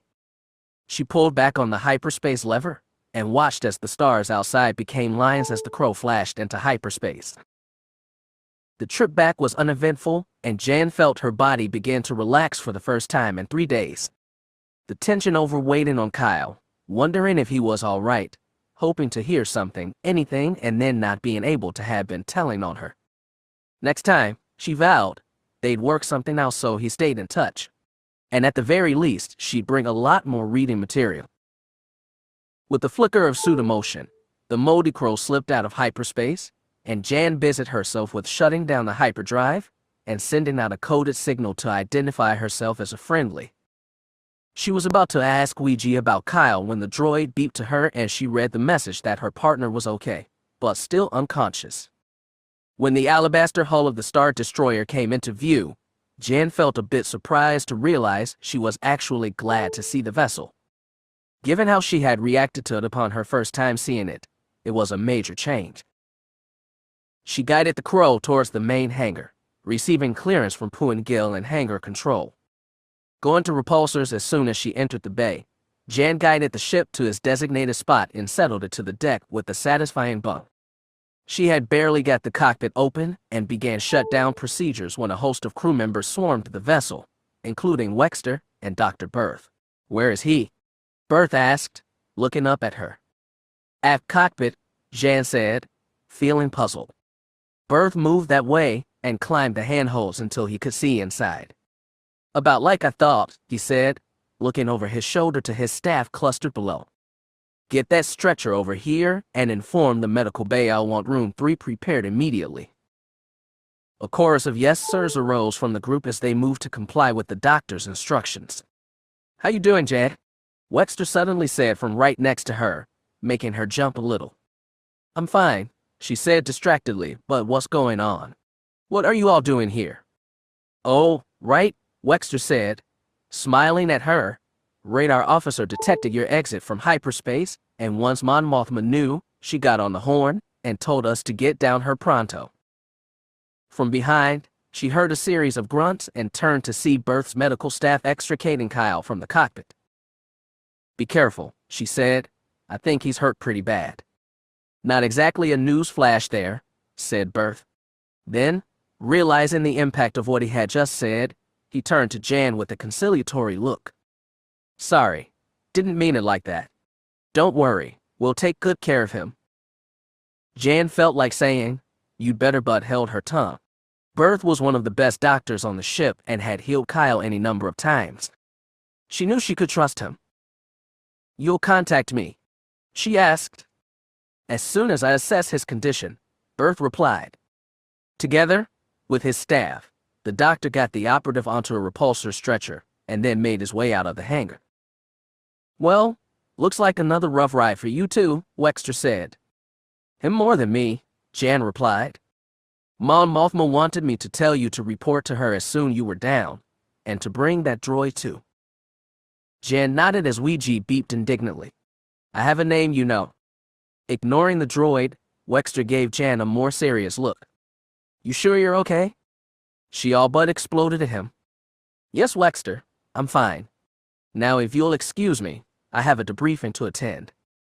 The older man got out of the way just in time as Jan levered herself out of the cockpit and moved down to the deck, turning and walking away without another word. Ouija floated down near Wexter as the older man spoke. Wonder what's got her all riled up." "Beats me," the droid said, and then floated after her. When the door chime sounded, the older woman rose from her chair as she called, "Come in." The doors parted and in stepped Jan, followed closely behind by Ouija. Mon Mothma smiled at them, indicating they should join her at the table. "Welcome back, both of you." "Thank you, Mon Mothma," Jan said while Ouija beeped something to that effect.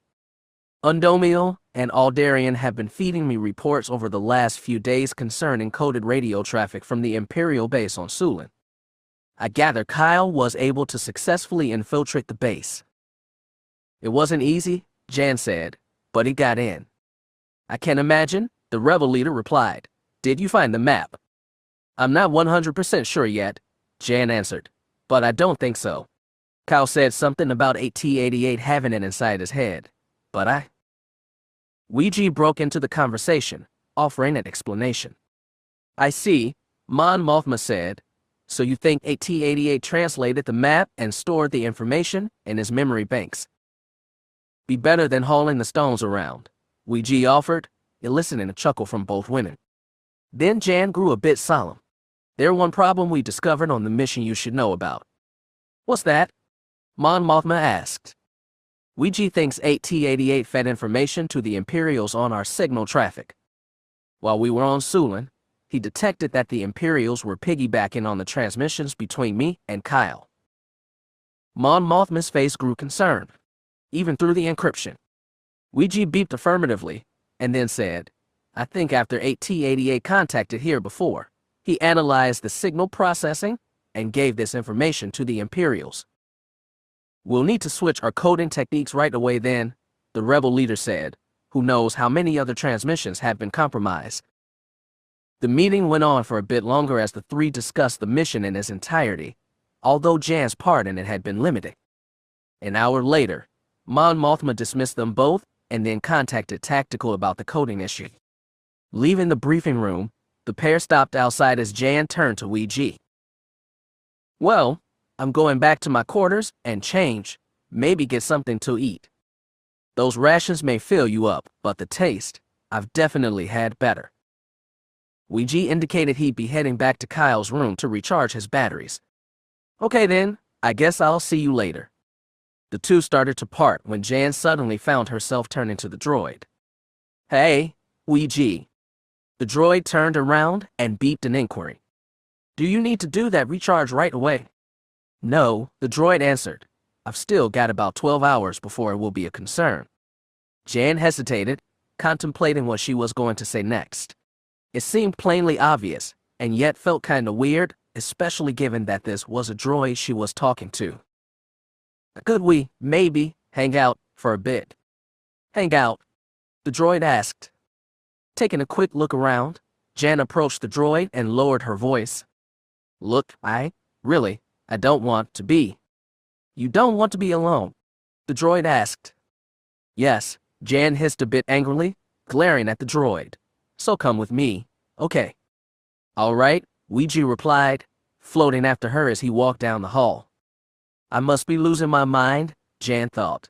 This ship is full of people, and I'm hanging out with a droid. Making their way to Jan's room, Ouija waited as she keyed the door open and stepped inside, floating in after her. His sensor eye took in the space as she moved to the middle of the room and started to pull the shirt she was wearing over her head. Suddenly, she turned around, realizing Ouija was there. Wait outside. The droid beeped curiously. I said, wait outside. But why? Is there something wrong with your programming, or do you just not understand the concept of privacy? Ouija processed that and then beeped that it understood.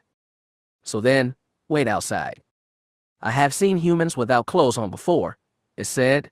It doesn't bother me, if that's what you are getting at. Jan suddenly whirled on him. A laser pistol seemed to materialize from nowhere as she pointed it at the droid. I don't care if you've seen 1,000 humans naked. You're not seeing me. So either wait outside or I'm gonna put your eye out, right here, right now. Ouija quickly retreated through the door. Blasted pesky droid, she muttered as pulled the shirt over her head and deposited it on the floor. Some minutes later, the door slid open and Jan emerged, wearing a pair of loose-fitting dark blue pants and a green top. Ouija floated nearby. Come on, she said. Let's go to the mess hall. I'm hungry. Feeling a bit confused, but seeing no reason not to comply, the droid floated after her. The pair entered the mess hall, and at Jan's instruction, Ouija went to secure a table while she waited her turn in line. The droid's unusual shape made it easy to find once Jan finished filling her tray and exited the line. Sitting opposite the droid, she dug into her food with all the grace of a starving person. Ouija watched this wordlessly, his sensors taking in the various inputs. A part of his electronic brain made an observation over the grace, or lack thereof, that Jan was showing, but his logic center cautioned against voicing this for concern over the reaction. Midway through one of her entrees, Jan uttered a sigh of gratitude. This is so good. Being away on a mission really makes you appreciate real food. Once again, An observation came to the droid's brain, but this time, the logic center did not override it in time. "I can't see that," Ouija observed. In the midst of lifting her fork, Jan's arm and hand came to a sudden halt. She looked up from the food and into the droid's photoreceptor. "What is that supposed to mean?" "Mean? You just said, 'I can't see that,'" she observed, her glare intensifying. "What did you mean by that?" The droid's brain worked to understand the question. There was an underlying current in her voice, a tone that concerned it. "Well," Jan pressed. Having run several scenarios in the space of a few seconds, Ouija decided to go with the one that seemed the least likely to work, but was also the least complex. "I was agreeing with you," it said. There was a pause, and then Jan said, "I see. Is that all?" The droid responded affirmatively. She stared at a moment more, then nodded. "All right then." The droid decided that had it been human, it would have sighed in relief at that moment. Dealing with this Jan Ors was proving to be far less easy than any other human it had ever known. Ouija made a decision right then to dedicate a portion of his CPU time to creating a special model for Jan. Hopefully, it would make future dealings with her less dangerous. Time passed as Jan polished off the remnants of her tray, and with a contented sigh, pushed it away. "Ouija?" she asked. "Yes." "You've been with Kyle's family a long time, right?" "Yes," the droid responded, "from the time when Kyle was very young." "So," she said, "you spent a lot of time with him then?" "When I was not assisting his father, yes." "Tell me about that time. What was Kyle like as a kid?" As Ouija processed the request, it found a special line of code, which had as its trigger just such an inquiry. To Jan's surprise, the droid's holographic projector lit up. The beam from it shined on the table, and a smaller version of Kyle appeared. He seemed to look up at her as a knowing smile appeared on his face. "Nice try, Jan," the hollow Kyle said, "but if you want to know anything about my past, specifically my childhood, you'll need to ask me personally." The hologram gave her a mock salute and disappeared. Ouija marveled at how quickly the flush of anger crept up Jan's cheeks. She pounded a fist on the table, causing people around her to turn and look. "It's a good thing you're in sickbay, Katarn," she said menacingly, ignoring the stares, "because once you get out, I'm putting you back in." Chapter 24. What was that? What was what, Doctor? Just then, Berth said, turning to the nurse, and indicating Kyle's prone form. He shuddered all over. "I saw that too," said the nurse, brows drawing together in a frown even as she nodded. "It's rather strange, isn't it? Considering the major surgery he just endured. Yes, it is. He should be out cold. Let's make sure we keep up a 24-hour monitor on him in case it happens again." "Yes, doctor," the nurse said, making a note. What the doctor could not know was that the full-body shudder had occurred shortly after Jan had made her pronouncement to Ouija in the mess hall. He studied the now motionless form of Kyle Katarn for several more seconds. Everything seemed fine, but still. The dinging of his communicator drew the doctor's attention away as he extracted the device from one of the pockets of his white coat.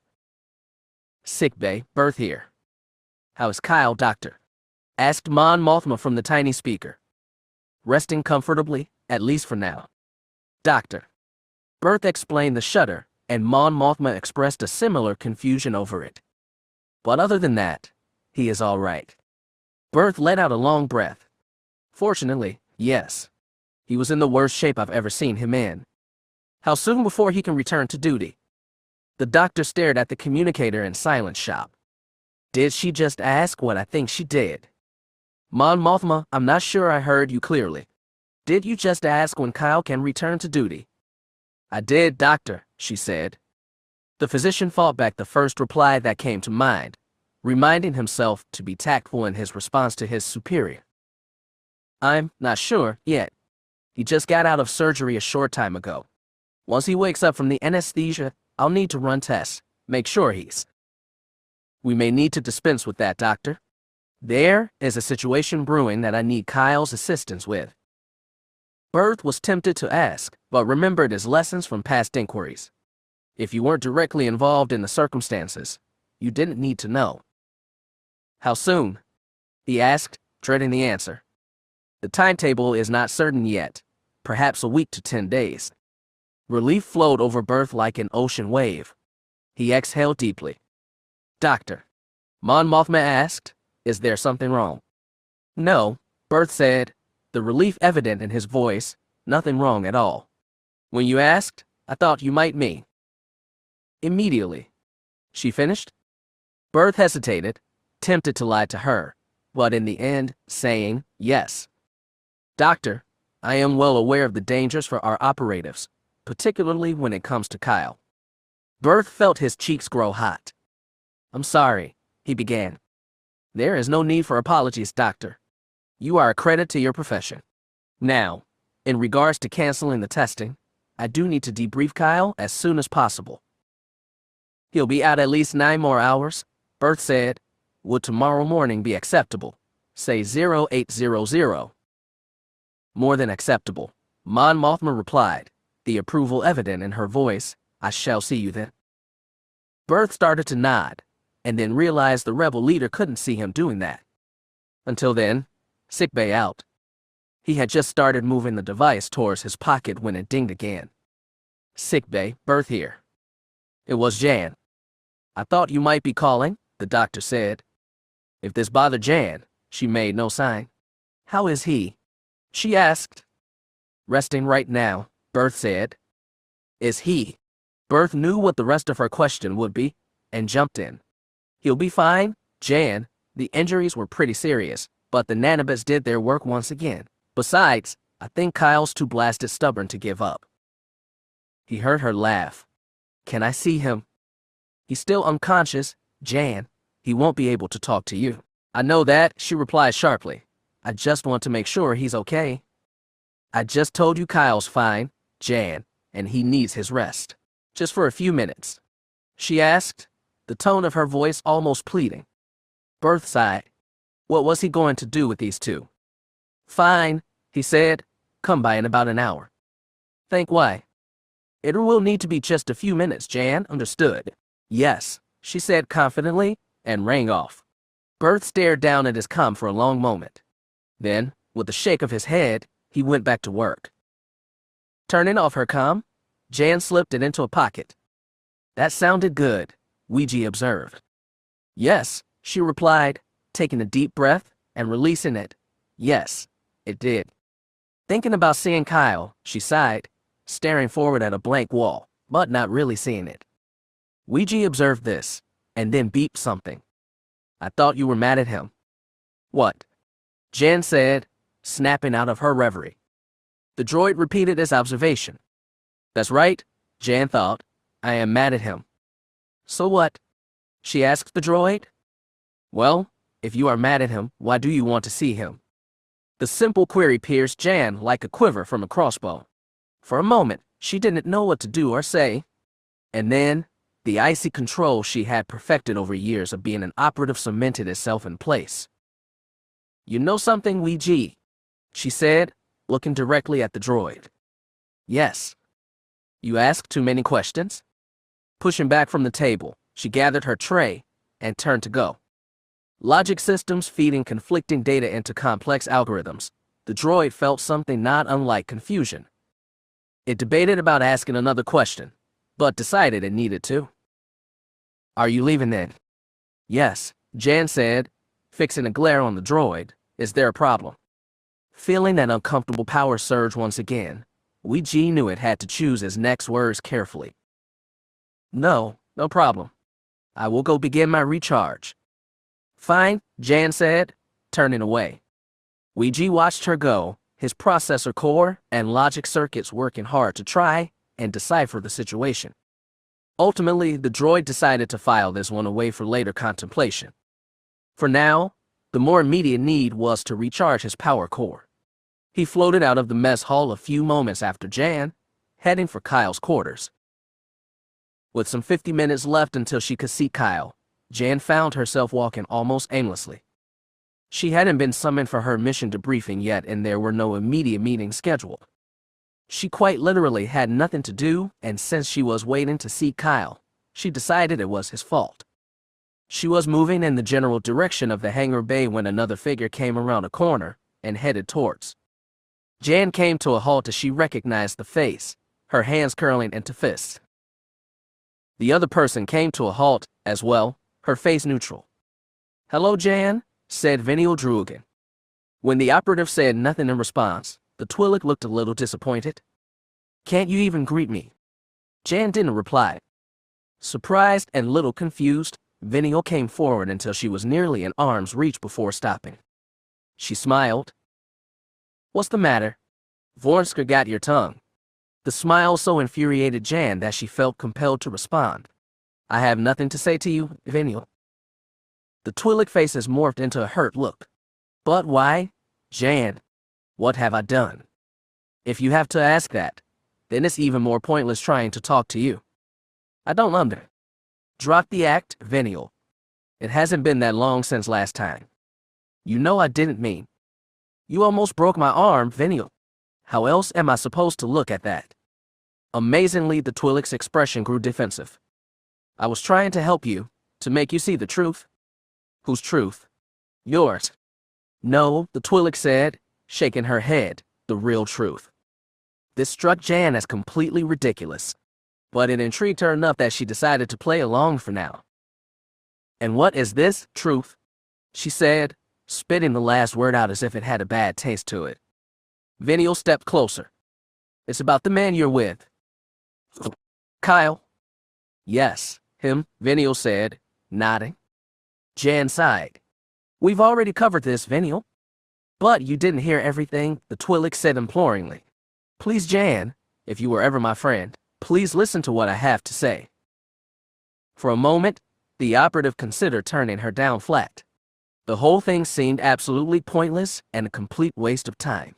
But there was something in the Twi'lek's voice, something that put a grain of doubt in Jan's brain. She glanced down at the chrono on her wrist, a little more than 40 minutes to go. She sighed, worried that she was making the wrong decision here. "You've got 30 minutes. The Twi'lek faces brightened and she clapped her red-skinned hands together. "Oh, Jan, thank you." But then, her face clouded a bit. "But not here, we need to find a place."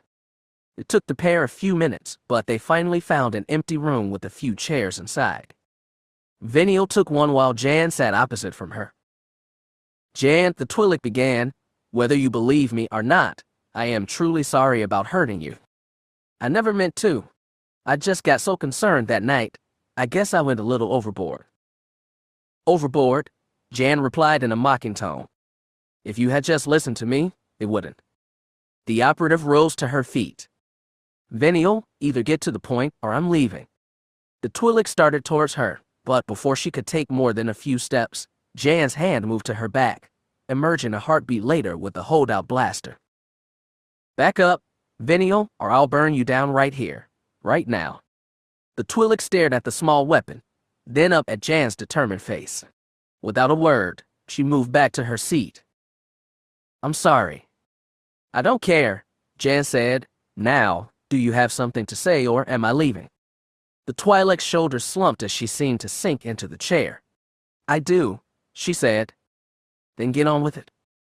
When I first met Kyle, I told you that I thought I had met him before." Jan nodded. "I remember. I couldn't remember at first where or when, but I have now. Jan, he was with the Empire." The operative rolled her eyes. "Old news, Venial, half the galaxy is aware of that fact. But what you don't know is he was part of a group of troopers once. A group of troopers that were gathering slaves on my home planet." Jan felt momentary shock at this, but after a moment, shook her head. "Venial, Kyle was one of who knows how many stormtroopers. There's no way you could know it was him." "You're wrong," the Twi'lek, shaking her head strongly. "I do know it was him." Jan scoffed. "I don't believe you. I was hiding with a group of other Twi'leks shortly after the raid had ended. We were near an Imperial troop transport, hiding on the far side of a crater. I noticed a group of 4 troopers near the back of the transport. Jan, none of them had their helmets on." The operative took this in, still convinced this was little more than a fabrication. But when the Twi'lek said this last part, the worm of curiosity in her twisted. And you expect me to believe that one of the troopers you saw was Kyle? Jan, I swear to you, I'm not lying. Kyle was one of those troopers I saw. I remember because he was the only one with brown hair. 2 of the others were blonde, and the last had this really ugly orange color. Silence descended as Venial finished. Jan stood there, blaster still trained on the Twi'lek, the worm of curiosity having given birth to doubt, coupled with worry. She stared into the alien's face, seeking her eyes and seeing rather than a lie or deception. Could it be honesty? I don't want to believe this, Jan thought. It doesn't make sense. But when I look into Venial's eyes. Okay, she said. Let's just say you're right and Kyle was there. Not that I'm sure I believe you. But just supposing, why should you care? Heck, why should I care? What does it matter? The operative saw a look of anger cross the Twi'lek's face. But it was not directed at Jan, no. This was anger at remembering something. Something the red-skinned alien didn't want to. After a few seconds, the angry look faded and Venial looked like she was about to cry. I had forgotten, she said, almost whispering, at least I thought I had, until recently. I was hiding there with the others, trying to figure if we could somewhere help the captured prisoners when a loud sound drew our attention. Here the Twi'lek paused, wiping at her eyes. Feeling a sudden rush of sympathy, Jan spoke. Look, if it's too painful, you don't have to tell me. No! Venial exclaimed, and then looked a little sheepish. Sorry. But no, I have to tell you, Jan, I have to warn you before it's too late. The Twi'lek took a few deep breaths before continuing. Somehow, a few of the prisoners had gotten loose and were trying to flee. Those 4 troopers by the transport saw what was happening and called for them to halt. Uh-oh, Jan thought, I don't like where this is going. The prisoners kept running. The troopers shouted another warning, and then one of them lifted his blaster, and he fired. Venial, don't tell me. It was Kyle, Jan.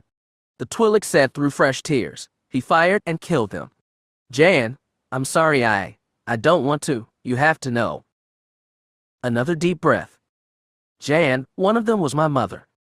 Silence descended as if all air had suddenly been removed from the room. The operative stared at the Twi'lek in mute shock, mind a complete blank except for those 6 words. One of them was my mother. Echoed again and again. No, Jan thought, this isn't possible. It can't be true. Kyle couldn't do this. He just couldn't, stormtrooper or not. Venial. When the last prisoner fell, those troopers laughed and cheered Kyle. I couldn't watch anymore. You're lying, Venial, you have to be. This cannot be true. Kyle would not do this. He would not. Her brain seemed to finally emerge from a white haze. I'm sorry, Jan, Venial said, letting herself cry now, the tears streaming down her face. I'm sorry. I didn't want to tell you. But Jan, I think you like Kyle. And when I thought about that, I just couldn't not tell you. Jan didn't know how long she stood there. The passage of time seemed irrelevant at this moment. It was only when her chronometer's alarm began to sound that she seemed to wake up. She looked down at the device. It showed her that she was due in sick bay in less than 10 minutes. What do I do? I'm so confused. I don't want to believe this. But as she looked at the crying Venial, all of Jan's perceptions, senses, and other feedback told her the Twi'lek was not lying. Jan felt torn, caught between her desire to see Kyle and this sudden revelation of what he once was, and possibly still could be. This went on for a number of seconds until that automatic control of her snapped down over everything else, cutting her decisions down to the most important ones. Holstering the blaster, she moved towards Venial and went down to one knee. A part of her warned against doing this, but somehow she knew it would be okay. She reached out and took one of the Twi'lek's trembling hands in her own. Venial gripped Jan's hand, but gently, not like before. Venial, the operative said gently, I have to go take care of something right now, but I want to talk with you some more about this. The red-skinned alien didn't reply, but her bowed head bobbed down in a nod. Let's meet for breakfast tomorrow morning, Okay. Another nod. Good. I have to go now. Will you be all right? Can I call someone for you? No, Venial whispered, sniffling a bit. I'll be all right. Jan, In the morning, the operative said, we'll talk then. All right.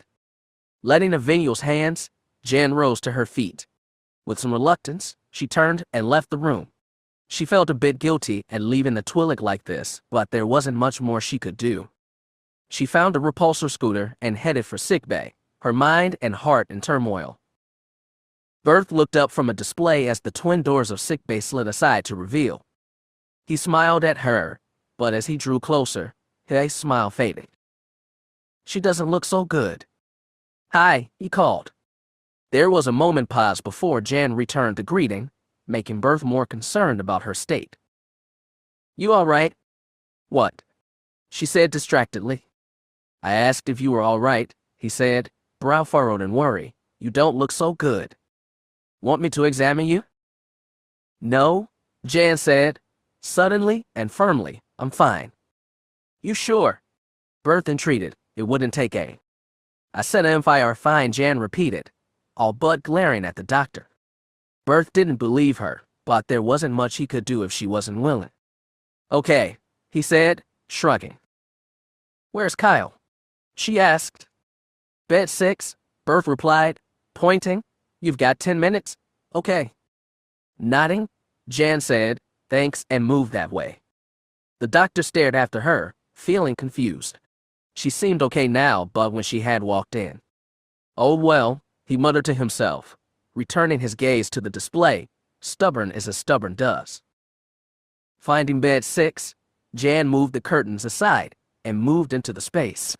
The subdued beeps and tweedles of various machines created a low background hum as she looked to the bed and saw Kyle lying there, eyes closed, breathing come in regular intervals. His chest was exposed as well as his arms where the intravenous tubes and leads from the monitoring equipment were attached. Jan moved to one side of the bed and stared down at him. Kyle's face was placid, devoid of expression, but somehow gentle looking at the same time. His beard had grown in more, forming an almost unbroken river of brown from his sideburns to his chin. Jan reached down and touched it, surprised that the one's coarse hairs had grown soft. A memory of the two of them arguing about it brought a small smile to her face. How she wished he were awake, that she could talk to him, ask him about this thing Venio had told her and find out that it was just another lie, another deception. You didn't do it, Katarn, she said softly. I know you too well. You're no murderer. You couldn't have done this thing. Her hand moved towards his forehead, gently brushing aside the hair that had fallen there. It too was soft like the beard, and Jan allowed herself the guilty pleasure of touching it a bit longer. And what's with those safeguards on Ouija, Katarn? She said, smiling even as she glared down at him. They're coming out as soon as you're on your feet, you know. I'll see to it. Absently, her hand moved down now, lightly brushing against his forearm and across his hand. Suddenly, his fingers closed around hers, not with great force, but enough that Jan felt it. She looked down at him. His eyes were still closed, his breathing still regular, but there was no doubt his hands had closed around hers. Jan barely suppressed a shudder as a sudden sensation ran through her. It was warm and comforting, but at the same time, like a sudden electrical shock. It can't be true, she thought. There's no way it can be true. I know you, Katarn. You're not a killer. You didn't do this thing, it just isn't in you. I won't believe it. At that moment, Kyle's hand seemed to tighten around hers, as if in answer to her silent affirmation. Before Jan realized she was doing so, she had bent over the bed railing, leaning across, and lowering her face towards his. When her lips touched his, she felt the warmth in them and an even stronger sensation in her body. Pulling away, she looked into his face. We're gonna need to talk, Katarn, she said. Just then, Dr. Berth stuck his head in, his face flushing crimson as his eyes took in the scene before him.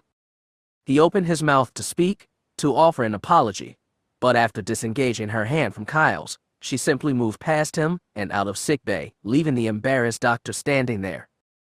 Closing the curtains, he took a last look at the man in the bed. "You're a lucky man, Kyle." Jan strode from sickbay, purpose in her steps. Visiting Kyle had helped, reminding her of how much she cared for him as well as what kind man he was. She decided there was no way Venial could be right about the incident she had related earlier. It had to have been another stormtrooper, not Kyle. But that small and rather annoying part of herself kept asking, "Are you sure, and what if?" "I'm not gonna agonize over this any longer," she thought, boarding a scooter and setting the destination. "I'm going to get some answers." Jan keyed the door chime for third time, impatiently tapping her foot as she waited for Ouija to respond. The droid had said it was going back to Kyle's room to recharge, so where was it? She was just reaching to the chime for a fourth try when the wall-mounted speaker activated a strident chorus of beeps issued. "Ouija," she said. "It's me. Open the door." More beeps issued from the speaker, and without the translator, Jan had no idea what the droid was saying. She was also way beyond being polite. "Ouija, either you open this door in the next 30 seconds or I'm going to blast it open." A blatting sound came from the speaker.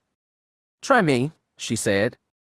Whether it was her words or tone of voice, the door slid aside 10 seconds later to reveal the floating form of Ouija. The droid beeped stridently at her. "Because I need to talk to you," Jen returned against the droid's complaint. "Now are you going to let me in or what?" The droid seemed to consider this, and then moved aside. Stepping into the room, Jan moved to a chair and sat down, turning to face the droid. "Can you access Imperial records?" The droid gave an incredulous beep. "Because I need to find out something," she replied. "Something important." "What?" Ouija asked. I'd rather not say." "Look, can you access the records or not?" Ouija considered the request before answering. Its logic circuit said not to comply, but other circuits wondered at the suddenness and seemingly strident nature of the request. "Why?" the droid asked. "Why what?" Jan returned. "Why do you want to access Imperial records?" "I told you I'd rather not say." "Then I will not do it." "What?" Jan asked incredulously. "I will not do it." "Why?" "Tell me the nature of the request," Ouija shot back. "I can't," Jan said. "Then I cannot help you." Suddenly the holdout blaster was in her hand, the muzzle inches from Ouija's photoreceptor. "You will access the records, Ouija, right now." Seeing the weapon, the droid ran a new set of algorithms. Once again, the logic circuit said no, but also advised caution due to the immediate danger. Still, as Ouija's sensors took in and analyzed more data, the droid decided that as Morgan Katarn had once said that it was time to roll the dice. "No." "No, what do you mean no?" "I mean no, Jan will not access the records." "Yes, you will," she said, iron in her voice. "Otherwise I'll blast you and dig through your database until I find what I'm looking for." "I do not believe you." "What?" "I do not believe you will shoot me." "Oh yeah," Jan said, moving the muzzle closer and letting Ouija see her moving the power selector to maximum. Ouija's concern rose, but it decided to hold fast.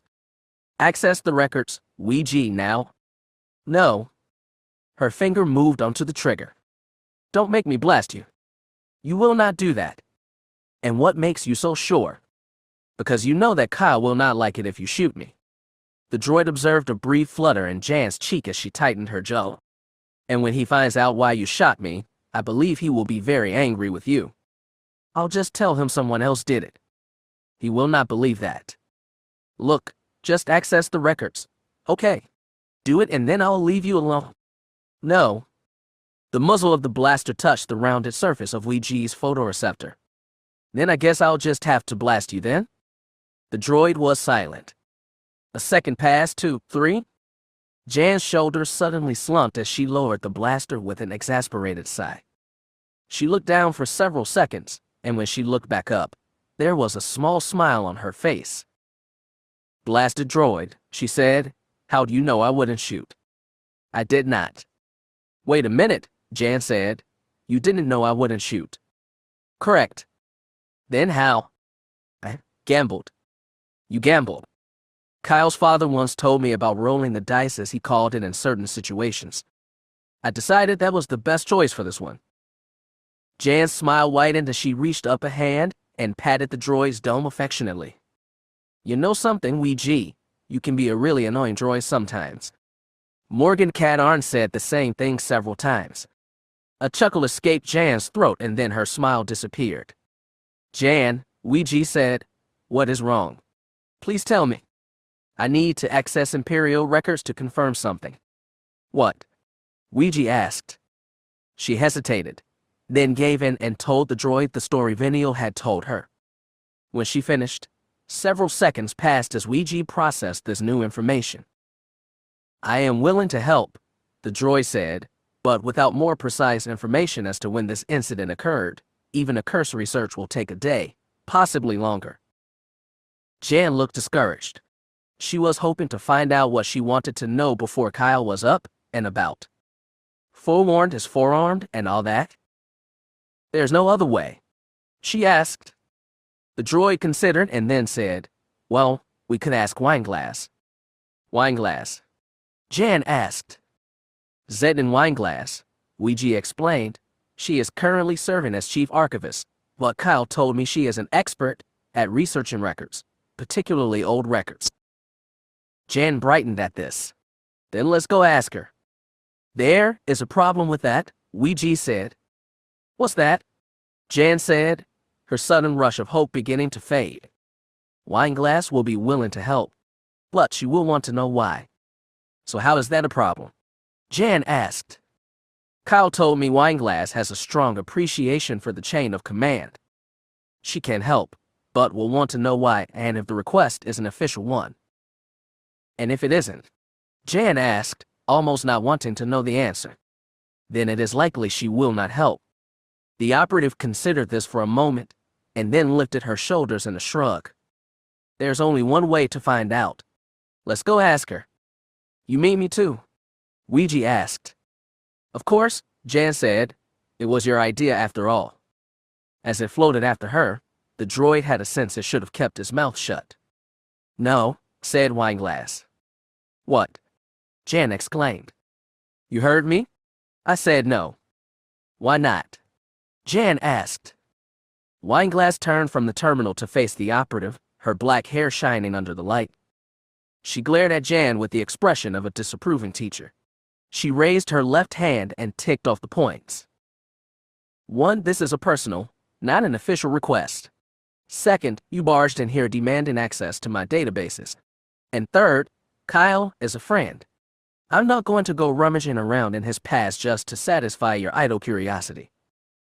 Kyle's my friend too, Jan replied, and it's not just to satisfy my idle curiosity, as you say. This is a serious situation, Wineglass. That's special as Wineglass to you, in his sport? Jan let out her breath in an exasperated sigh. Dealing with Wineglass was proven to be an exercise in frustration.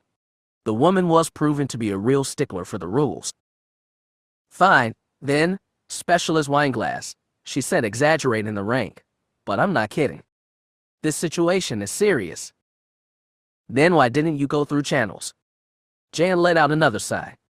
I'll tell you why, Wineglass said, because you know your request would never be approved. Now, Miss Ors, I have to work due. Please leave my office. She turned away, focusing back on the terminal. Not likely, Jan thought. Look, special as Wineglass. I'm not asking for a complete review of Katarn's every move. I just want to verify if he was on a particular mission while he was part of the Empire. This time, Wineglass whipped off her glasses as she turned, her pale blue eyes sharp and flinty. Miss Ors, I have already refused your request. Now, leave my office or I'm going to call security. Well, this is going nowhere fast, Jan thought. She decided to make one final stab at it.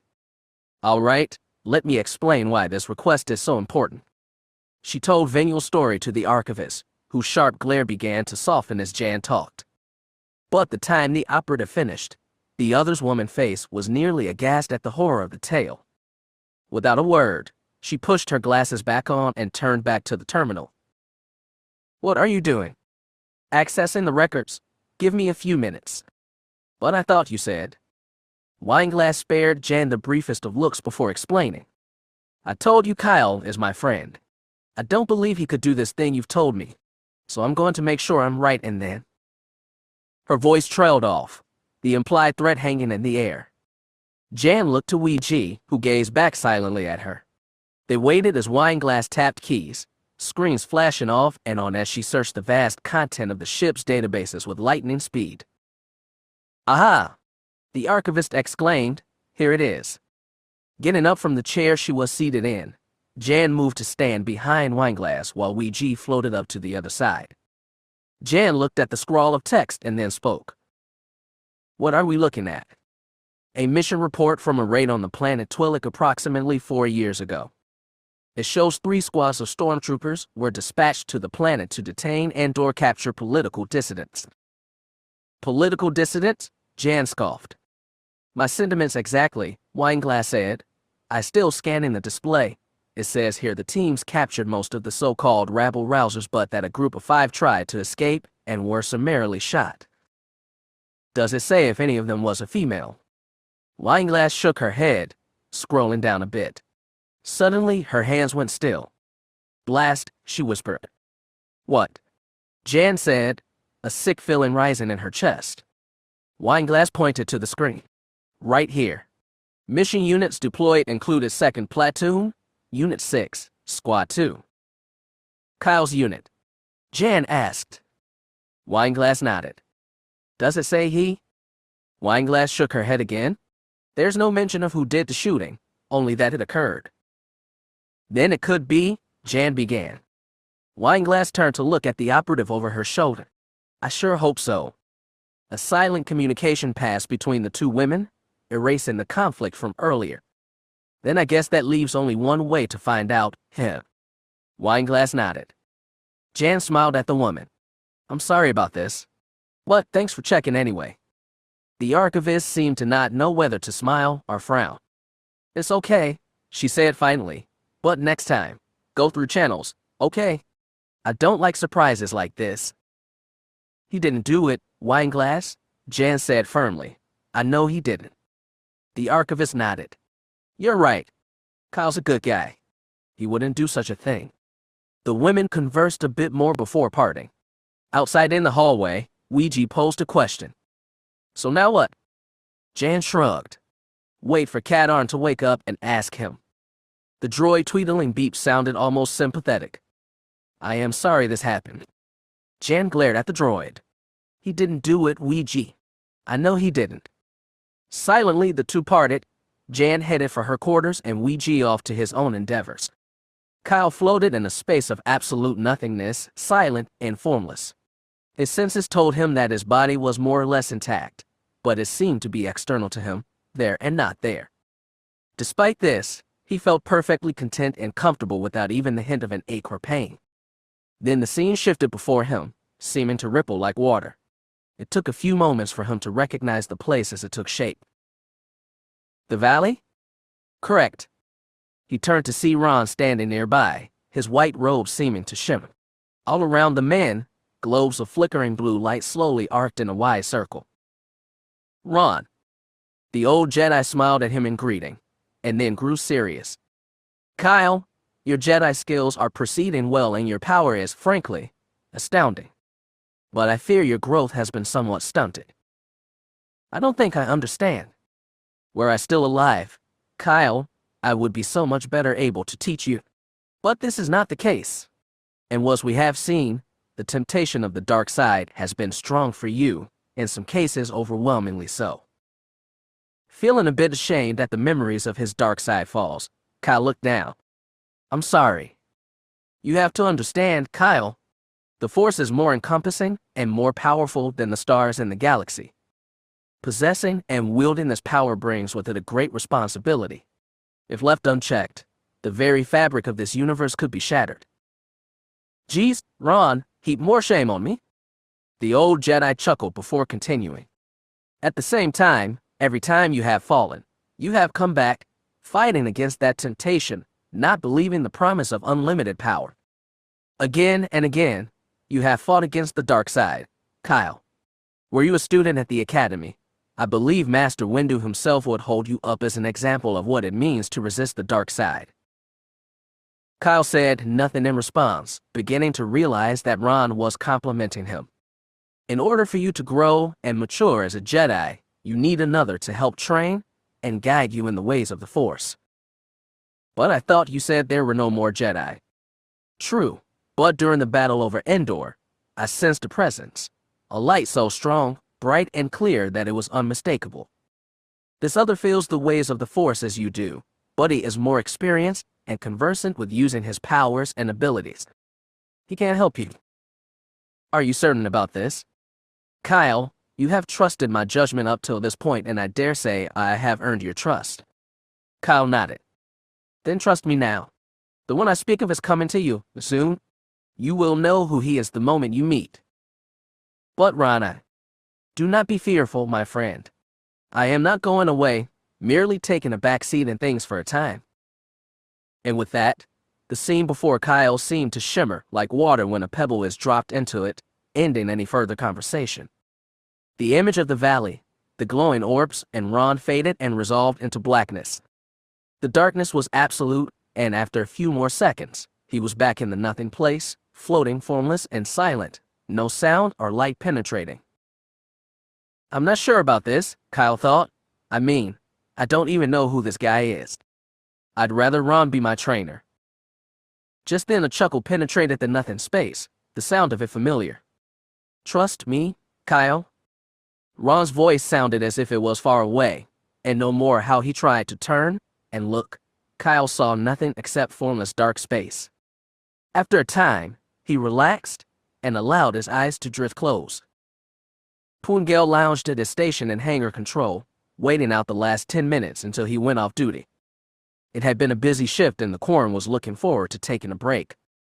The chrono on his desk changed, and now there were only 9 minutes left. He was shifting to a more comfortable posture in his chair when the comm panel lit up along with the radar display. Caught by surprise at the sudden activity, the Quarren shoved forward so suddenly he nearly fell out of his chair. Recovering, he looked to the control panel. The radar display showed an incoming, and the friend or foe system identified it as an X-Wing. Keying the mic on the comm panel, the Quarren spoke. This is hangar control to approaching X-Wing. Please identify yourself. There was a pause, and then, hangar control. This is Rogue Leader on approach vector requesting landing instructions. The name hit Pooin like a sudden rush of icy water. He straightened up in his seat without consciously thinking about it. He knew that name, knew it very well. Breath coming a little faster, the Quarren told himself to calm down and follow procedure. Rogue Leader, this is hangar control, he said. Please transmit your clearance code. Transmitting. Pooin received the transmission, and within seconds confirmed it was accurate and that the pilot of the X-Wing was indeed who he thought it was. Code received. Rogue Leader. Welcome to the Intrepid. Please set your craft down in slot 20. Understood, hangar control. Thanks. Rogue Leader out. Pooin quickly contacted the deck officer and advised him who was coming. 2 of the hangar crew all but flew to slot 20. Pooin watched anxiously from his station as the sleek double-wing fighter slipped into the hangar bay, his nose turning to follow the path to the indicated slot.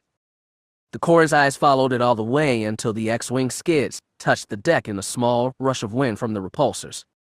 The cockpit hood opened, and out stepped the pilot, doffing his helmet as he climbed down the ladder. One of the deck crew snapped into place. He exchanged salutes with them, and then his face came into view. It's him, Pooin thought. It's really him. In the next moment, a current of fear ran through the Quarren.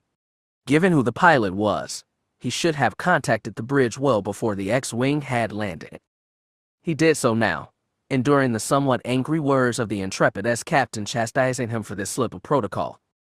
The X-Wing pilot crossed the hangar and had nearly reached the exit when the element captain and some of his staff all but ran into the space, coming to a halt a few steps away. Salutes were exchanged. Welcome to the Intrepid, Commander. I'm sorry I wasn't here sooner to greet you. The X-Wing pilot waved a hand. That's fine, Captain. I've never been someone who worries about protocol all that much. I do have one request, however. Anything, Commander? I was hoping to see Mon Mothma as soon as possible. Of course, Commander. Please come with me. I will personally escort you. Thank you, the X-Wing pilot said. Pullen watched them go and noticed that he was 5 minutes over his shift. He turned and saw his relief standing there, also looking to the hangar bay exit. Sorry, Pullen said, quickly vacating the chair. No problem, said the other man. I was looking too. Not every day we have an honest-to-goodness celebrity show up here, is it? No, it isn't, Pullen agreed. Wonder what he's here for. The other man shrugged. Who knows? Grunts like us are the last to know about everything. Pullen nodded in agreement and then left the office, wondering at the reason for the presence of the X-Wing pilot all the way to his quarters. Having learned of the arrival of the X-Wing pilot, Mon Mothma said she would glad to receive immediately. She waited at the briefing room table now, wondering exactly why this man had come. The door chime sounded, and she called, "Enter." The door slid aside to admit the Intrepid's captain, Thunder Zoict, along with 2 of his officers. Walking with him was the X-Wing pilot. The captain announced him and then followed the man to a chair. Mon Mothma welcomed him to the Intrepid, and then dismissed the captain and his officers, who looked a little disappointed at not being able to stay. Once the doors had closed, Mon Mothma turned to her unexpected guest. If there were another time, you'd probably be a Halavat star or some other kind of idol. The man waved his hand dismissively. I wish people wouldn't treat me like that. I'm no different than they are. That's not exactly true, she said. The man considered this and then nodded. I suppose you're right, but still. She raised a hand to stop him. It is never going to change no matter what you do or say. My advice, get used to it. The man smiled at her and nodded. I'll think about it. Now, Mon Mothma said, what brings you to this particular corner of the universe? I thought we're on Coruscant and quite busy from the reports I've seen.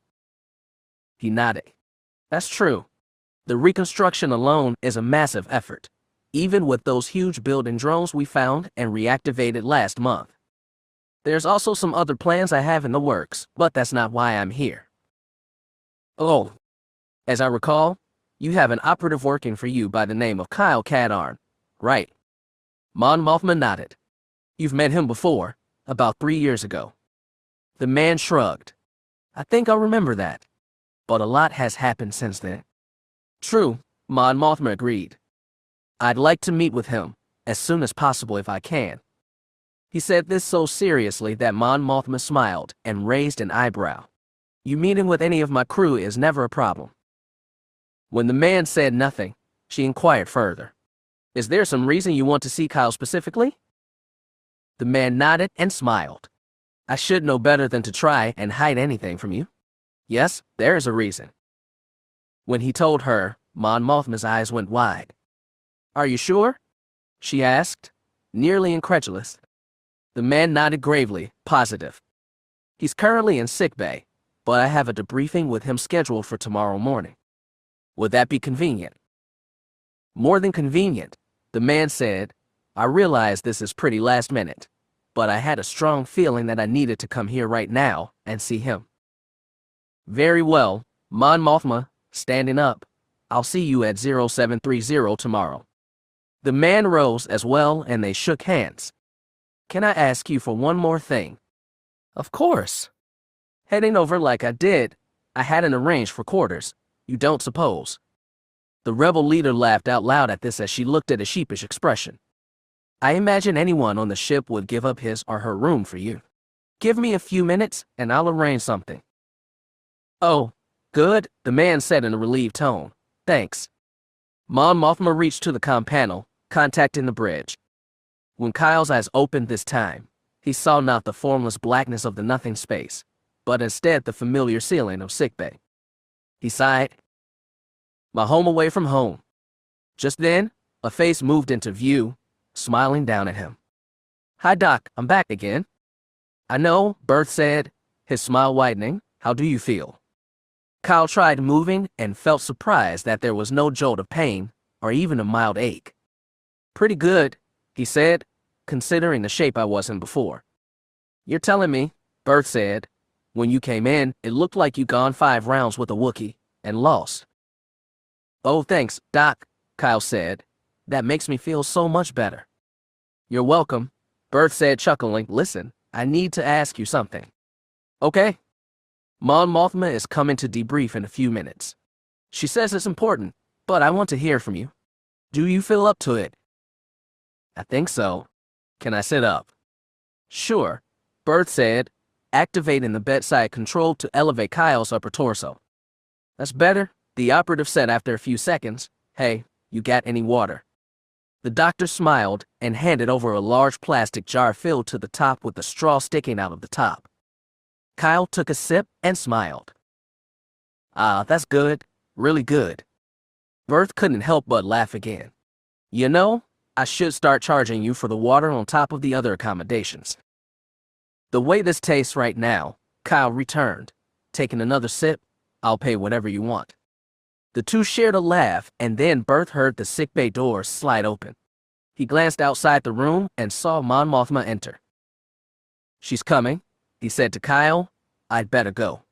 But if you need anything, call me, okay? Thanks, Doc. I appreciate it. Bert smiled at him again as he stepped outside to greet Mon Mothma. How's Kyle? Awake and thirsty, which are both good signs. And the debriefing? She asked. Go right ahead, Bert said, but please don't go too long. Understood, Doctor, the rebel leader said. It was then Bert noticed her companion, and his eyes went wide. Wait a minute, you're... The man nodded. That's me, all right. This is an honor, sir. Welcome to my sickbay. I am Dr. Bert.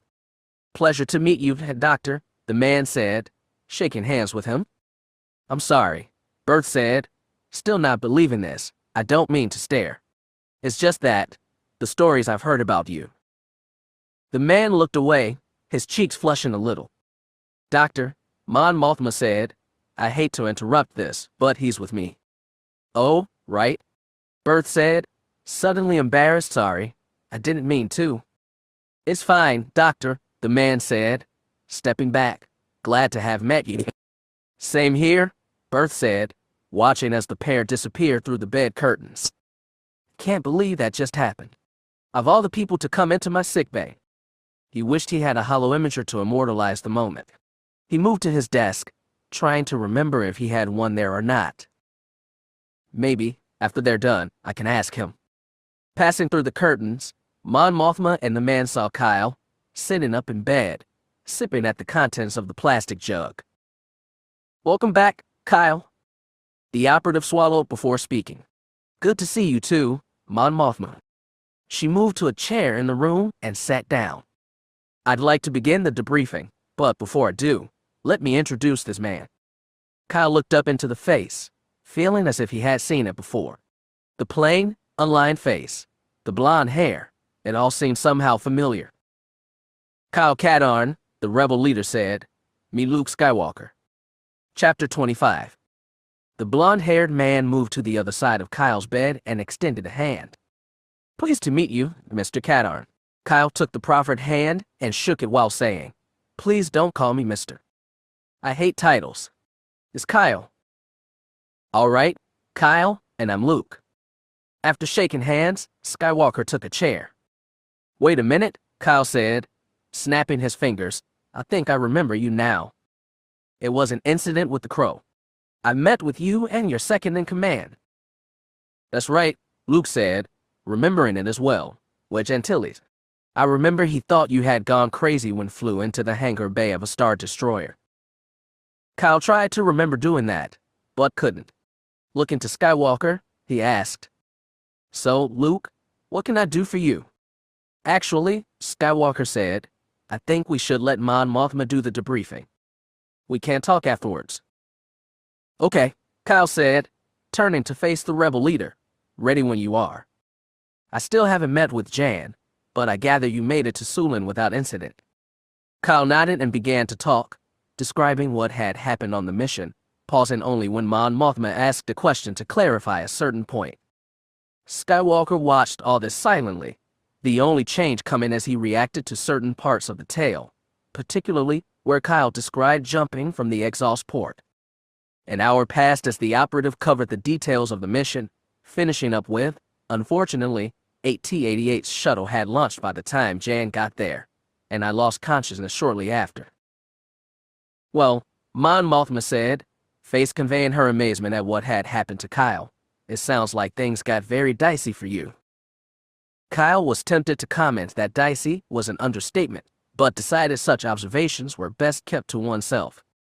Instead, he answered, "You're right about that." "I'm amazed you made it out safely," Luke commented. "The Imperial sure didn't make it easy for you." "You're right about that," Kyle replied.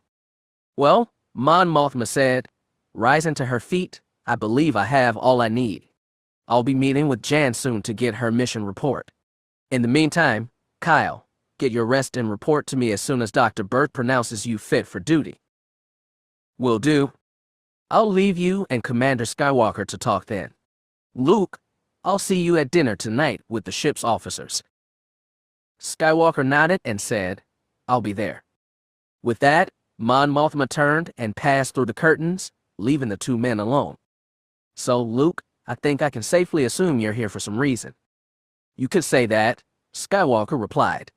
He looked outside the room for a moment, then back to Kyle. "Actually, I'm here to ask you something pretty important." "And that is?" Luke looked a little embarrassed, but he forged on.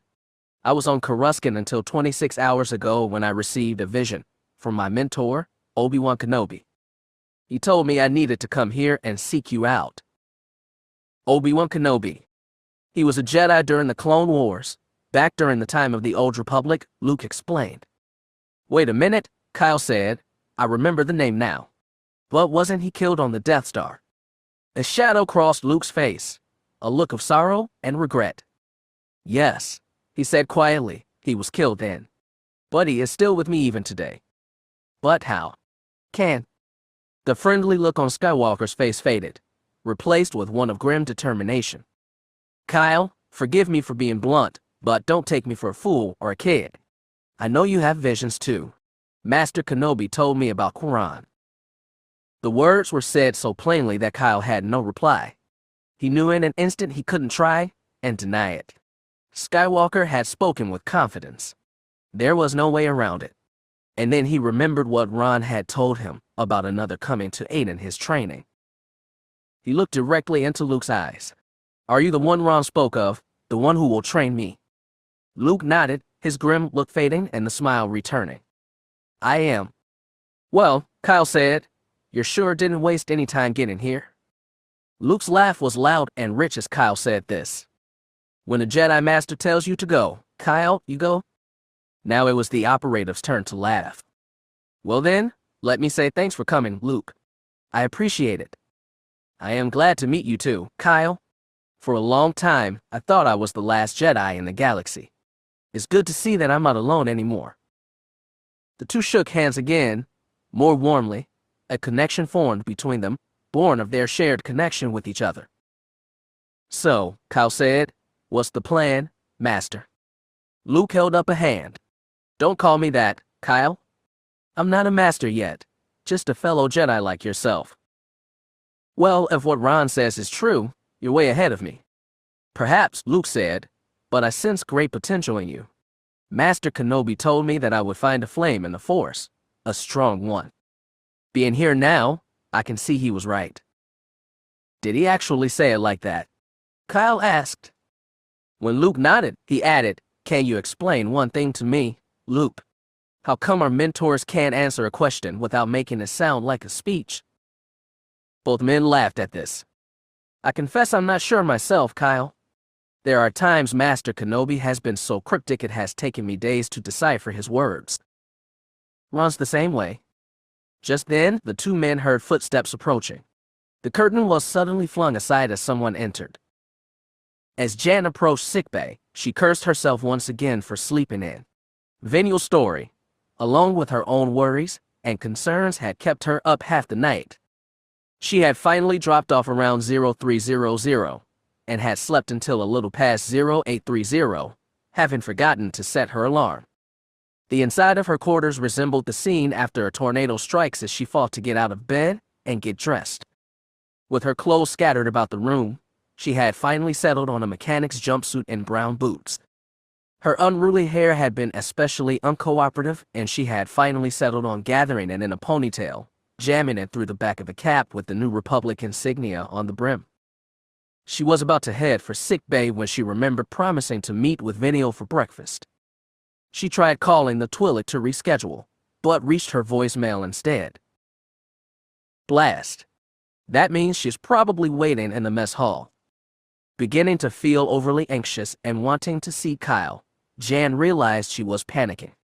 Okay, Ors, she thought, her control snapping down over her emotions. There's no freaking out here, even over this. Figure out what you need to do, and do it. Closing her eyes and taking a deep breath, Jan felt her addled brain slow down and tackle the problem, bringing a solution within seconds. The first step was to check the mess hall and see if the Twi'lek was there. Nodding to herself, she took the controls of the scooter and headed that way. The trip didn't take long, but upon arriving, she was surprised to not see Venial in the mess hall. She searched the entire room in case Venial had taken a seat on the far side of the room, but there was no sign of the Twi'lek. Well, that's weird. This is where we agreed to meet, so where's she? She waited 10 minutes and then, with no sign of Venial coming or a call on her comm, Jan departed, focused on her next goal. Feeling a bit more anxiety now, but not wanting to attract attention, she forced herself to walk to the scooter depot and maintain a normal speed while heading for sickbay, chomping at the bit as the transport seemed to be moving especially slow today. Nearing sickbay, she had broken into a brisk walk, just shy of a run. Entering the room, she had waved at birth and moved to Kyle's bed, not hearing the doctor as he tried to tell her that Kyle had a guest. Now, the bed curtains flung aside, she saw the other man inside the room. He wore an all-black jumpsuit, his blonde hair and pale skin a strong contrast. In the next instant, she recognized the face. Her feet came together as she came to attention and saluted, eyes wide with shock. Commander Skywalker. Luke returned the salute. Come in, please, miss. This is Jan Ors, Luke, my partner in crime, and a master technician that somehow manages to keep my ship from falling apart. Skywalker got up and extended a hand. A pleasure to meet you, Miss Ors. You can call me Jan, she said, and then chasing herself for acting so familiar with the man. Jan then, Luke said, I've seen your ship. It reminds me a little of the Millennium Falcon. That's Han Solo's ship, isn't it? Kyle asked. Luke nodded. Is it anything like the stories say it is? Probably more, or maybe less. Truth be told, Kyle, the Falcon is a ship that needs to be experienced to get a grasp of what it's truly like. If you have time, Kyle said, maybe you check out my ship, the Moldy Crow.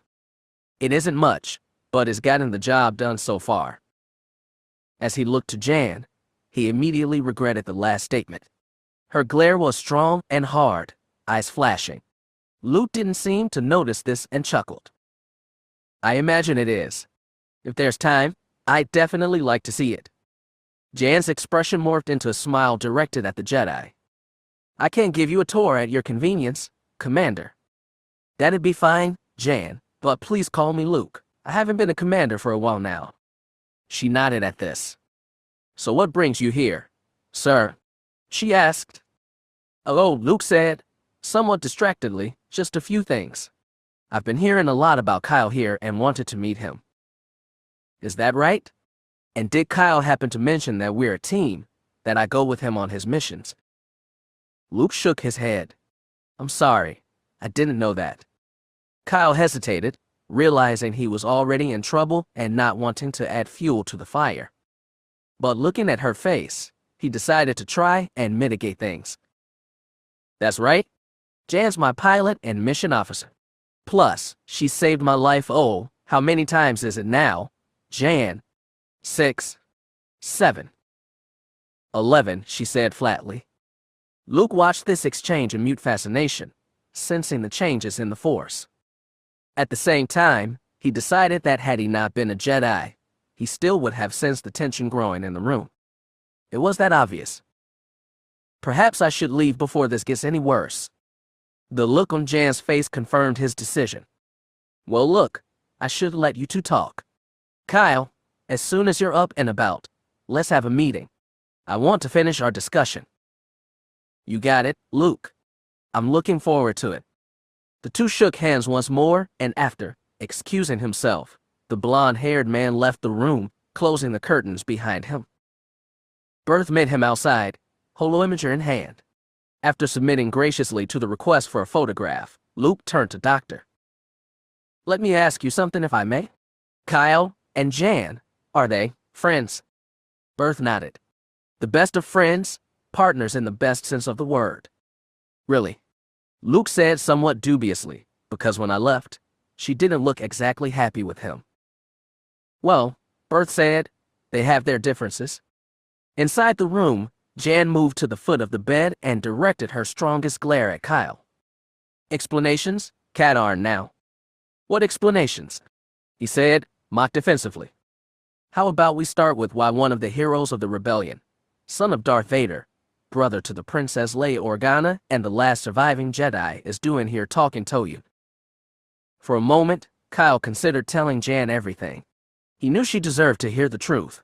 But he was also afraid she wouldn't believe him, afraid she'd reject his story as a lie, but even more afraid that she'd believe every word and what it might do to their relationship. He decided to try and string her along. It's like Luke said. He heard about me and wanted to meet. What's so strange about that? Nothing unless you consider who Luke Skywalker is, Katarn. No offense, but you're not exactly in his league. What's that supposed to mean? He shot back. She shook her head at him. You're stalling? Katarn. Now, tell me what Skywalker was doing here. Nothing, Jan. He was here with Mon Mothma when she came by to debrief me, and I was introduced to him. We got talking after she left. That's it. I hope she buys this. She oughta. It's not exactly a lie. Looking at Jan's face, he could see she wasn't totally convinced yet. And what were you talking about? Normal stuff. Where I came from, where he's from, spacecraft, things like that. So why does he want to meet with you later? Kyle decided to up the ante and gave an exasperated sigh. Because someone interrupted us in the middle of our conversation. Well, excuse me for wanting to make sure you were all right, she shot back. Kyle saw the hint of emotion in her eyes and decided to quit fighting. I guess you were worried, he said calmly. Considering the way you collapsed on that roof, yes, was worried. I'm not sure why now. You saved my life again, he said, looking directly at her and smiling. I guess that makes it 12 now. She looked away. Katarn. Yes, Jan. Shut up. Yes, Jan. After a moment, she turned to look at him again. So?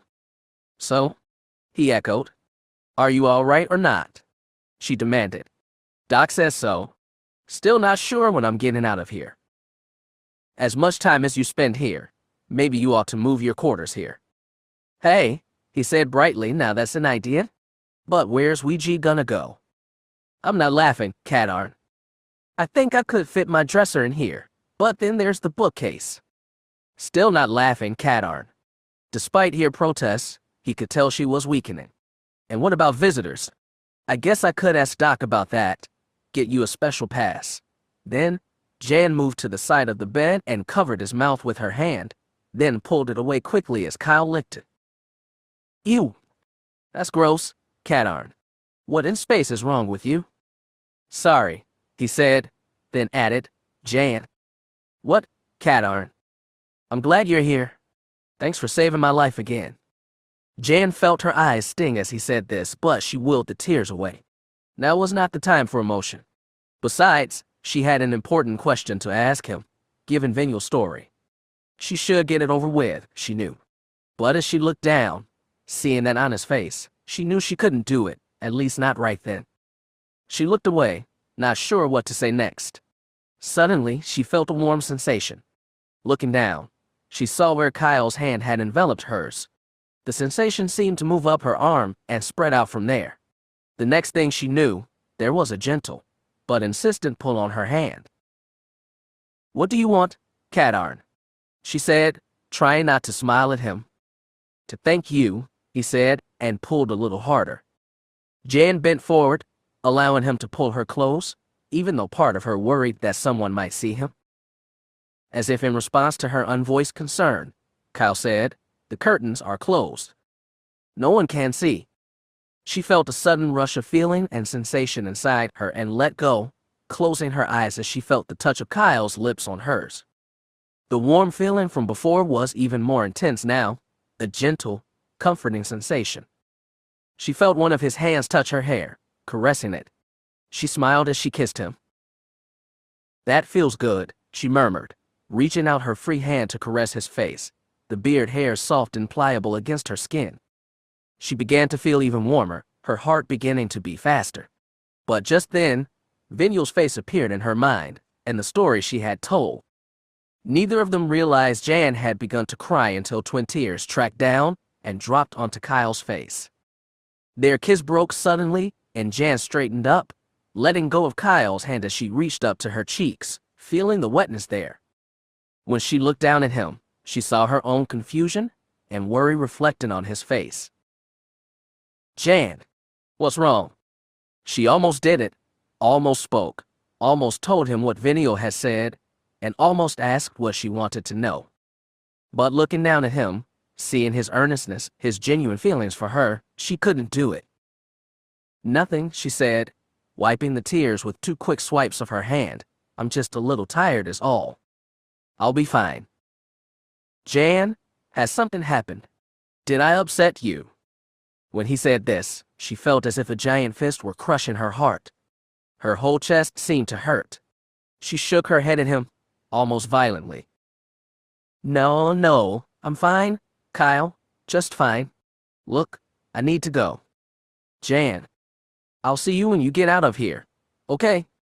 Without waiting for an answer, she moved quickly passing through the curtains, her footsteps receding in the distance. Nearly a minute passed before Dr. Berth entered, looking nearly as confused as Kyle felt. "Something happened." Kyle shrugged. "I dunno. One moment we were, talking, and the next thing I know, she started crying and took off." "You two have another fight?" "Well, yeah, but that was before. Everything seemed fine until a few seconds ago, and then, bam, she's gone." "You sure she wasn't mad at you?" "Yes, Doc," Kyle said somewhat exasperatedly. "I'm sure. I can't tell the difference between anger and whatever Jan was feeling just now." Okay, Berth said, just making sure. "Sometimes you two are just like oil and water. In any case, you ready for some good news?" "I could definitely use some," Kyle said. "All your tests look good and you're healing even better than I projected. What do you say to getting out of here tomorrow morning?" "What, and leave my home away from home? Why, Doc, for shame." Berth laughed aloud while Kyle managed to chuckle a bit. His mind was still consumed with what had just happened. It wasn't like Jan to let her emotions get out of control like that. "Something's happened to her. I don't know what, but something has. But if she doesn't want to talk about it, I won't force her. She'll probably tell me before long." After using the bedside comm to send a message to Luke, Kyle lay back and stared at the ceiling for a while, spending equal time considering what Luke had said and what had happened with Jan. In time, he fell asleep. As the door slid silently shut behind her, Jan leaned against it, a sense of relief washing through her, along with a myriad of other emotions. She looked down at her hands and saw they were shaking. No, not just her hands, her whole body seemed to be trembling. She gripped her elbows with each hand, hugging herself, trying to still the shaking, but it wasn't working. Head down, she managed to walk to her bed and sat down heavily on it. Her heart beat painfully inside her chest, and her mind, traitor that it was, kept bringing images of Kyle to her, his face, his words. How she wished it would go away so she could try and figure this thing out. Part of her wanted to throw her head back and scream until she had no voice left.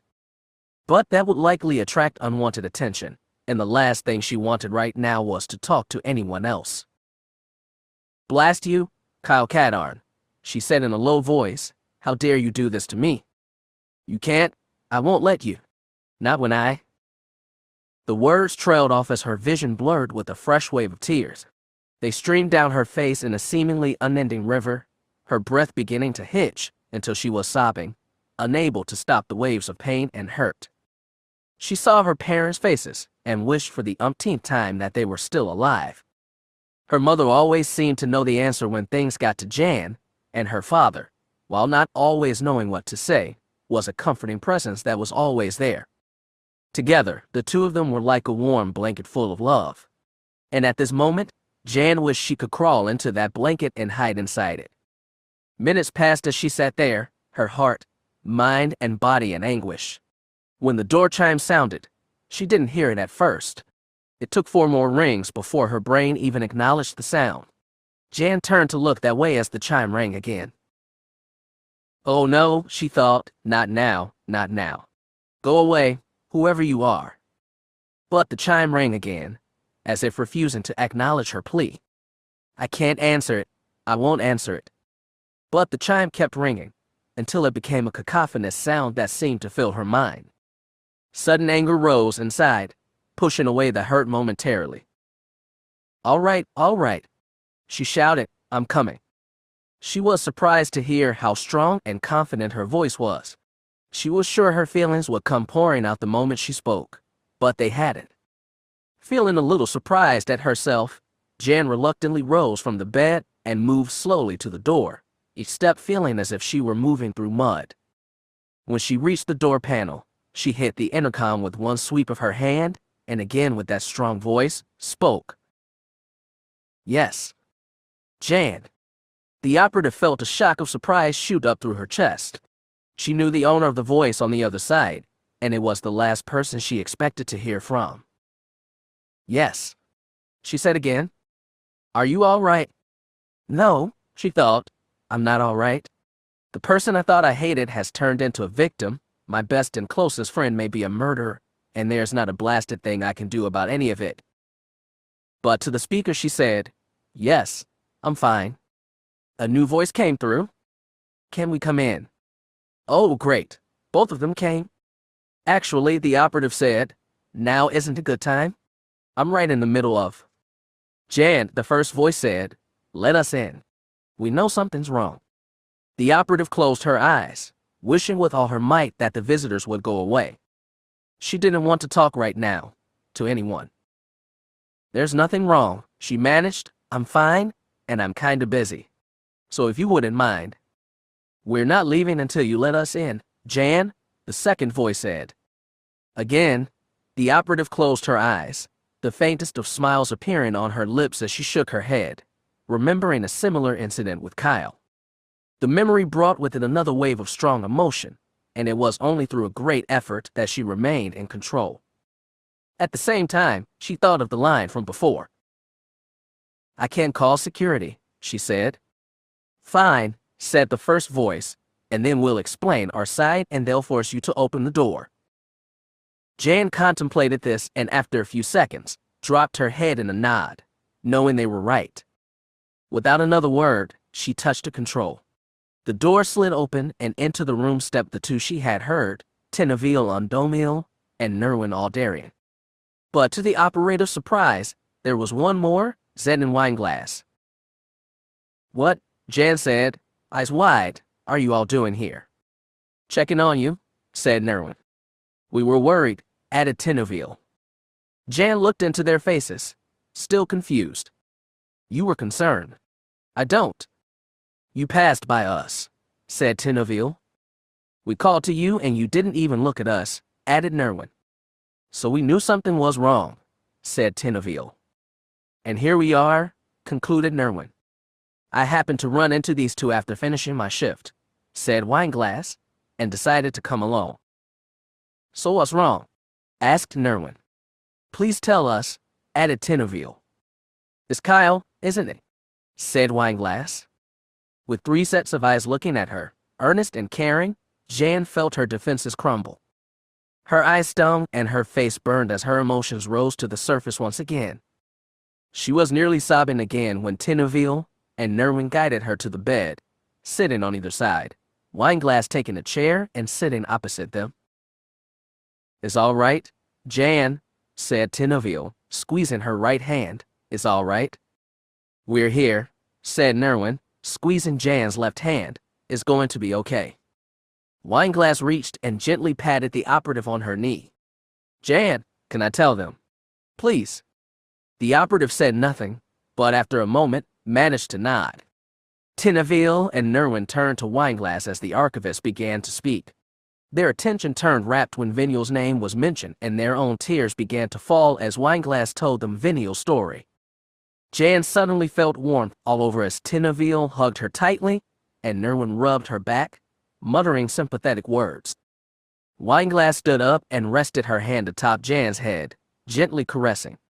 The three remained like this for a while as Jan poured out the hurt, the fear, and everything else that had been building up inside her. In time, her tears dried, and the operative was left with only the overwhelming feeling of care and concern by her friends. She marveled how it almost felt like it was with her parents back on Alderaan. At one point, the operative found enough of voice to speak. "Thank you all," she said quietly. "You're welcome," said Tinaville. "This is what friends do," added Nerwin. "She's right," concluded Wineglass. "Well, I, for one, don't believe a word of it," said Nerwin, pulling a morsel from her plate and popping it into her mouth. "I agree," said Tinaville. "Imperial or not, Kyle is not a murderer." Wineglass nodded. "Just because he was there doesn't mean he was involved." Tinaville nodded. "This is Venial we are talking about. How many times has she lied already?" "Right," said Nerwin. "Why should you trust her now?" The four women sat in a rough circle, plates of food, drinks, and flatware arranged in front of them, having been retrieved by Wineglass from the mess hall. "I hear you," said Jan, her eyes still red and puffy, but she seemed so earnest. "Look," said Wineglass, "I saw the mission report, and while it might seem to implicate him, you have to take Kyle's character into consideration." "Exactly," said Tinaville. "Kyle is a fighter and all. But there's nothing in him to even suggest he could have done this thing." "Killing the enemy is one thing," added Nerwin, "but killing innocents." She shook her head. "No way, not Kyle." Jan listened, looking at the others in turn as they debated the merits of Venial, her story, and Kyle's character, conduct, and other things. All the arguments and debates she had had with herself were brought up and debated, always coming around to the same conclusion, that Kyle could not have been the one who had shot the Twi'lek. It just didn't make sense. "Whatever the case," she said at one point, "what I really need to do is ask him. Once I do that and he tells me no, then the whole issue is solved for good." Tinaville, Nerwin, and Wineglass all agreed this was so, and encouraged Jan to get it over with and ask Kyle as soon as possible. "I really don't think he'll mind," said Tinaville. "Explain why you're asking, and he'll understand," added Nerwin. "He's not going to be upset by the question," said Wineglass, "not when knows the context." Now, as for Venial. The conversation began to take a darker turn as the women began to plot what they would do to the Twi'lek once the truth was revealed. "It comes down to this," said Wineglass at one point. "We can't leave a body. I'm imagining an airlock, an accidental flip of switch, and poof, problem solved." Tinaville and Nerwin tried to chide her for something so serious, but Wineglass busting out in laughter seconds later infected them, and soon, laughter began to fill the room as the co-heads of intelligence tried to top one another on even more embarrassing and gruesome ways to deal with Venial. In time, even Jan found herself laughing with them, her earlier hurt and pain all but forgotten. More time passed as the operative realized just how grateful she was that these three had come in her time of need. She told them so, and all three seemed embarrassed by the praise. "What did you expect?" said Tinaville, "that we'd leave you alone to suffer. You're stuck with us, Jan Ors," added Nerwin, "whether you like it or not." "Never underestimate us, either," said Wineglass, affecting a voice, "they have ways of making you talk." "I'm not sure whether I should be happy or scared," Jan scared. "Both," all three women said together. They departed a short time later, but not before extracting a promise from Jan to let them know the answer as soon as she asked Kyle, and reminding her to contact any of them when and if she needed help. Hugs were exchanged as the three departed, and when the door closed, Jan drifted back to her bed, feeling positively full of good feelings. Even thinking of Kyle didn't hurt as much. Instead, it filled her with a sense of anticipation about asking him the question and getting her answer. It was there she looked at the chronometer and saw that it was well past 2200 hours. I need to get to bed, she decided, and tomorrow, I'll corner Katarn in sickbay and make him tell me. Then I'll know. Undressing, she slipped under the covers, and with the warm memory of Tinaville, Nerwin, and Wineglass having come to her aid, she fell into dreamless sleep. What do you mean he's gone? Jan asked incredulously. I'm sorry, Dr. Berth said. I didn't realize you didn't know. After you left yesterday, I got the final results on Kyle's test and they showed him in the pink, so I released him about an hour ago. Jan wanted to scream in frustration. The morning had been going perfectly up till then. She had awoken at her customary time, dressed without making a mess, and had had an enjoyable breakfast before heading to sickbay, looking forward to seeing Kyle. And now this. Did he say where he was going? Berth shook his head. I figured back to his quarters. Great, she exclaimed, almost throwing up her hands in frustration. I'm sorry, the doctor repeated. It's not your fault, Jan said half-heartedly. I just really needed to talk to him. Well, the ship's not that big, Berth said cheerfully. I imagine you'll bump into him sooner or later. His smile faded as Jan glared at him, then turned and left the room. Watching her go, Berth almost wished he knew where Kyle was so he could warn him. Remembering his calm, he tried the device only to discover Kyle had turned his off. Sorry, Kyle, I tried. Outside of sickbay, Jan worked to push past her annoyance and tried to figure out where Kyle might have gone. She tried his quarters, but neither he nor Ouija answered. She tried the mess hall for the second time that day, but no luck there either. A search of the gym brought the same results. Where are you, Kyle? She tried a few other places, growing more annoyed by the second. I swear, Katarn, when I find you. Just then, her comm went off. Coming to a halt, she pulled out the device. This is Jan? Jan, this is Mon Mothma. I was hoping to have your debriefing today on the recent Sulan mission. Might you be available in an hour? The operative was tempted to refuse and claimed she was busy. But busy with what? Making stuff up on the spot was not Jan's forte, and it was likely the rebel leader would see through it. She sighed. That will be fine, Mon Mothma. See you then? Ringing off, she returned the comm to her pocket. You're not off the hook yet, Katarn. I'm gonna find you if I have to search this whole blasted ship. Blast. Kyle felt the momentary pain and vibration as Luke's blow sent the sword hilt flying out of his hands. It flew off to the side, hitting the ground, and sliding a ways before coming to a halt. In front of him, his trainer shook his head again. You've got to give the Force more control, Kyle. Going to retrieve his sword, the operative called over his shoulder. I'm trying, but it's hard. I'm so used to using my own strength, it's hard to change. I understand, Luke said. I remember when Master Yoda said to me, you must unlearn what you have learned. It took me a long time to get it. Sword in hand now, Kyle moved back to mass spread out on the floor. It was marked and sweat-stained, proof of the multiple falls he had taken onto it. Since leaving sickbay this morning, he had met Luke for a small breakfast and then had come here to begin training. Or learning to fall, he thought bitterly, thinking of how things had been going. After a half-hour run to warm up their collective muscles and stretching to prepare their bodies, he and Luke had begun. And Kyle had quickly found out how little he really knew of lightsaber combat and especially of the Force. I'm just glad you decided to use these, he said, indicating the wooden sword. I try not to maim the first time, Luke said with a grin. I'm not sure if I like that or not, Kyle returned. Both men laughed and then Luke said, let's try it again. Now, remember, concentrate on guarding only. Don't worry about striking back, okay? Kyle nodded, holding the sword in front of his face, waiting. Suddenly, Luke stepped forward, the blade of his sword little more than a blur as he went for a strike.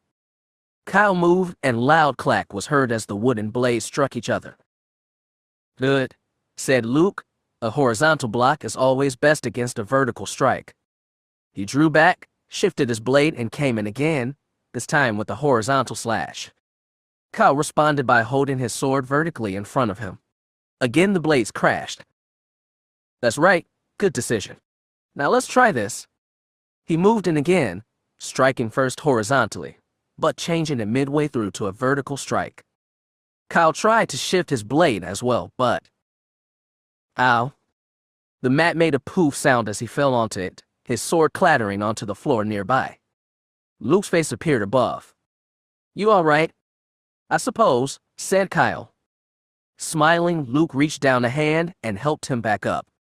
"Your reactions are good, but too slow. You need to be able to change your defenses quickly, sometimes in a split second." Kyle nodded. "I'm wondering if I'm ever gonna get this." Luke smiled at him. "You will, Kyle? You just need to quit trusting yourself so much, and the Force so little." "You're right," the operative said, his voice a little dejected. Luke stared at him, rubbing his chin as he thought about something. Then he smiled again. "I wasn't planning on doing this until later, but I think we should try it now. It might just boost your confidence." Kyle shrugged. Moving to where he had laid a small bag with his lightsaber and some other training tools, Luke retrieved a band of black cloth. Approaching Kyle, he moved behind the man, and a moment later, the operative saw the black band reappear, heading toward him. "What are you doing?" "Trying something that I think will help." "And what is that supposed to mean?" "Sorry," Luke said. "That's Master Kenobi rubbing off on me. I'm doing this to try and get you to use the Force more and your own senses less." "Okay," Kyle said, "but if I can't see, how am I gonna fight?" "Let the Force be your eyes, Kyle. It will show what you to do." "All right, but if this doesn't work, it's your fault, Luke.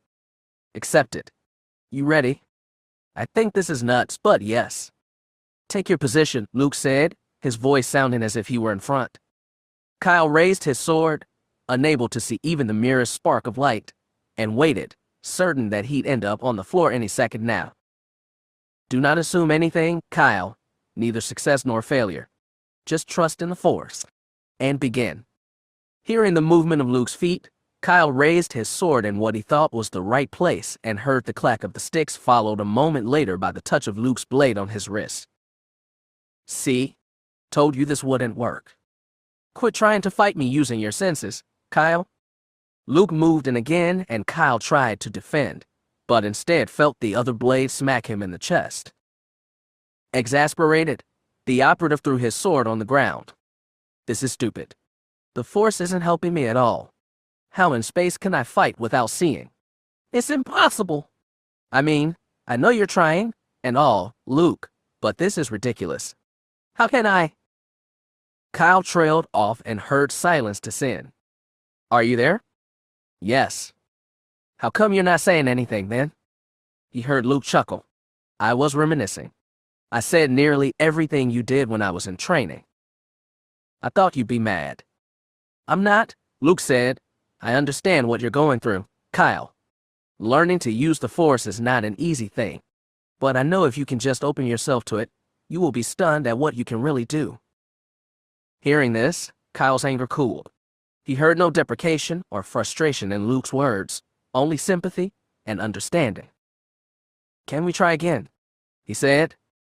Luke laughed aloud. "What? If Master Yoda were here right now, he'd tell you no, do or do not. There is no try." At first, Kyle didn't understand, but as his mind chewed on it, it made sense to him. The Force wasn't a maybe thing, either you used it or not. The same held true for most other decisions, do it or don't. Trying wasn't part of the equation. "Then I want to do it," Kyle said, positioning his sword. "I don't know how many attempts it'll take, but I won't give up." "Well said. All right then, are you ready?" "Yes." "Then, begin." Just as he heard Luke move forward, a new voice entered Kyle's mind. It took less than a second for him to identify it as Ron. As before, Kyle, follow the steps, one by one, position to position. The words triggered a memory of his early lightsaber training with the old Jedi guiding him, how he followed the steps as Ron counted them out. He remembered the joy he had felt as he had mastered each one, and then, when he had executed the whole sequence without the slightest misstep. Remember that, Kyle? Remember? Kyle? Luke's voice come with such suddenness and force that Kyle reacted like a man waking up from a dream. Light entered his eyes, and he realized his blindfold had been removed. You okay? Luke asked, looking concernedly at him. Yeah, I think so. But wow, that was weird. What was weird? Kyle explained in hearing Ron's voice, remembering the earlier training. Well, I didn't see that, but something definitely happened. You blocked every single one of my blows. What? Luke nodded, smiling, every last one of them, even the combinations. But I don't remember. I'm serious, Kyle. You were excellent. And what I sensed in the Force. In the Force? Luke nodded again. Most of this time, you've been more or less a jumbled mess in it, moving about so randomly as no wonder you couldn't focus. But just now, you were calm, at peace, and you reacted precisely to each of my attacks. Looking nearly as incredulous as he felt, Kyle stared at Luke until the latter shrugged and said, Fine, you don't believe me. Then I'll show you. Moving to his gear once more, the blonde-haired man returned with a small box-like device. I use this holocom to record my own practices, and then review the recording to see what I need to work on. I've had it recording our entire session. Whatever annoyance Kyle might have had at Luke not telling him this before was overridden by the desire to see the video and find out if he had really done as Luke said. Activating the display screen, the trainer flipped through images until he found the moment just before the two had begun their last sequence. Okay, now watch this. Kyle saw himself holding his sword and hearing himself tell Luke was he ready. He saw his trainer come forward, and that's when he watched, almost unbelieving, as he sucked in a breath and shifted his stance a little. When Luke came in with the first strike, a horizontal, his blade moved in a single, precise movement to block the blow. Luke backed away and then moved in again, and with another precise movement, Kyle blocked the vertical strike. Then, the trainer came in with a vertical strike that turned into a horizontal one. Kyle's blade shifted almost faster than the human eye could see, and there was a sharp clack as the blades intersected. He saw Luke smile as he backed away, then drove in with another attack. Is that really me? Kyle whispered as he watched himself move, blocking another blow, then another. Smiling, Luke upped the ante and drove in with a sweep at the legs, followed by a second to the chest. Sharp clacks were heard as Kyle's blade intersected the trainer's both times. Pausing the image, Luke turned to him. Believe me now. I saw it, but I almost don't believe it. How did I do that? Especially that double attack. We haven't even practiced that. This, Luke said, pointing at the display, is what happens when you allow yourself to trust in the Force, Kyle. I don't believe it. Luke laughed. I said the same thing to Master Yoda once. And what did he say? Luke's smile was wide and genuine. That is why you fail. Kyle took this in and then nodded. I think I might understand what he meant. Luke nodded and then looked at his chrono. I've got a meeting in about 45 minutes. You want to go a bit longer? Kyle smiled back at him. Yes I do. 15 minutes later, both men emerged from the gymnasium out into the corridor. Kyle stretched, hearing his joints crack a bit. That, he said, was hard. If I've learned nothing else, Kyle, it's that Jedi training is never easy. True, the operative said, and while I'm tired of eating mat, I kind of feel like I'm learning to. Yower are progressing, Kyle, Luke said honestly, those last 3 attacks especially. Remember? I need to concentrate on giving the Force control, right? Exactly, Luke said, smiling. I'll see you tomorrow morning, 0800. I'll be there, Kyle said. The two men parted, heading off their respective destinations. Arriving at his quarters, Kyle thought he'd try a meditation session after lunch. Maybe I can get close to the Force that way. He also thought of Jan and smiled. Moving to his desk, he called her quarters, but got her machine instead. Hey, it's me, he said, just checking to see how you're doing and hoping we can meet for dinner or something. I'd also like to talk about what happened in sickbay. Okay, call me. That done, he sat down on his bed Indian style and closed his eyes, reaching out to the Force.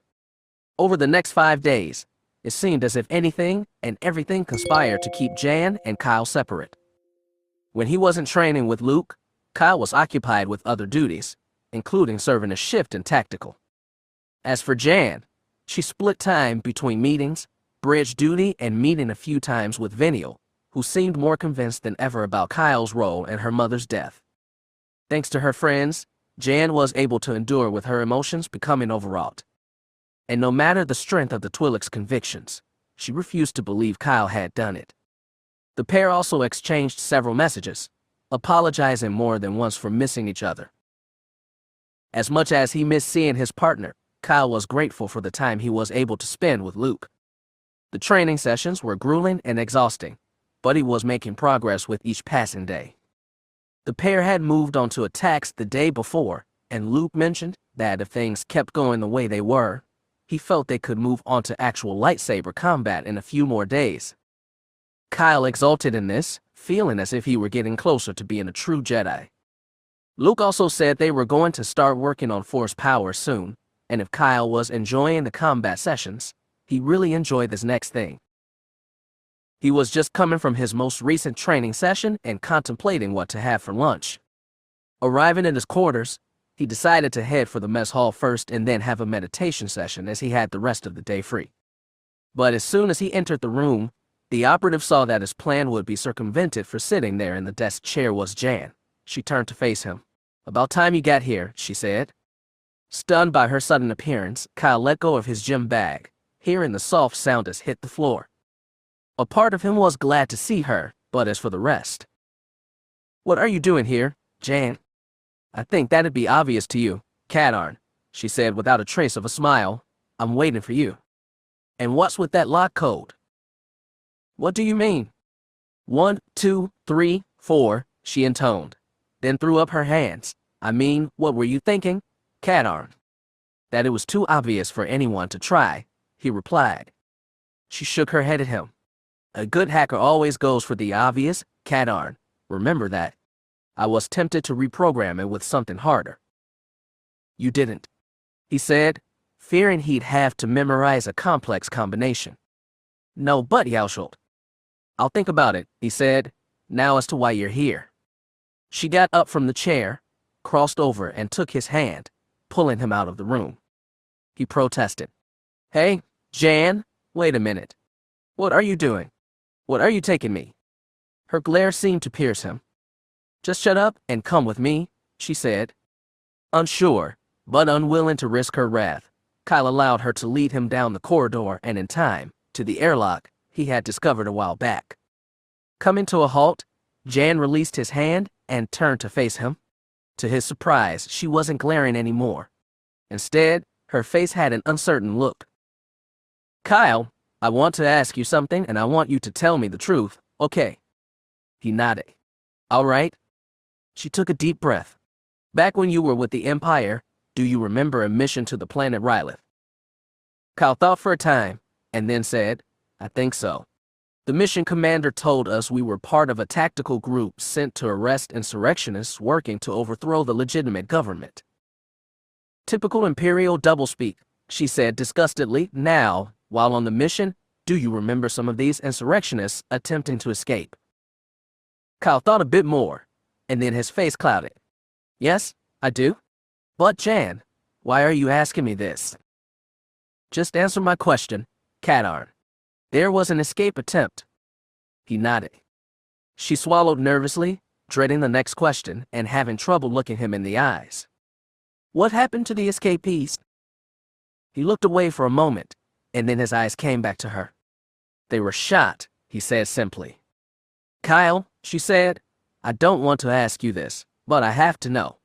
Did you shoot those Twi'leks? She waited, expecting an instant denial, a refutation, an explanation of who had really done it. But it didn't come. Instead, Kyle was looking down, his shoulders hunched. Oh no, Jan thought, no way. This can't be. You didn't do this, Katarn. I know you didn't. She reached out a hand, touched his cheek. Kyle. Slowly, his face came up, eyes meeting hers. And in them, Jan saw the answer even before he spoke. Yes, he said, I shot them. Chapter 26. Jan felt as if everything had just stopped, everything, time, space, the universe itself. It felt as if it all had come to a halt, leaving her staring at Kyle in that moment, her eyes wide, her breath frozen in a gasp. When she finally exhaled, it seemed to take a long time, like everything that had frozen in place was slowly coming back up to speed. She looked up at her partner, her friend, and knew he had spoken the truth. But she didn't want to believe it. She didn't want to believe the words she had just heard. What did you say? She whispered. It's true. I shot them, he said, a mixture of regret and sadness on his face. Jan felt suddenly sick, her stomach clenching. It was true, she thought, all of it. Everything Veniel had said, everything Jan had dismissed as not possible, it was all true. Why? She asked. She wasn't sure she wanted to know this either, but she had to. To have spent all this time, to getting to know this man, feeling the first faint stirrings in her heart, remembering the touch of his lips on hers, the touch of his hand, the feel of his skin. How could she have experienced all this and not know he was? No, I won't say it. Kyle closed his eyes and turned away, raising a fist and pounding it into near wall. I've asked myself a million times. Why did I shoot? How could I? They were civilians, just trying to get away, and I. Jan surprised herself by reaching out a hand towards him. Kyle. He pounded the bulkhead again, harder this time. I didn't know, Jan. I swear I didn't. I know that sounds convenient, but I had no idea. What happened? She asked. It was supposed to be a simple mission, a knock and shock we called it. The information our platoon had was that group of known and dangerous insurrectionists were on the attack, intent on destabilizing the planetary government and setting up their own. The mission was to stop them, secure the area, and maintain the peace. He gave a short bark of laughter. Restore the peace they told us. It wasn't peace the Empire wanted. It was spread intimidation, and as I learned later, to gather slaves. Jan took a step forward and touched Kyle's arm, but he pulled away. He seemed to be looking up at the ceiling, but was seeing something else. Everything was going fine, he said, and then that one group tried to escape. They ran right by our transport, can you believe that? Right by us. The commander ordered us to open fire, and the rest of my squad wasn't ready. So I raised my weapon and... He turned to look at her, tears beginning to move down his face. I thought they were insurrectionists, Jan, rabble-rousers intent on destroying the government I represented. When I fired, and the first one fell, I remember she just quit running and dropped to the ground. Once the other were taken off, afterwards, we, my team, the commander smiled, and he told us, he said. He buried his face in his hands, his body beginning to shake. I didn't know, Jan. I didn't know until it was too late. And once I found out they were civvies, without even consciously deciding to do so, Jan drew close to him, reaching up to touch his face, her own heart hurting, emotions torn. She was even more surprised to realize she wasn't angry with Kyle. She didn't feel betrayed by him or see him as the cold-blooded killer Veniel had painted him to be. Something in her knew his story was the truth. What else could it be? His words had been too honest, his emotions not forced or faked, but genuine regret. Kyle, murderer. The shout reverberated in the space as loud footsteps echoed, moving up the corridor towards them. Jan looked down the hall, eyes widening. "Venial," she cried. "Stop." But the Twi'lek was not to be deterred. She had followed the pair all the way from Kyle's quarters, hiding in the shadows as they talked. She had heard the question and Kyle's response. "I knew it. I knew it was him. He did it." And now that she knew, there was only thing left to do. She reached to her belt for the items she had there and felt their comforting weight. And then she had launched herself at them, intent on a single goal: revenge. "Murderer." The Twi'lek screamed again as she ran towards the operatives, her eyes cold and hate-filled. Jan was about to try and do something when Kyle acted, grabbing her by the arms and pushing her away from him. In the next instant, Venial struck, and Kyle had no time to react, much less mount a defense. A fist crashed into his stomach, his breath expelling in a great whoosh. Barely had this registered when a second shot rammed into his chest, causing the operative to stagger. And then, as his eyes helplessly recorded it all, Venial balanced on her right foot and kicked out with her left, hitting Kyle in the solar plexus. His pain-filled vision grayed, then tunneled. The blows had been so quick his nerves had not yet had the chance to register any pain yet. The final shot bowed him forward and he crashed to the deck, rolling onto his side. Venial kicked him savagely, knocking the operative onto his back. He wanted to speak, to tell her he was sorry, to ask forgiveness, possibly mercy, but his throat refused to work. Somewhere, seeming far away, he heard Jan yelling. "That's enough, Venial. Stop it. Leave him alone." But the Twi'lek was far from done. She drew a 6-inch blade made from sharpened metal that flashed as the light caught its surface. And then, even as Jan screamed for her to stop, the Twi'lek drove it savagely into Kyle's chest. It was at that moment that his nerves endings kicked in and he screamed in pain. Hand still on the blade's hilt, Venial pulled it out a little, then drove it back in. All the time she screamed, "Murderer. My mother. You killed her. Murderer." She drew the blade out a second time and drove it in again. Helpless underneath her assault, Kyle could feel the sharpened metal inside him, slicing through who knows what. Blood spurted from the wound in his chest, splashing Venial's face and chest.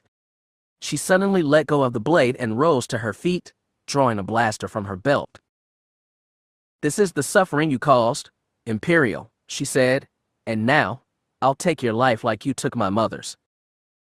In the midst of shock, his body trembling, Kyle couldn't be sure of anything around him, but he thought he saw a blur as something moved into view. A moment later, his eyes closed and did not reopen. Watching all this, screaming for the Twi'lek to stop, the horror Jan felt as seeing this carnage turned into a grim certainty as Venial drew out a blaster and aimed it at Kyle. "No!" she screamed and ran forward.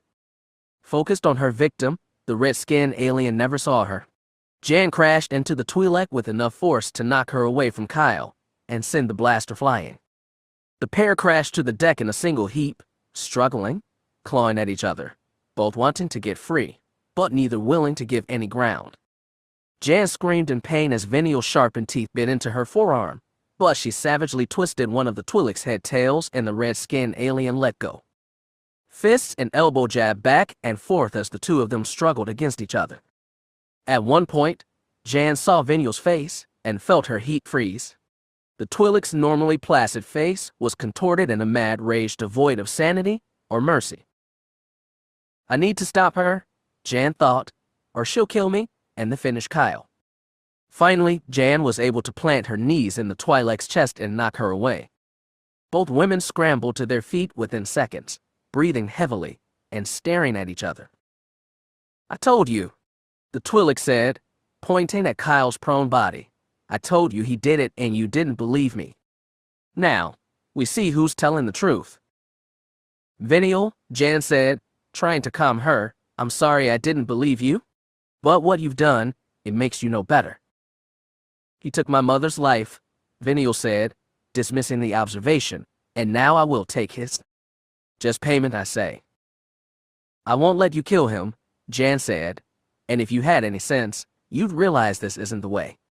"My mother," Venial began, "is dead," Jan exclaimed, and it is a terrible thing. I wish it had never happened. But killing Kyle solves nothing. You will not deny me my vengeance, Jan. Now move. The operative shook her head. I don't want to hurt you, Jan, but I will finish this now. You want him? You go through me first. The Twi'lek smiled and nodded, her blood-flecked lips making the smile look like that of an animal. She reached down to her belt and withdrew a second knife. Last chance, Jan, move. Expression hardening, the operative shook her head firmly. A second later, Venial charged, holding the knife out.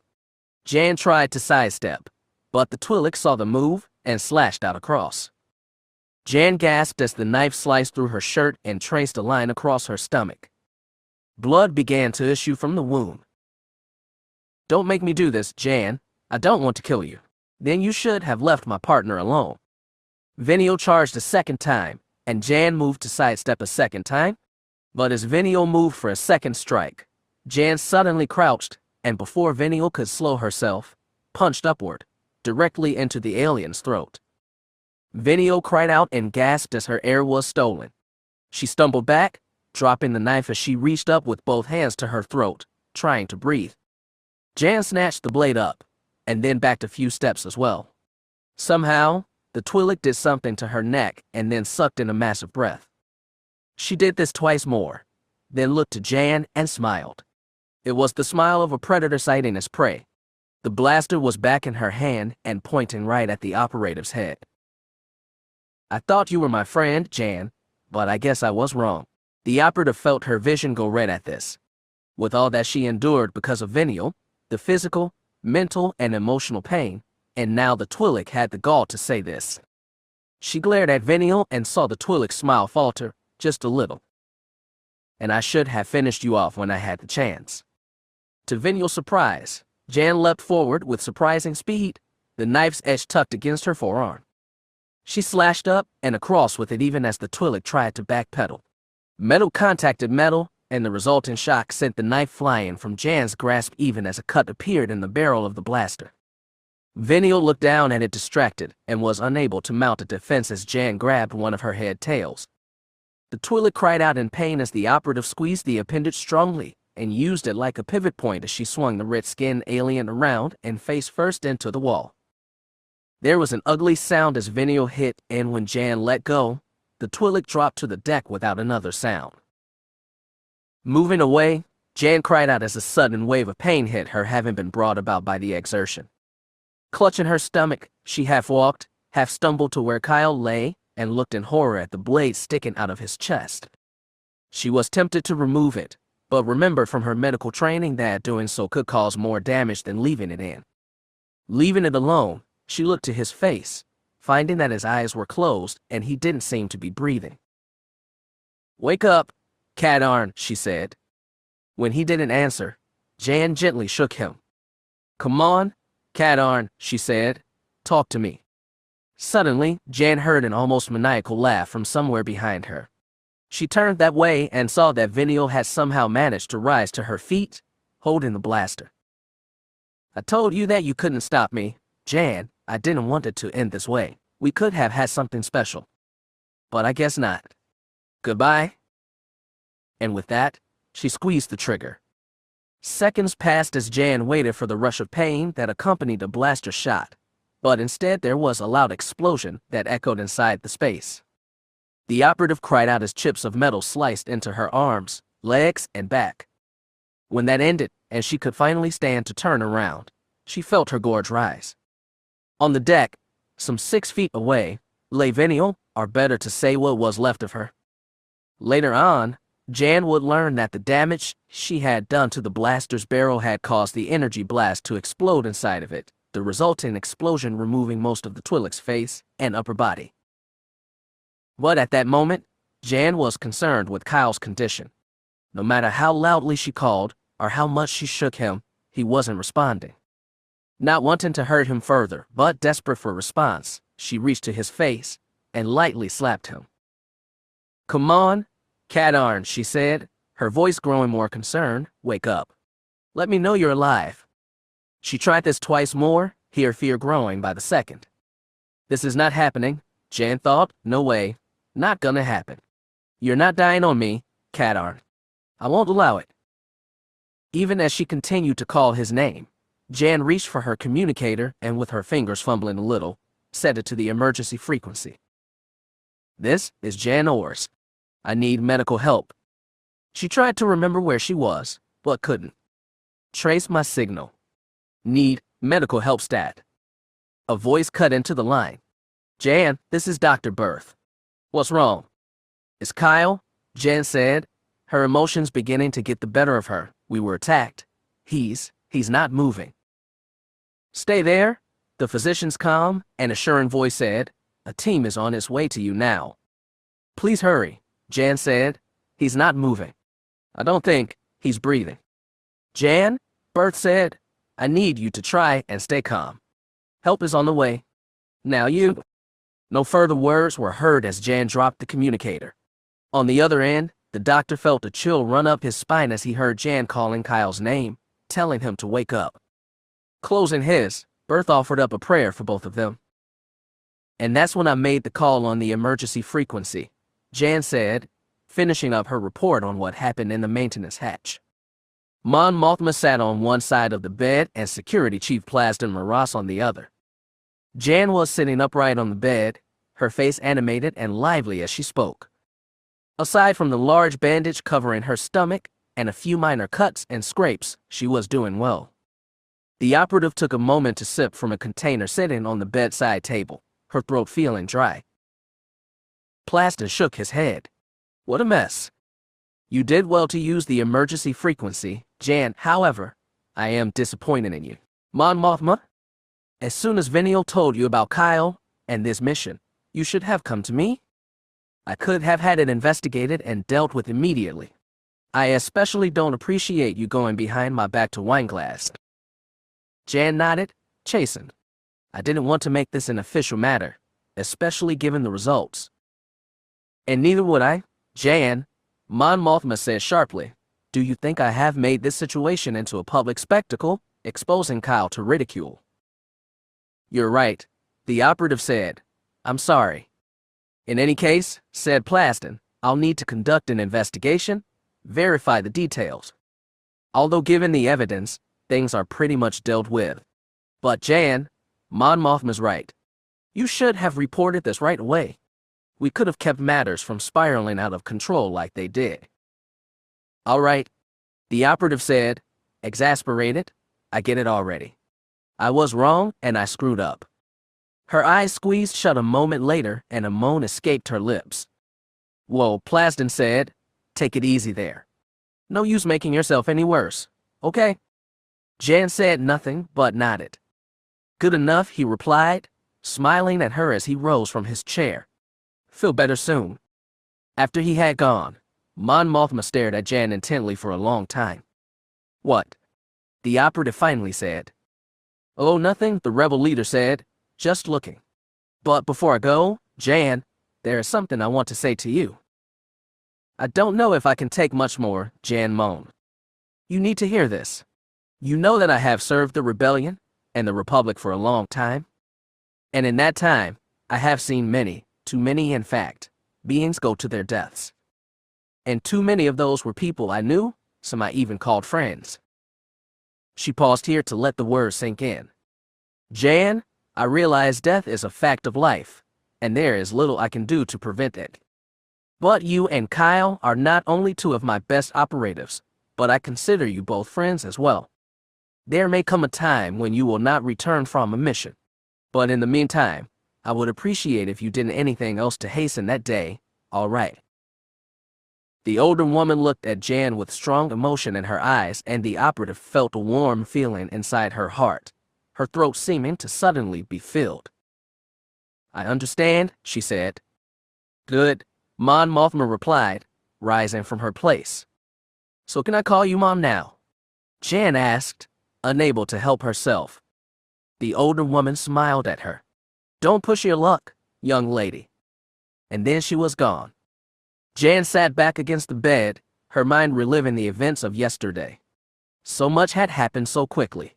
One moment she and Kyle were talking, and then everything had gone crazy.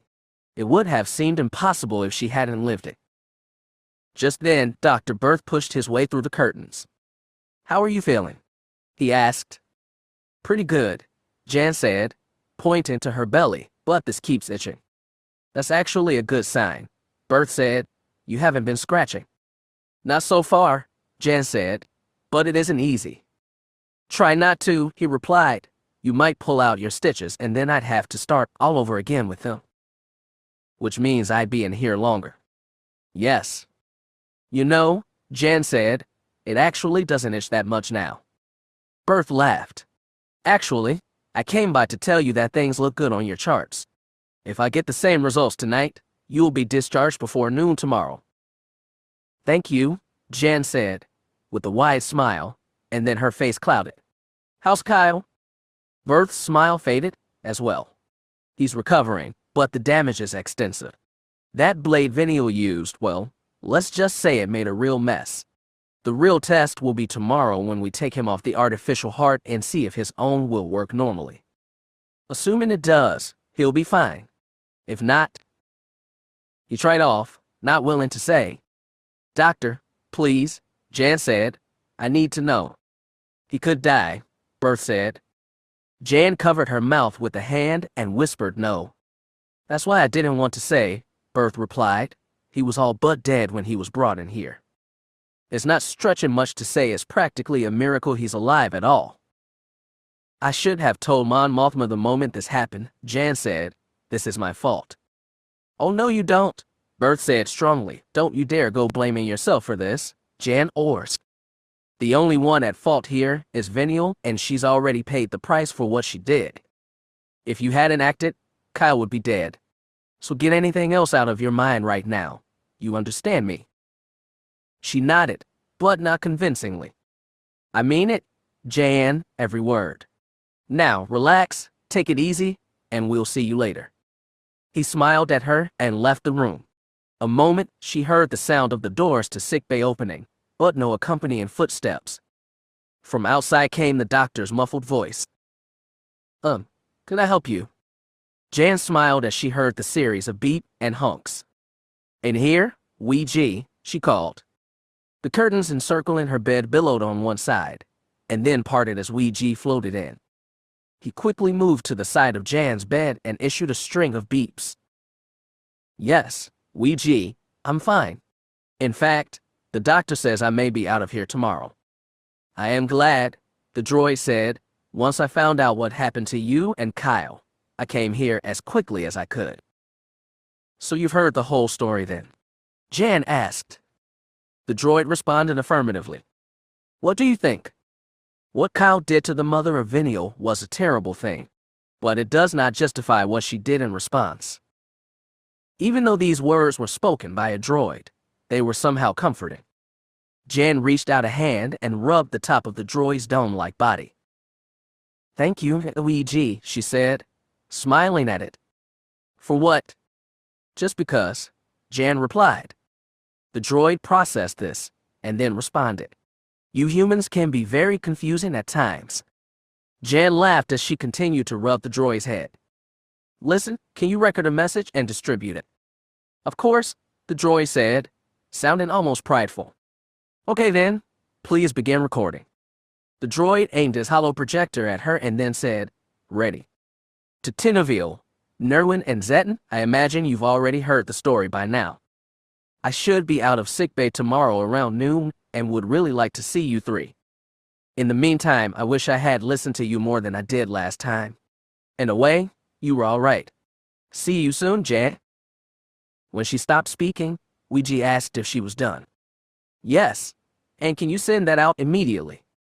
"Of course," the droid said, "although it will be faster for me to deliver it personally." "Personally? Now, Ouija, you don't have to go to the trouble." "It is no trouble at all," the droid said. She gazed at the droid gratefully. "Then please do." The droid started to turn when she called to it again. "Ouija, thanks for coming to see me." "You are welcome. I could do no less." "What?" "You saved Kyle's life," the droid said. "If not for you, he would be dead." "That's not really true," she began. The droid cut her off. "Because of you, he is here and there is a good chance he will live. This is a fact. Jen opened her mouth, but the droid wasn't finished. I have reset my identification systems to recognize Jan Ors as my friend and one that can be trusted. This is a fact. And with that, the droid passed through the curtains. Jan watched it go, her eyes stinging a little. Smiling, she wiped away the tears. Who would have thought? Barely had Ouija departed than Jan heard the sound of the sickbay doors opening and footsteps approaching. A blonde head appeared between the curtains. Fill up to a visitor. Jan smiled at the man. Of course, I mean Luke. He moved into the room and took a chair by Jan's bedside. So I guess you've heard, she said. Not the whole story, Luke replied, but enough to figure out what happened. I'm sorry I wasn't there to help. Jan waved the apology away. Please, it's not like y'all knew what was going to happen. Well, Luke said, cocking his head a little, that's not exactly. I felt a strong disturbance in the force last night, but I couldn't discern the reason behind it until this morning. Jan was tempted to make a comment, but restrained herself. She had heard the stories of the power Luke possessed, but she wasn't quite sure she believed them. Just then, he took a deep breath and looked seriously at her. I also came here to answer your question. Question. The question you had last week when we ran into each other here. Jan gave him a confused look. I don't remember asking you anything. Well, not to be unkind, Luke said, but it was written all over your face. Faint color appeared in Jan's cheeks and she looked away, disturbed that she had been so obvious to a virtual stranger. You wanted to know why I was here and what interest I have in Kyle. To be honest, I hoped he would have told you himself, but it appears that is not the case. So, if you wish, I'll tell you. You don't have to, she began, not really meaning it. No, Luke said. If anyone deserves to know, it's you, which is why I'm surprised Kyle didn't tell you himself. He took another deep breath. So, to begin, let me ask you this. How much do you know about the Jedi? Jan thought about this, and then answered, mostly what I've read in the history journals, the protectors of peace and justice in the days of the Old Republic. They were all wiped out during the Great Purge ordered by Emperor Palpatine. Not all, Luke corrected. Darth Vader and the clone troopers did kill many, but some Jedi survived, hiding themselves in obscurity on a dozen worlds, taking to the shadows and doing their best to be as unnoticeable as possible. My mentor, Obi-Wan Kenobi, was one of these. That's right, Jan exclaimed. I remember reading about him. He was with you, that guy Han Solo, and the Wookiee. Chew something. Chewbacca, Luke said. Right, said Jan. You had infiltrated the Death Star to rescue your sister. Well, that's partially correct, but it's not that important right now. The point is, Obi-Wan was only one of a number of other Jedi who escaped the Great Purge. My studies have led me to conclude that several are still alive today. You really think it's possible? Jan asked. Luke nodded. I've also discovered a number of other Force-sensitive individuals who could, potentially, become Jedi. Jan's mind leapt ahead, and she spoke before Luke could continue. Wait a minute. You're not going to tell me Kyle is one of these potential Jedi? Luke nodded. Jan considered this for several seconds, reviewing the possibility in her mind. She thought about the lightsaber Kyle had shown her, along with the time he had tried to tell her himself. It seemed to make sense, but after a bit more time, she shook her head. I don't think so, Luke. Kyle is a skilled soldier and a good tactician, but a Jedi? Not likely. Jan, the man said seriously, I sense your disbelief and the reasons behind it. But I'm telling you honestly, Kyle is not only Force-sensitive, but he's shown remarkable potential given his limited training in the Jedi arts. Jan shook her head. Look, Luke, don't take this the wrong way, but I know Kyle Katarn, you don't. I've seen him at his best and his worst. He's never shown me anything like what you're saying. I just don't believe it. Then how do you explain his lightsaber, Jan? Or the way he can handle what traditionally has been a Jedi weapon? Kyle was an Imperial soldier for some time, Luke. I know from my own experience that stormtroopers are taught how to handle bladed weapons. Luke thought for a moment, and then said, "Then how about the time Kyle flew your ship into the hangar bay of a Star Destroyer, blew it up, and emerged unscathed?" "I read the mission report," Jan said, "and it is amazing how Kyle managed to do that. But I was out cold and saw none of it." "Then answer me this," Luke said.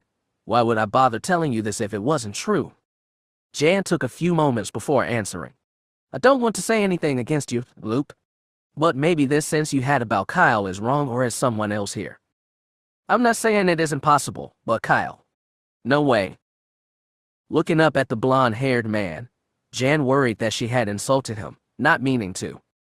But after a second or two, the smile reappeared on his face. "Well, I can see that I'm not going to convince you no matter what I say. But, if you would, Jan, don't totally dismiss the possibility. I honestly believe Kyle has Jedi potential, and I think, in time, you will see it too." She managed to nod. "I don't think so, but I'll remember what you told me." "Good enough," Luke said, rising from the chair. Part of him wondered if he should tell Jan that he had come to the Intrepid specifically to train Kyle in the Jedi arts. But as he looked at her face, he saw nothing but resistance there, and knew further words weren't going to change anything.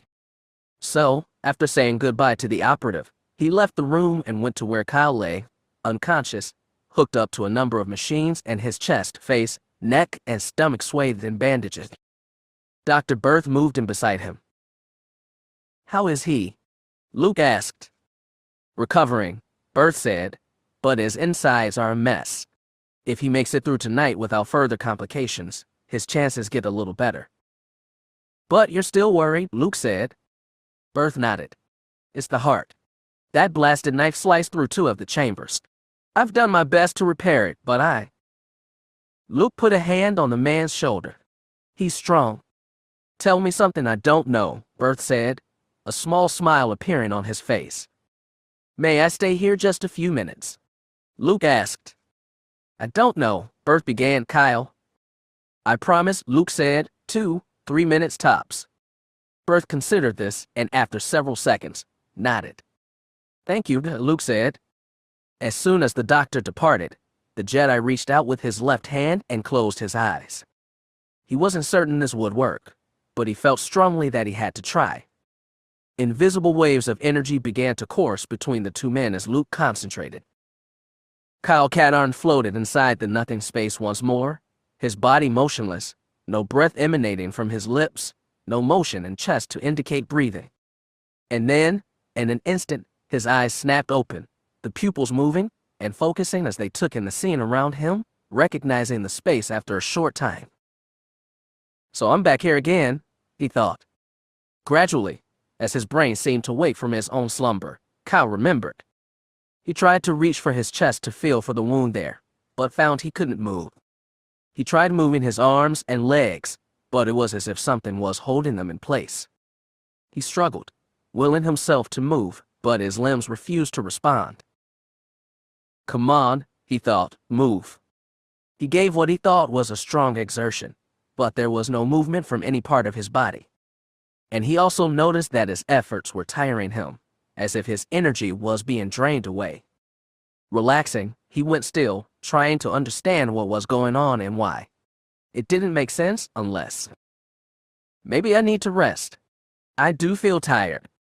He was just about to close his eyes when he thought he heard a sound. It was distant and tinny, and at first he thought he must have imagined it. But after a time, the sound repeated, louder and closer. When it came again, his brain identified the sound. "Someone's calling me." This was confirmed as the sound came again, this time seeming to be practically on top of him. "Kyle," it said. He concentrated, and when the voice spoke again, he knew who it was. "Luke." "Yes," the voice replied. "Where are you?" "I can't see you." "That's not important right now, Kyle. I need you to listen to me." "What's wrong?" Kyle asked, hearing concern in the other's voice. "Listen," the voice repeated. "Your body is badly damaged." The incident with Venial flashed into Kyle's mind with such suddenness and intensity, it was nearly overwhelming. She killed me." "No!" "You must not think this way, Kyle." "But, Venial she. Death is nothing to the Force, Kyle. Do not allow your light to fade. Remain strong. You must live. But Luke, my body, the damage? You must not give in, Kyle. It was then that the operative noticed the voice was sounding strained. Luke, are you all right? I cannot remain here long, Kyle. I have to return to my body. But do not forget what I have said. You must live. Luke. Luke. But there was no reply. Kyle tried to move once more, but the resistance was there, still fighting him. And there was something else, something inside his mind, telling him to rest, to not struggle. All he had to do was surrender, and it would all be over. It was a tempting sensation, promising him perfect rest. But then Kyle remembered his teacher's words. I will not give in, he thought. Luke, the voice called, Luke. Are you all right? The black-clad Jedi put a hand to his forehead and felt the sweat pool there. He swayed a little on his feet and the doctor grabbed him. Thanks. Are you okay? Yes, Luke said, finding his feet and wiping the sweat from his brow. Yes, just a little tired. Are you sure? You're sweating.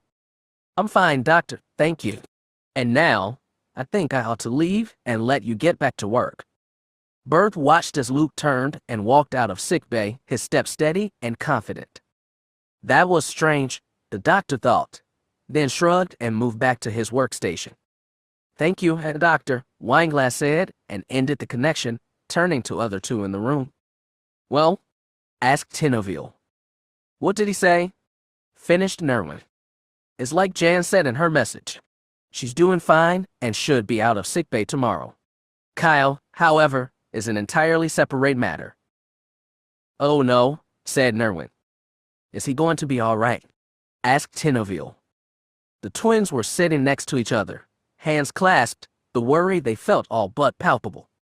Wineglass looked at them for a time before answering.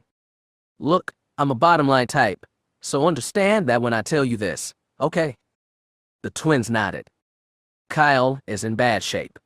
The blade Venial shoved into his chest did a lot of damage to both his heart and lungs. Dr. Berth has done everything he could, but is still touch and go. If he makes it through the night... What are you saying? Queried Tinoville. Is he going to die? Added Nerwin. Wineglass took a deep breath and let it out. I honestly don't know. I hope not. We just have to hope everything goes okay until tomorrow. And what exactly is that supposed to mean? Snapped Nerwin. Can't you give us a simple, straight answer? Chimed in Tinoville. Both twins were glaring at her with angry expressions, and with her emotions near the surface, Wineglass responded in kind. I don't know. Okay? I don't. Considering what happened, we ought to be grateful that Kyle is alive at all. The doctor is doing everything he can, but there are no guarantees. Kyle could die. The words caught in Wineglass' throat as she said this, and she felt tears tracking down her face. She wiped at them and, looking over at the twins, saw they were in similar shape. The three of them stared at each other and then, without another word, the twins rose and approached Wineglass, each taking an arm and leaning against the archivist. We're sorry, said Tinoville. We didn't mean to accuse you, and Irwin began. It's just that we're both really scared, Tinoville continued. And worried about Kyle, concluded Nerwin. Despite her emotional state, Wineglass took a moment to wonder how do they do that. Then she relaxed and spoke to the twins. I know, and I'm sorry I yelled at you too. I'm worried about Kyle too. That Venial, Tinoville began. I knew she was trouble, added Nerwin. And right from the beginning, continued Tinoville. All she did was cause trouble and hurt people, finished Nerwin. Wineglass could feel the twins' anger. She shared it. I feel like, she began, but didn't finish the thought. Us two, Nerwin and Tinoville said together. Just then, all three of their communicators went off. I can't get it, said Wineglass. The twins let go of her so she could retrieve her calm.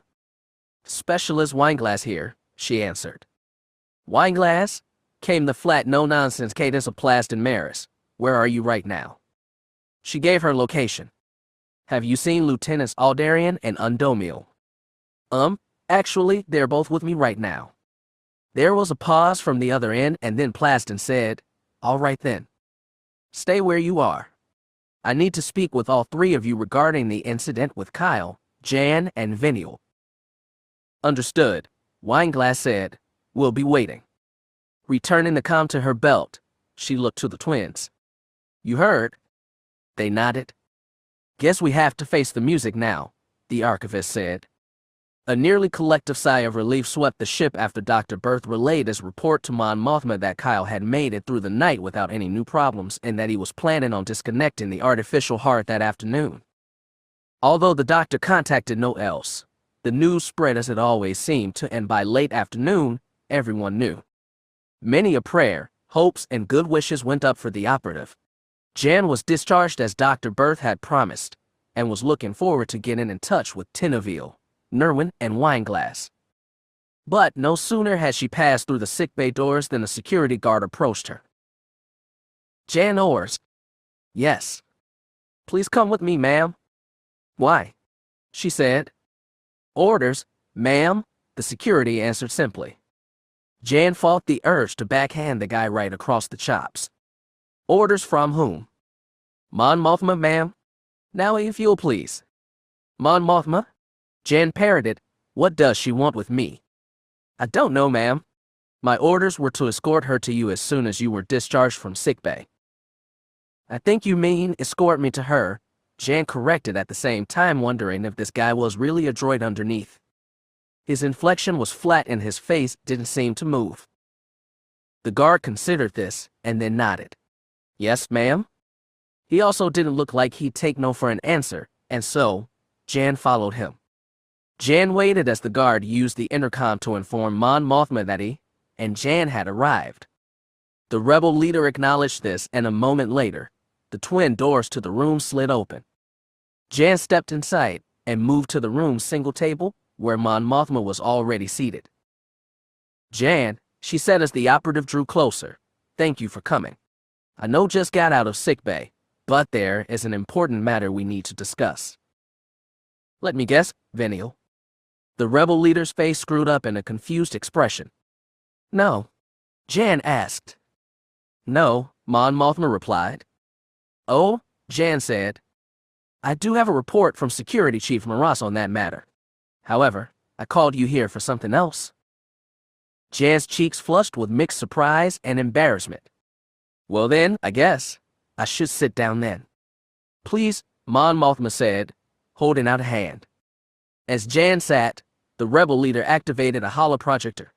Jan watched as an image of a large industrial complex appeared. This is the Havixen Fueling Complex just outside of Baron's Head. One of our spies intercepted a transmission that a special guest would be arriving there within the next 7 days. 8T88, Jan said, beginning to understand. Precisely, Mon Mothma replied. Prior and Kyle's reports, 8T88 is the only remaining source to retrieve the map to Valley of the Jedi. However, there is one significant obstacle. Kyle, Jan said. Correct, Mon Mothma replied. I firmly believe that, once he hears, Kyle will stop at nothing to go on this mission, with no regard to his physical condition. Jan nodded, sighing. Oh, Huel, no doubt about that. Mon Mothma nodded. Assuming everything goes well today, I had planned on putting Kyle on restricted duty pending final clearance by Dr. Berth. However, with this new report, I doubt he will cooperate.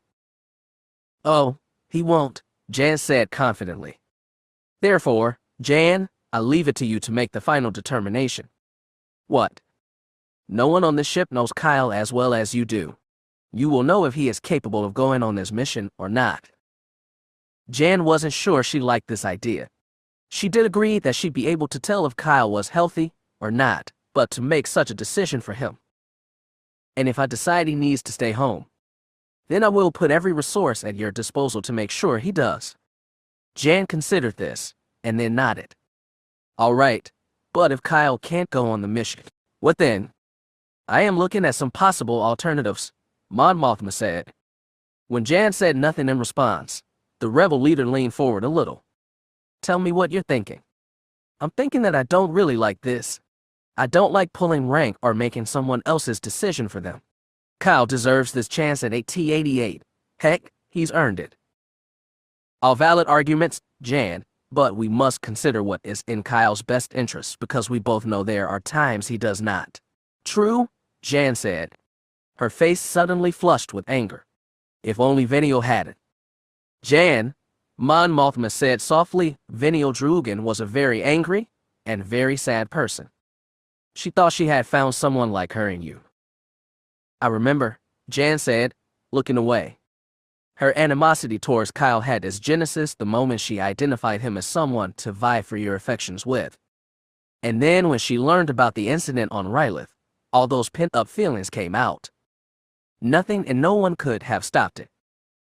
Jan felt her eyes began to burn, her heart thumping painfully in her chest. Why did I listen to her? She whispered. She heard Mon Mothma's faint chuckle. Because you saw her in pain and showed her compassion. There is no fault in that, Jan. 1,000 protests rose up inside the operative's mind, words of blame, of condemnation, and all directed at her. It was as she was warring against herself. It was only through a supreme effort that she didn't lose it right then and there. Opposite her, Mon Mothma said nothing, knowing all too well what the operative was feeling. Berth studied the instruments, and then nodded to the nurse and Dr. Ginner. It's time. Are we ready? Both persons nodded back at him, Ginner manning the machinery controlling the artificial heart and the nurse focused on the monitor hooked up to Kyle's heart. All right then, Berth said, on 3. 1, 2, 3. Dr. Ginner pressed the appropriate control and the bank of equipment controlling the artificial heart went silent. Berth counted to 10 slowly, and then looked to the nurse. Anything? She shook her head. The doctor counted to 10 once again. How about now? Nothing. Come on, Kyle, the doctor thought. You can't die on me. He counted 10 once more. Still nothing, the nurse said. Blast, Berth said, turning to Ginner. Get him hooked back up. We can't wait any longer. Focused on the patient, none of them saw Luke Skywalker, and moved to stand about a dozen steps away. This is the time, Kyle, he thought. This is the time to break free of that which binds you. Inside the nothing space, Kyle strained once more, feeling a bit more give this time. Ever since he had heard Luke's voice, he had been testing the force holding him in place, straining against it. It still held him, but he was able to move his arms and legs in small arcs now. Just a bit more, he thought. Suddenly the operative felt something change.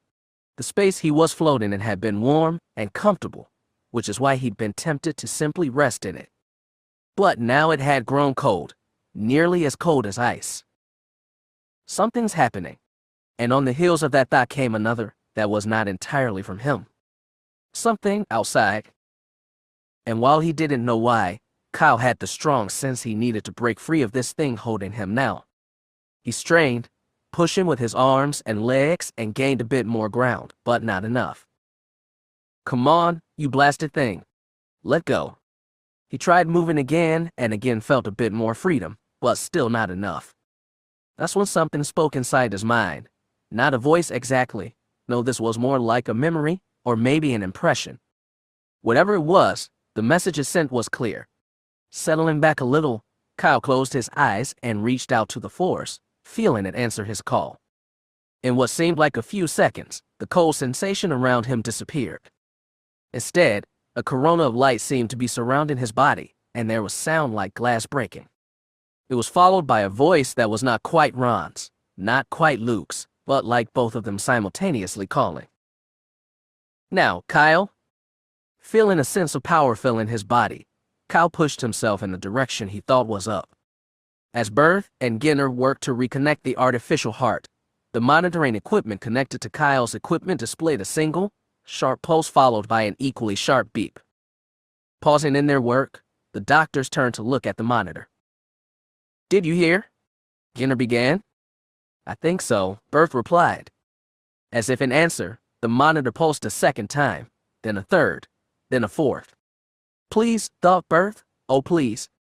Another pulse appeared on the monitor, then another. They began to get faster until they assumed a steady rhythm. Steady heartbeat, the nurse reported. Pulse is weak, but getting stronger. Blood pressure is 90/60. Come on, Kyle, Bert said. You can do better than that. Seconds passed. Pulse is steady, heartbeat regular, blood pressure 110/90. Yes, Bert exulted. We did it, Ginner echoed. The two men hugged each other, nearly delirious with joy. The nurse watched, also smiling but thinking that the two men were a bit much. No one saw the smiling Luke Skywalker turn and leave. The nurse frowned as she noted a fresh change. I think he's waking up, she said. Surprised by this, both doctors looked down as Kyle's eyelids trembled, shook and opened, just a little, but enough for them to see his eyes react normally. His lips parted and a dry sound emanated from them. Doc. Bert reached down and took his patient's right hand, squeezing it reassuringly. I'm here, Kyle. How? You're going to be fine, Bert said confidently. Now rest. Okay. You've been through a lot. The faintest of smiles appeared on Kyle's face as his eyes slid closed. Releasing Kyle's hand, Bert turned to Ginner, extending his hand. Doctor. The latter happily accepted the proffered hand, shaking it firmly. Well done, doctor. And you as well, nurse. Thank you, she said, cheeks coloring faintly as she smiled. I've got to let Mon Mothma know, Bert said, extracting his communicator. The sound of the tabletop comm was like a gunshot in the quiet. The rebel leader pressed a control. This is Mon Mothma. The ebullient voice of Elias Bert rose from the speaker. He made it. Excuse me? Kyle, Bert added. He made it. We took him off the artificial heart 5 minutes ago, and his own heart starting beating less than 3 minutes ago. He's going to make it. Jan's head came up, her eyes wide with surprise, and her face asking if it was true. Mon Mothma nodded. Well done, doctor. How soon before he can have visitors? He's resting now, Bert said. I'd guess at least 8 to 10 hours. Tomorrow then, Mon Mothma said. That sounds fine, Bert replied. Good. Congratulations again, doctor. You have done well. Thank you, Mon Mothma. But it wasn't just me. Then be sure to pass my congratulations on to your staff. I will personally thank them tomorrow. Understood, Bert said. Until then. As the comm clicked off, Jan stared open-mouthed at the rebel leader for several seconds before finding her voice. I almost don't know what to say. At this moment, Jan, I find myself feeling very much the same. Chapter 27. Jan's feet moved her automatically forward as she approached the door to her room. She was becoming familiar enough with the innards of the once Imperial Lone Star destroyer that finding her quarters was little more than rote memory now. She felt nearly in a daze, the day having been filled with a great deal of emotion. Had it been only a day ago that she had seen Kyle savagely attacked by Venio followed by the Twi'lek's own death.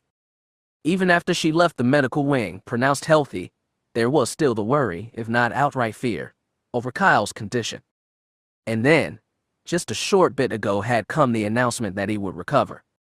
Jan had sat there across from Mon Mothma for several minutes, not sure what to do with herself. She felt like laughing, then crying, then cheering, then screaming. How long she would have continued to sit there would have been anyone's guess. It took Mon Mothma's clear voice to rouse the operator from a seeming stupor and inform her that she was dismissed and could return to her quarters. And so she was returning there now, feeling so overwhelmed by the past day's events that she was practically numb. Her footfalls faded away as she came to a halt in front of the door and pressed the control to open it. The door slid aside with the merest sound and revealed a scene that, had she not seen it with her own eyes, she would have thought was ludicrous. Her quarters had been trashed. Clothes, pieces of flimsiplast, and shards of transparent steel were scattered all about the floor. Her bed covers had been slashed and ripped apart, sending their contents spilling about the area. All her furniture was smashed and broken. Eyes wide, but not saying a word, she moved inside, the door sliding shut behind her. It took little time or effort to discern the culprit. Venial. She moved to what remained of her dresser and was able to see into the small bathroom. It too had been smashed up. But what cut the operative to the bone, what hit her the hardest, were the small collection of flimsy plastics she had kept in a drawer, hidden under an old shirt. The pictures. They, like the room, had been destroyed, sliced, cut, crumpled. The collection looked like so much used tissue lying there, the faces in them warped and distorted as they gazed up at her. And then she saw the one of her and Kyle after the Death Star had been destroyed. This one had been deliberately cut in half so the two of them were separated. And next to it was a hastily scribbled note. "You chose him over me." Jan reached for the pictures with hands that she had not realized were trembling. Trying to be careful, she gently took the picture of her and Kyle, trying to press the severed pieces back together only to have them fall apart when she relaxed her grip. Her legs trembled, and then buckled, and the operative fell onto her knees. Her head went back and her mouth open. Air was drawn inside, and a moment later, a scream issued from it, a scream of pain, of fury, of all that happened in the past 2 days. She screamed until her air was gone as she was forced to take another breath. She wanted to continue, but her throat had become raw, and when she tried to call out, it burned painfully, causing her to reach a hand there and massage it. A part of Jan questioned why she had done this. The walls here were all quite thick and solid. Sound wouldn't travel far. But what the operative had encountered and couldn't know was that her scream had indeed echoed, and done so in a way she could not even conceive.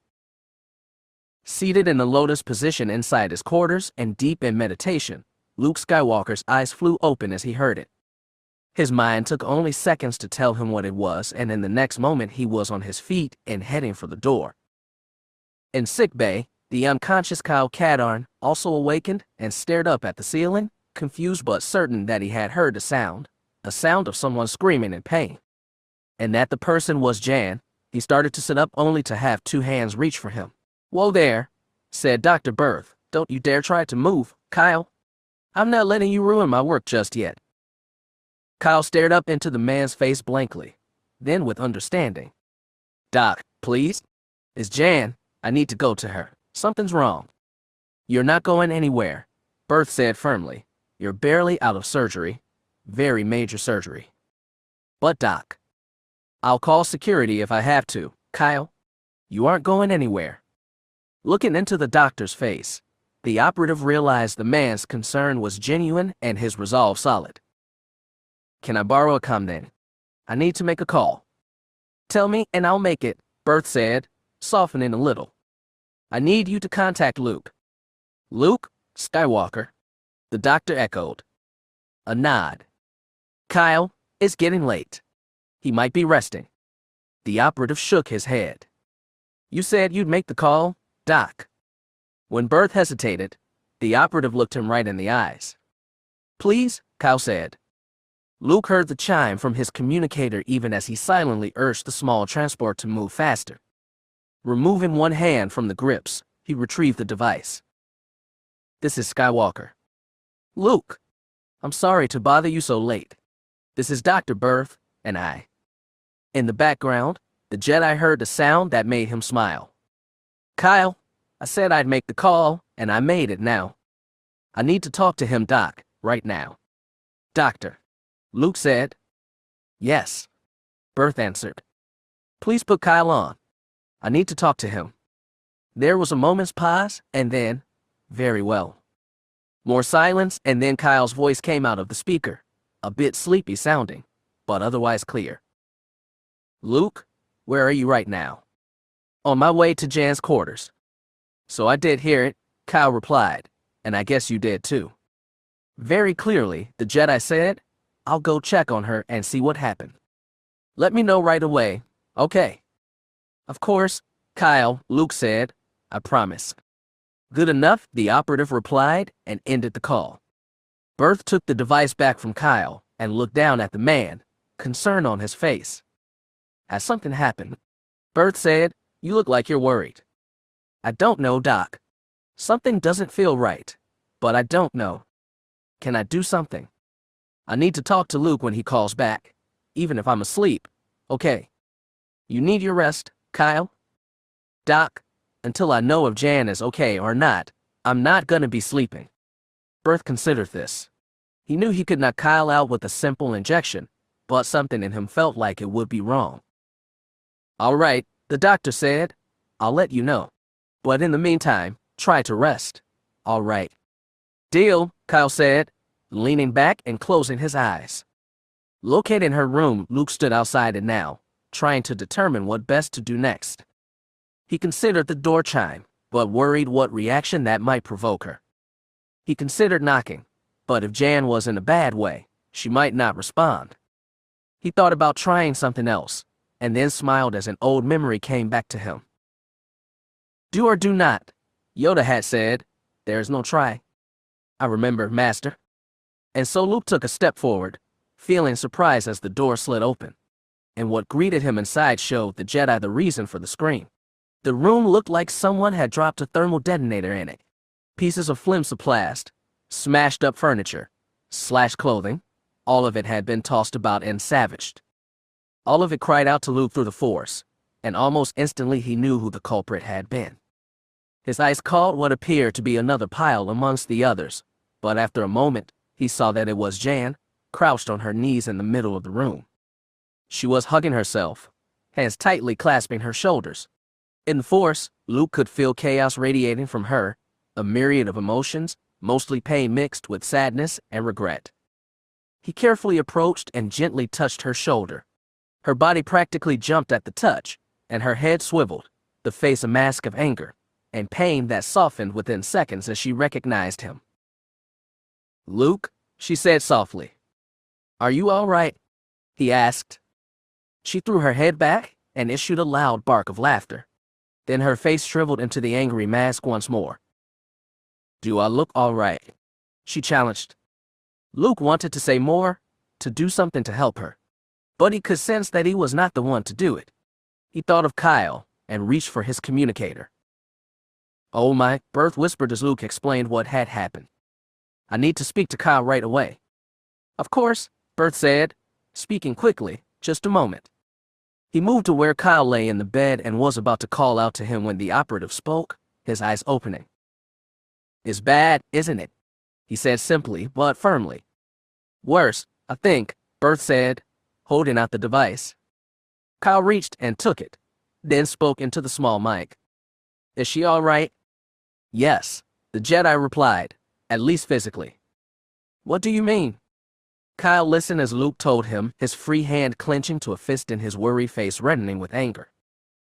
I tried talking to her, but she's probably a hair's breadth from the red line, Kyle finished. Exactly, Luke confirmed. She needs someone to talk to, but I don't know who. I do, Kyle said. Can you stay there and watch her? Of course, Luke replied.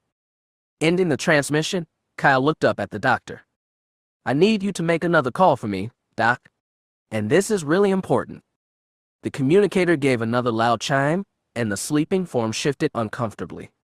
When it came again, the form moved a hand and reached out to the device. When the voice spoke, it was filled with sleep. Yes. Excuse me, this is Dr. Berth in sickbay. I'm sorry to disturb you so late, but there is a situation that needs your attention. Doctor, the voice said, annoyance in its tone, I've just come off a double shift and really don't need to deal with any mysteries right now. There was no reply at first, and the form was about to turn the communicator off when a new, familiar voice issued from it. It's me. I need your help. Kyle. It's Jan. She's in trouble. Well, not really trouble, she. Hearing the urgency in the man's voice, the person felt a bit more awake. Slow down, Kyle. What's happened with Jan? Any thoughts of sleep soon fled from the person's mind as she heard the story. Sitting up quickly, she tossed aside the covers. Give me 10 minutes to make the call, and I'll be on my way. Thank you, Kyle said. I wouldn't have bothered you, but... Jan's my friend, Kyle, the person replied. Ending the transmission, the person switched to a different frequency and called a different room.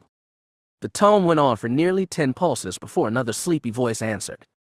The situation was explained, and an agreement made on where to meet. The person stood up and flipped on the lights. She'd need to get dressed fast and get going. as if what Venial did to Kyle wasn't enough. Now this? Well, just hold on a bit longer, Jan, we're coming. Standing there, wishing there was something he could do, Luke didn't see the second repulsor scooter pull up next to his. It was only when the collective footfalls reached his ears that he stepped outside to look. Well, he said, surprised, hello. And forgive me for asking, but what are you doing here? Kyle called us, said Wineglass. He told us what happened, added Tinaville. We're here to help, finished Nerwin. The Force told the Jedi that this was the truth, and that these three, of all the Intrepid's crew, would be the best ones to offer help. He nodded. All right then, but prepare yourselves. It's a real mess. He moved aside so they could look.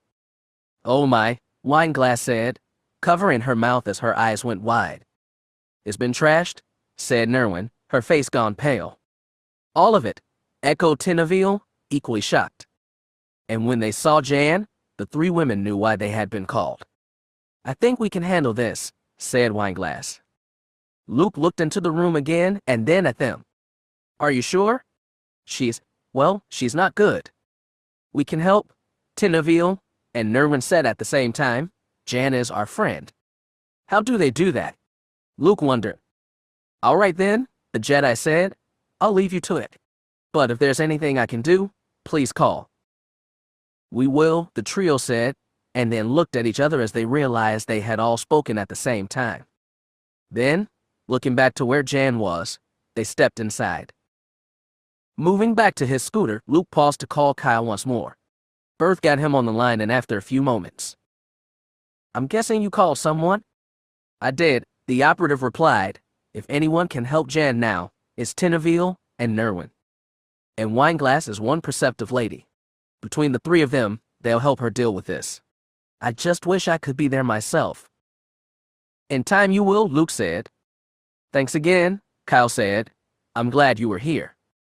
As am I, the Jedi echoed, and then stifled a yawn, and now, I believe I shall get some sleep. I don't know if I will, Kyle said. Remember what you said about those three, Kyle? A sigh. You're right. Oh, he'll sleep. Both voices interjected. I'll see to that. Luke laughed and heard Kyle and Berth do the same before ending the transmission. He too wondered if he would sleep any more tonight or not. He had sensed that Jan's soul was in turmoil. But then he remembered what he had said to Kyle and smiled. If I tell others to trust, then I must do the same. Bored in the scooter, Luke headed for his room. He would meditate and in time, sleep. But not before making one last call. Tinaville, Nerwin, and Wineglass moved inside, eyes roving over the damage, each harboring private thoughts of what they'd do to Venial were the Twi'leks still alive. Jan was still kneeling on the floor, and didn't seem to have noticed the trio entering. Whispers traveled between them as they debated about what to do first. But looking at Jan, the point quickly became moot. Without another word, they moved over and knelt, Tinaville and Nerwin to either side, and Wineglass right in front of her. Jan's head moved, her eyes meeting each of theirs before looking to the next and finally returning to looking at the floor. The three women looked at each other, wondering what they should say or do. But to their collective surprise, it was Jan who made the first move. Slowly, her left hand slid off her shoulder and extended out, towards Wineglass. At the same time, Jan's right hand rose a bit, the fingers spread as if reaching out. The three women smiled at each other and moving almost as one. Wineglass took Jan's left hand in both of hers and Tinaville and Nerwin reached out, their fingers intertwining with Jan's. A sound arose as the operative took a long deep breath. The trembling started seconds later, and then the shoulders began to heave as Jan let the pain, the hurt, the grief, the resentment, all the emotions tied up with Venial come pouring out. It's all right, Wineglass said over and again. We're here, Tinaville and Nerwin traded off on saying, we're here. Time went on as the operative continued to sob and cry out, her body quaking.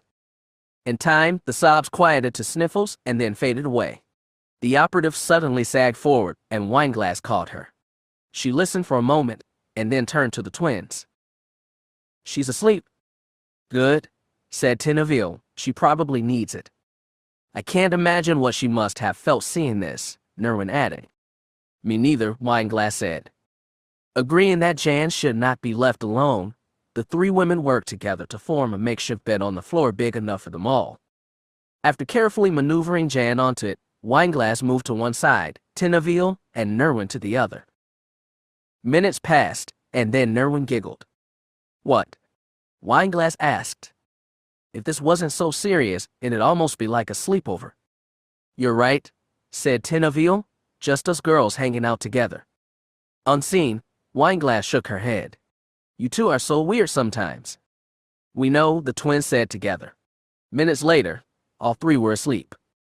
Any awkwardness the situation might have caused was spared as Wineglass, Tinaville, and Nerwin all managed to wake up before Jan and, in unspoken agreement, began to straighten the room as best they could. Nearly all the furniture would have to be replaced, and so they moved what they could into a pile near the door. They did their best to not be overly noisy, but in time, the sounds penetrated through Jan's dreamless sleep and she began to stir. A seamless, unbroken river of black began to fade away as she rose from a deep sleep into semi-wakefulness.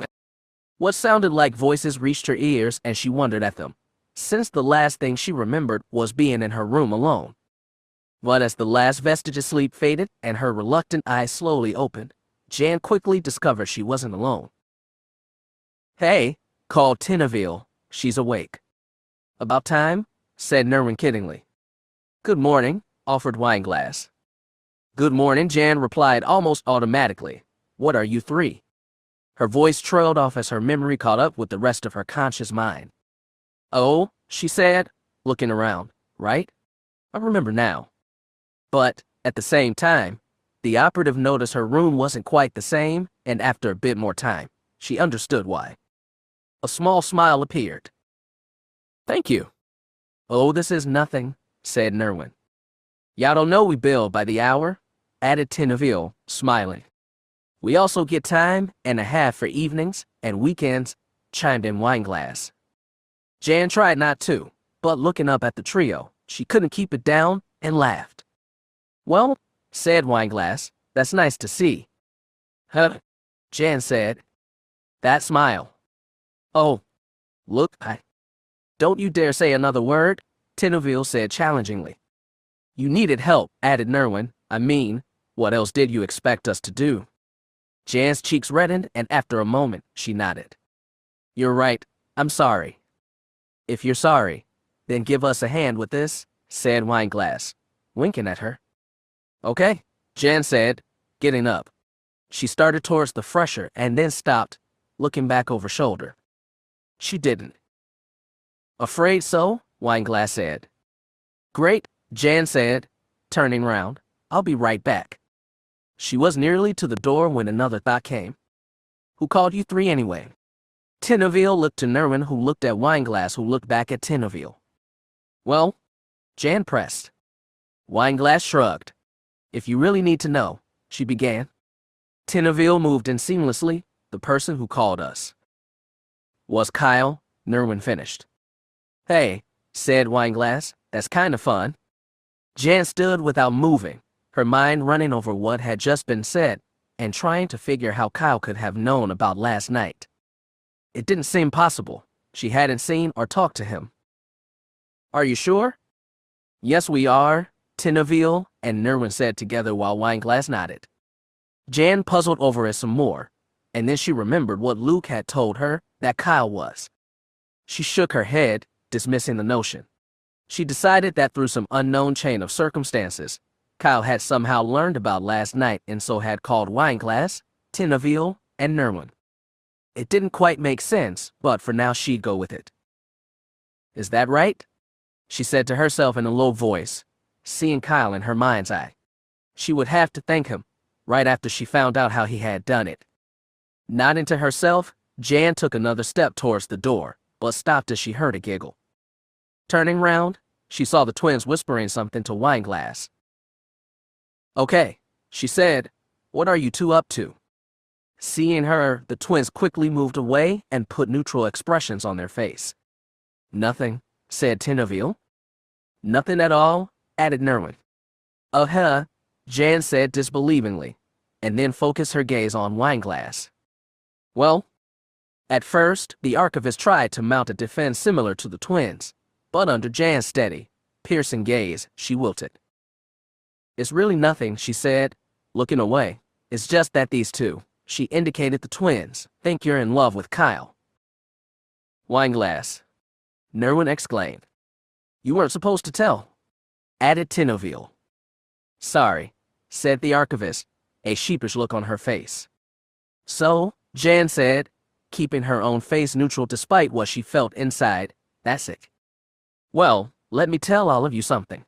I am here to serve the New Republic and Mon Mothma. I neither wish nor need a man in my life. And I don't need you or anyone else spreading unsubstantiated rumors saying something different. For the record, I do not love Kyle Katarn, understand. I'll admit to liking him, but that's it. He's my friend, but that's all. Understand? Silence reigned for maybe 10 seconds before Nerwin spoke. We understand, Jan. Sorry if we hurt you, added Tinoville. Me too, said Wineglass, but can I ask one thing? What? If the twins are wrong about you and Kyle, why are you getting so defensive? The twins broke out in peals of laughter, and Jan, rather than get into something she'd rather not, turned back around and passed through the door in a huff.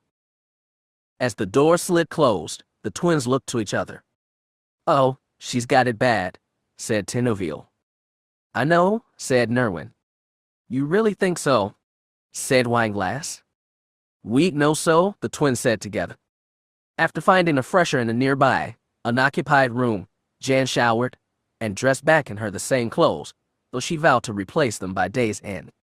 Looking at herself in the mirror, she wondered again how one person was supposed to deal with all this. Her partner severely wounded though recovering, and her quarters practically reduced to rubble. And for what? Jealousy. Jan shook her head at this. The reason seemed a poor one for causing others so much pain. Then again, she thought, I just found out who my real friends are. She smiled, thinking of Tinoville, Nerwin, and Wineglass, and feeling grateful for them. I need to do something to show them, though. She looked at her face again and shook her head a second time. Both eyes were red-rimmed and puffy, evidence of the tears she had cried. Her skin looked dry and pale, and her whole carriage seemed to cast an air of exhaustion. More to the point, just how did Katarn learn what was happening? She puzzled over this for a few moments, and then, after managing to pin her hair in a semblance of order, headed back to her room. Well, you look a lot better, said Wineglass as Jan entered the room. Stuff the platitudes, Wineglass. I know I look terrible. Sorry. No, that's... Jan held up a hand. That's not what I mean. Look, I'm sorry. Okay? Sure, Wineglass said. Yaoi's cut a little skin scream, observed Tinoville. And maybe something for those eyes, added Nerwin. Leave it to you two to bring me back down to reality, Jan said, trying to glare but smiling instead. What are friends for? The twins said together. Listen, Jan, Wineglass said. I need to go on duty soon, but... Suddenly the archivist's com began to chime. Excuse me, she said, retrieving the device and moving to another part of the room for some privacy. No sooner had she done so than the twins' comms went off too. They answered after moving back a few steps. Jan heard a chorus of yes, sir, and I understand before the three turned back to her, all wearing surprised expressions. What? Jan asked. I guess I'm not going on duty, Wineglass said. Neither are we, said Nerwin. What do you mean? Wineglass shrugged. Don't ask me. All I know is I'm off for the next 48 hours. Same thing with us, said Tinoville. They all considered this, and then smiles appeared. Mon Mothma, they each thought. Somehow she found out. Well, said Wineglass, given our new status, I think the four of us should celebrate with a trip to the mess hall. We also need to visit the quartermaster, Nerwin added. Tinoville nodded, looking around. You're right. It'll be quite a list. Jan wasn't sure why it happened, but suddenly her heart felt full, and she felt her eyes begin to sting all over again. She willed the tears away. She was done with crying and feeling sorry for herself. Looking at her friends and thinking of what had just happened, the operative knew she had been given a gift and she was determined to make the best of it. "One request," she asked. The others turned to her. "After breakfast, I'd like to stop by sickbay, okay?" Tineville and Nerwin smiled broadly and then began to giggle. Wineglass too smiled knowingly. "I just want to make sure how he's doing." Jan protested, "Nothing more, nothing less." "Of course, Jan," Tineville said. "We understand," Nerwin added. But from the tones in their voices, Jan could tell they weren't being serious. And the Wineglass hadn't added anything. She had the same look. Jan sighed, throwing up her hands.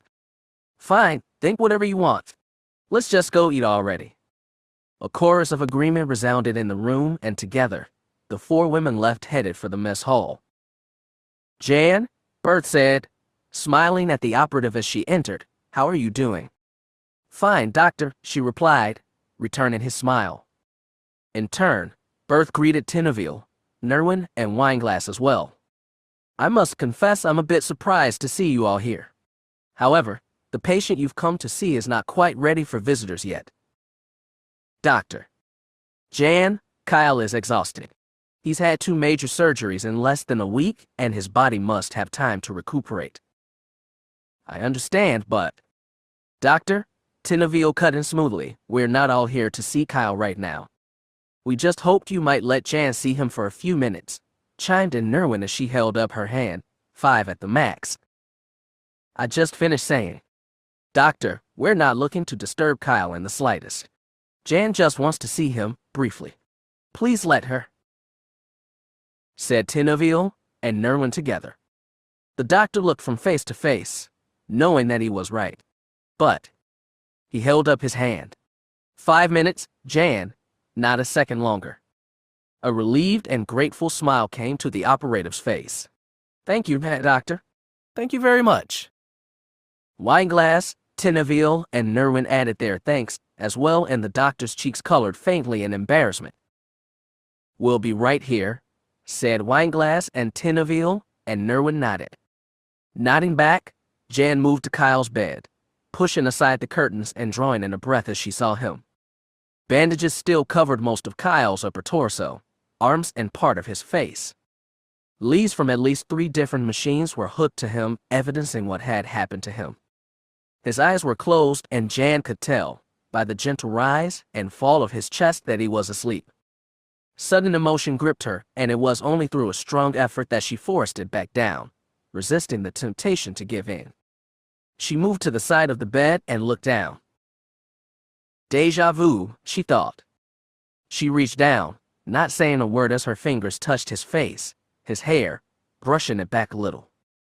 Then down to his hand, intertwining his fingers with hers and feeling the subtle beat of his pulse against her palm. A mental reminder popped up and told her time was growing short. To the operative's surprise, her voice was steady as she spoke. "I don't know how you figured it out, Katarn, but thank you." And then she leaned over the bed railing and kissed him, her heart beginning to beat faster. The emotion threatened to overwhelm once again, and so she reluctantly withdrew her lips and stood up, then disengaged her hands from his and placed it back on the sheets. "I'll see you soon, partner." And with that, she turned and passed through the curtains, her control beginning to waver. Bert glanced up as she approached. "He should be awake in." Jan passed by without stopping to listen. She saw the faces of her friends as she drew closer to them, but knew she couldn't speak, not yet. Wordlessly, she moved past them and out the door. "Is she all right?" asked Bert. "She'll be fine," said Wineglass confidently. "Of course she will," said Tineville.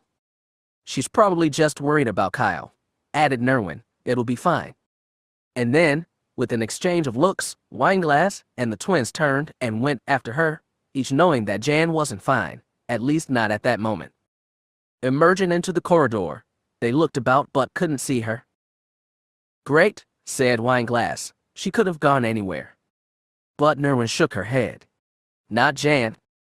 Tinnerville agreed. She's too ordered. Okay then, Wineglass said. Then where did she go? Together, the twins pointed. That way. Unsure, but willing to give them the benefit of the doubt, Wineglass followed as the three moved down the corridor. A few minutes later, they approached the scooter depot and there, sitting on the rear of one, was Jan. Guess you two were right, the archivist admitted. They smiled at her and then turned to look at Jan, who had her head buried in her hands, shoulders heaving. They drew closer, Tinnerville and Nerwin moving to either side while Wineglass crouched on the deck in front of her. They waited until Jan was able to find her voice and articulate what had happened. It's okay, Wineglass said. Take your time. We can wait. That's right, added Nerwin. We're here, Jan, said Tinnerville. Gradually, the heaves gave way to trembling which soon dissipated into small sniffles. Jan seemed to hesitate on pulling her hands away. I swore I wasn't going to do this again.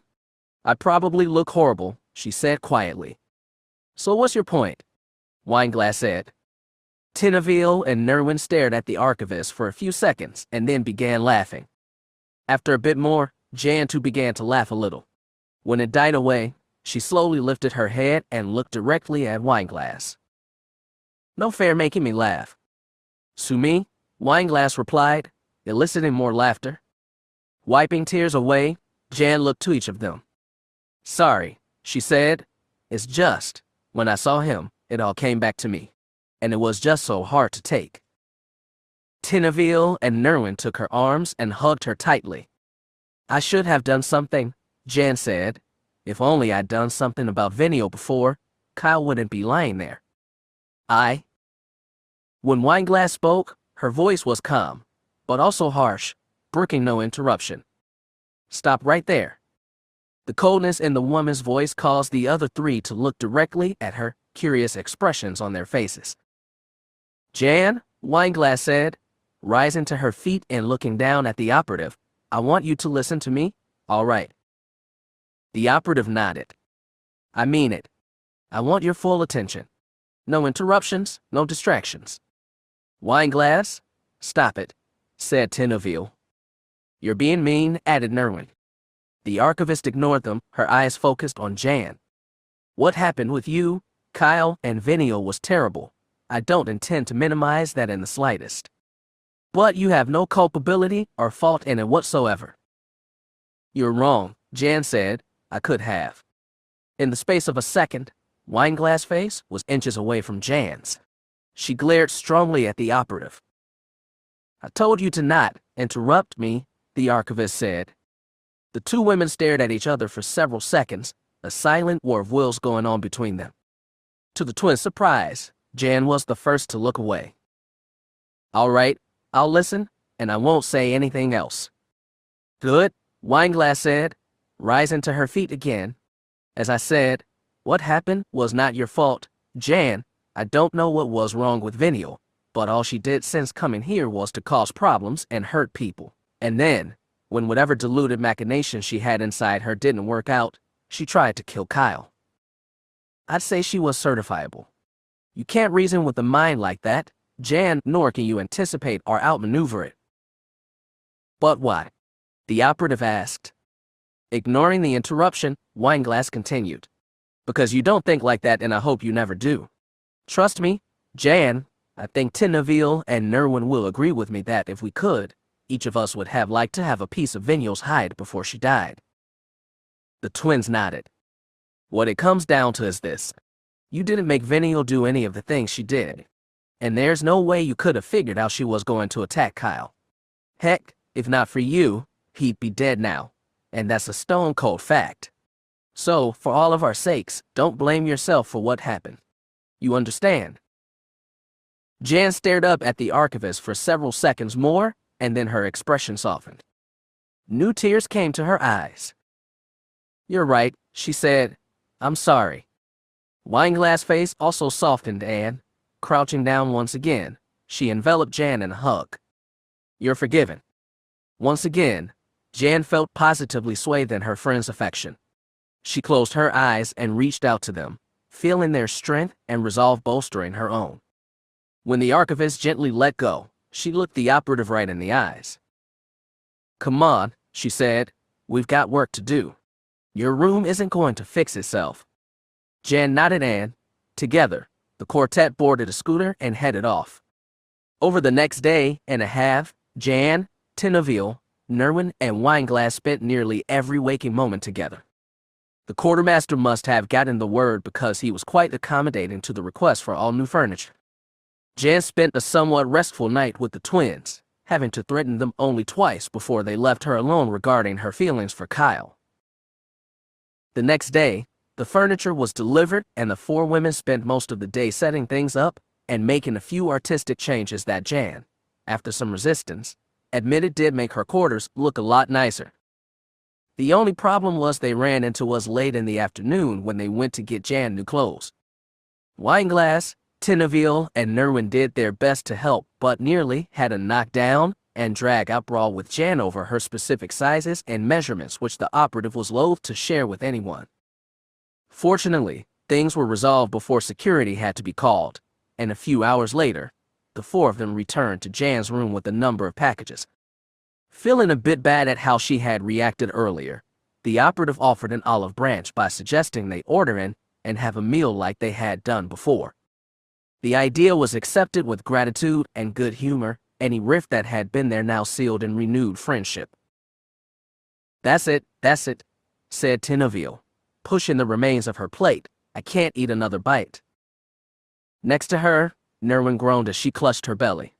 "One more bit and I'll explode." "Me too," Wineglass said. "Amateurs," Jan said, draining the last of her glass, showing not the slightest sign of discomfort from the big meal the quartet had just finished. "No one asked you," Nerwin called, and then groaned again. "Besides," said Tinaville, "you're a soldier. You've been trained for things like this." "And now come the excuses," Jan said with a smirk on her face. Wineglass was about to offer her opinion when a sound she didn't expect came out of her mouth. Cheeks flaming, the archivist covered her mouth with both hands, a muted "excuse me" emerging seconds later. A chorus of laughs went up, mixed with more groans. "I'd say that's that," Jan said, leaning back against the side of her new bed and clutching her stomach. "Mine hurts now."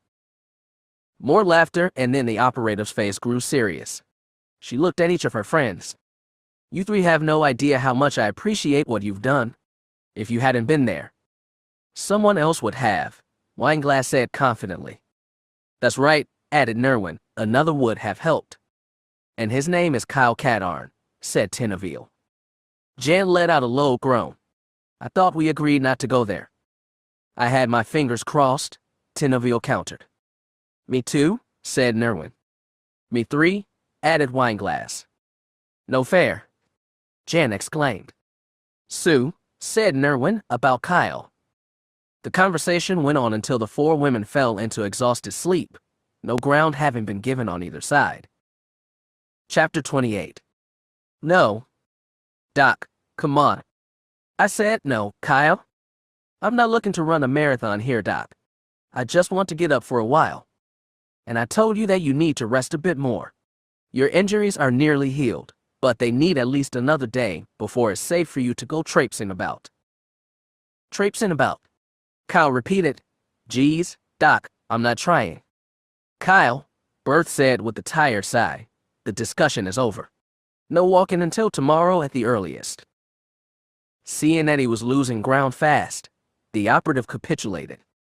"Okay, Doc. It's just that I'm getting sick of lying here is all." "I can understand that," Berth said. "I think you spend more time here than on duty."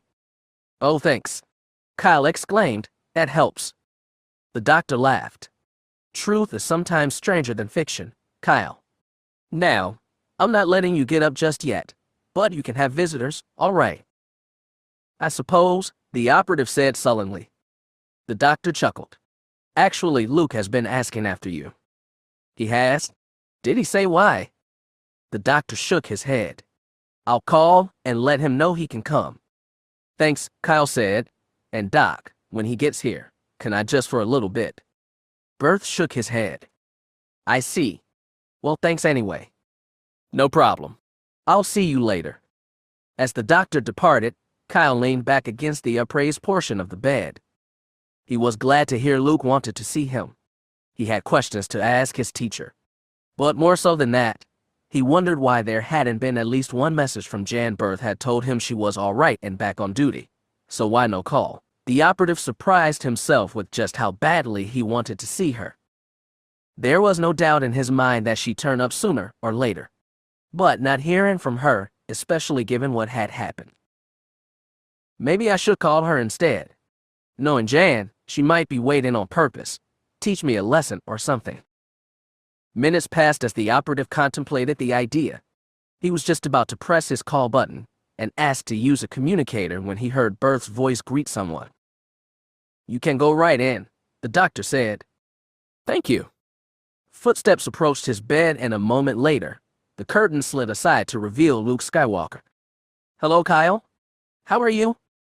"Better. Looking forward to getting out of here." "I can't believe that." "I'm glad you're here, Luke. I need to ask you some things." The black-suited Jedi moved forward, and with his one free arm, Kyle reached out and shook hands warmly with the Jedi, a greeting of friends. Retrieving a chair, Luke took a seat by the bed. "I'll do my best to answer whatever I can. And then there's something I want to go over with you." Kyle nodded.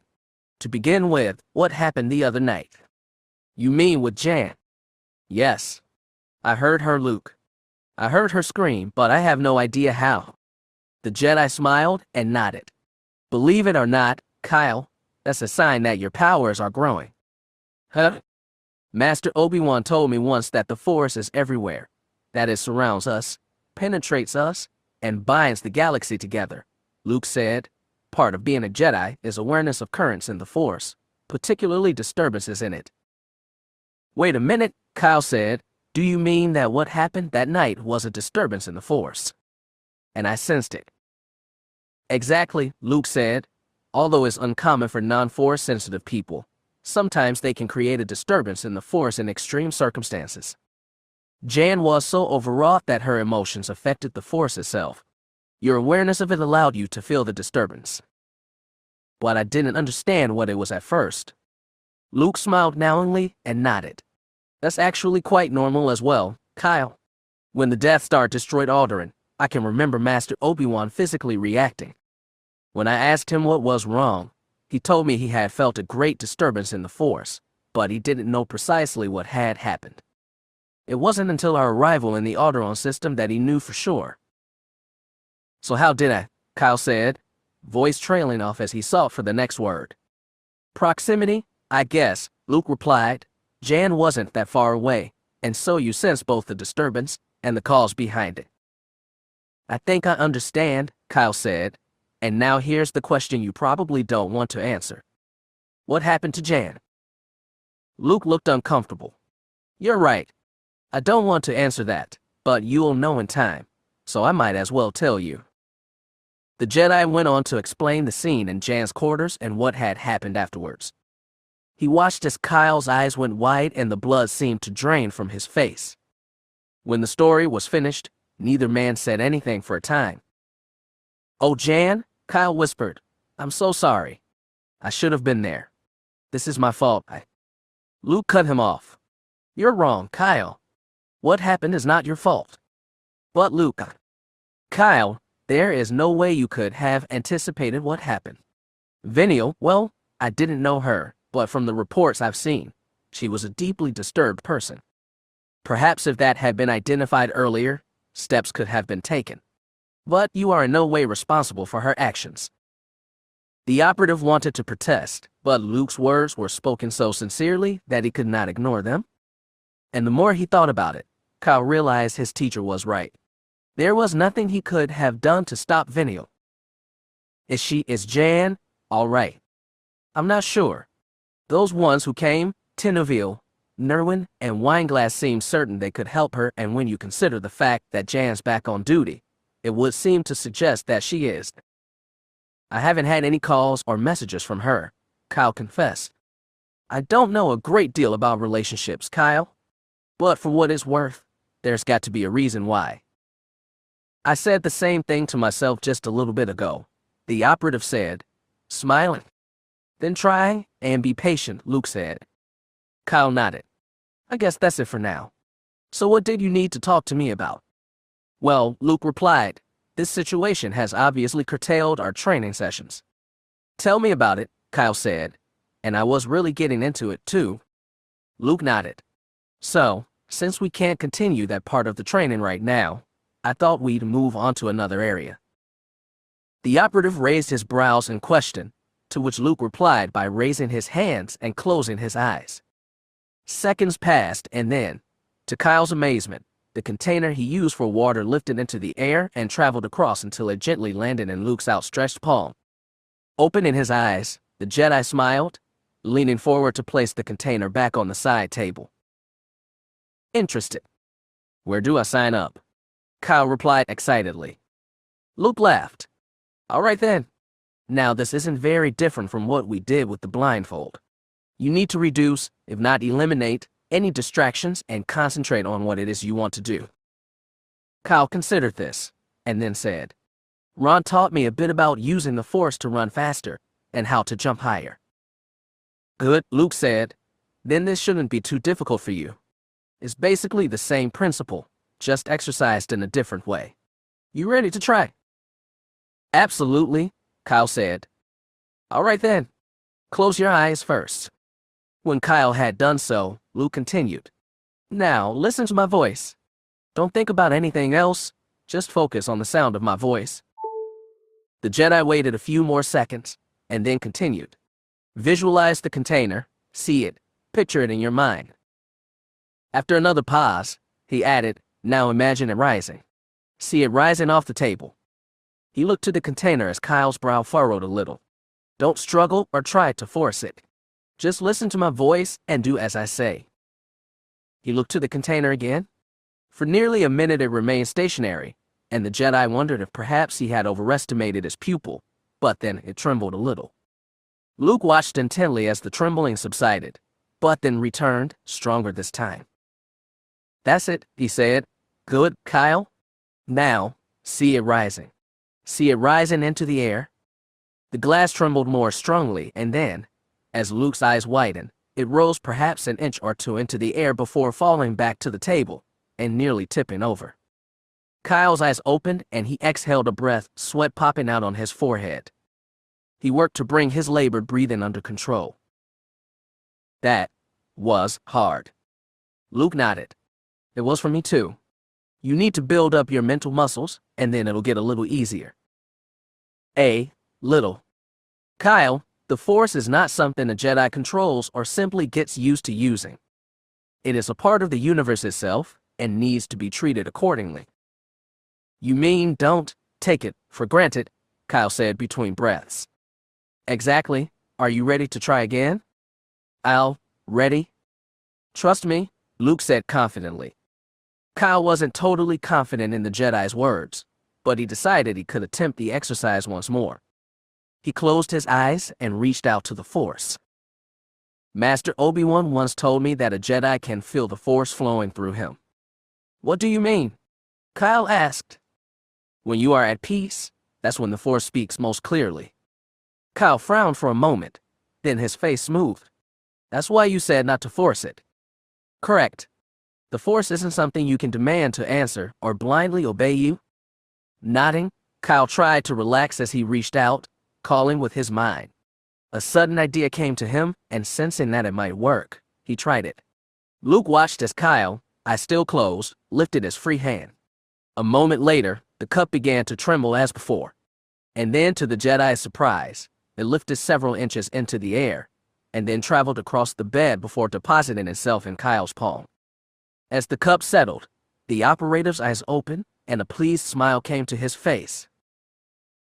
It worked. Well done, Kyle, Luke exclaimed. That was perfect. Thanks. You did something different, didn't you? Yeah, I guess I did. I was listening to you when it occurred to me. Why not ask the Force to help? Oh. Yeah, so I did it, at least I think so. I asked the Force to allow me to pick up the cup without using my hands. And as I did, I felt something. It wasn't exactly a response, but like, approval. Yeah, that's it. Approval. Luke was practically beaming at him. I guess that was right then. Kyle, Luke said proudly, you remind me of something Master Obi-Wan said when I first learned to ask the Force as you just said. He said, you've just taken a first step into a larger world. Can I try again? Kyle asked. Of course, Luke said, but let's add something to it. Hours passed as the two men continued to work together, Luke guiding, and Kyle doing his best to follow his teacher's instructions. Nearly 3 hours later, the Jedi stretched, having not moved from the chair once. I think we should take a break, Kyle. I need to get up for a while. Okay, but I'm not that tired. Then have pity on the rest of us mortals, okay? The men laughed as Luke rose from the chair and moved about the room, stretching some more. Hey, Luke. Yes. I really appreciate you coming here today and teaching me. Part of me still has trouble believing I can do this. And with that, Kyle turned to table, reached out his hand. The cup there rose almost immediately and landed in the operative's hand a few seconds later. He was grinning almost stupidly. You're progressing quite well. But remember, the Force isn't something to play around with. It's an awesome power, and knowing when and when not to use it is a mark of maturity for a Jedi.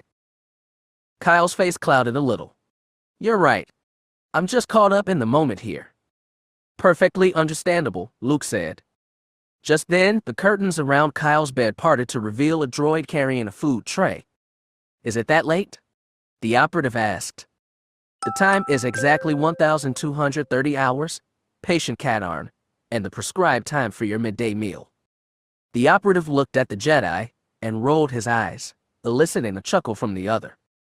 We'll train some more this afternoon, Luke said. I'll see you later. Right, Kyle replied. Thanks, Luke. As the Jedi passed through the curtains, the operative accepted the tray from the droid and watched as it began to leave. But no sooner had it passed through the curtains than he heard his voice. The patient is currently eating. Visiting hours will resume at 1,330.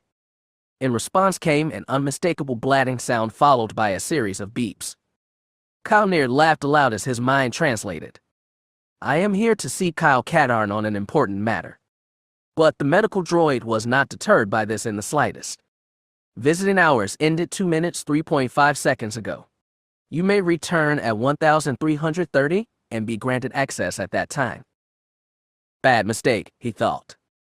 The series of beeps and whistles that he heard next sounded both angry and strained and nearly had Kyle laughing aloud as he mentally translated them. I will have you know I am under orders from Mon Mothma herself. Do you intend to countermand her? There was a brief pause. You may see the patient now, the medical droid said. Barely 2 seconds passed before the bulky form of Wee passed through the curtains and into the room. Seeing him, Kyle couldn't hold back his laughter anymore. Orders from Mon Mothma. He managed to say, I can't believe you. You're getting devious, weak. The droid responded with an offended series of sounds. Just so you know, I do have a message from her. Hearing this, Kyle stopped laughing and looked at the droid. For real? Why else would I have come here so urgently? Kyle studied the droid for a moment and then said, You know, weak, if I didn't know better, I'd think you were being sarcastic. When the droid didn't reply for several seconds, Kyle smiled at it and then said, All right, I'm sorry. I stand corrected. Okay. I should hope so, the droid replied. I came here on important business and that, factory reject, telling me I could not see you. He's just following orders, weak. Perhaps, the droid responded. Are you ready to see the message? Ready whenever you are. The droid's holoprojector came to life and an image of Mon Mothma's face appeared, floating in midair. Kyle, she began, I understand you're awake, and that Dr. Berth says you should be discharged soon. As soon as that happens, I need to have a meeting with you. There have been developments with a certain friend of yours. 8088. I will fill you in on the details when we meet. In the meantime, do what the doctor tells you and feel better soon. With that, the image faded. So, Kyle said, that probably means there's a lead on 8T88. I need to get out of here soon, Weed. That tin-plated menace has my father's map stuffed somewhere in his rusted head. And one way or another, I'm going to get it back. Is that what I should tell Mon Mothma? Are you nuts? He exclaimed, glaring at the droid. If she hears that, she'll keep me in here indefinitely. Look, just tell her message received. Looking forward to the meeting. Understood, Ouija said. May I ask one question? I suppose, Kyle said suspiciously. Are you all right? The operative didn't answer for nearly a minute, feeling his heart react to the droid's words. Ouija was far from being the sentimental type, but that didn't mean it wasn't concerned about him. What the droid had asked just now proved it. I'm going to be fine, Weed, I promise. Dr. Birth did his magic once again, and in a few days, I'll be back on my feet. So don't worry, okay? In response, the droid floated closer and reached out with his heavy arm to gently pat Kyle on the head. Then it beeped something. I have not stopped worrying since you reactivated me. Kyle rolled his eyes. Geez, Weeg, you're worse than Jan, you know that. At the mention of her name, Kyle was reminded of his not having heard from her. Listen, Weeg, one last thing before you go. Yes. The droid asked. Have you seen Jan recently? Yes. Is she okay? As far as I can tell, yes. I have greeted her more than once, and she has acknowledged my greeting. However. What? Kyle asked, beginning to worry. She seems preoccupied. She is quite perfunctory in her conduct, but it does not seem normal to me. You think she's putting on a face, then? I do not understand. A face, a false front, smiling when she's not happy. Yes, the droid said, that is exactly how it appears. Kyle considered what Luke had told him about her quarters and wondered if that had something to do with what Ouija had just said. Do you want to record a message for her? The droid offered. Kyle considered this, but then shook his head. No, I'd rather talk to her in person. Just tell her I say hi, okay? Very well, the droid said. Once Ouija had gone, Kyle settled back against the bed, mind whirling, wondering what was wrong with Jan. If she wanted to talk, she could have come by. Luke knew I could have visitors today, so she should have known too. Plus, there was the fact that he wanted to see her. No, I won't force her, he decided. I'll just try and be there for her if she wants. He marveled once again how perplexing and complex women were, especially the one named Jan Ors. 2 more days passed, ordinary and peaceful. Luke and Kyle spent as much time as they could training while the operative was still in sickbay. Luke continued to be impressed and praised the operative as he progressed to more complicated tests, sometimes faltering, but never quitting. You're getting stronger, Kyle, he said at one point, and very quickly too.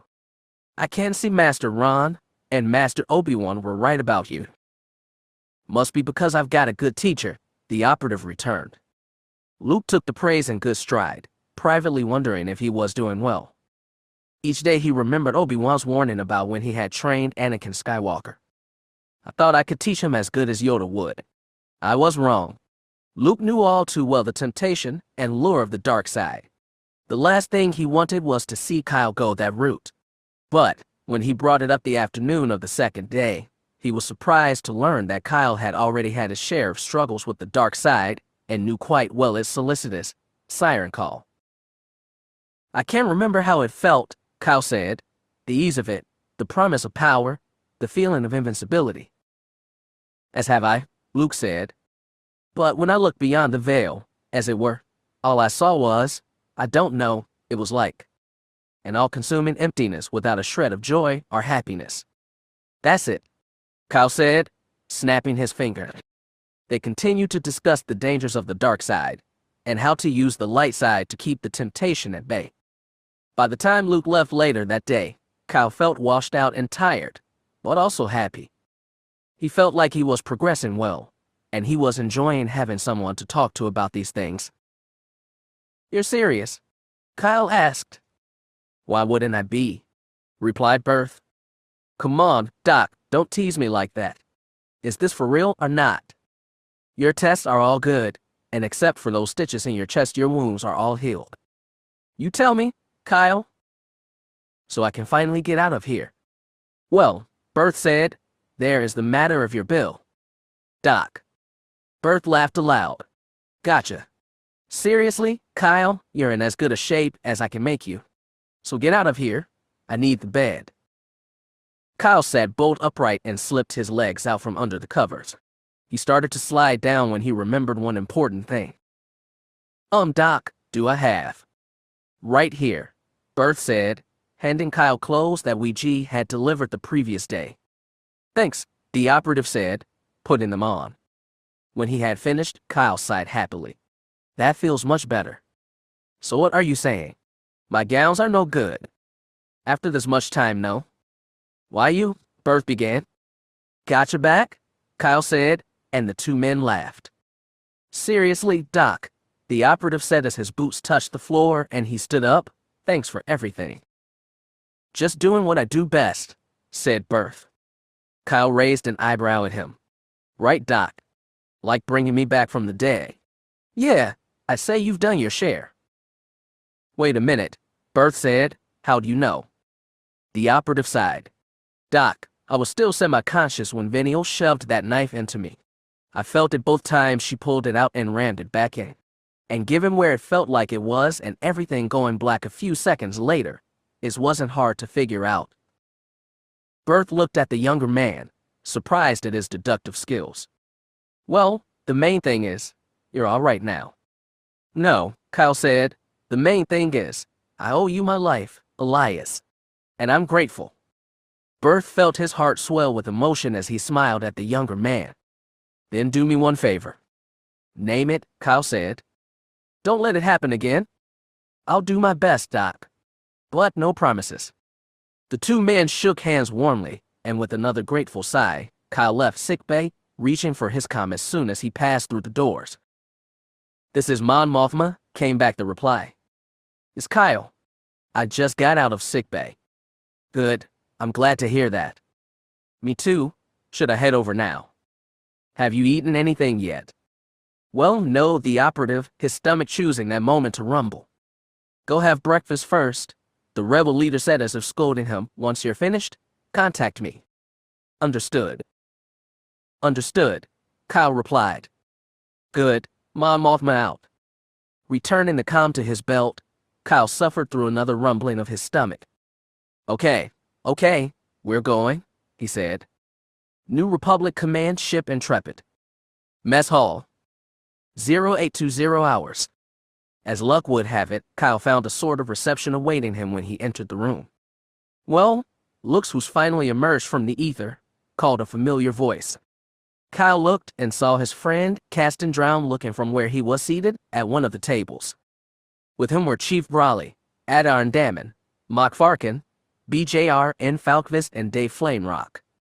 To the operative's supreme embarrassment, the men began to clap, and as curious eyes turned to look, more hands joined until it became nearly a din. Feeling his cheeks warm, Kyle crossed his arms and stood there, shaking his head. Seeing this, several of the initiators began to laugh.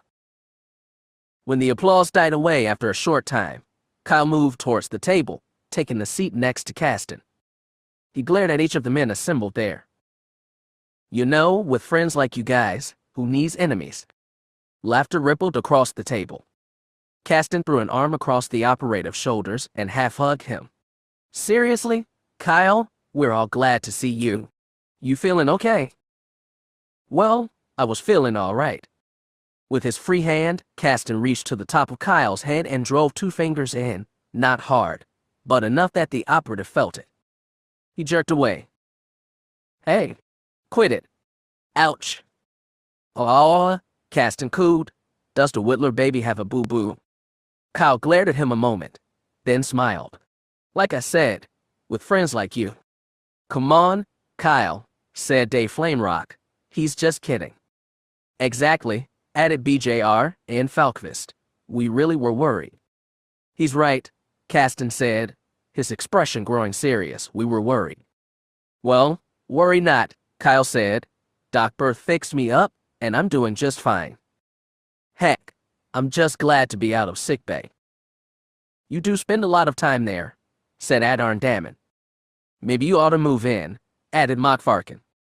And chimed in Brawley, you always manage to somehow damage, if not outright destroy. My shield won every mission.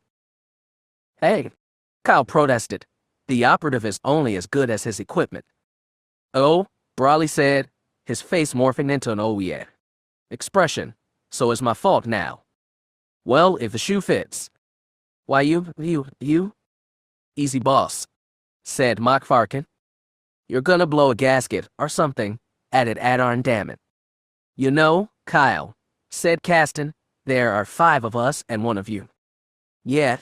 So how'd you like to return to sickbay via the express lane? For a moment, the operative thought his friend was serious, but then Caston's serious face fell apart and he laughed loudly. You are so easy, he managed to say as the rest laughed. Okay, Kyle said, holding up both hands, mea culpa. I give. He turned to look at Brawley. Hey, Chief. What? Came back a cold reply. I do appreciate having the shield. I wouldn't have made it back alive from the last mission without it. Seriously. For a moment, Brawley stared at the operative, and then a small smile came to his face. All right then. I mean it, Chief, Kyle said gravely. Come on, boss, said Adarn Damon. He's serious, added Mockfarkin. The triple wave of pressure finally caused the weapons tech to smile widely and chuckle a little. It was then Kyle noticed that none of the men had trays in front of them. You guys haven't eaten yet. We were about to, Caston said, and then this troublemaker walked in. Really? Kyle said, looking about and then returning his gaze to Caston, where? This set the whole table laughing anew, and then, in collective agreement, the men rose from their places and got in line. Returning to the table after a few minutes, a toast was given in honor of Kyle's return, and then the men fell to their meals. As time passed, and new conversations started up, Kyle realized how good it felt to do something as simple as this. Now if I can just catch up with Jan, he thought, the day would be even better. Jan refocused her attention on her console. I said I'm busy, Ouija. I only wish to pass along a message, the droid repeated. I know, Jan said. You've said that at least 10 times. And I've tried to explain to you that I'm on duty and can't talk right now. What part of that don't you understand? Most of it, the droid replied. Jan turned to fix a strong glare on the floating automata, but it seemed to have little, if any, effect. Then see if you understand this. I am working right now and need to focus on what I'm doing. I don't have time for idle chatter. If you've got something to say to me, wait till I'm off duty, all right? The droid processed this for a number of seconds, and then replied, I do not understand, but I will comply. Finally, Jan thought, may I ask one final question before leaving? What? Jan said coldly. I do not understand your anger. Have I done something wrong? This brought the operative up short. It was a simple question, and yet, she had no answer for it. I'm not angry, am I? Again, she had no answer. But the longer she stared into the droid's photoreceptor, the more uncomfortable she became. I have to get back to work, she finally said, turning away. Ouija floated there a few seconds longer, then turned and headed for the exit, its logic systems running scenario after scenario, trying to determine what was wrong with Jan and why she was angry. The situation did not make sense. When she heard the door slide shut, Jan paused in her work and stared down at her console. She felt almost sick and not a little irritated with herself for she had treated Ouija. He just came here to deliver a message, and I acted like. She didn't understand why she had acted the way she had. But at the mention of Kyle's name, the anger had arisen, so sudden and strong as not to be denied. But why would I be angry with Kyle? He hasn't done anything stupid, well, at least not recently. So why then? No answer came, and finally, before her frustration got out of hand, The operative returned to her work, putting aside the incident and instead focusing on the analysis she was compiling. "Welcome back, Kyle," the rebel leader said. "Thank you," he said sincerely. "Are you feeling well?" "Yes, ma'am," he said. "Good," she said, her face softening a little. "You had many of us worried about your condition." "I can't imagine," Kyle replied. "If you're up to it, I want to go over the incident with Venial as well as your mission report. But before that..." Just then, the door chime sounded. "Ah, he's here?" She pressed a key on the recess panel, and into the room stepped Luke Skywalker. "Good morning, Mon Mothma," the Jedi said, moving to the table. "Kyle, good to see you up and around. How do you feel?" "Much better," the operative said, smiling at the other man. "But what are you doing here?" "I've asked Luke to be here to listen to your debriefing, Kyle. I'd like to get his take on it and see if we can come up with a way to get you back from a mission without an immediate visit to sickbay." "It's not like I want to be there," the operative said defensively. "Of course not," Mon Mothma answered. "But given your history, I am concerned that your next mission is going to be your last. And I'd like to avoid that if at all possible." "Me too," Kyle said. "Good. Then let's get down to it." Kyle began by describing the scene where Jan had dropped him off at the large circular pool. "I don't think anyone detected me, but the place was full of guards." He went on to describe his infiltration of the outer perimeter of Baron's head and eventual penetration into the Imperial base itself. More than once Luke looked at him with an expression of mixed surprise and horror. Kyle could only imagine what the Jedi was thinking.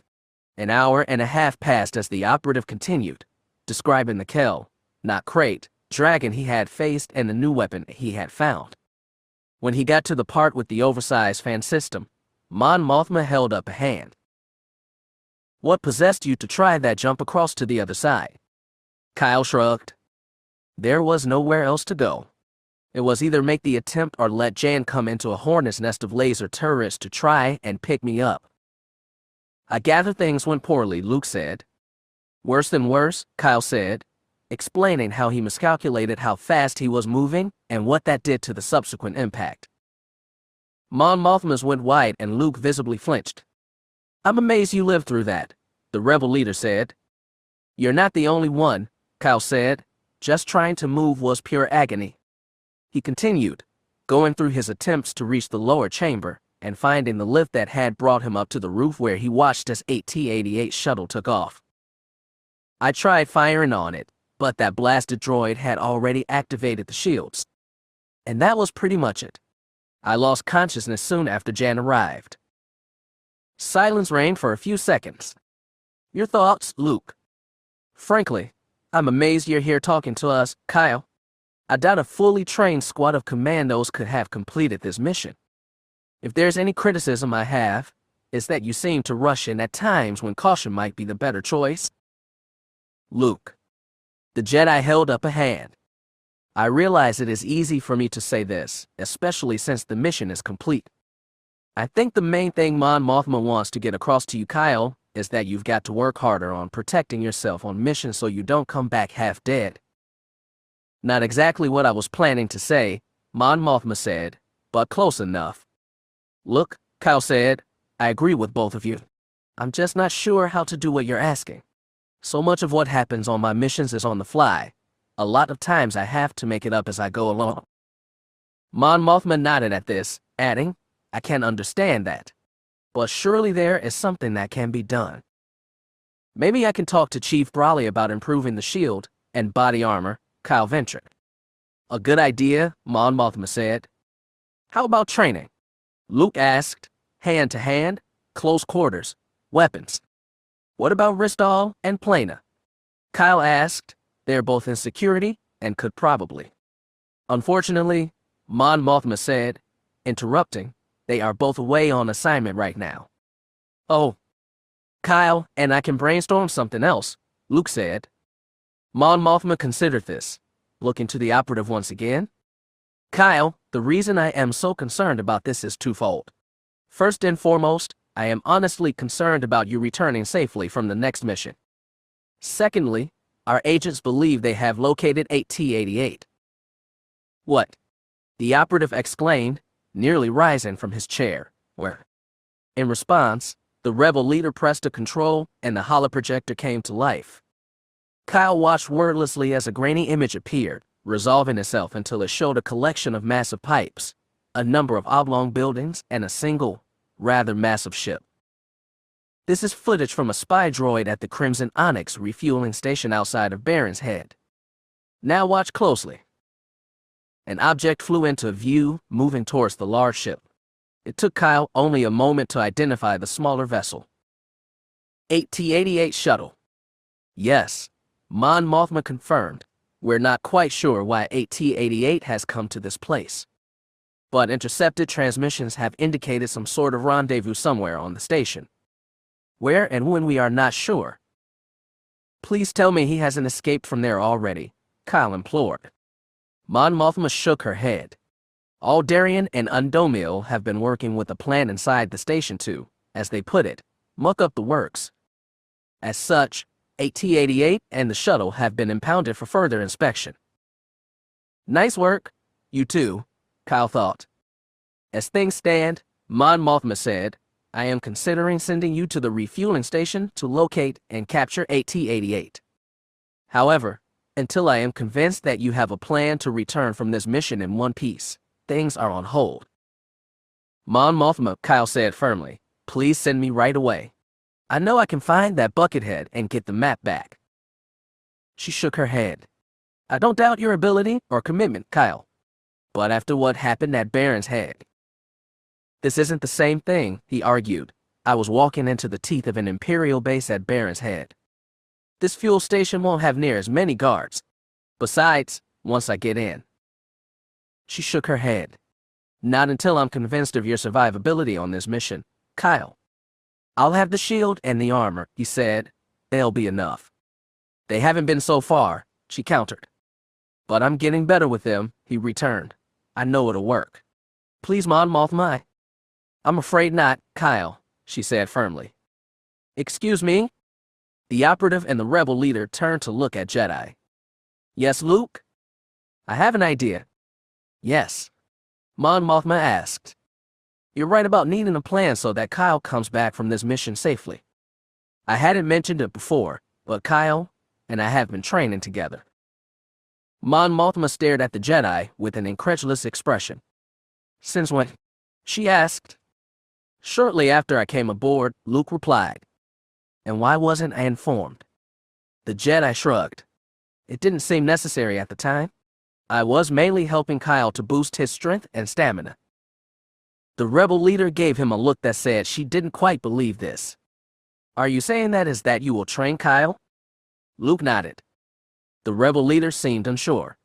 I don't feel very comfortable with this. You are a skilled pilot, Luke, but you're not a soldier. But Kyle is, the Jedi countered.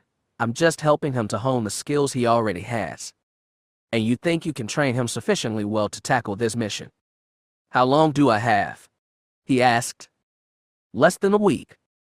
Now Luke was the one who looked uncomfortable. Well, that puts a different light on things. Less than a week is really not long enough. Luke, Kyle began. The Jedi held up a hand. So, with your permission, Mon Mothma, I'll accompany Kyle on the mission. The room became so silent a dropped pin would have echoed. The rebel leader stared at the Jedi with an expression of complete incredulity. Excuse me? She finally managed to say. I think I should accompany Kyle on this mission, Luke repeated. Luke, forgive me, but you're not trained for a mission like this. But I am a Jedi Knight. Given, Mon Mothma said, however, your experience with ground engagements is, shall we say, limited at best. I agree, Luke said, and that's where Kyle's expertise and experience will come into play. I don't think. Forgive me for interrupting, Luke said, but I feel confident this will work. I can both train and protect Kyle as he works to find this AT-88. Our skills will complement and, I think, keep both of us safe. Still, you wanted a solution, Mon Mothma, Kyle added. You agree with him? She challenged. I've already seen that I can trust Luke in our training sessions. And with his Jedi abilities, I think having him along will be a real asset. Several seconds passed as Mon Mothma contemplated the request and what the two men had said. Finally, she looked at them both and said, I still don't feel completely comfortable with this, but my instincts say you might be right. She nodded. Very well then. Luke, you will accompany Kyle on the mission and do your best to ensure his safety. Kyle, your objective will be to infiltrate the fuel station, find 8T88, and retrieve the map by whatever means necessary. I understand, Luke said. I'll take care of it, said Kyle. A knowing smile crossed the rebel leader's face. There is one additional caveat. Kyle fought not to groan while Luke asked, What is it? You are not under my command, Luke. If I am to assign you to this mission, you will need to give permission. Permission, he said, not exactly sure what was meant but figuring it out a few seconds later. Yes, you're right. Assuming you get the go-ahead, I want you and Kyle to go over the data we currently have and draw up a plan for the mission. I'll want to review at least a day before you deploy. We'll get it done, Kyle said confidently. No so fast, she said. I expect you to inform Jan, Kyle. He shrugged. No problem. Then I will leave you to it, gentlemen. Dismissed. Luke and Kyle rose from their chairs and the operative accompanied the Jedi outside where the latter blew out of breath. What's wrong? Nothing really, Luke replied. I'm just not looking forward to what I need to do. You just have to get permission from your superior, right? That can't be too hard. What about Jan? Kyle waved a hand. She'll understand once I explain things to her. Luke raised an eyebrow. You might be surprised, Kyle.